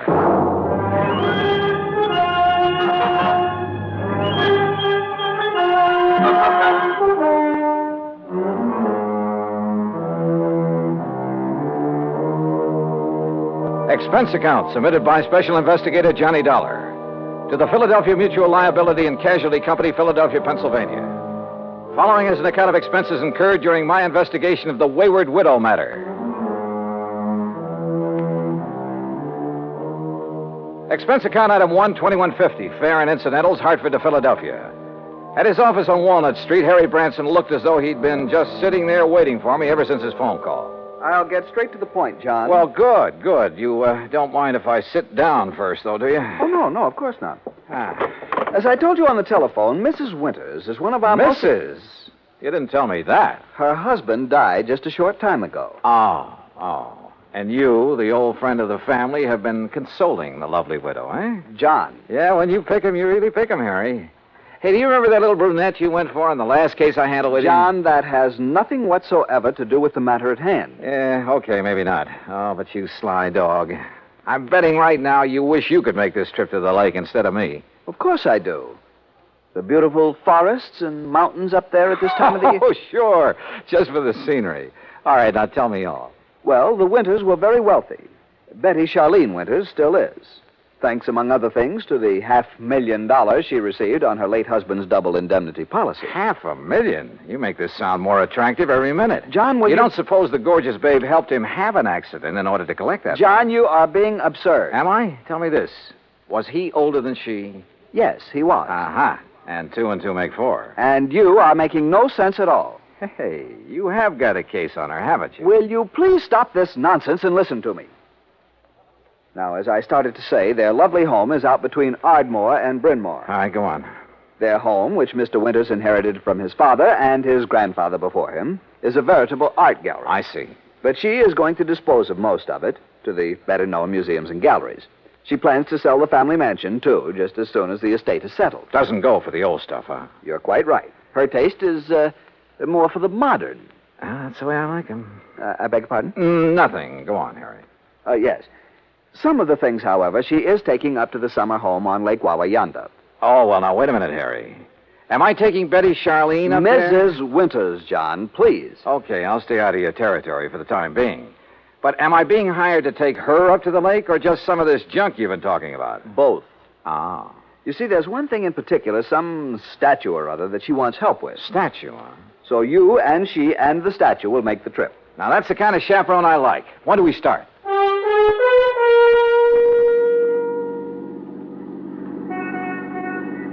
I must confess it's quite a relief to get out of that office for a while. Oh, don't try to kid me, Harry. The only reason you wouldn't let me find my own way out to this winter babe's home. Babe! Honestly, John, you sometimes carry this levity much too far. By the way, how long ago did her husband die? About, 4 months ago. Oh, brother, you don't even wait for the ashes to get cold, do you? John, I tell you that... What did he die of? Well, it was an accident. Yeah? In the car during a little trip that they were making south of here. He'd taken over the wheel from the chauffeur. They struck the abutment of a bridge over a tidal creek leading out to Delaware Bay. Oh? He was thrown out, and his body was carried into the bay. It was never recovered. And so our tasty little dish was left with $250,000 life insurance, a huge estate... John, I simply will not listen to any more of this sort of nonsense. Besides, this is the driveway up to the house. Lovely place, isn't it? It was lovely. There must have been over an acre of perfectly tended lawns and gardens. And in the middle, atop a slight rise, was the main house, built of solid white stone of some sort. Old, too, but in beautiful condition. This was wealth, all right, and plenty of it. Harry's year-old car looked almost tawdry in this setting. We stopped, went up the broad front steps and across a wide porch and rang the doorbell. Yes? Oh, Mr. Branson. That's right. Mrs. Winters is waiting for you in the sunroom. Thank you. Come, John. The butler led us through a large reception room, a huge living room, both of them hung with beautiful prints and paintings, through the walnut-paneled library with its high ceiling and hundreds of leather-bound books. Finally, after passing through a long corridor lined with statues and magnificent vases, we entered the spacious sunroom. There, standing in front of a chair at the window, was a chauffeur. And in the chair sat Betty Charlene Winters. Mrs. Winters, may I present Special Investigator John Dollar.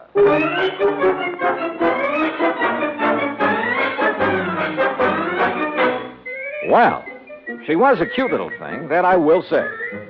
But instead of a young, blonde, and beautiful, well, let's face it, she was 70 if she was a day. All my dreams of a high old time during a week at a mountain lake suddenly vanished into thin air. How nice of you to come, Mr. Dollar. Investigator, did you say, Mr. Branson? Yes. I see. Well, don't just stand there. Sit down and be comfortable, both of you. Thank you. Yeah. Is something wrong, Mr. Dollar? No, not at all. Oh, Haskins here's my chauffeur and general handyman. Hi, Haskins. Mr. Dollar? I've just asked him to get the statue ready for our little trip. You may go now, Haskins. Oh, thank you, madame. No, wait, please.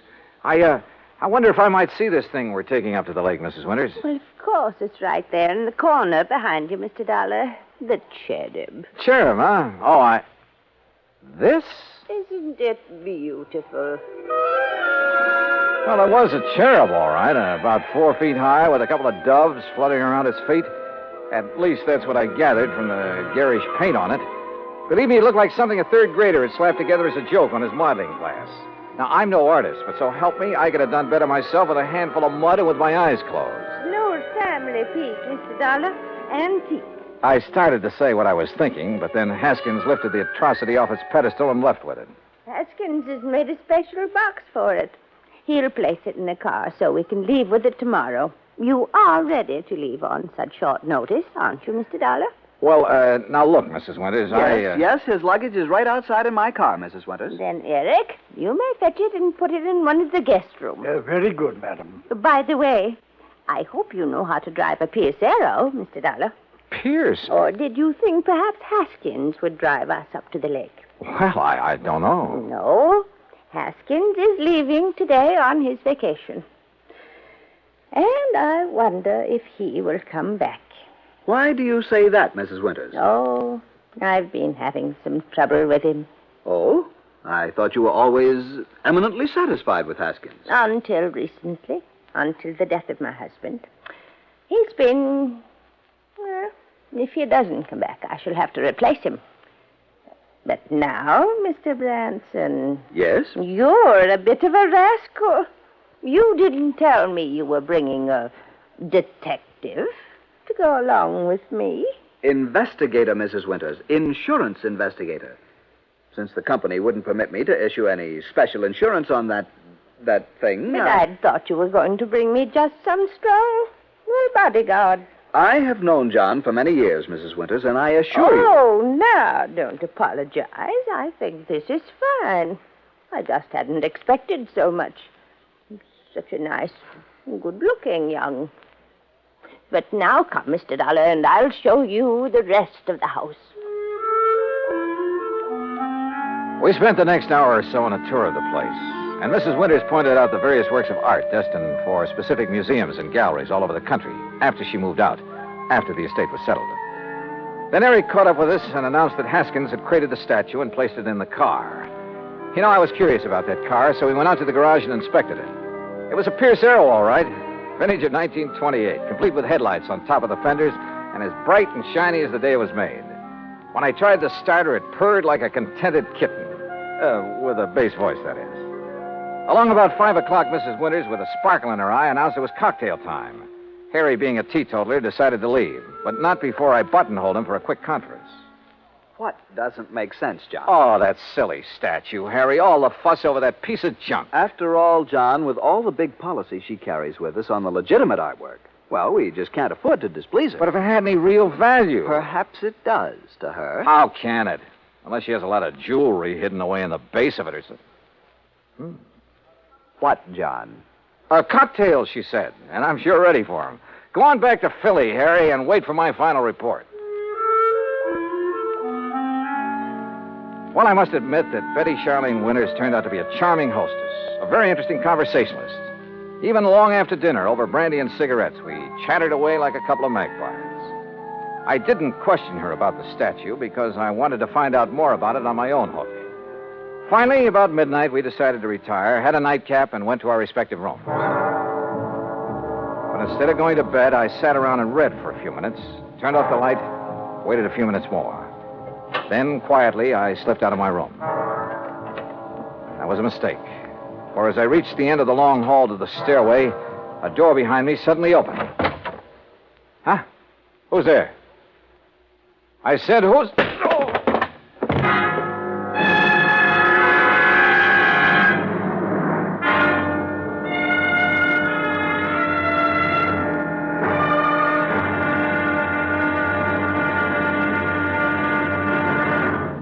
Act Two of yours truly, Johnny Dollar, in a moment.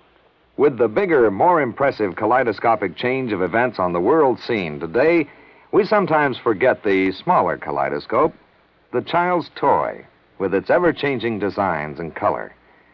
The kaleidoscope is a fantastic experience for any child. That is, any child who can see. But what of those children who cannot experience the ecstatic pleasures of form and color in the ever-changing world about them? This problem has bothered many, and many such people have tried to solve it. One-time soldier in the United States Army, Robert Neiman, is one of them. Captain Kenneth Moyer, also of the Army, is another. Both men, while stationed in Japan recently, set about the task of raising funds for the purpose of providing eye examinations and operations for sightless Japanese children. In return for this gesture, Japanese eye surgeons did not charge for their services. For those children who could not be cured, Braille typewriters were purchased and donated for training purposes in the hope of giving a few more people useful lives. Both Neiman and Moyer worked independently of each other. Neither knew of the other's interest in such a gratifying project. Both have continued the work with enthusiasm. The results of their efforts, when a blind child sees again, or perhaps for the first time, that is their reward. For a child, as for an adult, new sight leads to understanding. And understanding is a building block of freedom, the right of all men, everywhere. And now, Act Two of yours truly, Johnny Dollar, and the Wayward Widow Matter.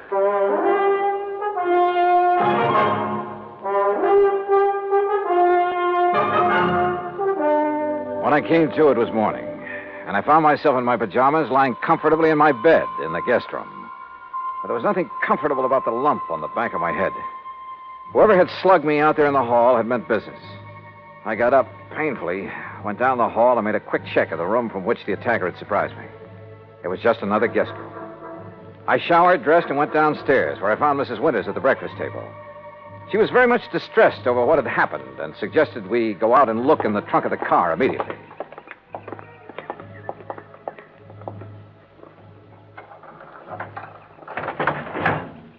There now. Do you see, Mr. Dollar, the box with the statue in it hasn't been touched. I don't understand it. Where is your chauffeur, Mrs. Winters? Why, Haskins left on his vacation last evening. I thought I told you. But surely you don't think Haskins... Well, you said you were having trouble with him. Maybe we'd better open that box to make sure that... But it hasn't been touched. And I'm the only one who has a key to that little lock on it. Yeah, I see. But now it's pretty logical to assume that whoever slugged me last night was interested in... Hey, Mrs. Winters, how long has Eric, your butler, been with you? Why, Eric, the dear boy, has been with me for nearly 30 years. But good heavens, you surely don't suspect him of anything like this. He's a very fine person, Mr. Dollar, and a perfect gentleman. Oh, certainly more of a gentleman than my late husband ever was, in spite of his money. Oh? I must confess that although his death was a terrible shock, life has been a great deal easier for me since he passed away. Just how do you mean that, Mrs. Winters? No, well, why talk about it? Something that... Oh, why not talk about it? I married Charles for his money, Mr. Dollar. I'd never got any further than the front line of the chorus until he came along. Would you believe that I was a chorus girl? Well, as a matter... And the wealth and the luxury that he could give me was very attractive, was very satisfying for a long, long time. But for the past 10 or 15 years, maybe more, he insisted that we just stay penned up in this musty old museum he called a home. And what happened? Well, all our friends were traveling around the world, seeing new places and new people. We just sat here looking at four walls and at each other. Except for a couple of blessed months up at the lake. You'll love the place up there, Mr. Dollar. It's new and fresh and modern. I had it built over his protests. Young people came to see us, and it was such a relief from a... Oh, well, I'm sorry. This must be so boring for you to hear. Not at all. Now, look. Why don't we call the police in about this thing that has happened to you? Come, we'll go right back into the house and Wait a minute. No, let's not. A bunch of policemen prowling around would scare him off, whoever he is. But suppose you're attacked again. Well, at least I'm ready for it now. I just don't like your taking this chance. Of course, we could leave. Go up to the lake. Run away from him? Well, yes. Oh. Of course, it might prove whether he's interested in the statue. If he follows us, I mean. Oh, dear. Why don't you let me call the police? Only if you think they ought to be around here to protect the house while we're gone. No, that isn't necessary. We have a very efficient burglar alarm system. Well, it doesn't look as though it was working very well last night, does it? Unless it was someone in the house who attacked me. Who else is there besides you and Eric? No one, except the cook. Male or female? Oh, no, Mr. Dollar, not Martha. Why, the poor dear is nearly as old as I am, and a real companion for me. Sounds strange, I know, but we're real nice friends. All right, let's go back in, have our breakfast, pack our things, and go on up to the lake. Eric, who served the breakfast and whom I hadn't seen since dinner last evening, kept giving me a rather strange look. And as soon as breakfast was over, I quickly stuffed my things into my handbag and headed down to the garage. Eric was waiting for me there. He insisted that he put my things into the trunk of the car, which killed any chance I might have had to pry open the box with the statue. I started to question him about the night before, but as it turned out, my questions were quite unnecessary. Yes, Mr. Dollar, it was I who carried you back to your room and put you to bed. Oh? You see, I was making a final inspection of the house, as I always do after everyone else has retired. I'm always concerned about the many valuable things we have. I don't blame you. Well, I was on my way up the main staircase when I heard you fall. I was slugged. Forgive me, sir, but when I found you there at the head of the stairs, I thought your condition was due to... you must pardon me, sir, but was due perhaps to having imbibed too much brandy after dinner? Not a bit of it. Somebody barged out of that guest room and struck me from behind. But I saw no sign of anyone else about. You're sure? Most certain, sir. Was this fancy burglar alarm system you have turned on? Yes, sir. Well, then whoever did it either stayed in the house until this morning or knew the place well enough to get out without setting off the alarm. But I don't see how that would be. Have you called the police, sir? No, and we're not going to. Mrs. Winters and I are leaving for the lake just as quickly as possible. But don't you think this is sufficiently serious to warrant... Don't forget one thing, Eric. It was pretty dark in that hall. The attack might have been intended for you. Good heavens. But why, sir? I don't know. Oh, dear. Oh, there you are.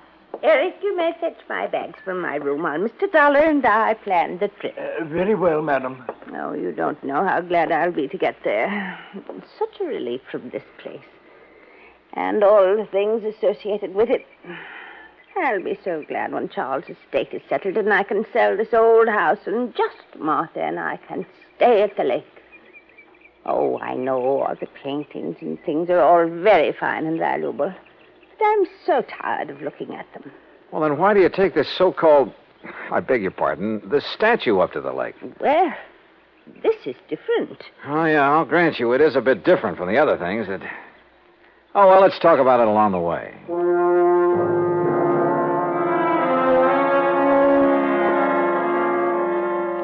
But we didn't. Simply because I didn't bring up the subject again. Why not? Because a couple of pretty wild ideas had begun to peck away at the back of my brain. Ideas just crazy enough to have some basis in fact. The 1928 Pierce Arrow ran like a dream in spite of its advanced age. And Mrs. Winters, in spite of her advanced age, kept the conversation going at a merry clip. There was a sparkling, almost buoyancy about her. And the hunch that had hit me began to grow. We crossed the Delaware River at New Hope on Route 202, and in Lambertville, we stopped at the sign of the Flying Red Horse to gas up the car. That's item 2470. While the attendant was busy with that and checking the tires and battery and so forth, I made some excuse or other and stepped around to the telephone booth at the back. Harry Branson here. Harry, I want you to drive out to the Winters home at Bryn Mawr again. Oh, what for? Just do it, right away. Then call me up at the lake. Well, whatever you say, John, but I wish you'd tell me... Gotta go now. Goodbye. The rest of the trip through the pretty North Jersey countryside was uneventful. And finally, north and east of the little town of Andover, we came to Lake Wawayanda. We drove along a private road to the far end of it, and there, perched on a little cliff above a deep basin, was a real smart, modern brick and glass home. That's right. Straight up the little hill and park in front of the garage. Little hill? I just hope we can make it. Right here. I hope the brakes will hold, or this thing could roll right on back into the lake. Oh, and the lake is so deep right there, nearly 100 feet. An old mine or something before the water came up. Oh, this is a pretty dangerous driveway. Here now, let me help you. Thank you. One of the first things I'm going to do is have this driveway built up and leveled off and a big stone wall built around it. Yeah, you'd better. Careful now, this is pretty steep. Oh, listen. Yeah? Telephone is ringing inside the house. Oh, well, let me have the key and I'll go in and answer it for you. I'll answer it. You can unpack the car while I do. I suspected the call was from me, but didn't want to say as much. So I opened the car trunk and proceeded to take out the luggage and the big, clumsy box for the statue.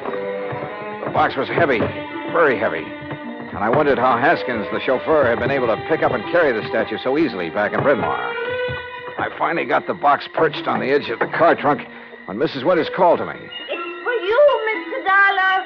It's Mr. Branson. Oh, okay, I'll take it. Leaving the box there on its precarious perch, I went on up to the house. Right here in the front hall, Mr. Dollar. Oh, all right, thanks. I'll go on out to the car and get my coat and purse. Yeah. Johnny Dollar. John, this is awful. Terrible. As I just told Mrs. Winters, this is... Well, I couldn't believe it. How did you know? How did I know what? Eric, the butler. Yeah? Dead. He's dead. And, John, Dead from what? How did he die? He apparently fell down the main staircase. The poor cook, Martha, is the only other person in the house. She's beside herself. Yeah, I'll bet she is. But whatever made you suspect something was wrong out here? Call the police, Harry. Make sure they look for a possible blow on the head that might have been delivered before he fell. What? Mr. Dollar's going to fall! So long, Harry.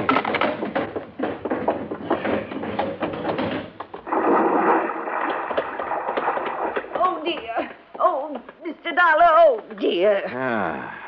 Fell off the back of the car, huh? Yes, the big box. I must have bumped it when I reached into the trunk for my weekend case. Bounced right down into the lake, huh? Yes, my beautiful little statue is at the bottom of the lake. Oh, well, don't worry, Mrs. Winters. We'll get it back.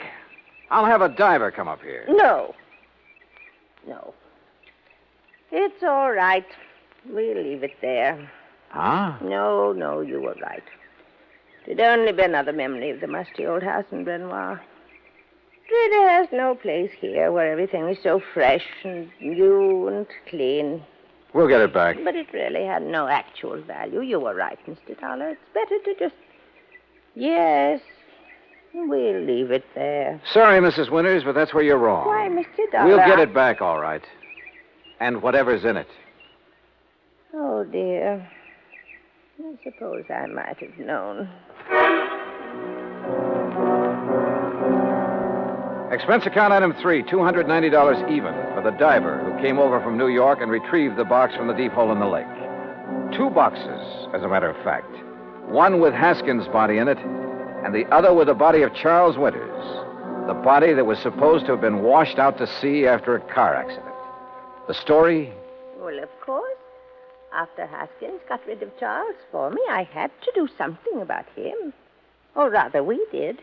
Martha, you know. He's such a wonderful friend. Was Haskins the one who slugged me? Yes, so foolish of him, wasn't it? But he'd heard Mr. Branson say you were an investigator, and it frightened him. Worried me a little, too. Well, he might have killed you, too, if Eric hadn't stopped him. And, of course, Eric knew that Haskins had unwittingly made this second box for his own body. So now Eric's gone. Martha, huh? Yes, she did it. But she had to put him away. Oh, yeah. You see, he was the one who took care of Haskins for us. And we couldn't have him around knowing everything. Oh, dear.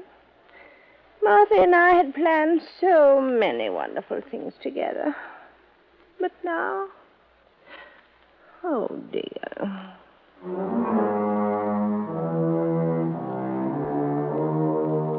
Expense account total, including incidentals and transportation back to Hartford, $365.50. Remarks? Well, I'd rather not say how I feel about a case like this, Harry. A whole crime wave by a couple of apparently sweet old ladies. The legal procedures, and there'll be plenty of them, are up to you and the company, as well as recovery of the insurance paid on poor old Charles Winters.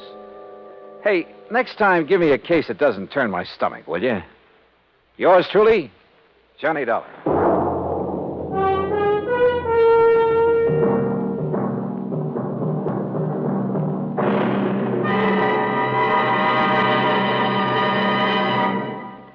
Now, here's our star to tell you about next week's story. Next week, a taste of the Old West and a taste of lead from a .38 Colt. Join us, won't you? Yours truly, Johnny Dollar.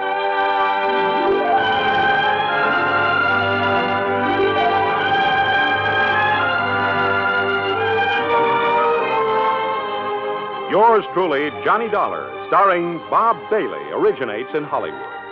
It is produced and directed by Jack Johnstone, who also wrote tonight's story. Heard in our cast were Virginia Gregg, Harry Bartell, Eric Snowden, and Frank Gerstner. Be sure to join us next week, same time and station, for another exciting story of Yours truly, Johnny Dollar.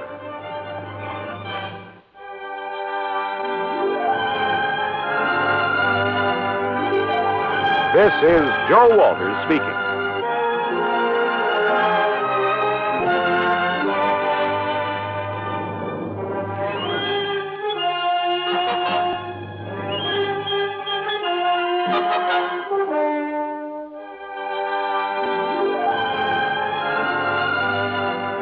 This is the United States Armed Forces Radio and Television Service.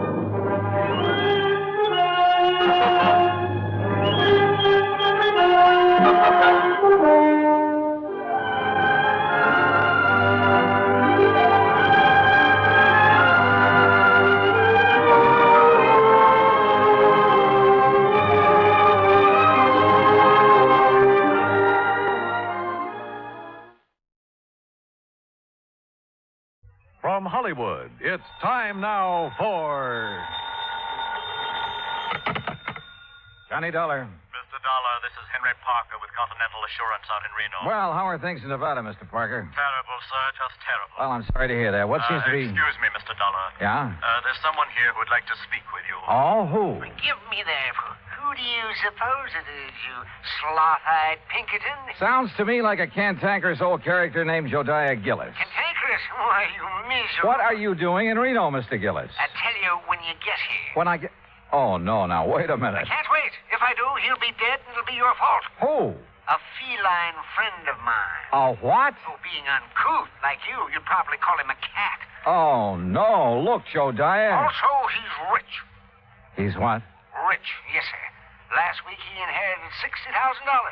This week somebody's making sure he won't live long enough to spend it.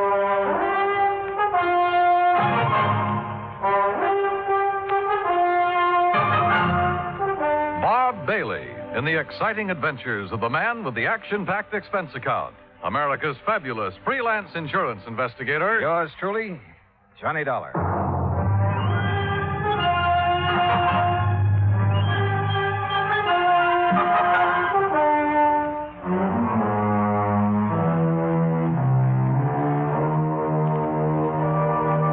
Expense account submitted by Special Investigator Johnny Dollar to the Continental Assurance Company, Reno, Nevada. The following is an account of expenses incurred during my investigation of the Felicity feline matter. Expense account item 1, $164 air transportation, Hartford to Reno. En route, I wondered again what Jodiah Gillis was doing in Nevada. At Reno, he was on the flight deck waiting for my plane, and standing beside him, wearing a dark suit and expression to match, was a tall, cadaverous-looking gentleman. As I started down the ramp, Jodiah began calling me. Yeah, there he is. Dollar. Yoo-hoo. Hey, Johnny. Oh, hi. Afternoon, Jodiah. Well, you are a sight for sore eyes, boy. Yes, indeed, you are. Johnny, this is my friend and business associate, Henry Parker. Mr. Parker? Oh, I'm certainly glad you've arrived, sir. That's so? Yes, yes. Mr. Gillis has been quite concerned over Felicity. The Felicity? The feline. What do you think you came out here for? Your help? Well, no. Yeah, then give Parker your checks. My checks? So what's the matter with you? The altitude affect your mind? Hand over your claim check so Parker can fetch your luggage. Sure. Here. Yeah. Go on, Parker. Go on. We haven't got all day. Whatever you say, Mr. Gillis. We'll be in the waiting room. You hurry up. Yes, sir. Now, come on, Dollar. Come on. Jodiah, before I left Hartford, I tried to check up on this Continental Assurance Company. Nobody ever heard of it. A lot of things those white-bellied clerks in Hartford haven't heard of. But the fact is, Continental ain't exactly worldwide. Oh? In here. No, sir. It ain't nationwide either. Well, just how wide is it? Well, you know how far it is from Winnemucca to Black Butte? No. Good. It's just about that wide. Oh. And Parker is one of their agents, huh? Agents? Parker is the president of the Continental. The president? But you just... I mean... Well, you look peaked, boy. You better sit down. Phew. Jodiah, I shouldn't let the man that's paying my salary run after my bag. Pish-tash. Here, take a look at this. It's my new business card. Yeah, go on, read it. Jodiah Gillis, chairman of the board, Continental. What? Yes, sir. But Floyd's of England has always carried your policy. Carried, yes, past tense. I don't take guff from anybody, especially a ninny of an insurance agent telling me what I can insure and what I can't. You had a fight with him? Yep. My cousin Rachel, oh, she's a sweet girl. She lives in the Belgian Congo. She sent me an African anteater. Now, all I wanted Floyd's to do was insure it for $15,000. And of course they wouldn't. Nope. So you canceled all your policies and bought the controlling interest in Continental. Same as anybody else would have done. Oh, sure. And naturally, you insured this anteater. Yeah, Archie. That was his name. Was his name. What happened to him? Well, it was a terrible thing, Johnny. Oh, it was just poor old Archie. He overindulged. He did what? Yeah, he overindulged. He found a house full of termites. Oh. Yes, finally died. Acute indigestion. Too bad. But of course, Continental Assurance paid off. And of course they paid off, and with a smile. Same as they paid off the $60,000 to my feline friend, Felicity. What 60,000 to Felicity? What do you think? The 60,000 Felicity inherited from Mrs. Hammermeyer. And who is Mrs. Was. All right, was Mrs. A Hammelmeyer. client of Henry Parker's. Had a life policy for 60,000. Felicity was the beneficiary. But didn't she have any children or relatives? She had one brother, a nephew, and a niece. Oh, of course, not counting Mrs. Hawkins, who was Mrs. Hammermeyer's best friend. You see, the two ladies lived together 15 years. Right now, Mrs. Hawkins has been appointed trustee to administer the 60 grand as Felicity needs. Oh, I see. Yes, you'll meet her as soon as we get settled. Jediah, what makes you think someone's trying to kill that cat? I don't think so. I know it. There have been 2 attempts in 2 weeks. You ask Mrs. Hawkins. She'll tell you. Mr. Gillis, Mr. Dollar. Well, it's about time, Parker. Well, come on, Johnny, come on. We'll take you down to the Mapes. The Mapes? The Mapes Hotel. I'm staying there. And if it's good enough for me, it's good enough for you.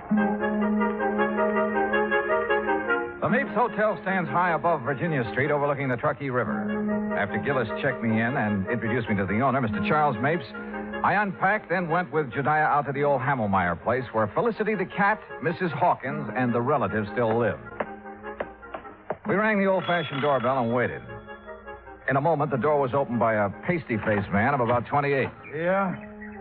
Oh, Mr. Gillis. Yes, afternoon, Oscar. Mrs. Hawkins in? Ain't she always? Who's he? He's a friend of mine who's also an insurance investigator. An insurance? Name's Johnny Dollar. Johnny, this is Oscar Emmett, the late Mrs. Hammermeyer's nephew. Hi, I suppose you're here about that lousy cat. That's right. Come on in. I'll tell the old lady you're here. You know where the living room is at, don't you, Mr. Oh, indeed I do.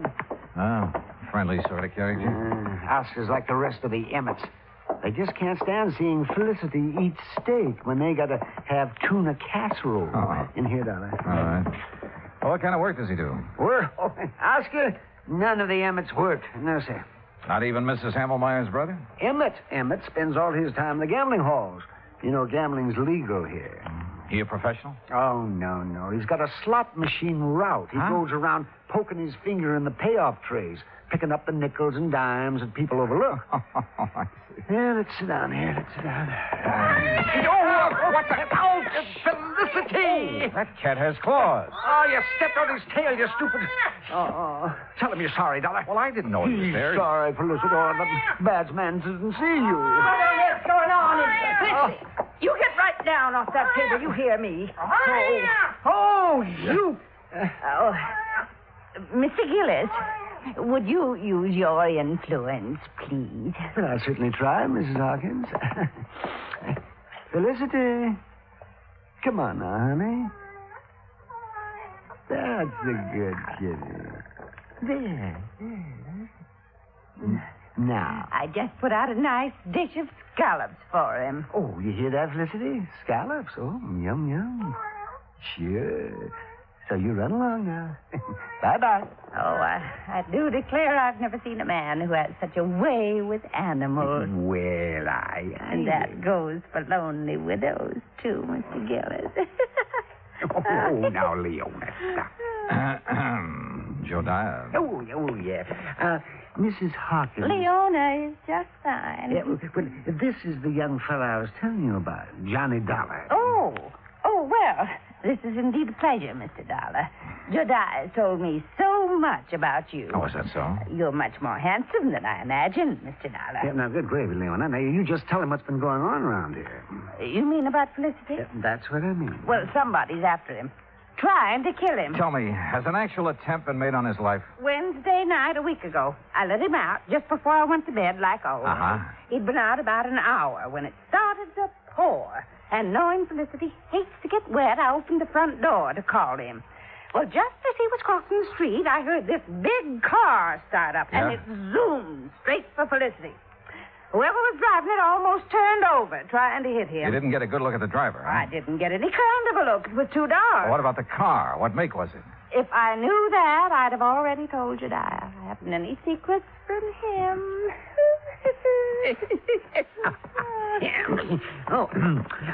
Tell him about last Thursday, Leona. Felicity was poisoned. That's what the vet said. Somebody put arsenic in his lobster. Lobster? Oh, yes, he just loves it.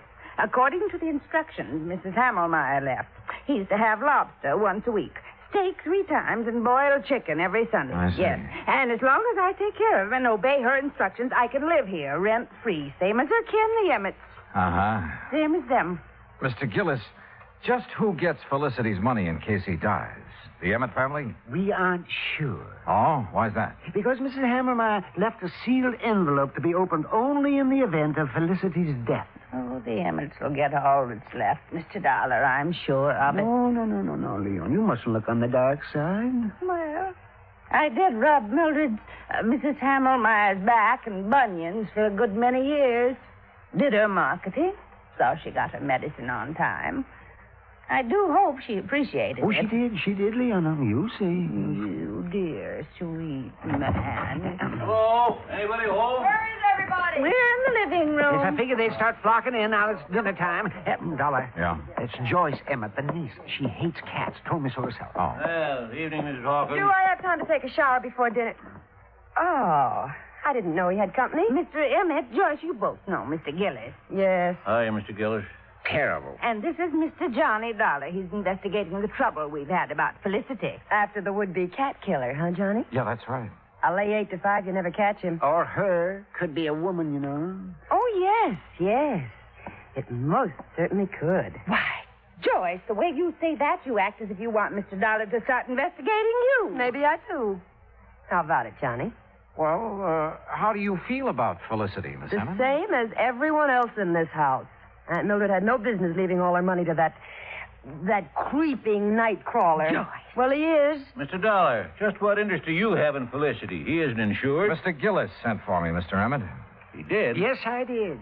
Continental has a moral responsibility to see that the funds handed over to widows, children, and dumb animals are protected from swindlers, connivers, and blackguards, of which I'm sure this house has many. Why, you pompous, wrinkled old Romeo. Joyce, please, if you can't hold your tongue, leave the room. Well, what I said is the truth.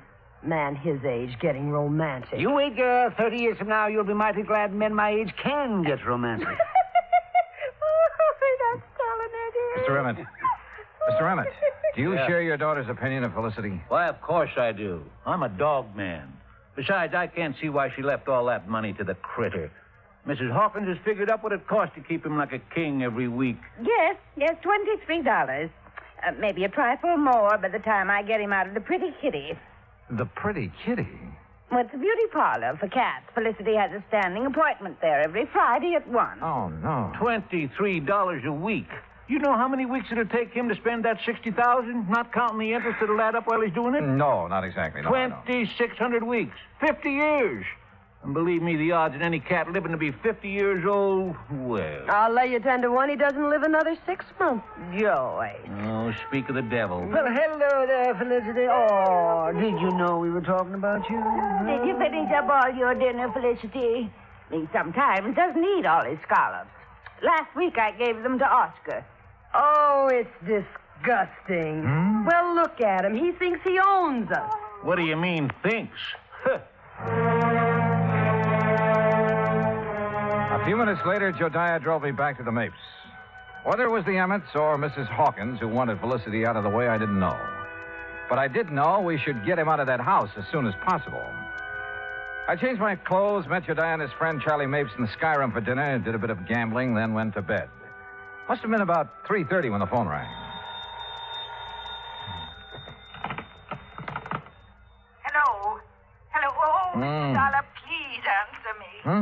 Who is it? Mrs. Hawkins, I tried to get Mr. Gillis, but he left word he wasn't to be disturbed. Oh, well, what is it, Mrs. Hawkins? What's wrong? Oh, it's terrible.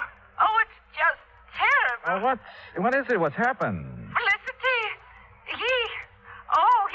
Felicity, what? I let him out about 10, but he's disappeared. Mr. Dollar, I know he's been killed.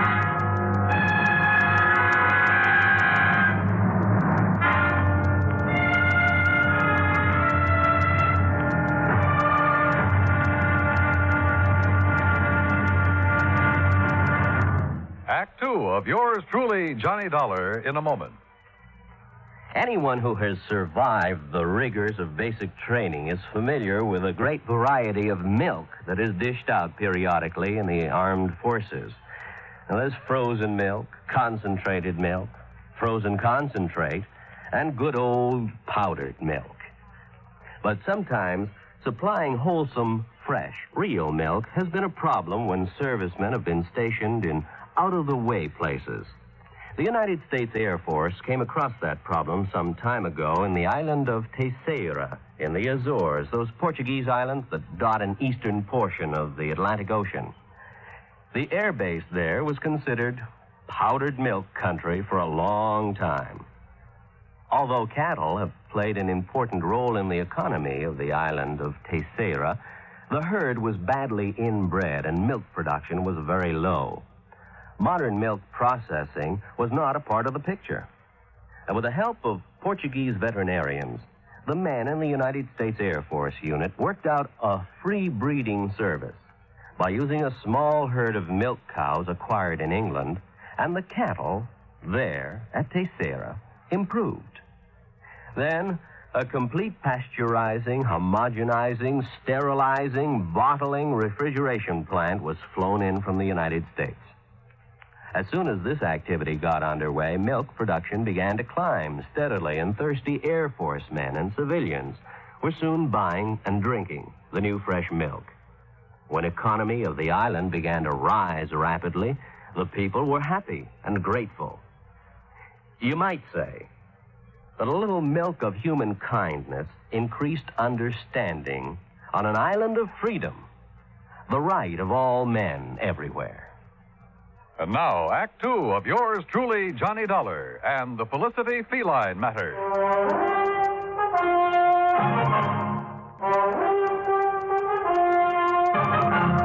A few minutes later, Jediah Gillis and I were at the old Hammelmeyer home. Joyce and her father, along with Mrs. Hawkins, were waiting for us. Oscar Emmett was nowhere to be found. He's the one, Johnny. Yes, sir, that shifty critter, that Oscar. He stole Felicity and is going to do him in. Ah, that poor Felicity. Oh, for heaven's sake, Mr. Gillis, pull yourself together. Oscar could be downtown having a run of luck, Mr. Dollar. Well, if he's gambling this time of night, he shouldn't be too hard to find. Mrs. Hawkins. Yes. When did you first realize Felicity was missing? Why, about an hour ago, I guess it was. I woke up and remembered he was still outside, so I came down and called him. Yeah? Always before, ever since he was a little kitten, he's come back home for me. But tonight, well, he's just nowhere to be found. What time did you let him out? About 10:30, same time as I always do. Were you at home then, Joyce? No, she wasn't. I had a real good day yesterday, collected almost $4, so I took her to a movie. A movie? That's a likely story if I ever heard one. It happens to be the truth, Mr. Gillis. What'd you see? Come on, tell me. It was an old one about a giant gorilla. That's right. Oh, I'll bet. Jediah, if anything has happened to poor Felicity, will we... Well, how much time will we be given before we have to move out of this house? Well, that's up to the court, but I'd say a couple of weeks. That's all? Oh, my. Well, it's all they deserve. My. All except you, my dear. Well, Johnny, you've been unusually quiet. What do you think? I think we'll take in the late spots, Jediah. See how our luck's running. We started at the Mapes and went down Virginia Street, stopping in at every gambling casino, hoping we'd find Oscar Emmett. Finally, we found him at one of the roulette wheels in Harold's Club. And in front of him was a large stack of chips. Take your bets, ladies and gentlemen. There's a couple of seats around here, gents. No, thanks. We'll just watch our friend. And a very lucky friend he is, too. Put these on 32 and these on... Good morning, Oscar. What? Well, what are you two doing here? We've been looking for you. That's so? What for? You know what for, you catnapper? What'd you do with Felicity? That cat. You know any other Felicity? You no good loafer? All bets are down. No, wait a minute. I wanted these chips on 13 black. Sorry, all bets are down. What? Now see what you two made me do. If that 13 hits, Well, what do you want to see me about? We told you. Felicity. You know where he is? How would I know? Where have you been since 10:30 this evening? All around town. How long have you been here? Long enough. Look out now. 13, odd, and black. Why, you see what you two clowns cost me? Taking my mind off what I'm doing. Now get out of my way. I'm cashing in. You're not doing nothing to answer our questions, Mr. Oscar Emmett. You hear me? Oh, yeah. Oh. Hey, wait a minute. Just a minute, Oscar. Hold back. Shadiah, are you all right? Yes, I guess a fine bodyguard you'd make. Oh, Mr. Gillis, I'm sorry. I didn't really mean to hit you. Well, you sure did. Yes, sir. But here, let me help you up. Are you sure you're all right, Shadiah? Yes, if I could just sit here a minute, I'll be fine. Okay, folks, it's all over. Let's get back to our business. Oh, want to come over here a second, Dollar? If you say so. That crazy old fool. I didn't really mean to hit him so hard, but well, you know how it is sometimes. That was the best run of luck I had this year. Well, don't worry about Jediah. He sometimes forgets he's not as young as he used to be. You can say that again. Boy, the way he's been letting that Mrs. Hawkins make a fool of him. How do you mean? Oh, you know. Telling him how much she's in love with him, how nice it'll be after they're married, you know. You heard her say this? Sure. You see, my room's on the first floor just off the parlor. And I can't help but hear what's going on. Uh-huh. Well, what makes you think Mrs. Hawkins isn't sincere? Because she's been given the same line to Mr. Remmett. Oh. Only she really loves him. Oh, yes, sir. Sometimes he argues with her, and she breaks out crying. Now, that's something no woman like her could fake. Yeah. Maybe you're right. I didn't tell Jediah what I'd learned from Oscar. At least not then. The wind had already been taken out of his sails. So I took him back to the Mapes. I made sure he was going to be all right. Then I returned to the old Hamelmeyer house. Joyce, Mr. Emmett, and Mrs. Hawkins were out in the yard hunting for Felicity. Hi, Johnny. Well, how is so? We've got some coffee inside if you're interested. Coffee? Sure. But have you found any sign of Felicity? Not yet. Poor Miss Hawkins, she's about to go out of her mind. Uh-huh. Did you find Oscar last night? Yeah. He's been having a session downtown at a roulette table. That's what I thought. Johnny? What will happen if we don't find Felicity? I mean, if he's just run away, we won't be able to prove he's dead. And the money... Well, what will happen? Do you know? Well, I imagine there'll be a waiting period, and then the court will declare Felicity dead, and the money will go wherever Mrs. Hamelmeyer has willed it. Mm-hmm. Oh, I sure wish I knew what's in the envelope Mr. Gillis has locked in his office. Mrs. Hawkins! Joyce! Mr. Dollar! What is it, Dad? In here, quick! Johnny, he's found something in the garage. Come on. The garage was about 25 yards from where we'd been standing. We made it nothing flat. Inside, toward the back and on the ground, was a small hatchet. And near the hatchet was some blood and cat fur. Oh, Johnny. Oh, no. Poor Felicity. Oh, the poor thing. Well, it looks like he met his end here, and then whoever did it carted him away, Dollar? Looks that way. Johnny, take me out of here. Yeah, sure, Joyce. So ashamed. And you know I hated that cat. I really wanted him dead, but not like this. Not... Oh, hey, come on now. I know it's silly of me, isn't it? No, I don't think it is. Oh, Mr. Dollar. Yes, ma'am. Will you be kind enough to notify Mr. Gillis? I'm afraid I just couldn't speak about it over the telephone. Of course. I'll be glad to. I drove Jediah's car back to the hotel. I made sure he was feeling better, then told him what we'd found in the garage. Naturally, he wanted to call out the police reserves, but I managed to talk him out of it. At 10 o'clock, I made some telephone calls to the local banks. When I got the information I'd been after, Jediah and I again drove out to the Hamelmeyer house.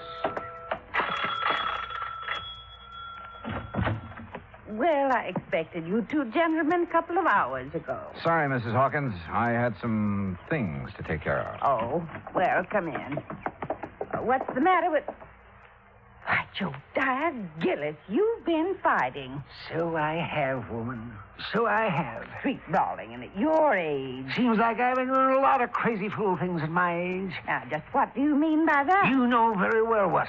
Pulling the wool over my eyes. Let me think that I'd found a true sweetheart at last. Oh, you miserable Jezebel. What is he talking about? About you and Mr. Emmett. And how you plan to use Jediah's friendship to get you out of trouble in case your little scheme failed. Well, I still don't understand. No?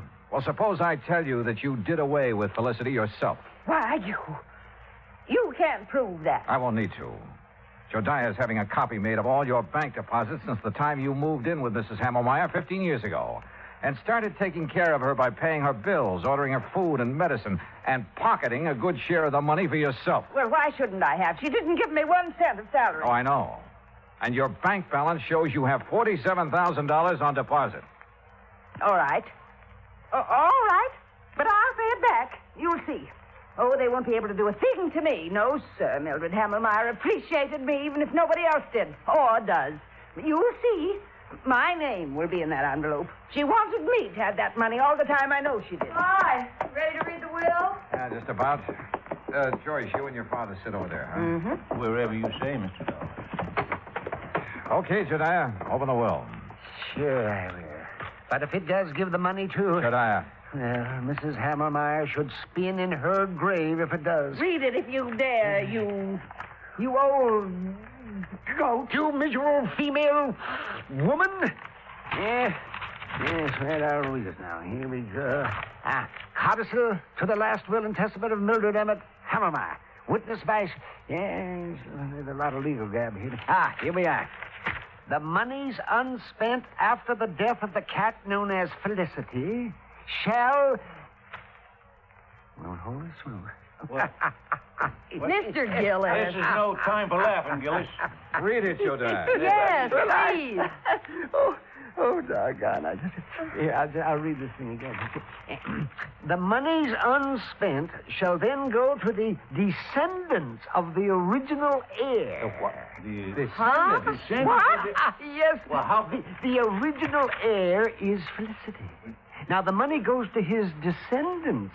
And being as he was a tomcat who loved to go prowling at night, did he ever have descendants?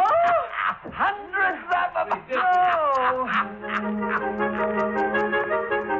Well, sir, what happened later proved once and for all that miracles can happen. For at 1 o'clock on Friday afternoon, we got a phone call from the Pretty Kitty Beauty Shop. A large tomcat with a bad cut on the back of his neck had shown up for his usual shampoo and manicure. Maybe they do have 9 lives. Expense account total, including hotel bill, incidentals, and transportation back to Hartford, $407.20. Yours truly, Johnny Dollar.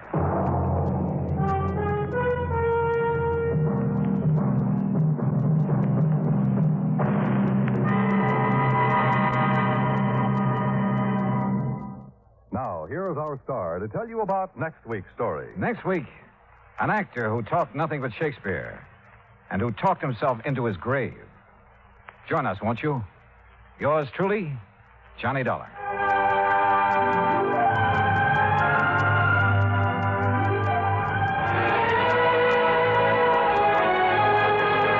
For the past 55 minutes, you've been listening to the best of radio drama with suspense and Johnny Dollar. Be sure and join us again tomorrow night at the same time, 9:05, when FEN presents The Phil Harris Show and The Life of Riley.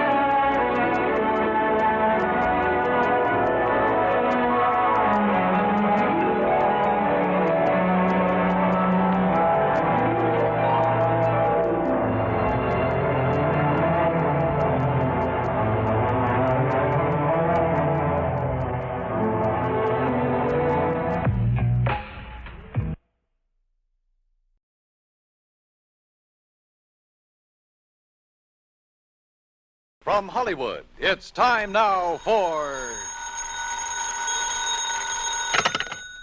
Johnny Dollar. Earl Poorman, Johnny. In Sarasota? That's right. Florida?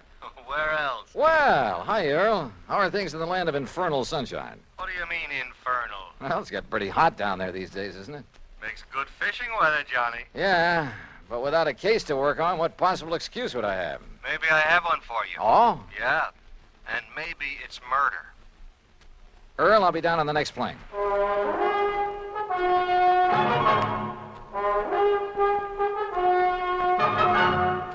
Bob Bailey in the exciting adventures of the man with the action-packed expense account, America's fabulous freelance insurance investigator. Yours truly, Johnny Dollar.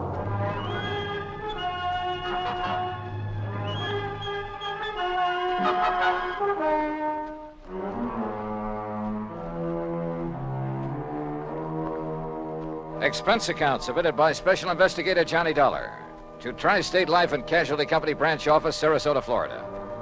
Following is an account of expenses incurred during my investigation of the Parley Barron matter.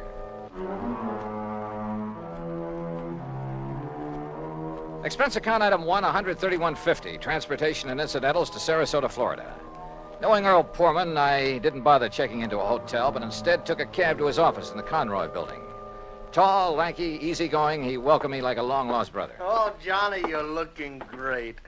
And I'm glad you're here because you can clear up this case in a hurry, and then you and I can get out in the Gulf and do some real serious fishing. Oh, well, that's okay by me, Earl. Your last Now, trip down here, you remember, they weren't biting so good. But, oh, Johnny, so help me now that... Oh, I see you've got your bags with you. Well, yeah. Good, because you're going to stay with us out the house. Now, I'm not going to take any argument. I told that old battle axe I'm married to hang out an extra towel for you. How is Mike? Oh, she's great, just great. I never did understand how I was lucky enough to grab that dame, Johnny. Oh, well, now, I think maybe she kind of cares for you, too, Earl.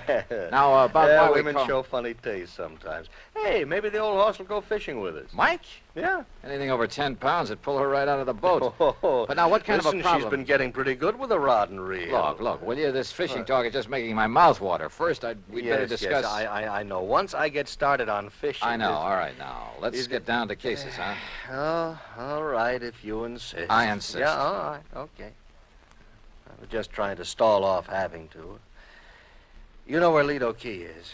Lido? Yeah, a mile or so offshore, just beyond St. Armand's Key, where we live. Oh, yeah, sure. Well, a client of mine, a man I've known for years. He retired, bought himself a piece of property there, built a nice little home on it. His name is Parley Barron. So? Well, I've handled all his insurance for him, including a straight life at $50,000. Uh-huh. Beneficiary? His wife, Flora Barron. And what's happened to him? Well, Friday morning, now that's the day before yesterday, he left the house just to do some errands. Well, go on. Yeah, well, he hadn't got back home by about 5 p.m., and his wife started calling around, trying to find out where he was, and nobody seemed to know. So finally, she put in a call to the police. Who's your man there? Sergeant Harry Brackett. Oh, I remember him. Sure. Go on. Well, then around 7 p.m., they found Barron's car. Found it parked down by one of the fishing docks. But no sign of him? Not a sign, not then or since. Had he gone out fishing? Police questioned everybody, the boat owners, all the boat livery, everybody. Old Will Bright, who runs the dock where the car was parked, he was closed up. Sign on the door saying he'd gone up to Gainesville. Well, could Barron have had any reason to disappear? Oh, no. Well, not that anyone knows of. What kind of a person is his wife? No, she's very sweet, Johnny. She's a bit of a bore. But, they doted on each other. All right, how about enemies? Parley Barron? Never. Sweet old guy. I sure hope you can find him. That he's still alive. I'm afraid I doubt it. Well, so far, you've given me no reason to believe he's dead. Well, it's just a feeling, I guess. And I don't like it. Well, what else can you tell me, Earl? Nothing, really. Then maybe I'd better talk to Mrs. Barron and to the police. Yeah. Oh, here. You take my car. Oh, thanks. It's the new air-conditioned cad out in back of the building. Well, what did you do? Oh, Michael picked me up. Now, we'll see you at the house for dinner, huh? Well, that may depend on what I find out in the meantime. Whenever you're ready, there's food and there's a bed waiting for you, and I hope you... Well, I just hope you find Parley Barron. Pretty good friend of yours, isn't he? Oh, yeah, Johnny. He was. Earl seemed so sure that Barron was dead. I was pretty down in the mouth about it. But I wondered, did he know something about the old man that he hadn't told me? That didn't seem like Earl. He gave me the Baron's address on Lido Key, and I drove out there. Laura Barron was a fragile, gray-haired little old lady wearing steel-rimmed spectacles and with almost a sanctimonious air about her. She sat primly, properly straight in her chair as we talked, a Bible in her hand. Then Mr. Earl Poorman has told you as much as any of us knows, Mr. Dollar. I see.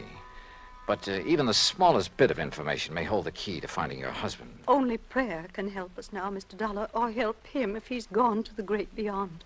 Well, tell me, how was he dressed on Friday morning when you last saw him? As you see him in the picture there on the table in old gray pants and a rather tattered sport shirt and that old straw hat. That shirt is blue? Yes. He was so happy the day that picture was taken. He just finished making an addition to our dock with his own 2 hands. He was so proud. Now... Yes, I'm sorry. He'd hoped to get his own little boat, too, for fishing. He loved to fish so. Yes, well, tell me, please, do you know of anyone who might have wanted to harm your husband? Oh, dear, no, Mr. Dollar. And you'd had no argument or disagreement with him before he left here that morning? We had no disagreement even about little things in 41 years of blessed marriage. Not even about his work. I see. What did he do before he retired, Mrs. Barron? I had hoped you wouldn't ask that because I've always felt that the good Lord wouldn't approve. Of his work? I'm a very religious woman, Mr. Dollar, and as I say, in 41 years we never questioned one another's thoughts or actions. But... What was your husband's work? I won't say that it was sinful, because he wasn't a sinful man. Parley was a good man, and many times he made it plain that his work helped to save lives, too. And I accepted it because he felt he was doing right. Yeah, well, you still haven't told me, Mrs. Barron. Always deep in my heart. Mr. Dollar. Yes? Have you thought that perhaps it may have been the intercession of divine providence that has taken Parley from us? No. But you must consider it, mustn't you? Because the workings of the power that guides our destinies, our birth and our death... Mrs. Barron... They are sometimes too mysterious for us mortals fully to comprehend, much less question. Well... And so, if my beloved Parley has been taken from us for some divine purpose or for something he might have done unknowing that was not in accord with the supreme will... Mrs. Barron, I'm sorry, but I would like to know what your husband's work was. I know, and perhaps it was my humble mission on earth, the cross I had to bear to guide him away from it, to... chemicals. He was a chemist, Mr. Dollar. Explosives. Explosives? Yes, heaven please forgive me for not having led him into some other field. Where did he work? Tampa, Dufresne Chemical Corporation. Dufresne. Oh, yes, I've heard of it. Explosive things to kill in defiance of the Almighty's purpose that we love one another. Yeah, but now how long ago was this? He retired in 1951. And since then? Here in Sarasota. And to keep himself occupied? Oh, this lovely home of ours and his fishing. Though he never caught anything. Oh, I see. Never caught anything, Mr. Dollar. Do you suppose that was some retribution for the work he had done so long, for some error in his living or thinking? Well, well, who knows, of course. Yes, who knows? But we should consider it, shouldn't we? Where did he do his fishing? He never told me, but he left here almost every day to try his skill. And always he came home empty-handed. Yeah. Well, thanks, Mrs. Barron. I'm sorry to have had to ask you so many questions. It's all right, Mr. Dollar. My faith will sustain me through this ordeal. I'm sure it will. Thanks again. Here, you must take some of these pamphlets with them. Oh, read them. Any aid to piety of the mind is good for all of us. Yes, well, thanks. The inspired word may help us all. Oh, sure. Thanks. Thanks very much.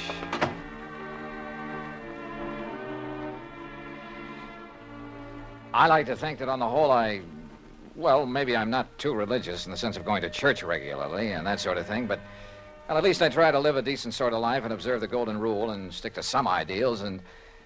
But in an atmosphere like that, well, I couldn't help wondering if her husband didn't have good reason for wanting to get away for a while.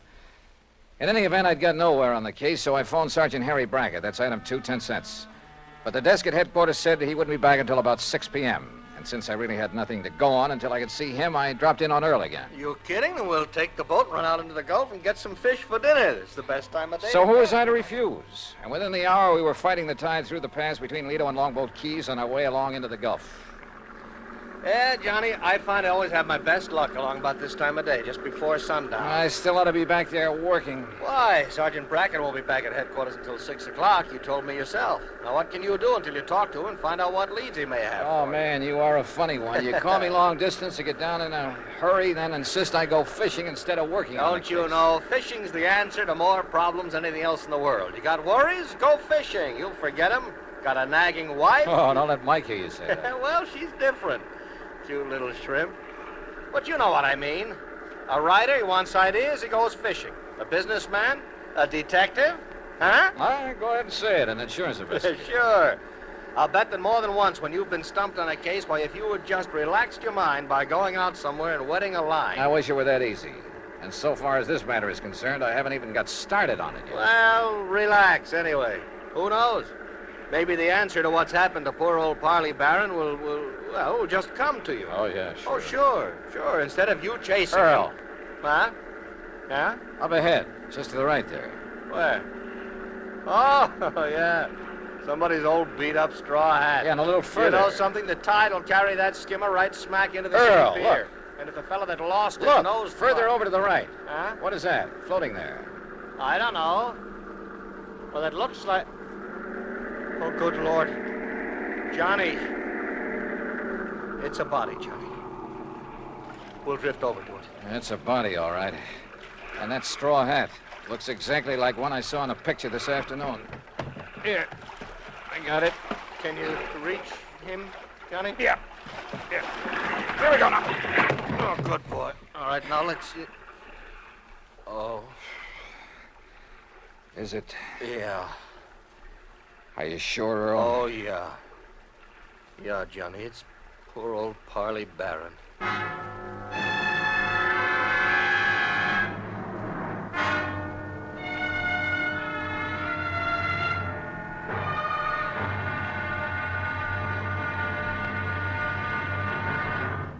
Act Two of yours truly, Johnny Dollar, in a moment. Everyone loves kids, and every kid loves candy. American servicemen have heard the tearful cries for candy in most parts of the world, in Europe and the Far East during World War II and after. And there's never seemed to be enough candy to go around.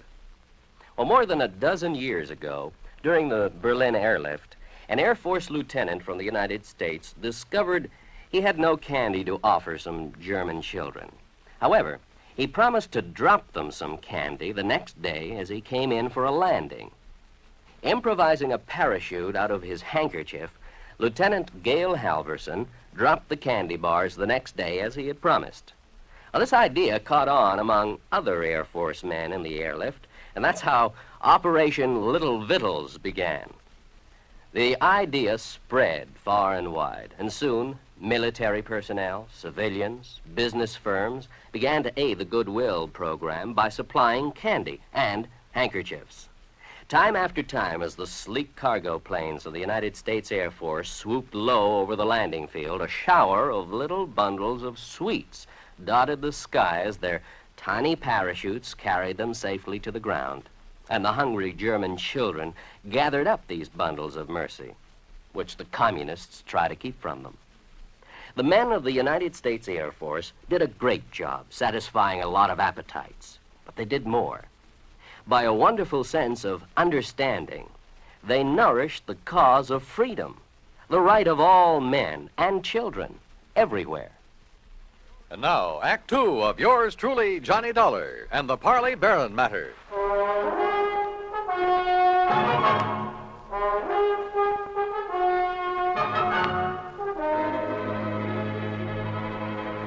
Two days' exposure to the elements and the creatures of the sea had made almost unrecognizable a body that Earl Portman and I found floating in the Gulf of Mexico off Sarasota, Florida. But Earl was certain it was the remains of old Parley Barron, who had disappeared 2 days before. The men on duty at police headquarters confirmed the identification and placed the body in the morgue to await the autopsy surgeon. On a hunch, I asked Earl to drive me over to Will Bright's boat dock, where Barron's car had been left parked. It's like I just finished telling the police over the telephone. I wasn't here when poor old Barron come for his boat on Friday. Oh, what a shame, such a nice old man. Where were you, Mr. Bright? I was up to Gainesville picking up some fishing tackle from a wholesaler. Well, then Mr. Barron must have got a boat from someone else that morning. Oh, no, sir. No? Mr. Pullman, no, sir. Why not, Mr. Bright? Oh, he never took out a boat from anybody else but me. His own boat. At least it was the one I kept set aside for him. And that's what kind of puzzled me, Mr. Dollar, is it? That's right. Well, you see, when I come back here Saturday night, his boat was right here at the dock. But it weren't tied up in its usual spot where I always tie it up. Somebody had moved it. Must have. And it weren't my helper, Pete. You know, Johnny, that means he may have taken it out, but whoever did him in returned it. Oh, possibly. Mr. Bright, which one is his boat? Oh, right here. I'll show you. I always give him the same one. Never let nobody else use it. That's why he kept his fishing tackle just laying in it, always ready to use. Here. Yeah, I see. I've heard he wasn't a very good fisherman. No, he never brought in a thing. Of course, maybe he was so soft-hearted he put back everything he caught. Or maybe his daily excursions were just to get away from his wife, Mr. Bright. Now, don't you say nothing against her, mister. Maybe she is a little touched on religion. Sure, she tries a different kind every couple of months. But she's a fine woman, just like he was a fine man. And everybody knows it. Yeah. The whole town is mourning him. Excuse me. What are you looking for, Johnny? Earl, I just noticed something about this tackle lying in the boat. Mm-hmm. Well? Come on. Thanks a lot, Mr. Bright. I'd like to tell you what I think might have happened. Yeah, maybe later. Thanks. Well, what did you find there, Johnny? Earl, did Parley Barron ever go fishing with you? You were good friends. No, he always wanted to go out alone. Yeah, but not to fish. Huh? That tackle box hasn't been moved in months. The paint is still dark under it. What? And that reel, I could hardly turn it. Well, then what? I don't know what.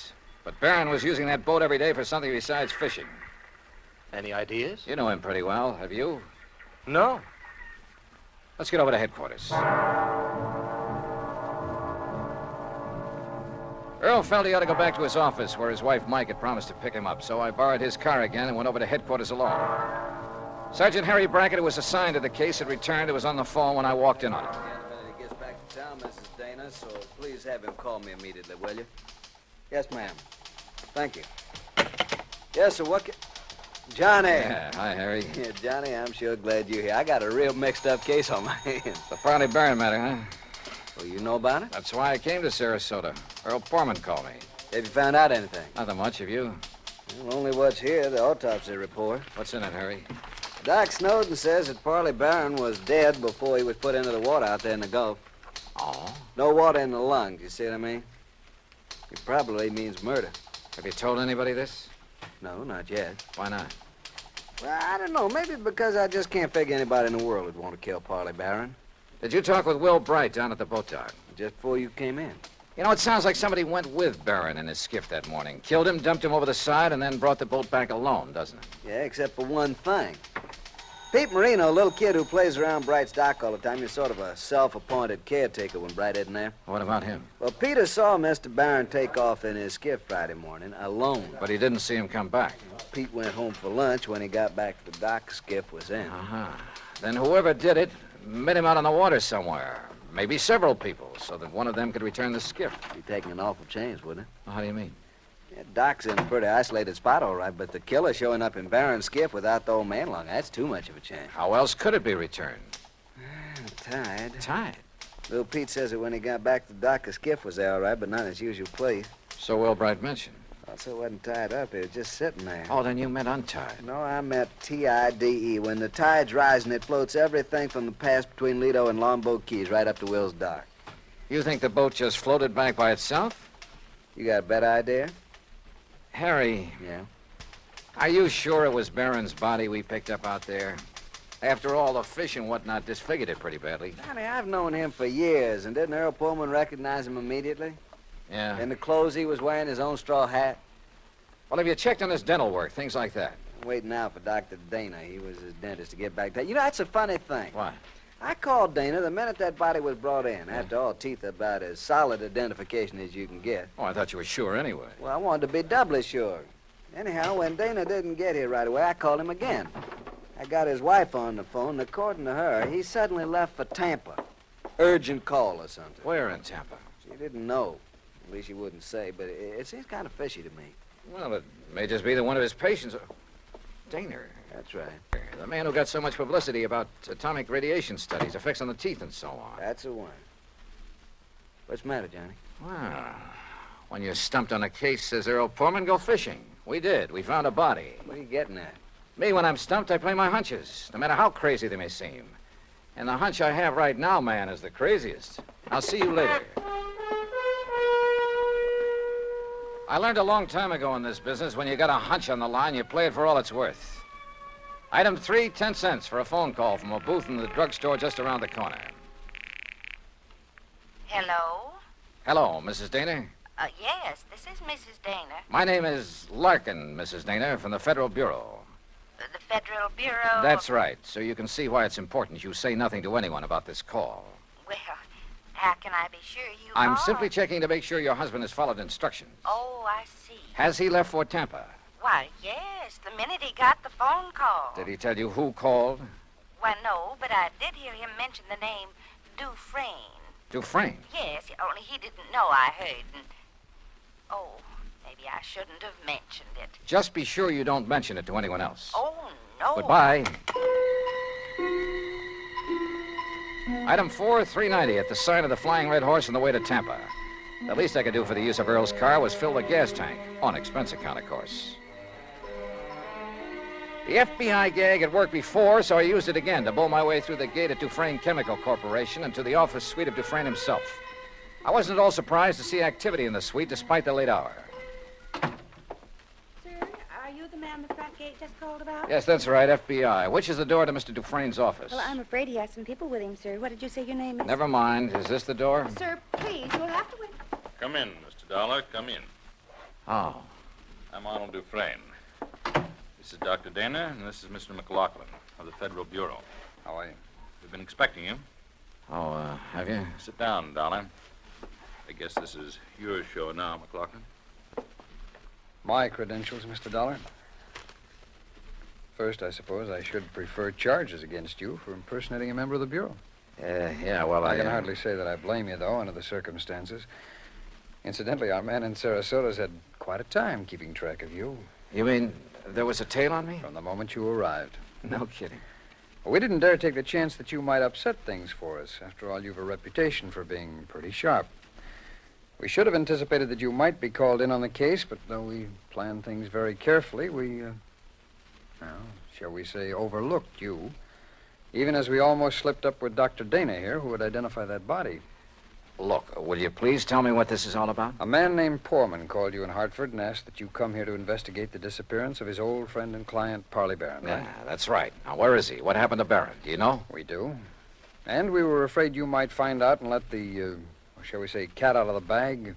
That is why we were all ready to send for you to come here, but, well, as it turned out, you came all by yourself. Mr. McLaughlin. Parley Barron, by the way, Mr. Dollar, is all right, alive, healthy, and happy. Then that body we picked up? Dressed in his clothes? During the last war, Mr. Barron, as a research chemist, made vitally important contributions to our, or shall we say, national security. Oh. He was too valuable a man to lose, even though his wife objected to his work for religious reasons. Yeah, I gathered that from talking to her. Or perhaps you even thought she might somehow be implicated in his disappearance. The thought certainly entered my mind. Well, in any event, so that he could continue to have a happy home and at the same time carry on his tremendously important work, we arranged for the little deception that has been going on for some years now. His so-called daily fishing trips. That's right. But each morning in a small hidden cove, I needn't tell you where, he was picked up and brought here to Tampa to carry on his work. Well, I'll be darned. No one was the wiser. Even our, shall we say, competitor nations in atomic and missile research, who were bound to keep tabs on such a man, they knew only that he was working for the Dufresne Chemical Corporation. They did know that, huh? Well, we must suppose so. International espionage is pretty well organized these days. Ah. But now this disappearance, Mr. McLaughlin. Changes in plans for nuclear developments had made it mandatory that he spend some time in, elsewhere. Where? Well, shall we say, somewhere in New Mexico, something like that. So to openly send him there would have indicated to our competitors what these new developments could be. That had to be avoided at any cost. Therefore, the plan for his disappearance was carefully worked out and carried out. Then whose body was it we picked up? Well, some poor, unidentified old derelict who was on his way to Potter's Field. I see. Well, believe me, if the Bureau functions this thoroughly in everything it does. We try. Well, what about Mrs. Barron? Oh, she'll bear up. We, of course, made sure of that in the beginning. And then when her dear husband does return... When will that be? When his work is finished. And, of course, that'll be too late for our friends across the sea to catch up with us, and we've worked out a completely plausible story to cover his absence. Oh, I'm sure you have. Now, Dr. Dana here will return to Sarasota in the morning. He will confirm identification of the body that was fished from the sea with only sufficient reservation to protect his professional reputation when Parley Barron reappears. All right. Now, when an insurance claim is filed on Barron... Well, I'm sure Mrs. Barron won't file for some time, unless urged to by your friend Poorman. Oh, I can prevent that without telling him anything. That's fine. What's more, with the penchant that some companies have for, shall we say, slow action on claims... Well, don't let them hear you say that. Well, Barron will be back before you need to worry about it. Now, is that okay with you, Mr. Dollar? Shall we say, okay. And once more, I tip my hat to the FBI.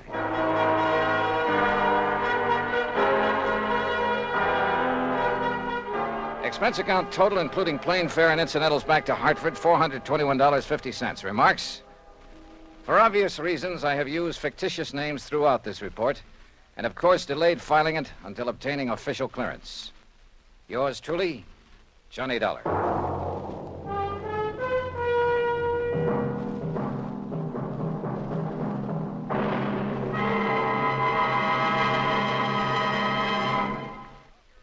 And now, here's our star to tell you about next week's story. Next week, a strange old character, the most beautiful girl I've ever met, and money all over the place. Counterfeit.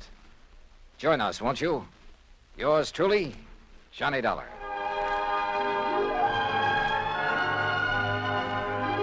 Yours truly, Johnny Dollar, starring Bob Bailey, originates in Hollywood. It is produced and directed by Jack Johnstone, who also wrote tonight's story. Heard in our cast were Virginia Gregg, Jeanette Nolan, Will Wright, Barney Phillips, Lawrence Dobkin, Stacey Harris, and Harry Bartell. Musical supervision is by Amerigo Marino. Be sure to join us next week, same time and station, for another exciting story of yours truly, Johnny Dollar. This is Dan Cubberly speaking.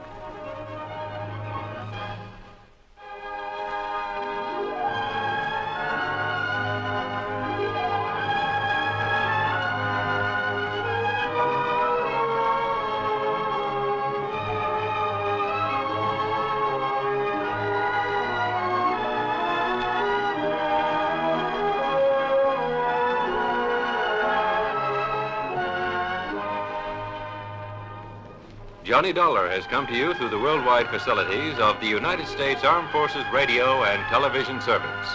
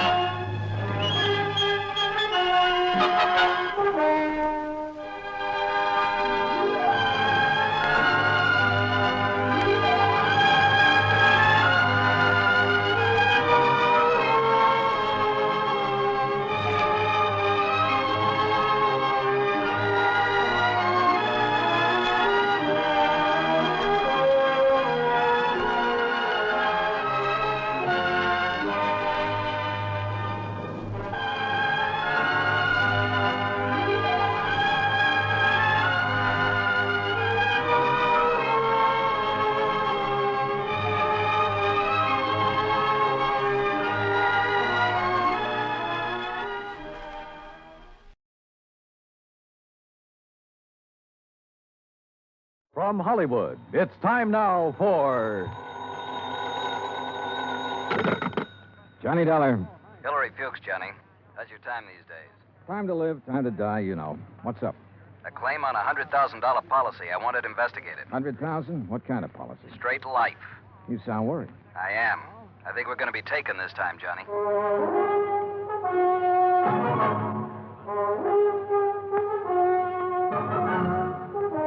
Bob Bailey in the exciting adventures of the man with the action-packed expense account, America's fabulous freelance insurance investigator. Yours truly, Johnny Dollar.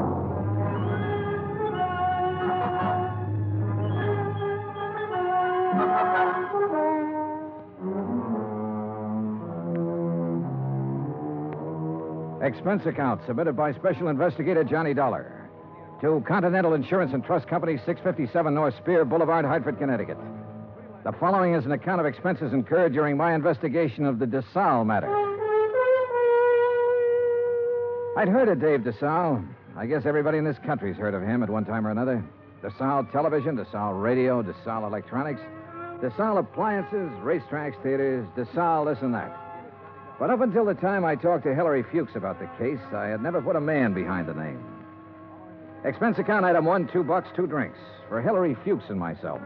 We had them in his office out of my bottle over his desk. This thing. Just plain worn out with it. Stuck. Ooh, have some water. Oh. But I'll tell you this. I'm not going to make a present of $100,000 of stockholders' money to anybody. I wouldn't do that either. Drink your drink. Here's to war. Salute. Now, while that's settling, maybe you'll settle down and tell me what it's all about. Dave DeSalle. Know him? I've heard the name, yeah. Well, he's dead. Drowned 4 days ago out on the coast. So? Did you ever see our K policy series? I've heard of it. Well, the premium's about triple a normal life policy. It's designed only for people with big money. Sure. But it's got a feature that makes those people with money look at it a long time. Uh-huh. This clause isn't anything more or less than the old accident clause paying double indemnity. Broken down, we aren't taking much of a chance. The incident statistics are with us. All right, I'll look it up if I need it. Okay. 3 months ago, we insured Dave DeSalle on one of those K policies. 4 days ago, he fell off the back of a yacht and drowned, and we're hooked for $100,000. Well, accidents happen. You betcha, all the time. But I'm not sure it was an accident. At least there's not enough proof in this coroner's report to convince me. You say it happened 4 days ago? Yes. Has a claim been filed yet? Yes, and the beneficiary is the deceased's widow. Inquest? Inquest, burial, everything. Was there an autopsy? No, there was not. Investigation? Yes, it was handled by the local police in San Ladillo. San what? Oh. San Ladillo, a little place about 30 miles south of Los Angeles. 4 days ago. Why didn't you put someone on it then? I did. Bert Kenyon. Here's his last report. No evidence available to dispute coroner's verdict of accidental drowning. Recommend claim be honored. Kenyon. Sounds like cold turkey to me. It may sound that way to you, but I still don't like it. I want it warmed up. Now, look, Bert Kenyon knows his way around. And he can miss like anyone else. I want you to go out there and work with him. Cover it all again. Get at DeSalle's widow. She stands to gain most by his death. Maybe the two of you can come up with something. Well, what do you do about the claim? Deny liability on the grounds that the accident is not proven. Hillary, you will be sued. I'll take that chance. Fuchs was an old chance taker who had been raised in the insurance business. The kind of man who gave a claim every kind of test, and if it still passed, he sat down and smelled the paper it was written on. And if he didn't like that, he'd take his chance. Expense account item 2, $138, plane fare to Los Angeles. Item 3, $3, a telegram to Bert Kenyon advising him of my arrival, which turned out to be at 1 o'clock in the morning, 10 minutes ahead of a fog that blanked out the whole area at the airport. Johnny Dollar. What? Oh, hey, Bert. How are you? Johnny, good to see you. Hey, good to see you. Come on, I got a car. Well, have you got a cigarette? I ran out 2 hours ago. Sure, man. Here you go. Good to see you. Good to see you, boy. The last time I saw Bert Kenyon was July, a year ago, in Dayton, Ohio. He was there working on an arson claim for the National Underwriters. Before that, I'd run into him in Denver, Portland, and Chicago. And we'd worked together for 2 weeks in New Orleans on the San Antonio case. He sent me a Christmas card every year. I sent him one. We were as close and as far apart as two friends can be. When I saw him this time, he looked tired and thinner. And he lit one cigarette after the other. You'll like San Ladillo, Johnny. Yeah? How's the hotel? Oh, old Spanish job. Big rooms, fireplaces, smells kind of damp all the time. You get used to it. Are you tired? Yeah. Well, tell me about the claim, Bert. Nothing to tell. Routine so far. Oh, Fuchs was pretty worried about it. He doesn't like the coroner's report. Ah, you know, Fuchs, worry. That's what he gets paid for. Oh, that's what we get paid for, too. Okay. On the face of it, I'd question the claim right away. Just on the 3 months period alone, I'd question it. You still think it was an accident? I think we should pay up and shut up. I'd like to have met this DeSalle guy, Johnny. Stocks and bonds and pretty blondes. He sure had 'em all. Wait till you meet Mrs. DeSalle. Wait till you see the layup. Boy. And Fuchs worrying about a $100,000 claim. Do you know how much DeSalle's widow is worth? $8 million. $100,000 means about that much to her. Not that much. Peanuts. You want to hear something funny? Real funny? Go on. DeSalle bought that policy one day at the racetrack at Del Mar. Yeah, because an insurance broker gave him a tip on a horse. Yeah. I can just see Fuchs worrying about his $100,000 and finding out about that part. How did you find out about it? Mrs. DeSalle, she told me the story. What about her? Now, what about her? She's the beneficiary. Well, I told you, $100,000 doesn't mean a thing to her. Why would she kill him for $100,000? Why not? Fuchs sent you out here to take over because he thinks I lost stuff, didn't he, Johnny? He sent me out to see if I could give you a hand. He wants us to cover the whole thing again. Wouldn't kid an old pal, would you? I'd never try, Bert. I bet you wouldn't. I just bet you wouldn't. In another 10 minutes, we were in San Ladillo, a sprawling little town built around a natural harbor. The houses looked expensive, the boats even more expensive. Kenyon pointed out one house on a hill, a 3-story affair with an acre or so of lawns around it. He explained it was the DeSalle home. I checked into the San Ladillo Hotel and got a good night's sleep. Next morning, Bert Kenyon and I went over to the statements of everyone who had been on the yacht the night DeSalle went overboard. Then we went out and interviewed everybody again, including Mrs. DeSalle. It's getting awfully dull. You understand we have to do this. All right. Dave and I were having drinks with a few friends. He said he felt like getting a little air. He went up on deck. A few minutes later, someone was looking for him. Mr. Burke. It might have been. Well, that's what's on your statement. All right. Mr. Burke. We couldn't find Dave, and then I remembered he was on deck. We went up there and saw his hat floating on the water. We looked around. We didn't see him. I sent one of the crew to call for help. They fished him out an hour or so later. You were never on deck until then? No, I wasn't. Who were they? You said they fished him out. Police. Someone. I don't know. There were a lot of men. They tried to give him artificial respiration. Well, what did you do? I watched. What else was there to do? Hard thing to watch, Mrs. DeSalle. Your husband just drowned? Yes. Yes, it was. Is that all? Yeah. That's all.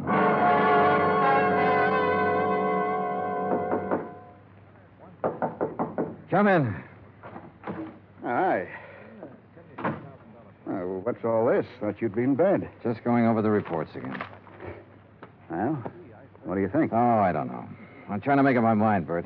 About Mrs. DeSalle, the way she looks, the way she acts. I told you she was something. Yeah, sure. 50 men would sell their souls to be tied up with her one way or another. She had help, Bert. What? She had to have help to kill him. A dozen people swear she was below drinking martinis with him, so someone was up on deck waiting for DeSalle. What have you got to go on? DeSalle swam the English Channel 20 years ago. He should have been able to swim 20 feet to a gangplank. Drunk or sober, he should have been able to do that. I knew about that swimming business. Expert swimmers drown all the time. We both know that. What else? Well, why didn't somebody hear him yell? Maybe he didn't. Everybody lets out a yell in a situation like that, falling or in the water. There were a dozen people aboard. One of them should have heard him yell. Yeah, I guess you're right. All right, suppose he didn't yell. But suppose this coroner made a mistake about the bruises on the side of his head. Suppose they happened before he went over the side. It'd be hard to prove now, Johnny. Oh, look, she's got a boyfriend somewhere, Bert. She had to have one. The servants can be gone over. Somebody at the house has seen him. He's called her or sent her messages. He's our boy. We can bring him out in the open. We'll get help from Los Angeles. We'll call the legal department and get them busy. Get permission to exhume the body and have an autopsy. We'll break... Hey. What? Let this one go, huh? What? Drop it. It's just lousy enough to get by, Fuchs. We got a good case, Bird. I know. I've known it all along, Johnny. A sellout? Mrs. DeSalle offered me the whole 100,000. The whole 100,000, Johnny, to let it get by. Who helped you do it? I don't know. I wasn't interested anymore when she came up with the offer. Look, what does DeSalle mean to you and me? Nothing. He had a whole life, the best it could give him. We can't bring him back. I'll split the 100,000 with you, Johnny. We'd have a little chance for some things, too. Johnny? Bird. No deal? No deal. You're a good dick, Johnny. Stand up. Oh, put that thing away. I've been looking a long time for a mark like this. Now you've lost it up, and I have to beat it. Turn around. Bert. So long, Johnny.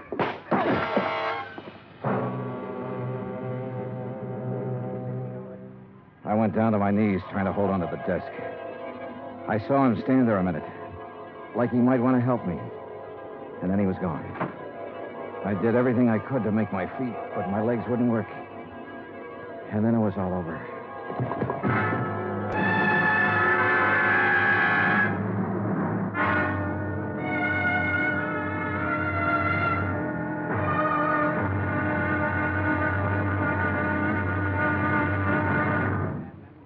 Act two of yours truly, Johnny Dollar, in just a moment. Democracy. What does it mean? The word itself is of Greek origin. Demos meaning the people, and kratos meaning authority. Thus, in a democracy, the people have the authority to rule themselves. But where does the authority come from? The authority comes from the people themselves. They put it in their Constitution, and the Constitution can't be changed by anyone except the people. That puts the supreme power of the government of a democratic country right in the hands of the people, and the people elect their representatives to run the government. In that manner, democracy gives everyone equal representation in the government. Democracy provides mankind with its greatest legacy of freedom.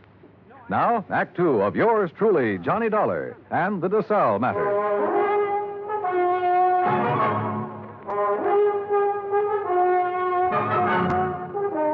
The light on the desk was the first thing I saw. It was still on.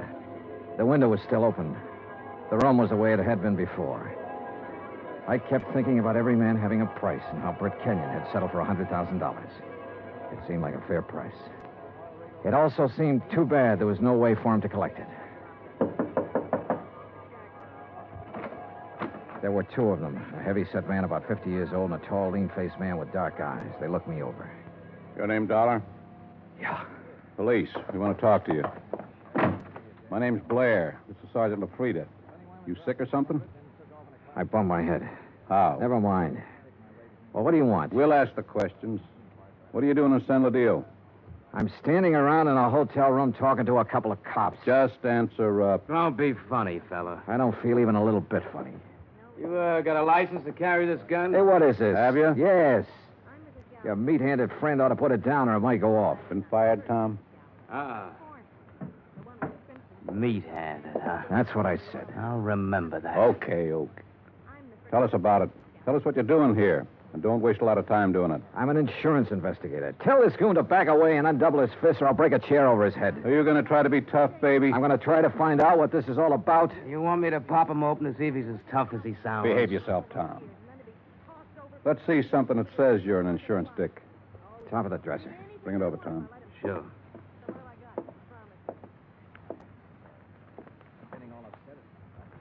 Yeah. Okay. Now tell us what you're doing in town.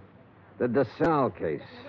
Now you tell me You know what Bert Kenyon? I know him. I've been working with him. Well, he's been around town 4 or 5 days. We haven't seen you. I only got here this morning. You could prove all that, could you? Oh, sure. With a plane ticket, with a hotel clerk downstairs, with a bellhop who brought up my luggage, with a dozen people or more I've talked to today. And tonight? What about tonight? Right here. You could prove that, too? Try the clerk downstairs. Ask Kenyon. Where is Kenyon? I don't know.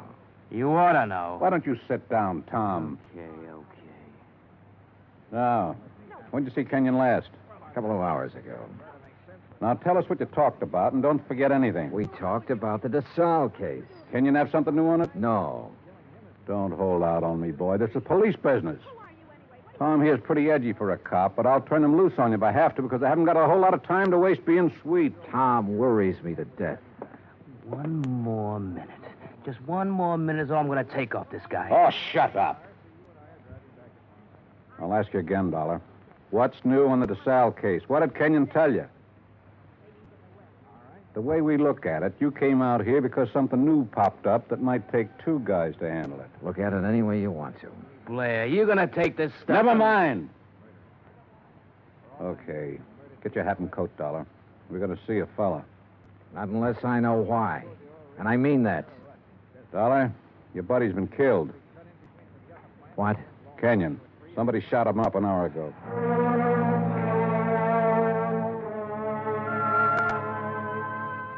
I put on my clothes and we went downstairs and climbed into a battered-looking police car. Tom LaFrida drove. I sat with Blair in the back seat. No one said anything. A half a mile out of San Ladillo, we turned onto the main highway and drove to a spot about 2 miles away, all-night filling station. There were a couple of highway patrol cars there, an ambulance, and men in dark suits who looked the way policemen always look. Wait here. Keep an eye on him, Tom. Sure. Be just a minute. He's a soft old gink. I suppose you're hard. I know how to handle pinballs like you. Before we're through, you and me, we'll have it out. Okay, Dollar. Get out. Yeah, sure. Tom, put the spotlight on him. Okay. Good. Now, Posey. Posey, take a good look at this man. You ever seen him before? No. Look good. Take your time, boy. No, man I saw was shorter by this much. He wasn't as husky. Okay. You go on back of your place there and get some sleep, boy. That all? There'll be more by morning. Go along now. Sure. Night. What was all that? Tom, get out. You stick around here with Dick and Wally. Okay. You're the boss. You get in the front, Dollar.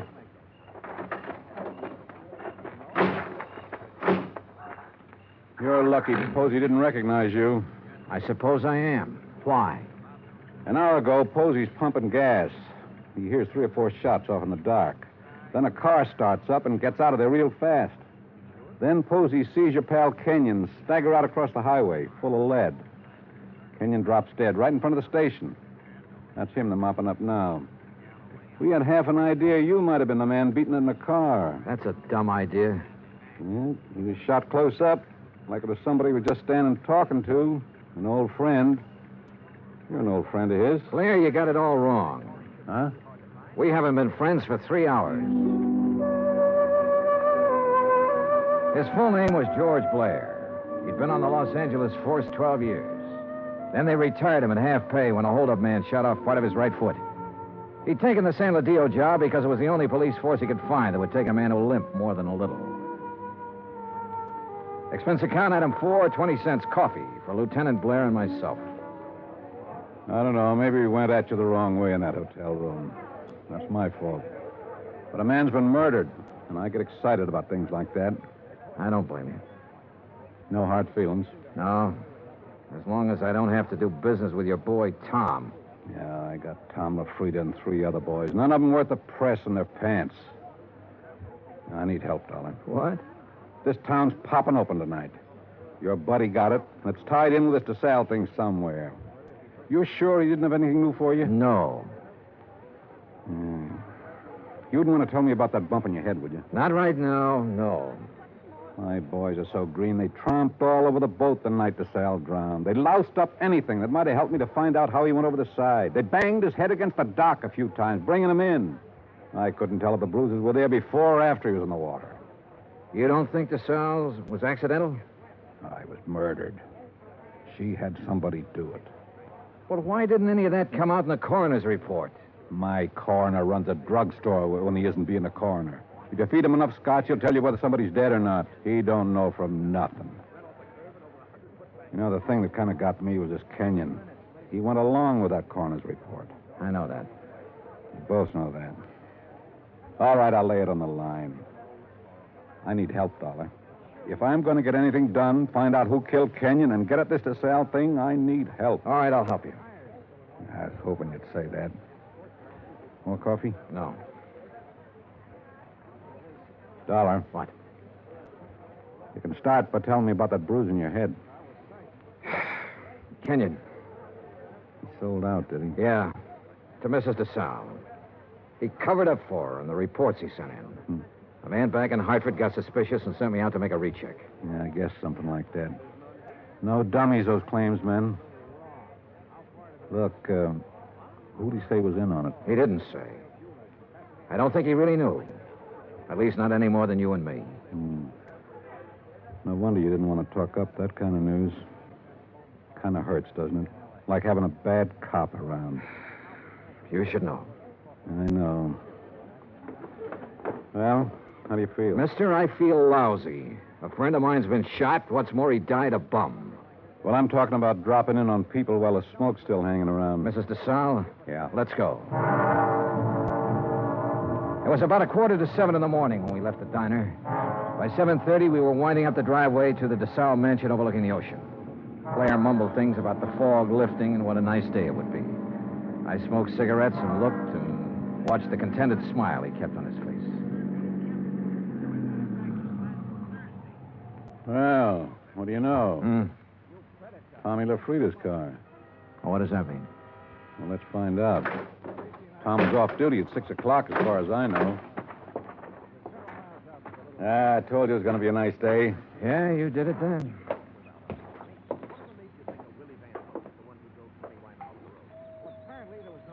Nice place. The only thing nicer is Buckingham Palace. Mrs. DeSalle picks up all these little knickknacks when we probate that will. The boat down there, everything. Nice. Yes? Mrs. DeSalle, please. At this hour of the morning. She's still asleep. Yeah, we kind of guessed she might be in bed. You tell her the police are here and want to talk to her. Police? Now, you got it. Yes, sir. Just a moment. That's you, Blair? Hello, Tom. I'm waiting to see her, too. Thought she might have a little something to say that'd help in that Kenyon killing and be willing... You remember Mr. Dollar? Mister? That's what I said, Tom. What is this? He's giving me a hand. You trust him. Better than I do you.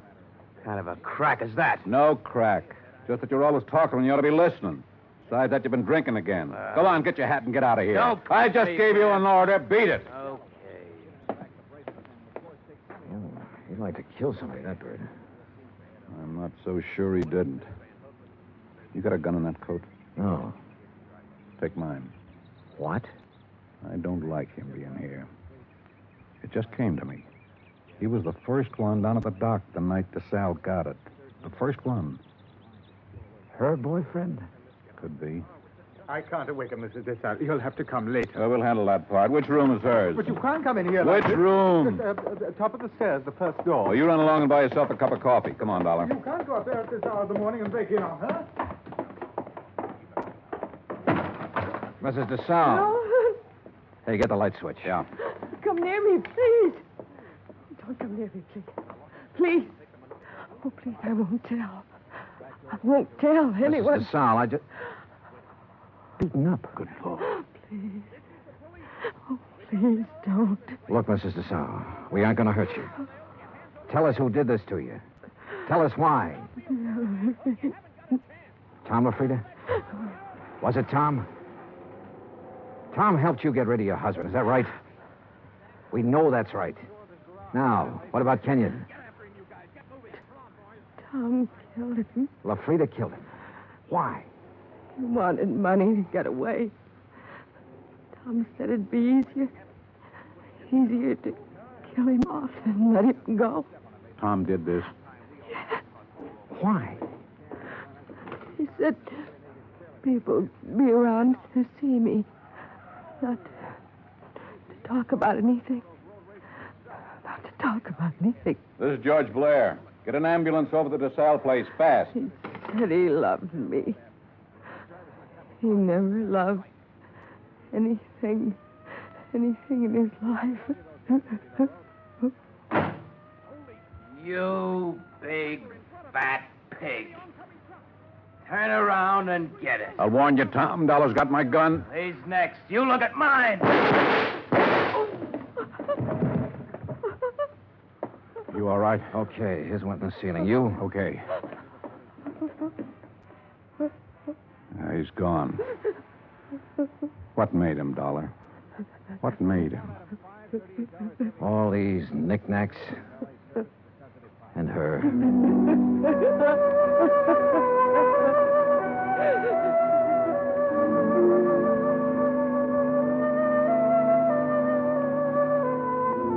Expense account item 5, $25. One phone call to Hartford. I told Hilary Fuchs the whole story, and he promised to send out the necessary legal aid. Item 6, $10. Flowers for Bert Kenyon. Item 7, $2. One drink. To one good cop with a bad foot. The drink cost $1. The glass cost $1. The drink for the good. The smashed glass for the bad. Oh, yeah, it was hammy, but it made me feel... Expense account total, $416. Remarks, none. Yours truly, Johnny Dollar.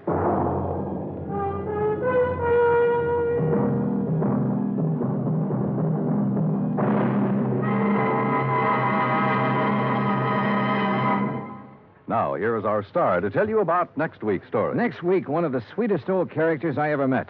And with him, one of the cleverest killers. Join us, won't you? Yours truly, Johnny Dollar.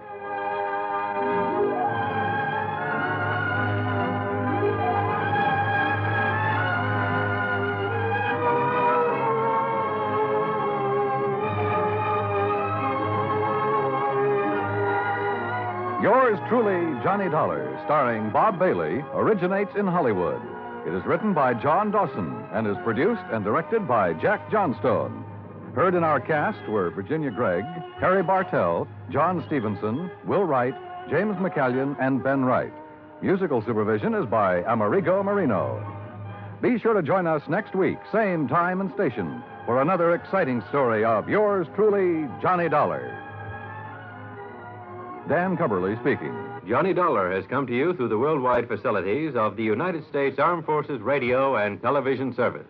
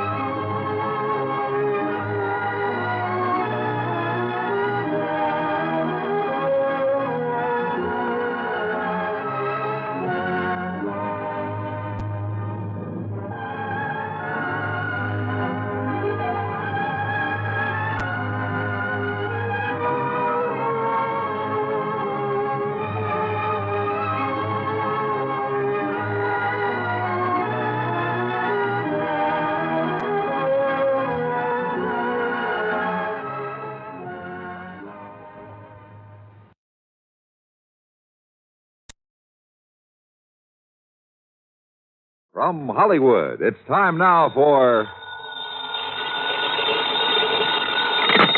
Johnny Dollar. Johnny, I've been trying to reach you for 2 days. Who's that? George Reed. Oh, well, I took off a couple of days, George. What's on your mind? A riddle. Riddle? Yeah, and a blonde photographer's model. That's better. How are you with riddles, Johnny? Not as good as I am with... But go ahead, try me. All right. A year ago, this model married Webster Preen. Green Hat Company? Was Preen Hat Company. He sold it when he retired. Go on. Well, last week, Preen reported his wife had disappeared. And according to him, when she left home, she didn't bother taking any of her clothes or car or jewelry. And she forgot to tell her friends she was leaving? Right. Not even him. You think Preen told the truth? Johnny, that's the riddle.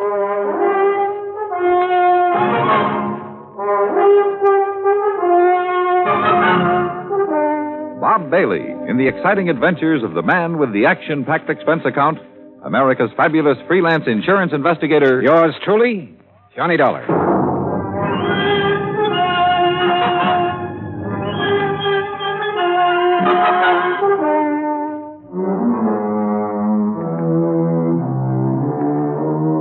Expense account submitted by Special Investigator Johnny Dollar.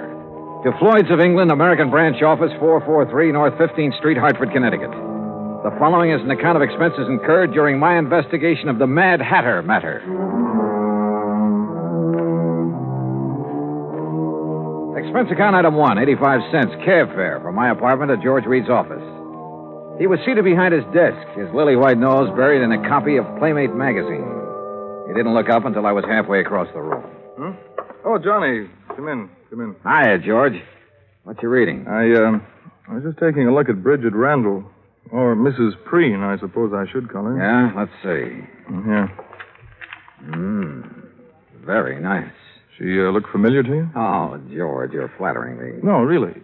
She should. Oh, why? Well, up until she married Preen, she was a very popular model. Figures. Is that a pun? Anyhow, her picture was in everything from the Police Gazette to the Ladies' Home Journal. And after she married him? She retired.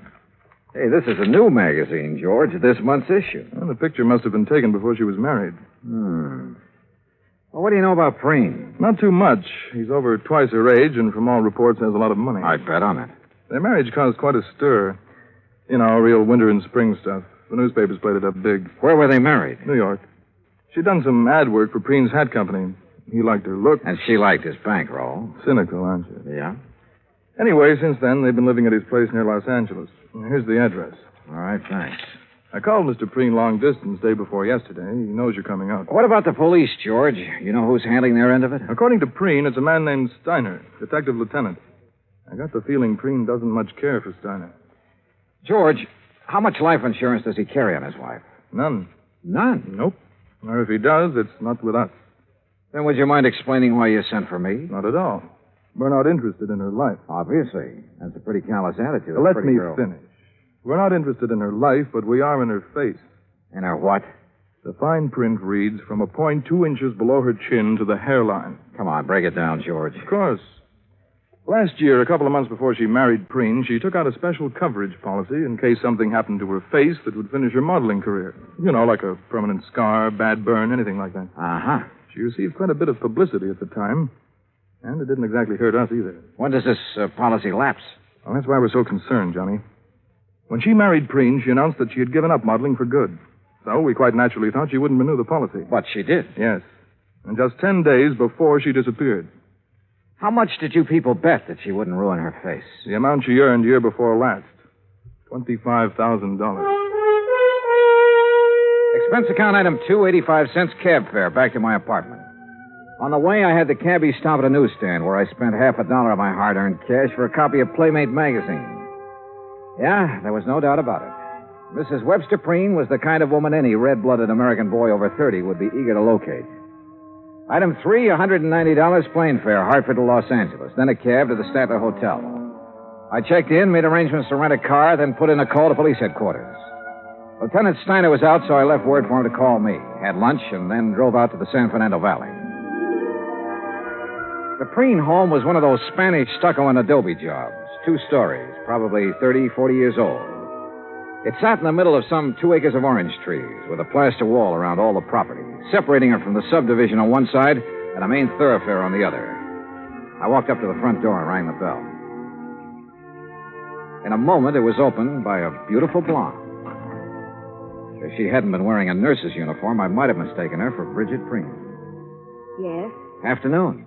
Is Mr. Preen in? Do you have an appointment, Mr. Dollar. Johnny Dollar. No, I don't have an appointment, but I'm sure he'll see me. Really? Yes, really. I'm investigating his wife's disappearance. You're from the police? No, insurance investigator. I see. I'm sorry, Mr. Dollar, but Mr. Preen can't possibly see you. You're sure of that, Miss... Richard, and I am sure. Mr. Preen has suffered a severe shock. His doctor left strict orders that he's not to be disturbed unnecessarily. And you feel qualified to say what is necessary and what isn't? I've been with him for nearly 5 years. Well, answer me this, Miss Richards. Do you think Mr. Preen's health would improve if somebody happened to find his wife? What? I mean, they haven't found her, have they? You haven't answered my question. You want my honest opinion, Mr. Dollar? Helen, who is it? Who's out there with you? Excuse me. No one important. It's Johnny Dollar, Mr. Preen. Now, just a minute. Mr. Dollar, come in. Come in. Have him come to the orchid room, Helen. Yes, sir. Well, I hope you enjoy steam baths, Mr. Dollar. Steam bath? What do you mean? Follow me. You'll find out. A pretty girl, in spite of her abrupt manner. And there was a lot going on behind those clear blue eyes. She led me into the house through a couple of large rooms, then up a winding staircase and down the hall to a door at the end of it. Miss Preen's waiting for you in there, Johnny. Thanks. Ouch! Hey, that doorknob's hot as... Oh, very funny. I warned you. Here, like this. Come here, Mr. Dollar. Hurry. I'll see you later, Johnny. Close the door. Close it. I don't want it to cool off in here. Well, you look surprised. Well, I didn't expect to meet you in a hothouse, Mr. Preen. Well, I'm sorry if you're uncomfortable, but orchids must have plenty of heat and moisture. Now, me, I love it. I didn't used to, but since I am at the age where a man is nothing but stick and dried parchment, you can take off your jacket if you like, Mr. Dollar. Thanks. Do you know anything about orchids? Well, only that they're expensive. Aren't all beautiful things? Sit down, sir. Any place that's clean. We can talk while I do this. You know what I'm doing. I haven't the least idea. What the bees would normally do, that is, if these plants were in their native environment. Pollination? Yes, sir. Would you mind handing me those tweezers? Yes. Thank you. Hey, how many plants do you have here? More than 200, Mr. Dollar. 36 different varieties. Oh, beautiful. Oh, yes. Lovely, delicate creatures. Mr. Dollar, do you think you'd be able to find her? Well, I'm going to try. I'd appreciate it. I have so very few things left these days. Did you notice the orange trees when you drove in? Well, yes. When I bought this house, the land on both sides was nothing but orange groves. Beautiful orange trees. Green, growing things as far as the eye could see. And now it's a housing project. Yes, well, Mr. Preen, I understand you aren't entirely satisfied with the efforts the police are making to find your wife. And you understand correctly. They have done nothing but ask me the same asinine questions over and over again. Have you talked to them? No, sir. I felt that I should see you first, get all the information you have. I will cooperate with you all the way, Mr. Dollar. All right. When exactly did she disappear? Just 10 days ago. She'd come down from our place up at Lake Arrowhead, where she'd spent Saturday and Sunday. Uh-huh. We had planned on going up together that weekend, but I developed a cold. Oh? The evening she returned, I retired earlier than usual, and then when I awoke about 11:30 that night, she wasn't in her room. I called to her, searched the grounds, then waited up. But she never came home. I see. Was anyone else in the building that evening? No. We were alone. Rather, I was. Any sign of a injury to her face, blood, anything like that? Nothing. Uh-huh. Do you remember if she made any remark earlier? Anything that had given you some indication as to whether she planned to go out? She had no plans. She was tired from the drive home, had already put cream on her face and her hair up in curlers. But... Yes? Well, she did say something about wanting to go back to Arrowhead the next day. And you're positive she didn't that night? Mr. Dollar, my wife is a very beautiful woman and an extremely vain woman. She would never leave this house with her hair in such a state. Oh? And even if it were brushed, she wouldn't leave on an overnight trip without taking along a complete wardrobe. All right. What do you think has happened to her? I don't know what to think. If I did, I wouldn't have gone to the police. A few minutes later, I left the lonely old man with his orchids and started toward the stairs. I was about halfway down when I suddenly felt as though I'd forgotten something. Only I was sure I hadn't. Still, something was wrong about this setup. I was trying to figure out what it was when Miss Richards called me. Johnny, Yeah. I'm in here. Better put your jacket on. You'll catch cold. Yeah, well, you better let me worry about that, huh, nurse? Helen, Johnny, I'm sorry I was so rude. But I thought you were just another detective who was going to upset Mr. Preen. Well, what makes you think I didn't? Because he didn't shout at you. Does he usually shout at detectives? He ripped into Lieutenant Steiner yesterday morning. Oh? You know why? Well, the police have a crazy idea that Mrs. Preen's body could be buried somewhere on the grounds or upstairs in the hothouse bed. Well, how do you know that? Well, they've been after him trying to get his permission to dig. If they were really serious about it, they wouldn't need his permission. They'd get a warrant. Johnny, you don't believe Mr. Preen killed his wife, do you? At this moment, I have no reason to. Well, everyone knows what a kind and gentle person he is. What about Mrs. Preen, Helen?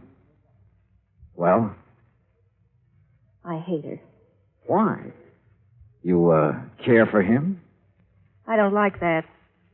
All right, sorry. He's a fine man, a gentleman. There aren't many left. No, I guess not.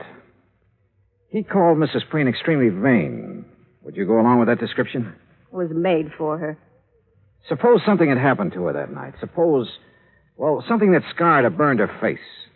What do you think she'd do? If she lost her beauty, she'd kill herself. Even if she threw away $25,000 by doing it? I know about that policy, but even if it was doubled, she'd still do it. Why? Because she wouldn't have the nerve to face her friends? Friends. Bridget Preen never had any friends. But that isn't what happened to her. What did? I don't know, but I'm sure she's dead. Why? Why, Helen? Johnny, please. Tell me. Now, come on. I know you have a good reason for saying that. Now, let's have it. All right. Come over here. I put them away in this drawer. See? What are they? Caps. What? Plastic dental caps. Actresses, models wear them over their teeth to give a perfect appearance. Bridget wouldn't leave a bedroom without them. Where did you get them?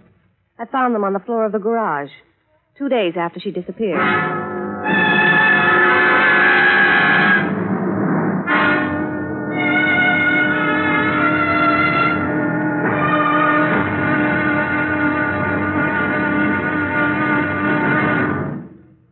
Act two of yours truly, Johnny Dollar, in just a moment.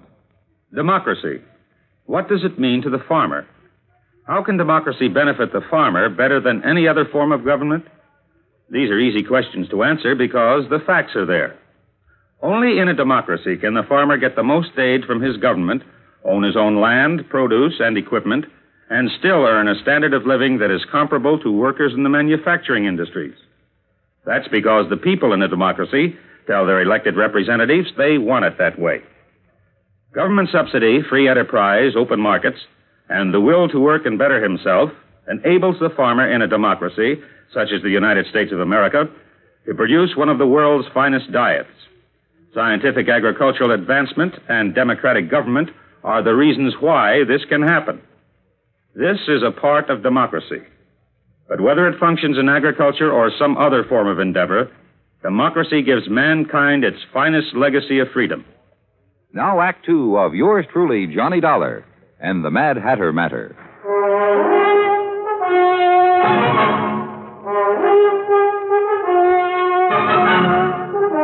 Helen, Mr. Preen's nurse, gave me the set of dental caps that Bridget Preen had used to beautify her teeth. And after telling her not to mention them to anyone, I drove back to my hotel in Los Angeles.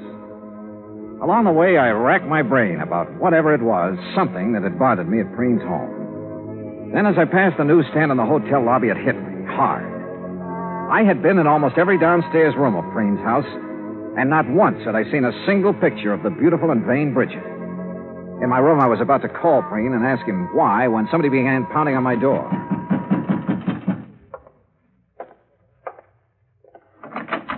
Well, Dollar, we seem to have had a hard time making connections, didn't we?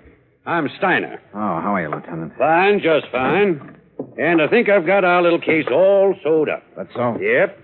Yeah, you mind if I rest? No, go right ahead. Thank you. See, we've been checking back on Miss Preen's activities for the past few weeks. Uh-huh. Been making quite a few weekend trips, ain't she? I wouldn't know.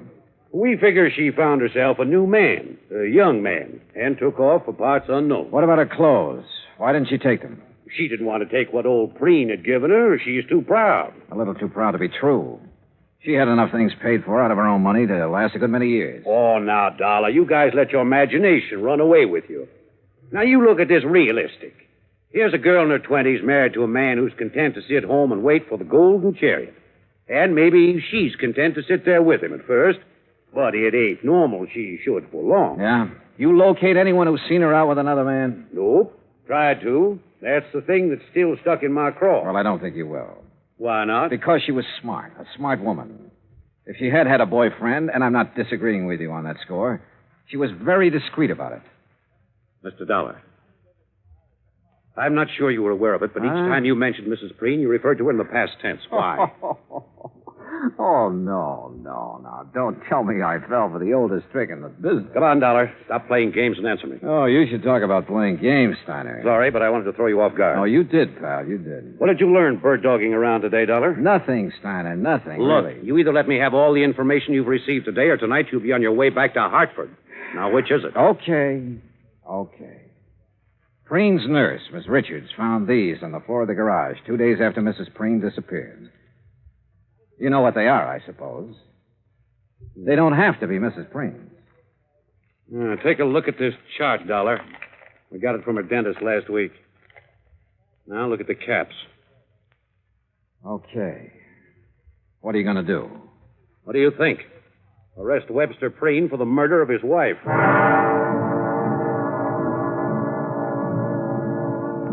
I told Steiner he could never get an indictment.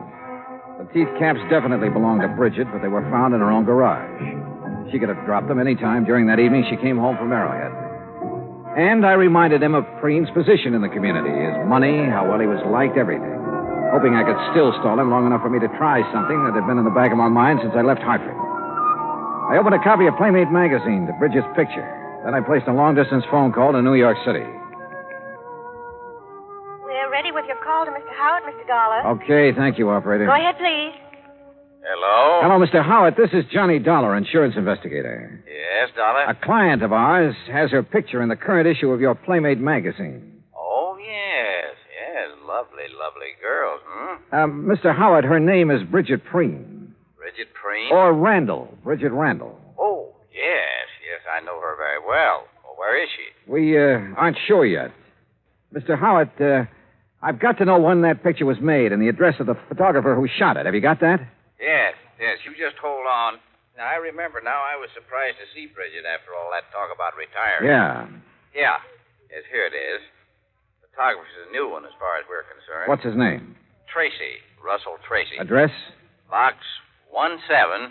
Got it? Box 17. Lake Arrowhead, California. What? Lake Arrowhead. You ought to know where that is. Yeah. Yeah, I do. It took me a little less than 2 hours to drive up to Lake Arrowhead. When I reached the village, I stopped in at the post office. Yes, sir. What can I do for you? Well, I'm looking for an old friend of mine. He's got a place up here somewhere. What's his name? Tracy.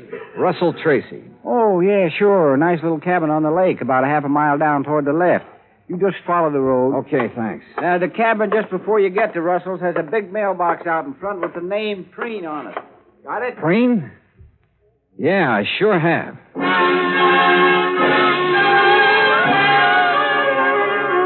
I was there in 5 minutes.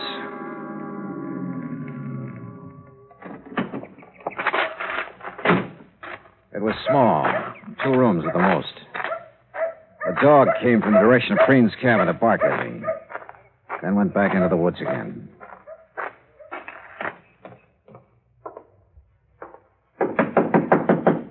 Yeah. Russell Tracy? Yeah.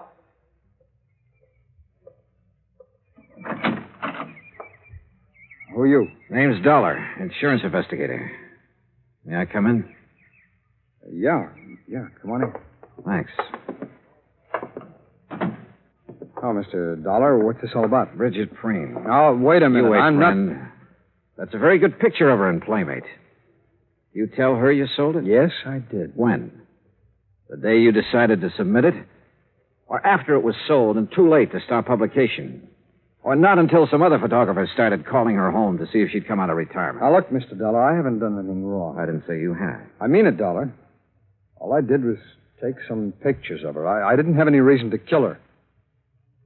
Who said she was dead?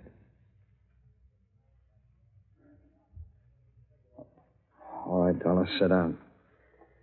I'll give you the whole story, at least all I know of it. Yeah, go ahead. Bridget liked modeling. She liked it better than anything else, I guess. And when she found out I was a photographer, well, she was over here most of the time. What about the day she disappeared? I'm getting to it. I'd needed some money a few weeks before that. I needed it bad. I had a run-in with the law in Texas a couple of years back. I haven't been able to hold on to a good job since. Go on. Well, I had this one shot of her, and I knew it was right, so I sent it in without her knowing about it. When did she find out? Well, like you said, photographers called her house. Her husband answered one of them. You ever meet her husband? Yeah, a couple of times when he was up here. He knew you were a photographer? He's been trying hard to get back at me for taking that shot of his wife. How do you mean? There's a dry well out in the back, about 20 yards from the fence line. After he killed Bridget. He killed? Yeah. Yeah, because the next morning I was out with my dog and we found her face down in the well. I guess he figured the sheriff would find her before I did, and figure I did it. How do I know you didn't? If I had, I wouldn't have dropped her in my own well, would I? Besides, why? All right, she's still there. No, I took her out that same morning, and it's a good thing I did, too. The sheriff and some detectives from L.A. were up here and nosing around the next day. Why would Preen want to kill her, Tracy? All right, now, don't ask why, but Bridget was in love with me. Tonight she went back to L.A. She was going to tell him. I guess that, on top of the picture, was just too much for him to take. Dollar, you believe me, don't you? Why didn't you report this to the sheriff? I've got a record, Dollar, and Preen's got more money than he knows what to do with. Besides, there's no proof of what I've just said. It'd be his word against mine, and you know who'd come out on top. Where's her body now? I'll take it if you want. Yeah. Bring your camera. My camera? And plenty of film. Don't ask me why I trusted him. I couldn't answer. Except, like he said, he didn't have any reason for killing Bridget. He led me deep into the woods, into a clearing. And there, well, he'd done his best to make her comfortable. We removed the rocks, and Bridget she was very dead. Expense account item 4, $5.20. Assorted phone calls, Arrowhead Springs to Los Angeles. I've been hoping you'd call. Is Mr. Preen there? Yes, right now he's up with his orchid. Have you seen Steiner? Oh, yes, he was here this afternoon. He took Mr. Preen away with him. But in about an hour, Mr. Preen came Now, look, home. Helen, you stay there, but keep out of his way. Do you understand? Oh, Johnny, really, you're talking like he's a criminal. Helen, do just as I say. I'll be there as soon as I can.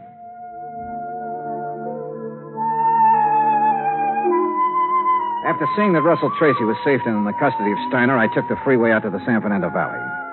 It was a little after 9:30 when I pulled into the Preen driveway. The porch lights were on, and Helen opened the door. Johnny, you look awful. You had dinner? No, not yet. Well, let me fix you something. No, please, Helen, no thanks. What's in the envelope? Nothing important. Where's Mr. Preen? Where do you suppose? Upstairs with his orchid. Would you mind if I went right Of up? course not, Johnny. You go ahead. When your dinner's ready, I'll call you. Yeah, okay, thanks.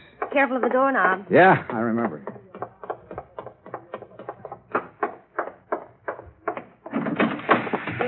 Well, Mr. Dollar, I didn't expect to see you back so soon. Hello, Mr. Preen. Didn't dress for us again, I see. You'd better take off your jacket, Mr. Dollar. Afraid I'm not going to stay long enough to bother. Oh, well, now that's too bad.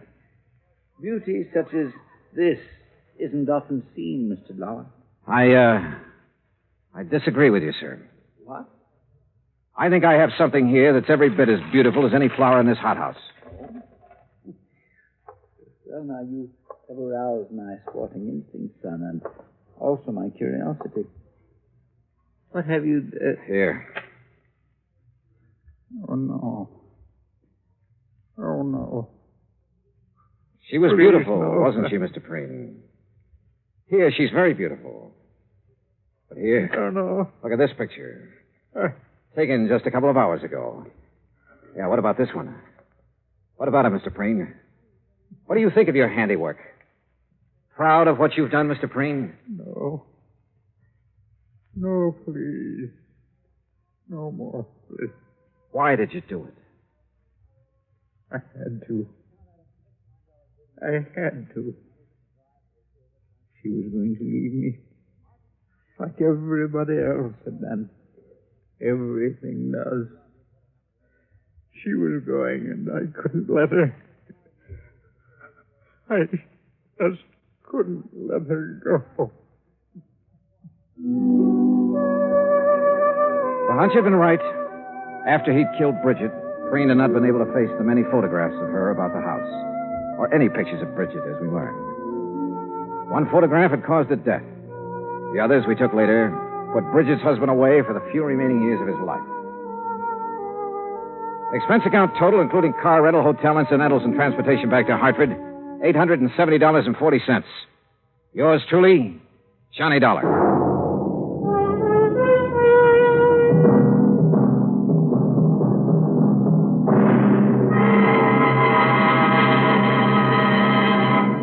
Now here is our star to tell you about next week's story. Next week, a fishing trip that could be very pleasant, except that one of the fishermen is deaf. Join us, won't you? Yours truly, Johnny Dollar.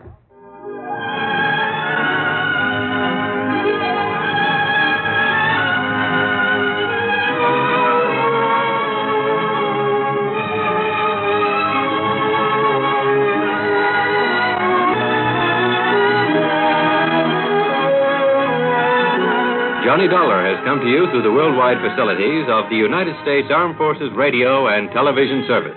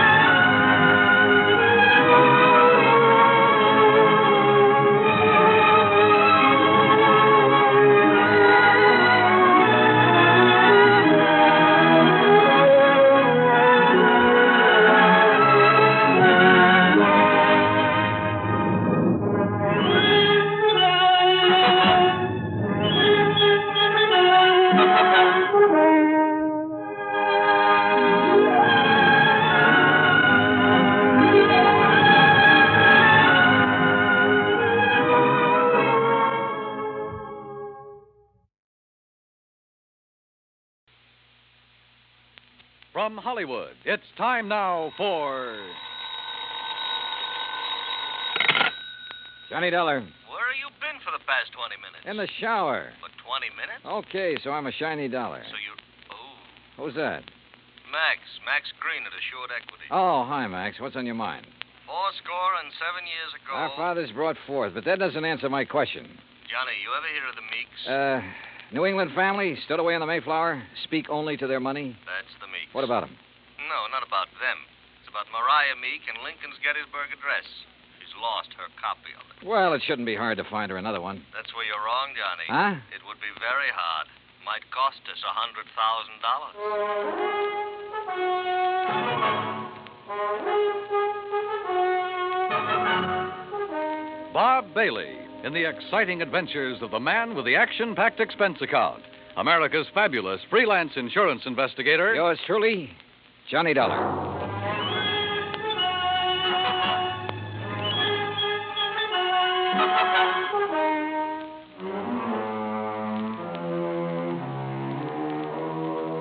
Expense account submitted by Special Investigator Johnny Dollar to the Assured Equity and Trust Company, 325 Scott Avenue, Hartford, Connecticut. The following is an account of expenses incurred during my investigation of the Meek Memorial matter. Expense account item 1, $1.90, cab from my apartment to Max Green's office. He was standing in a haze of cigar smoke, ashes on his vest, and a worried look on his face. Oh, good morning. Good morning, Johnny.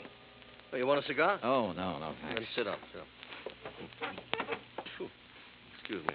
Listen, Johnny, what do you know about that speech that Lincoln made at Gettysburg? Well, I had to memorize it in school like every other kid. All right. You know how many words are in it? Maybe a couple of hundred. Why? Wait a minute. It's in this book. Here. It's page 143. Speech is printed here exactly as Mr. Lincoln released it to the newspapers after the Gettysburg Address. You find it? Yeah, but now what do you... Okay. Total number of words, 268. Oh. But the first two drafts of that speech, including the one he read that day, contained only 266 words. So he padded his part. That's right. 2 more words. Mm-hmm. How come? Oh, according to the historians, Lincoln ad-libbed the 2 additional words at the time he read it. Later on, when he made 3 new copies of the speech, he included those 2 words. You with me so far? Keep going, Max. Yeah. All right.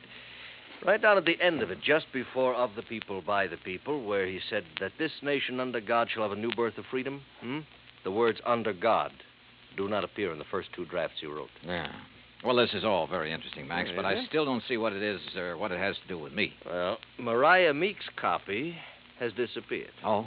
And, Johnny, that copy happens to contain just 266 words. You mean she owns one of the first 2 original drafts? Handwritten by Mr. Lincoln himself while he was on the train riding to Gettysburg. Wowee. Yeah. Which is, of course, why we insured it for the full amount it cost her, which is $100,000 even. Of course, you made sure it was authentic before you issued the policy. Naturally. Well, who'd she buy it from? An antique dealer down in Richmond, Virginia, a fellow named Jason Penrod. Uh-huh. Well, where's she been keeping it? Under glass in the Meek Memorial. What's that? Well, she collects Americana, so she had a museum built to keep it in, and she calls it the Meek Memorial. Follows? Follows. Also follows the most expensive item in the collection, the Gettysburg Address, would be the one to disappear. Oh, you're just an old pessimist, Max. You think somebody lifted it? What do you think? It walked out by itself. Okay. So what are you going to do about it? Well, we're going to run newspaper ads. We're going to offer a $10,000 reward for information leading to its return. If anyone answers it, you let me know where you'll be, and I'll refer them to you. Good. When was it taken? The night before last. Is there any kind of market for something that rare? It's hard to say, Johnny. A hot camera would be easier to peddle, sure. But a good many wealthy people, like Mrs. Meek, they make a hobby of collecting things, antiques, objects of art, etchings. But whoever took this, or buys it from the thief, couldn't just let everybody see it. Well, it wouldn't matter to some people. They take it and put it in a vault and keep it there. Then what's the point in having it around? Pride of possession. You got something no other collector could own. And, of course, it might not have really disappeared at all. You're thinking of fraud? $100,000 is a lot of cash.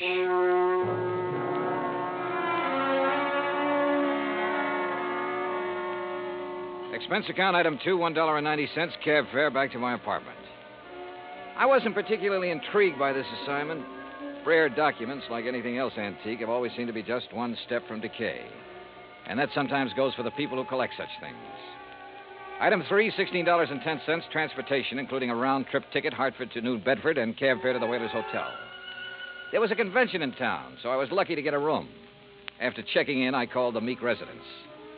Mrs. Meek was expecting me and said she'd have her car pick me up. I had just put down the phone when someone knocked on the door. You in there? Depends on what you're looking for. Oh, looking for Mr. J. Jay, did you say? Nobody by that name here. Oh, yeah. I see. I guess I got the wrong room. Yeah, well, why don't you ask down at the desk? Huh? Yeah. Oh, sure. Yeah. Funny. Or is it? I cracked the door open again. Watched him walk to the stairs. Then I took the elevator down the 8 flights to the lobby. Half an hour later, I was in the back seat of the Meek limousine heading toward the home out on Buzzards Bay. It was a big, sprawling frame building facing on the beach. About 50 yards behind it, closer to the road, was the Meek Memorial Museum. I was starting up the front steps when the door opened. Mr. Dollar? That's right. I'm Paul Meek. I understand you have an appointment with my grandmother. Right again. Now, come in, please. She's waiting for you upstairs in the sitting room. Okay, thanks. Before you go up, I wonder if I could have a few words with you. Why not? In here, then. You've never met my grandmother, have you? No, I haven't had that pleasure. Some people consider it a dubious one, Mr. Dollar. Oh? Mr. Dollar, this is my wife, Janice. Mrs. Meek? Hi. How about a drink? Thanks, not just now. How about you, old stick in the mud? You want another one? After a bit, Janice. And if I were you, I wouldn't have any more. But you're not me, are you? You will have to excuse my wife, Mr. Dollar. Well, we've both been under a severe strain since moving here. Grandmother is blind, you know. No, I didn't know. Her sight began failing about 4 years ago. I'm surprised the insurance agent didn't tell you. Well, Mr. Green was so concerned over the theft of the Lincoln manuscript, I imagine it slipped his mind. Mm-hmm. And just how do you intend to locate that manuscript? I'm not so sure that I can. It'd be a pity if you couldn't. Be just awful. It's grandmother's prized possession. She hasn't been herself since it was stolen. And being quite elderly, well, we're all very much concerned. Oh, my, yes. We're afraid she might die and leave us all that lovely money. Janice. It's the truth. You see, Paul and I don't have any money of our own, Mr. Dollar. We'll never have any until she does die. Instead of giving it to us now while we're young, you know what she does with it? Spends it buying junk for that silly old museum. Now, look. That's gratitude, isn't it? I bathe her, feed her rubber feet, and do all her dirty work. Janice, you've said quite enough. Mr. Dollar isn't interested in our personal problems. Oh, stick in the mud. All right. I'll be in the den if you want me. And that's the funniest thing I've said all day. If you want me. I'm sorry. She doesn't mean half of what she says. That's grandmother's signal. Then hadn't we better go up? Yes. Yes, we'd better.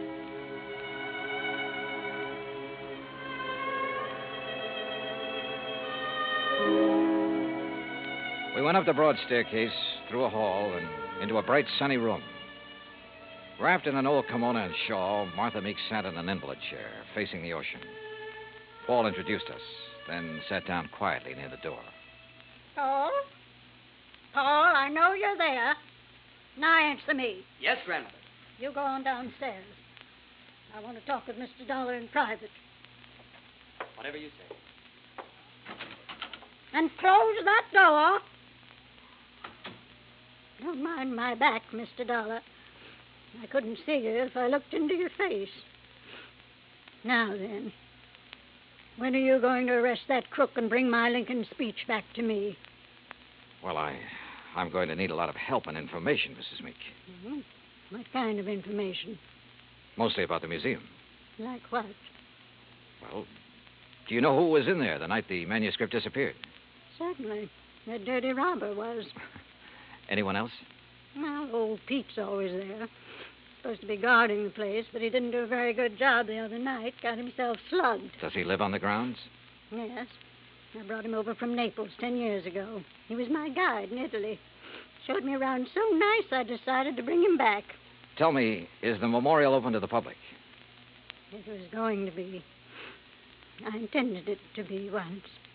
But when my eyes... No, Mr. Dollar, I keep it locked most of the time. Uh-huh. And who discovered the manuscript was missing? Pete did, I guess.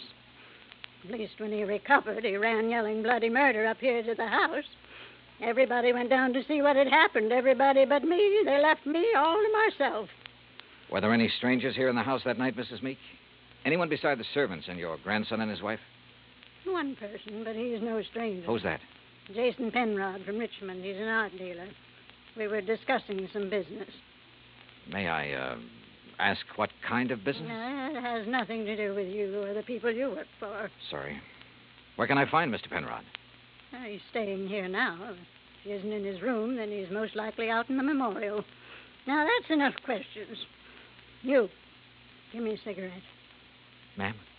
What's the matter? You deaf? Give me a cigarette before Paul with that snoopy wife of his comes prowling around. All right, sure. Light me. Yeah. Well, you want any more information, Pete's the one to talk to. All right, thanks. But what about your son and daughter-in-law? Were they inside the house at the time of the robbery? You don't suspect them, do you? Right now, I suspect everybody, Mrs. Meek. Even me? Yes, ma'am. Even you. Well, bless you, boy.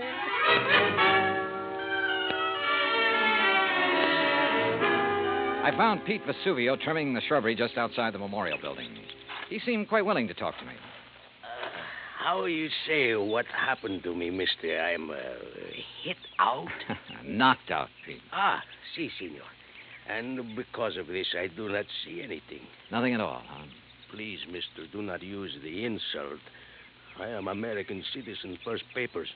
And because of the kindness of my patrona, I will soon be second papers. I know by heart the Constitution, United States, the Gettysburg Address, pledge allegiance to my flag. Yeah. You know how I know that these things which help me be citizen? Because of my lady. She's letting me work in a place where great papers are for me to read. Because of her, I would not hide anything, mister. Okay, Pete, okay. I'm convinced. But I'm sorry I cannot help you, mister. Well, it's not your fault. Hey, you like to hear me say Gettysburg Address? Well, do it very good. Learn it right from President's own writing. Some other time, Pete. Right now, I have to find Mr. Penrod. Oh, he's inside, mister. Counting the treasures. All of the beautiful things a lady can no longer see. You'll find him in Section L, senor. I found the small, neat-appearing art dealer just where Pete had said he'd be, peering into a glass case crowded with Derringer pistols. He had a notebook under his arm and seemed to be making some sort of inventory. Oh, dear. You gave me quite a fright, sir. Oh, I'm sorry. Well, I wish I could concentrate like that. Oh, well, there's nothing more interesting to me than these fine old pistol things. What histories they must have, Mr. Dollar. Johnny Dollar. Oh, yes, the insurance investigator. Paul told me you were wandering about the place. I suppose you'd like to ask me some questions, hmm? If you don't mind. Oh, no, goodness, no. I understand you were with Mrs. Meek the night of the robbery. That is correct, sir. We heard the shouting. We ran out here just as fast as we could. I was the one who discovered the manuscript was missing. You have any idea how the thief got in here? No, sir, no. Unless someone forgot to lock the front door, or unless he had a key. Well, has Mrs. Meek given out many of the keys? Well, in my opinion, too many. Even I have one. What about Paul Meek and his wife? No, I don't think so. Well, they really aren't interested in the museum at all, Mr. Dollar. Oh. Mr. Penrod, I understand you're quite an authority on antique art and things like that. Well, Isn't taking inventory a little beneath your position? Well, I suppose it is, Mr. Dollar. Last week when I received dear Mariah's wire asking me to do it, I simply couldn't refuse. She's been such a good customer of mine. Well, yes. You have any idea who might have wanted the Lincoln manuscript? Well, I know several persons who'd love to have it. Give most anything, but I don't know anyone with the nerve to break in here and take it by force. You remember where Paul Meek and his wife were when you heard Pete shouting? They were right in here when I arrived. I see. Well, thanks for... Oh, just one more thing. Oh, yes? If you'd stolen the manuscript... Mr. Dollar. A hypothetical question, Mr. Penrod. But if you had, and you wanted to sell it at a good price with the least danger of being caught, how would you go about it? Well, I'd take it abroad, of course. I'd put it on the open market over there. Huh. You aren't planning on going abroad soon, are you, Mr. Penrod? Oh, gracious, no. You know anyone who is? Anyone who, Well, didn't Paul and Janice tell you? Oh, they're flying to Paris Wednesday night.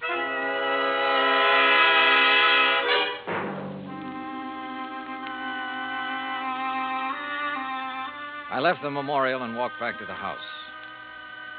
The Meeks were in the study, engaged in their favorite pastime. When I told them what the art dealer had said, Paul set down his glass long enough to confirm the fact that they did have reservations and insisted that he had a logical explanation for not having told me of those plans earlier. Very logical explanation, Mr. Dollar. Let me handle this, Janice, please. Sure. Drink, Johnny? Now, first I want to hear that explanation, if you don't mind, Paul. Of course I don't mind. Janice and me were fed up. Why didn't you tell me about the plane reservations? Well, why should I have? I'm not even sure I'm going to use them. Oh? Grandmother's upset enough over losing that manuscript. Something else might... Well, anyhow, if the manuscript doesn't turn up within 48 hours, we're canceling our trip. Oh, no, please. Sorry, Janice, but that's the way it's got to be. She did it. What do you mean? It's an act, don't you see? Jason Penrod told her we were going to leave, so she had him hide the manuscript. And now this thing about her being so upset and having such a weak heart. It's an act to keep her precious darling boy tied to her apron strings. I don't believe that. Well, just wait. You will. Anything else, Dollar? What does a trip to Paris cost, Paul? Well, it's not inexpensive. Your wife was complaining about being so broke. Haven't you ever heard of flying now and paying later? We have friends in Paris, Dollar. It won't cost as much to live once we get there. And we'll worry about paying for our ticket when we get back. Any other questions, Mr. Snooper? Yeah. Later. It was after 7 when I finally got back to my hotel room. I ordered a drink and tried to make some kind of sense out of the information I'd gathered during the day. But it all added up to 0. I called Hartford and asked Max Green to look into the Meek finances. Then I dressed for dinner. I was about to go downstairs when the phone rang. Johnny Dollar. Mr. Dollar, I was told to call you. Yeah? It's about the ad. The ad? In tonight's paper about something missing from a certain memorial. Go on. Well, I called Hartford Collect. They said to call you. Yeah, that's right. Who is this? My name's not important, Dollar, but that 10 grand reward is. You think you can earn it? You meet me tonight, you'll see. Where? In the alley behind the Bourne Whaling Museum. Be there at 9:30 and be alone. You got it? Yeah, I got it. Expense account item 4, 85 cents cab fare from my hotel to the Bourne Whaling Museum. I don't like wandering around dark alleys at night, alone in a strange town. It isn't the best way to stay alive. But at 9:29, I passed the old whaling museum and started down the alley. It was dark, no moon, and it was very quiet. I was about 20 yards in from the street when I saw him, curled up in a ball like he had a stomachache. Only he didn't. Because somebody had made him very dead. I struck a match and turned him over. I'd only seen him once before, but I didn't have any trouble remembering where it had been. Right after I'd checked in, he'd knocked on my hotel room door. By mistake. At least that's what he'd said. After giving a statement to the local police who identified him, I went back to my hotel. Evening, Mr. Dollar. Yeah, say, look, I know it's probably against all your rules, but who had my room just before I checked in? Oh, I couldn't disclose that information, sir. Sorry. Oh, well, so am I. It'd mean a lot for me to know. Maybe even $5 worth. Well, well, sir, if it's that important. Thank you. Now, let's see here. Yes, here it is. Can you read his signature, Mr. Dollar? Yeah, thanks. Just fine. The name I'd seen scrawled on the hotel register wasn't important now. At least not without something more to back it up. There was no law against checking out of a hotel, but there was a law against murder, if it could be proven. And that would be hard to do without finding a motive. So I went back to the Meek house to look for it. I paid off the taxi, that's item 5, and started up the front steps. Oh, hi, Johnny. I thought it might be you. That's so? Mm-hmm. I hope you aren't mad at me for the things I said today. No, not at all. I've been a very bad girl. But everything's going to be all right now. It is. Mm-hmm. Or haven't you heard? Heard what? About dear old grandmother. She's had a real bad stroke. Isn't expected to live. You, aren't a bit sorry, are you? Would you be, if you were me? Dollar, you mind coming up here? No, not a bit, Paul. I'm trying to reach you at your hotel. Thank goodness you've come here. Did Janice tell you? Yeah. How is she? Bad. Doctor's given up. Says it's only a matter of hours. She told me to send for you, Mr. Dollar. Oh? I don't know why. I've never been able to figure out a lot of things she did. All right, where is she? In there. Old Pete's with her, but go on in. Thanks. Would they increase devotion to that cause for which they here gave her the last... Who is it? Oh, it's Mr. Dollar, my lady. Hello, Mrs. Meek. Oh, thank you for coming, Mr. Dollar. I go now. No, wait. Mr. Dollar, you have a moment, haven't you? Of course. I promised Pete the last time I visited the museum. I promised I'd let him recite some of the things he's learned while working there. Haven't been able to keep that promise till now. Go on, Pete. please. Yes, my lady. They here gave the last full measure of devotion. That we here highly resolve that these dead shall not have died in vain. That this nation under God shall have a new birth of freedom, and that the government of the people, by the people, for the people, shall not perish from the earth. Thank you. That was wonderful. Thank you, my lady. Now I go. Well, Mr. Dollar, I have a confession to make to you. Yes? I lied to you. Oh, I'm sure it wasn't a very big lie, Mrs. Meek. Oh, but it was. I told you the business Mr. Penrod and I were discussing the night of the burglary. Yes? I told you it had nothing to do with you or the people you work for, remember? Yes, ma'am. Well, that was a lie. I'm broke, Mr. Dollar. All I have left in the world is this house and the things in the memorial. I see. That's why I sent for Jason Penrod. He purchased most of my treasures for me. He's evaluating them now, so Paul and Janice will know what they're worth when they go to sell them, which they'll do immediately. Mrs. Meek, don't you think you should try to rest now? Will you give me a cigarette? No, ma'am.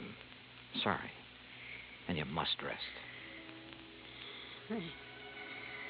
There isn't much else to do, is there? Good night, Mr. Dollar.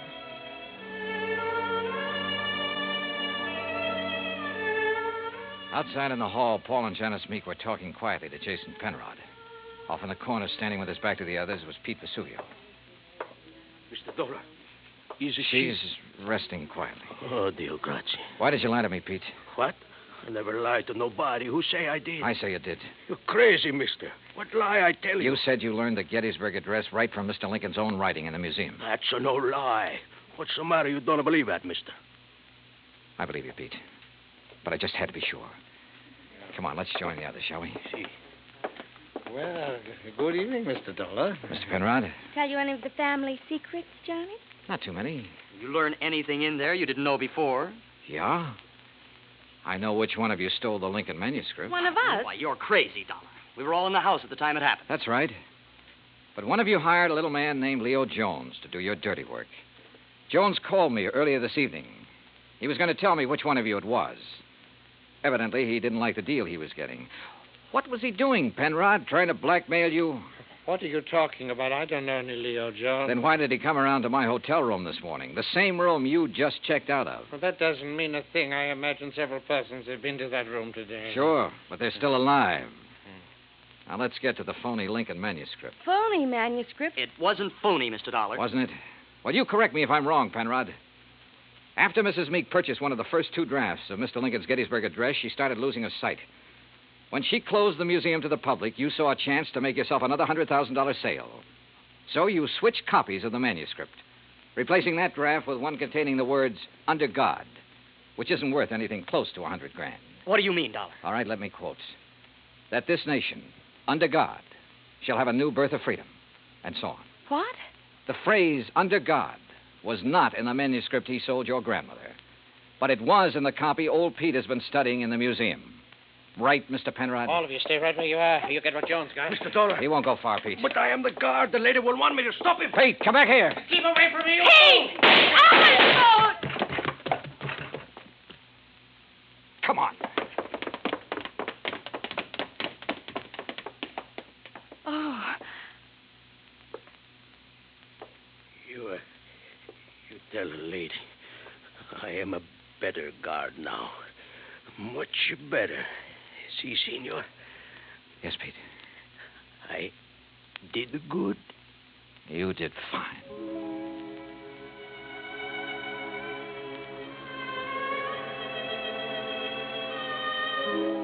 Pete Vesuvio will live to apply for his second papers. And in time, probably open a spaghetti joint in New Bedford. Penrod will be tried for murder. As yet, he hasn't disclosed the name of the person who purchased the stolen manuscript. But in time, I'm sure he will. As for the Meeks, Well, Maria passed on later that night. But as she said, there was nothing left for her but to rest. Expense account total, including hotel and numerous incidentals, $98.30. Yours truly, Johnny Dollar.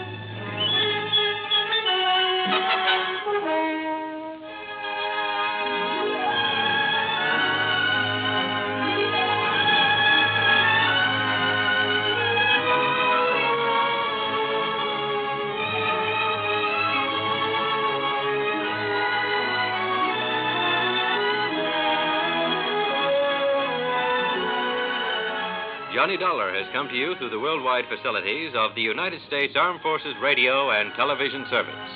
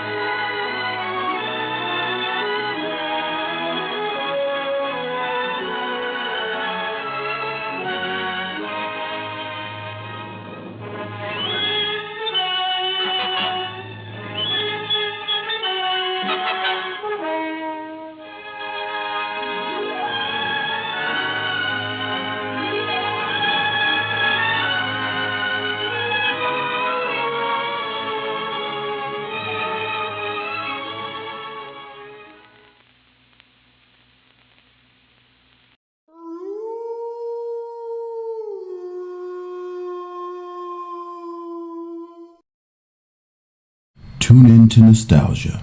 Tune in to now. Golden Radio Hour.